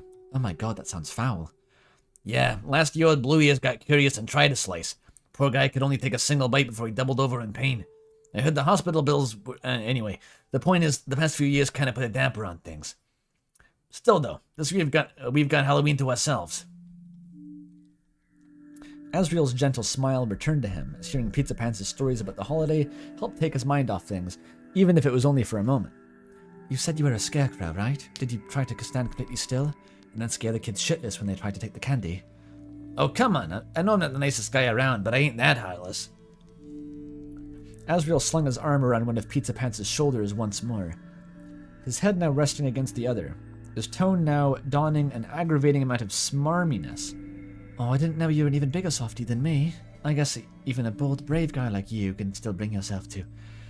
A sharp ripping sound suddenly filled the room as Asriel thrashed back in pain, his muzzle feeling as if it was jabbed by a dozen needles. Oh, he rubbed his mouth in discomfort. He looked over at Pizzapants, suddenly boasting an ear-to-ear grin. He was now holding the felt mustache from Asriel's costume, with bits of white fur stuck to the adhesive. Yikers. Sorry, can you say that again? You were starting to sound kind of muffled with this thing over your mouth. Asriel rubbed his muzzle, his quiet groaning peppered with the occasional laugh. Dick move, dummy. Pizzapants thoughtlessly tossed the mustache onto Asriel's lap. Well, you were just sitting there teasing me about how I've gone soft, and, one thing led to another. Almost as if nothing had happened, Asriel immediately went back to occupying Pizzapants' shoulder, a hand on one of his head, a hand on one and his head resting on the other. Oh. Love you, tough guy. Love you too, softy. The two didn't have much to do other than sitting around, waiting for the event that anyone came knocking. Asriel stole the occasional glance at the door, the unease from the idea that no one was coming, growing with each gaze. Okay, there better be a murder or something. Something crazy's gotta happen. They're couch maxing for 2 chapters now. I want action. I need drama. I'm sorry.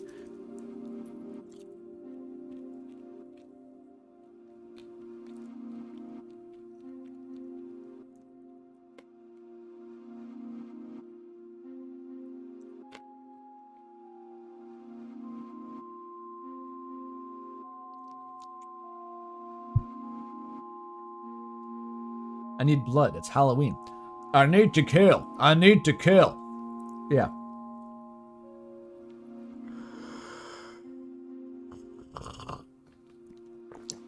Night in the Woods was last Halloween. Complete silence. Not a single knock. Asriel sat with his head buried in his hands, each breath he took coming out slower than the last. He spoke with a dispirited scratch in his voice. I'm sorry, man. Despite the tension in the air, Pizzapants was merely on his phone, blankly flipping between the weather, his emails, and a list of the next couple weeks' worth of shift. Huh? Sorry for what? He asked puzzledly, still looking at the screen. I wanted to have some fun together on Halloween, and it's been a massive pile of nothing. And it's all my fault. Is handing out candy to kids really that much more fun than sitting on the couch? Like, I assume they'd be... I don't know. If it's a slow night you put on a movie, you do something. They're really committed to sitting on the couch. You don't have to do that. Just saying.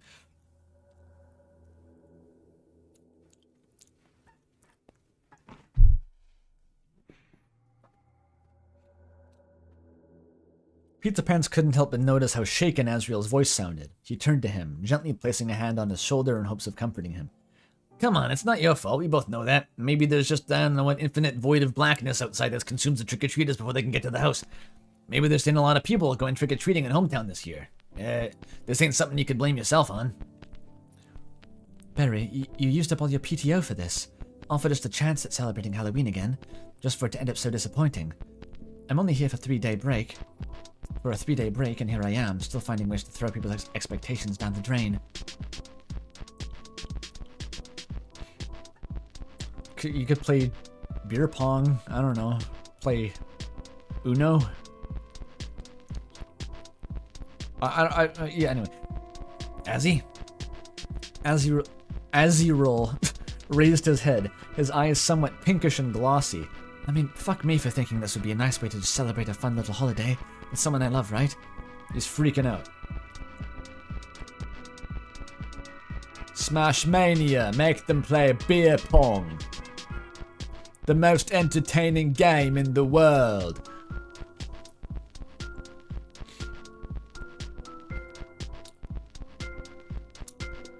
Just getting away from all the shit I have to put up with at college, all these projects, all these deadlines and essays debugging my shitty coding, everything going wrong, and now I'm home, and everyone in the whole damn neighborhood has their eyes on me because of course I have to be some kind of town darling.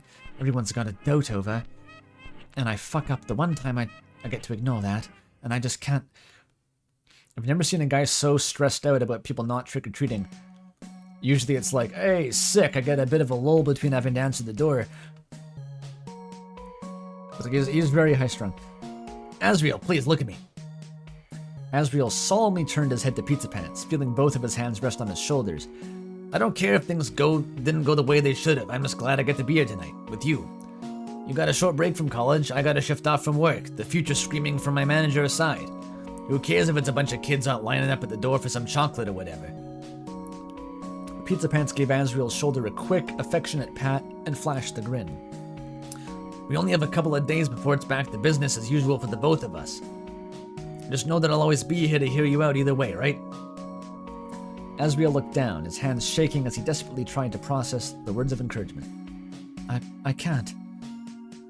Just as he was about to muster up a response, he felt a hand on his cheek. You did good tonight, Golden Boy. Don't forget that.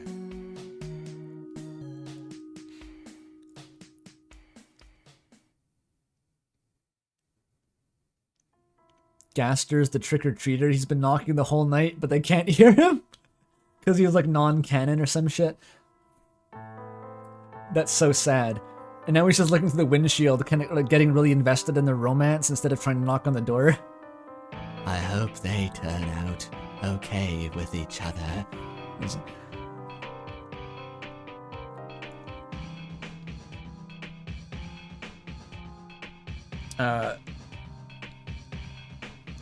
Banger time? Oh yeah.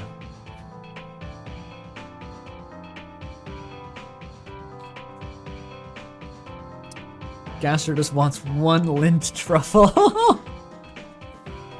This was all it took for Asriel to realize that words weren't needed. Instead, he put a hand onto Pizzapants' cheek in return. A tiny chuckle escaped from his mouth as their faces grew closer, and closed his eyes and relaxed himself when their lips met. They kissed.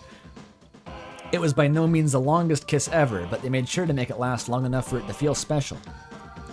It was as they parted that both of them flopped back onto the couch. Fuck, I'm tired. This is the kissing music.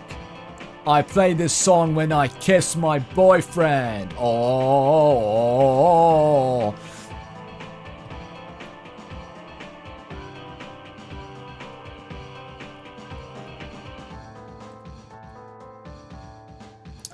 Pizzapants reached into his pocket in hopes to grab a smoke. Smoking! We know that the gay can't be repressed, though. This column is dead. We need an OC. Repressed gay kills the column. At the last second, Pizzapants is gonna go, Wait a minute, Asriel. This is kind of gay. Well, it's not. This isn't gay, right? What we've been doing, and we're gonna get the bingo at the last second.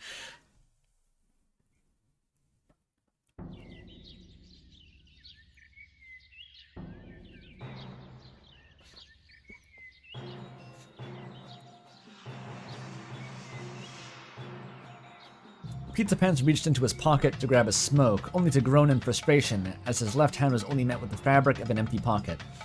Just then, he heard a distinct rustling coming from the other side of the sofa. Hey. Pizzapants sluggishly moved his head to look at Asriel, who had picked out a lollipop from the basket of candy and was now holding it out to him. There was a special light in Asriel's eyes as Pizzapants yanked. They haven't been eating the candy? They haven't been eating the candy? Bro, why would they not eat the candy? I can't believe it. There's a special light in Asriel's eyes as Pizzapants yanked the wrapper off, placed the lollipop in his mouth, and started leisurely fiddling with the stick between his lips. He's like gaily eating the candy. Where would I be without you, dummy? A happy place, golden boy. A much happier place. Pizzapants responded, his trademark grotesque smirk once again sitting on his face. Enough of that already. Asriel suddenly grabbed Pizzapants by the shoulders, dragging him up to his chest and perching his chin atop his head. Much to Pizzapants' surprise and slight chagrin. Oh come on! You're just gonna use me as a chin rest now? It was just such.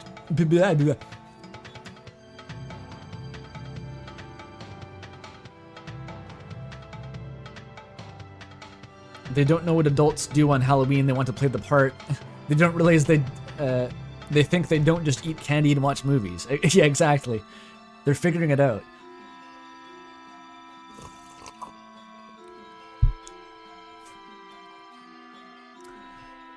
You're just upset about what happened when you tried to do this to me. Asriel brought his hand down to the underside of Pizzapants' chin, tapping a couple of band-aids on each side. Wait, what? Oh, the horns. Oh, the horns, right. Both having long since been stained by tiny globules of pizza sauce and stray drops of soda drink. Well, it ain't my fault those horns of yours are so damn sharp. Pizzapants let out a prolonged yawn and settled against Asriel's chest, his eyelids slowly dropping. Oh, look how tired you are. Mind if I join you in a little nap? No. No, Asriel. Walter White frantically bangs on the door. No, Asriel. If you go to sleep, you won't miss the trick-or-treaters. Asriel, no! I don't see why not. Knock yourself out. Asriel brought his arms around Pizzapants' torso and gently held him in place by the chest. Sweet dreams, tough guy. Night, asshat. The two of them gradually began to drift off, letting their worries melt away as they both lay on the sofa, growing lost in the warmth of each other's company. It wouldn't be long before the room was enveloped in silence once again. Cutting through the stillness of the living room was a sudden, panicking jostling of the front door's knob. In any scenario, it wouldn't be too noticeable, but with how quiet the room had been, it was enough to wake Asriel up, confusedly bobbing his head from the side to side as he rubbed his eyes. Huh? What? The door immediately swung open, resulting in a thunderous crash as it slammed against the wall. It was Toriel. whose face held a look of dread, momentarily wincing at the damage that the door spring might have caused before shifting back into the aforementioned dread. Oh my goodness, Asriel. I am so sorry. Mom, what happened? What's going on? Chris was standing at Toriel's side, covering their mouth in a poor attempt to hide the snickering. Chris, why are you... Seriously, what's happening? Azzy, you good? The level of anxious confusion in the room was loud enough to finally wake Pizzapants, just as groggy as Asriel had been until he tensed up and widened his eyes at the distressed Toriel, immediately scrambling to his feet. Miss Dreamer, It's all my fault. You two must have felt so awful. Mom, it's okay. Just tell us what happened. Toriel bashfully held up a small wooden sign Asriel brought for tonight. I had no idea this adorable little sign was double-sided. I did not know it said something different on each side, so I did not pay much attention when I hung it on the door. It's the dark, evil Halloween sign that says no trick-or-treating. Wait, something about the signs being double-sided. Fuck. The slow twist from Toriel's wrist revealed the back side of the sign, which said private property, trespassers will be shot, danger of dog.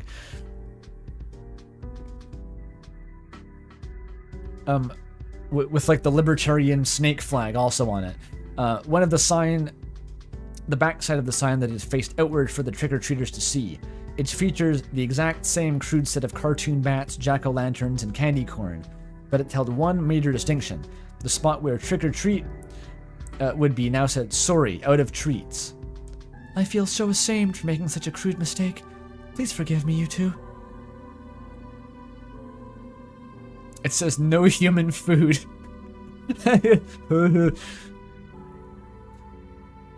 Asriel and Pizzapants sat there with their mouths hanging open. Oh no, we'll have to eat all the candy by ourselves now. It's a tragedy. I'm going to kill myself.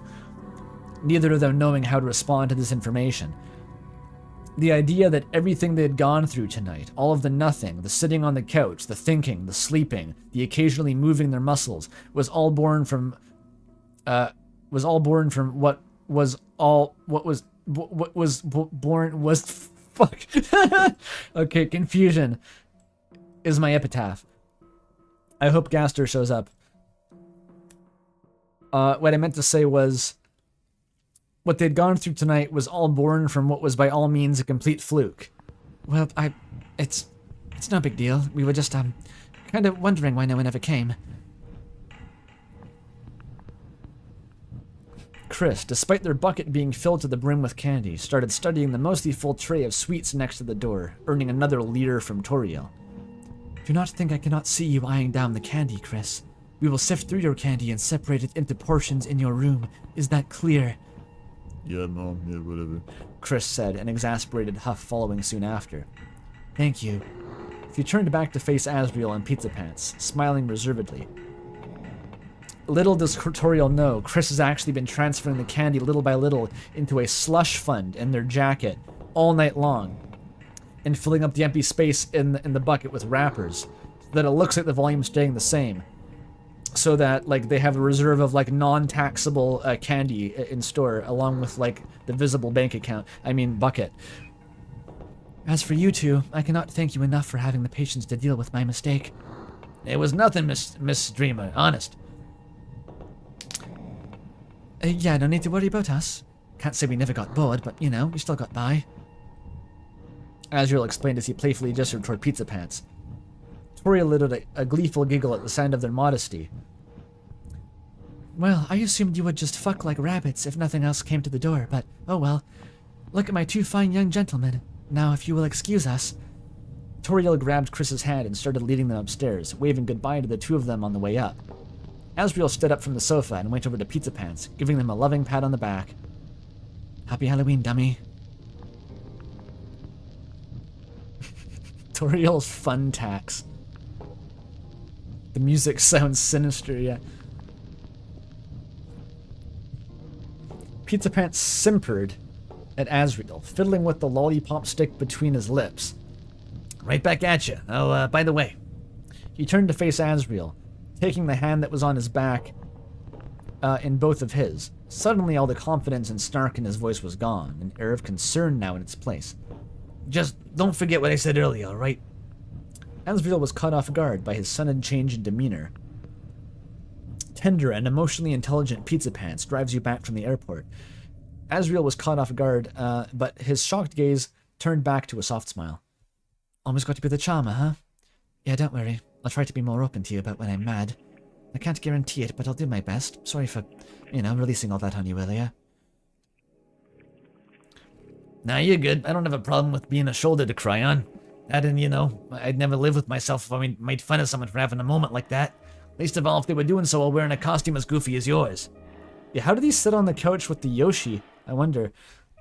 Well, that's good news, at least. Pizzapants walked over to the door and slowly opened it, staring at the now empty streets of hometown, the night sky above them, before turning to look back at Asriel. How about a movie at my place tomorrow? 10 o'clock sound good? What about tonight night? You're both adults. It's 8:30 tonight night. Go watch fucking slasher movies. It'll be great.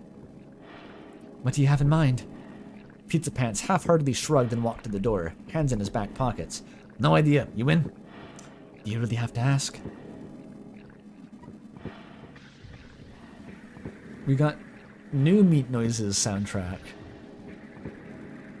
Hang on, I'm feeling low on Halloween spirit.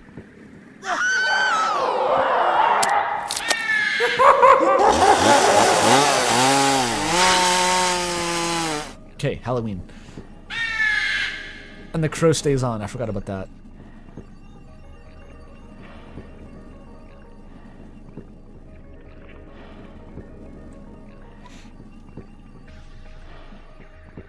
Yeah, crows are scary or something.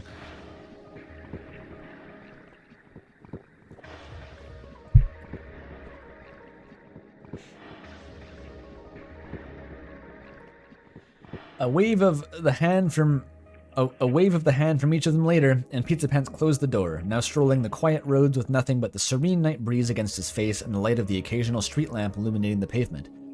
He took a deep breath as he strolled down the sidewalk, still trying to process just how much Asriel had bottled up, and how well he managed to hide it until then.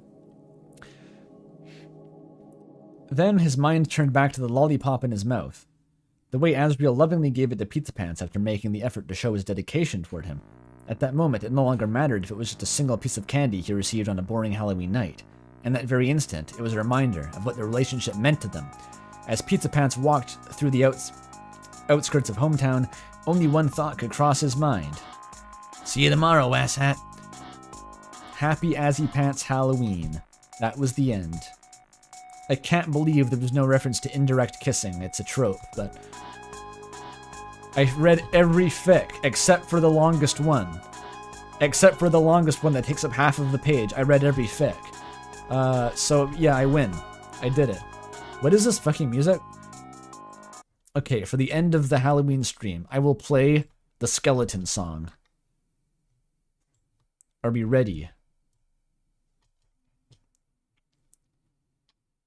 Prepare yourself for the power of the skeleton song. It didn't turn on. Oops, I meant, hang on. I don't know what the skeleton song is, by the way. It's just, this website has a skeleton song. Wait, where's my music?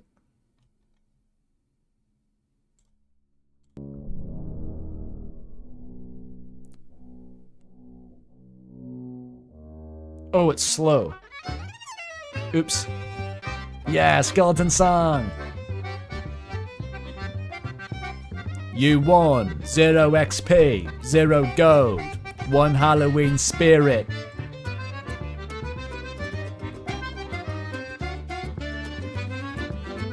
Music demon.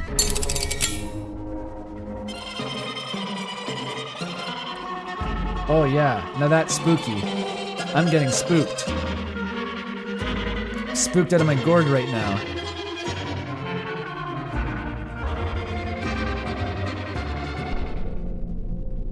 The music demon goes weird.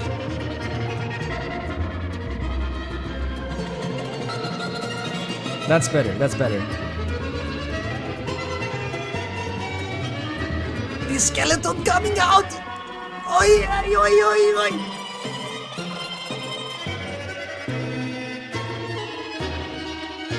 This is real music. Okay. Skeleton song is over. We're going to art. It's probably art. Let's do art. Wait, how do I do the art? There's gonna be so much fucking art. I forget how much art the Pants makes. God damn it, there's gonna be so much art. Okay.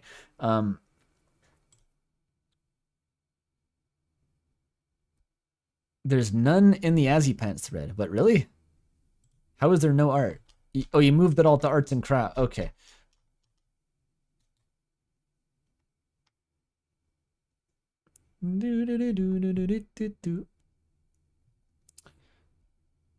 Is that stream art? How long has this stream been? It's 8 hours. That's a long fanfiction stream. That's pretty long.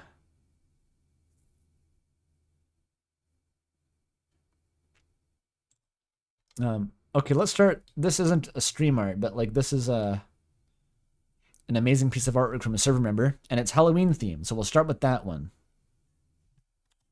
Check that out. It's not stream art again, but like fucking look at it. This one's by Dirk, who I consistently seem to enjoy their art. It goes bonkers. Noelle's got like massive shoulders. That's awesome.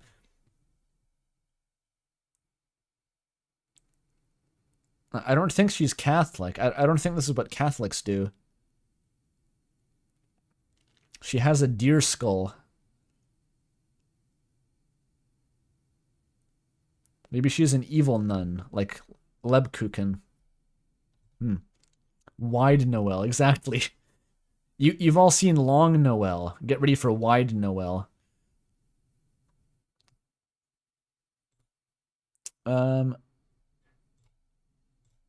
Let's keep the music going, perhaps. Music, there we go. The Orthodox have the deer skulls? I don't know about that, dude. Okay, we need actual stream art, though.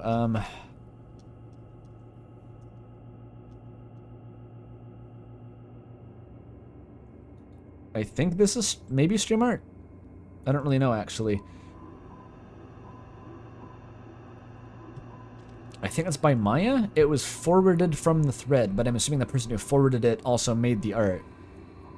It's an edit of Pizzapants in like the analog horror woods. It goes awesome, actually. The piss filter really brings out the spookiness. I'm gonna fucking die in here, little buddy.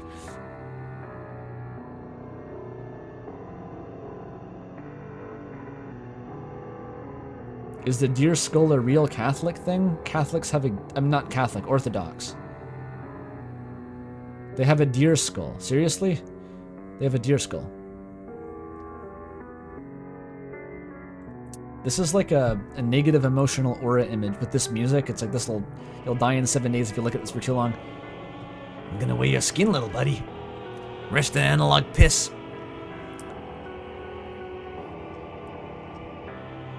Okay. Okay.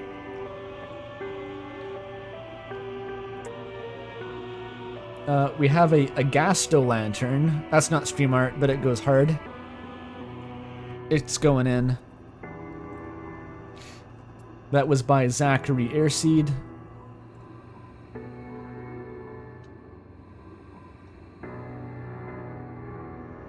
This is not stream art. Okay.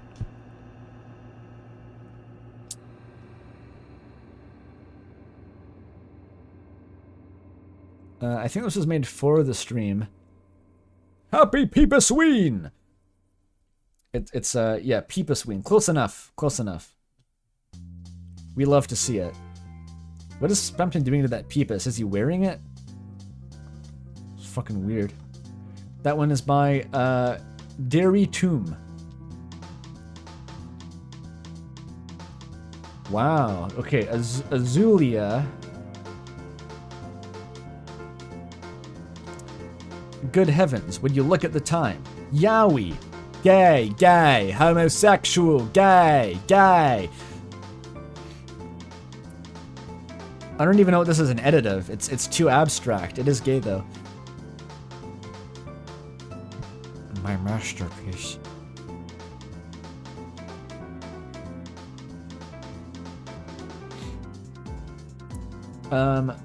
Bird.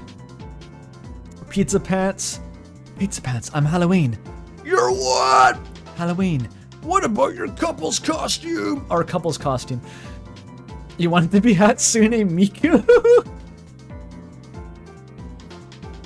Oh no, Pizza Pants. He needed what's another Vocaloid? Kagame Rin. Is that one? Rin. Something Rin. That's a Vocaloid, right? Gumi maybe? Was there a Gumi? Something. I'm trying to pretend that I know about Vocaloid. Teto. Hatsune Miku. That's an amazing face.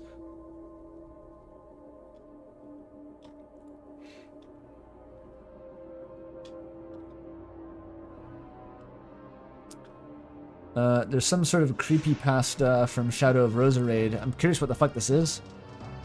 What's going on? What is that? All audio has been decoded and translated for your convenience. Maybe I don't want to get into this right now. There is a creepypasta available for you. By Shadow of Roserade, though. Welcome, user. I made 2 of them by accident.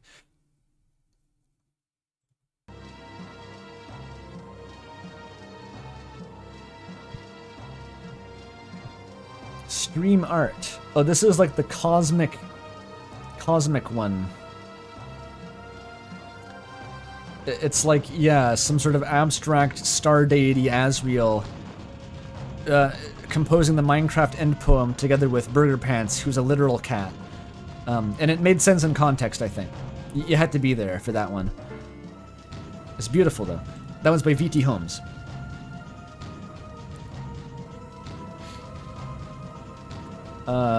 That's a work in progress. And not stream art. It's a 3D Ralsei. You can look at it for a sec. There you go, 3D Ralsei. Cute. By Espresso. Wait, where'd it go? Where'd my... There.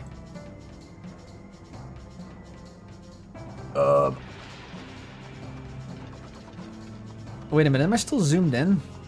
Oh, I am. The art's getting cropped slightly. You know what? I'll, There we go. That's better. I don't need to be in full screen. Cool music.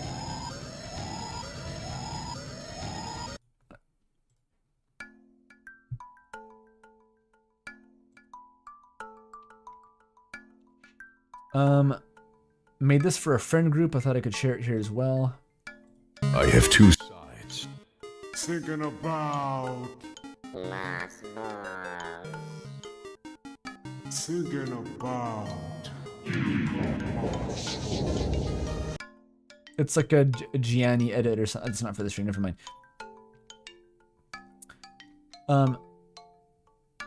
I know it's not showing. I was checking what the fuck it was. It's not related to the stream though. This is Asriel singing the Sweep Song by Lilac. Go to sweep, sweep, sweep, sweep. My broom is swinging from side to side, side to side. Thank you. This is the second appearance of Broom Asriel in a fanfiction I'll have everyone know. I'm sure that's what this is based on, but we've already seen Broom Asriel.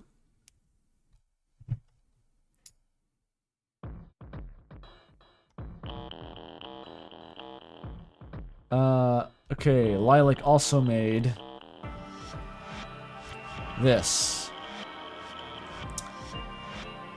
We have the statue of Pizza Pants and the Asriel monument. Oh, it's an Inktober sketch. I see. It's a monument-themed sketch, which happens to be Azzy Pants. We love to see it. PogChamp Flowey Jack-O-Lantern by the Goat Prince. That's pretty good. It looks like Pyrocynical, which means it looks like Flowey, because Pyrocynical looks like Flowey. That's how you know. That's how you tell.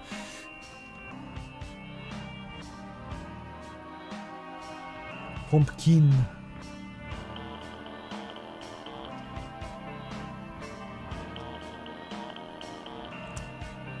Okay.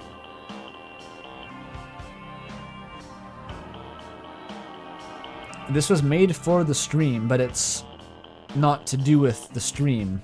It's a really cool looking May Borovsky, though. I love the May Borovsky. She's like a Halloween themed character, kinda. Looking good, May.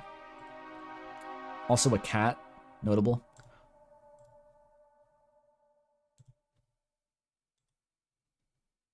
Zam, May is ripped. Yeah, really. This is by George Y. 2001.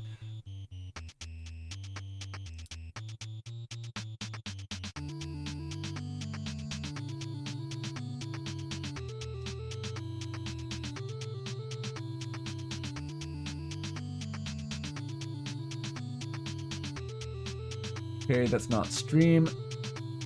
Finally, Gaster with one lint truffle by Lilac. Finally, I got my truffle after they stopped being so fucking gay for 5 seconds. That's the end of the art. There's actually no more art in the Azipants thread? Yeah, I thought you were sparing me from like the backlogged art. That may take a year if I'm doing the backlogged art actually. He's so genuinely happy to have that truffle. Yeah, maybe because it's a weekday. I'm not complaining. I was expecting to be here for an hour. There's got to be something else. Like the Azipant thread probably has a bunch of like old, built-up art. I could check briefly. And oh, look at that! $50 from Pidge. Azipants OTP. Thank you so much, Pidge. Thank you so much. Yeah, this was a pretty intense stream. It wasn't intense. It was just it was a long one. It was a lot of Halloween shit. But that's really generous, Pidge. And this is after making the document and all that shit too.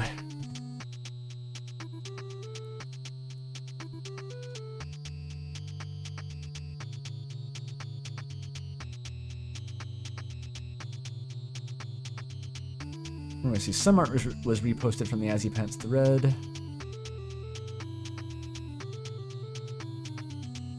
Do I sound sleepy? I might be tired. Like it was a long stream of reading.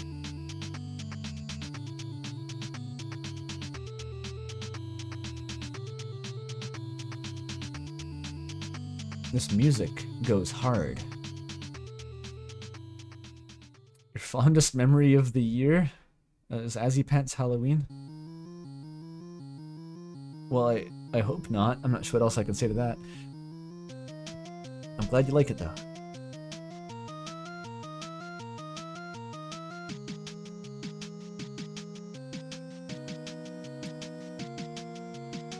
Wait, there's an Azipants Fluffy Puff cereal box design.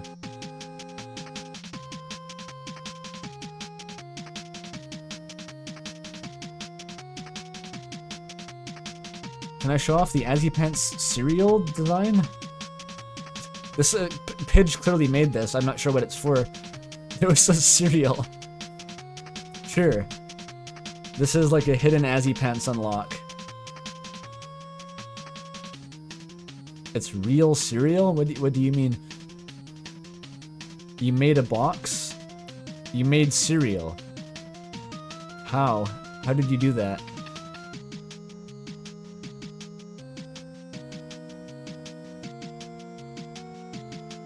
See, this is why you backread the Azipants thread. You see, I made an Asriel cereal. That just happens in the Azipants thread. Sometimes there just is Asriel cereal. There's a recipe. Oh my god. I've never heard of making a breakfast cereal. I've never heard of that even being possible.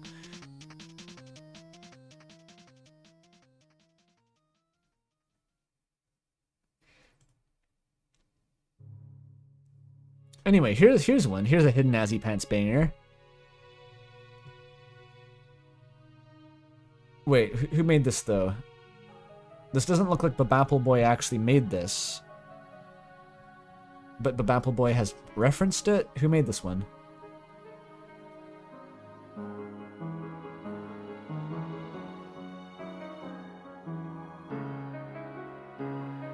Is that yours, Pidge? That's a Pidge. Oh, there's more, I'm used to Pidge with flat shading. This is a much more rendered piece. It looks good.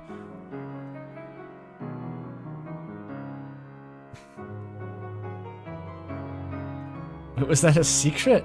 I don't get it. I'm sorry, Pidge. I don't get the bit. It's nice though. Did you have like a color consultant to make the sign there? Those are all very bright colors.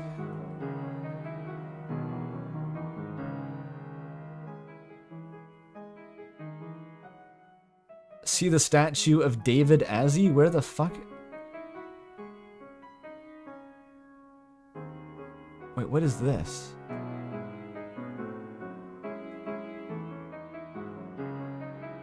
I can't tell. Jeff made this. This is from Jeff. It's like the Joker, Spamton the Joker calling Pizzapants. I'm not totally sure what that means, but it's art.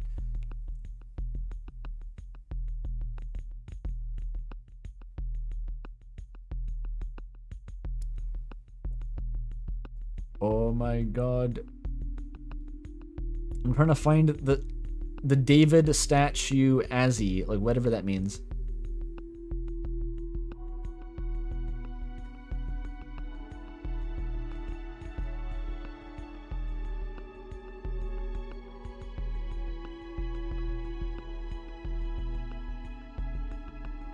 Oh yeah, weren't people trying to make an Azzy Pants book?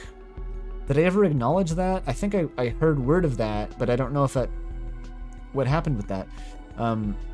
They were trying to do like an Azzy Pants Umris book, you know? Like the Umris book, but Azzy Pants. It was mid-October, and that would take a lot of scrolling, holy shit.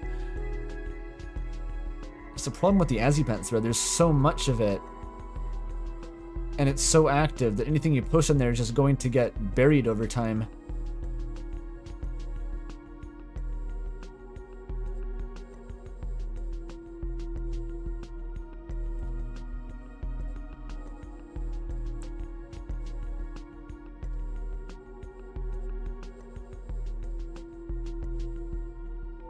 Gotta show the Scroingo Boingler art on stream. That's me. Oh, it's on the progress report? Oh. Oh, the progress report.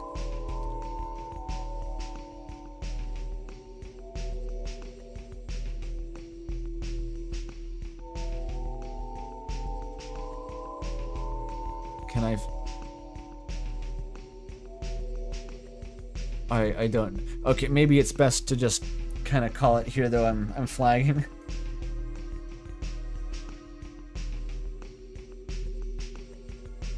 I'll show yeah, Doc's book cover. I think I never showed that yet, right?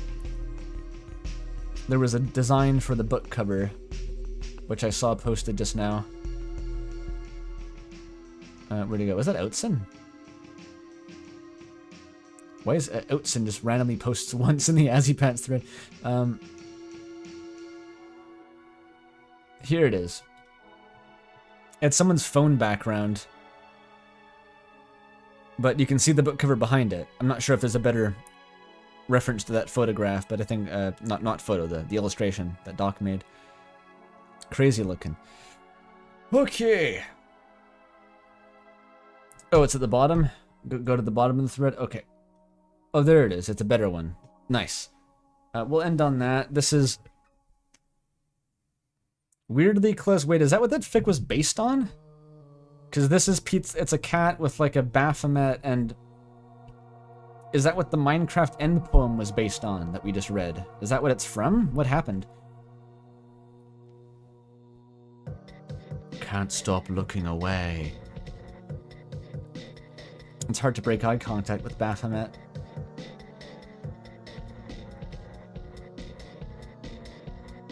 It's beautiful.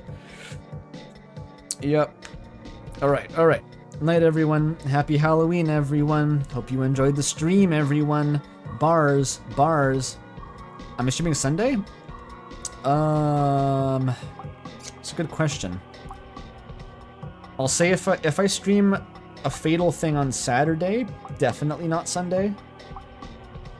If I don't, I still might. And I unfortunately still don't know for sure whether or not we're doing something on Saturday. But, yeah, we'll see. I'm gonna have to improvise as usual. Alright, night everyone.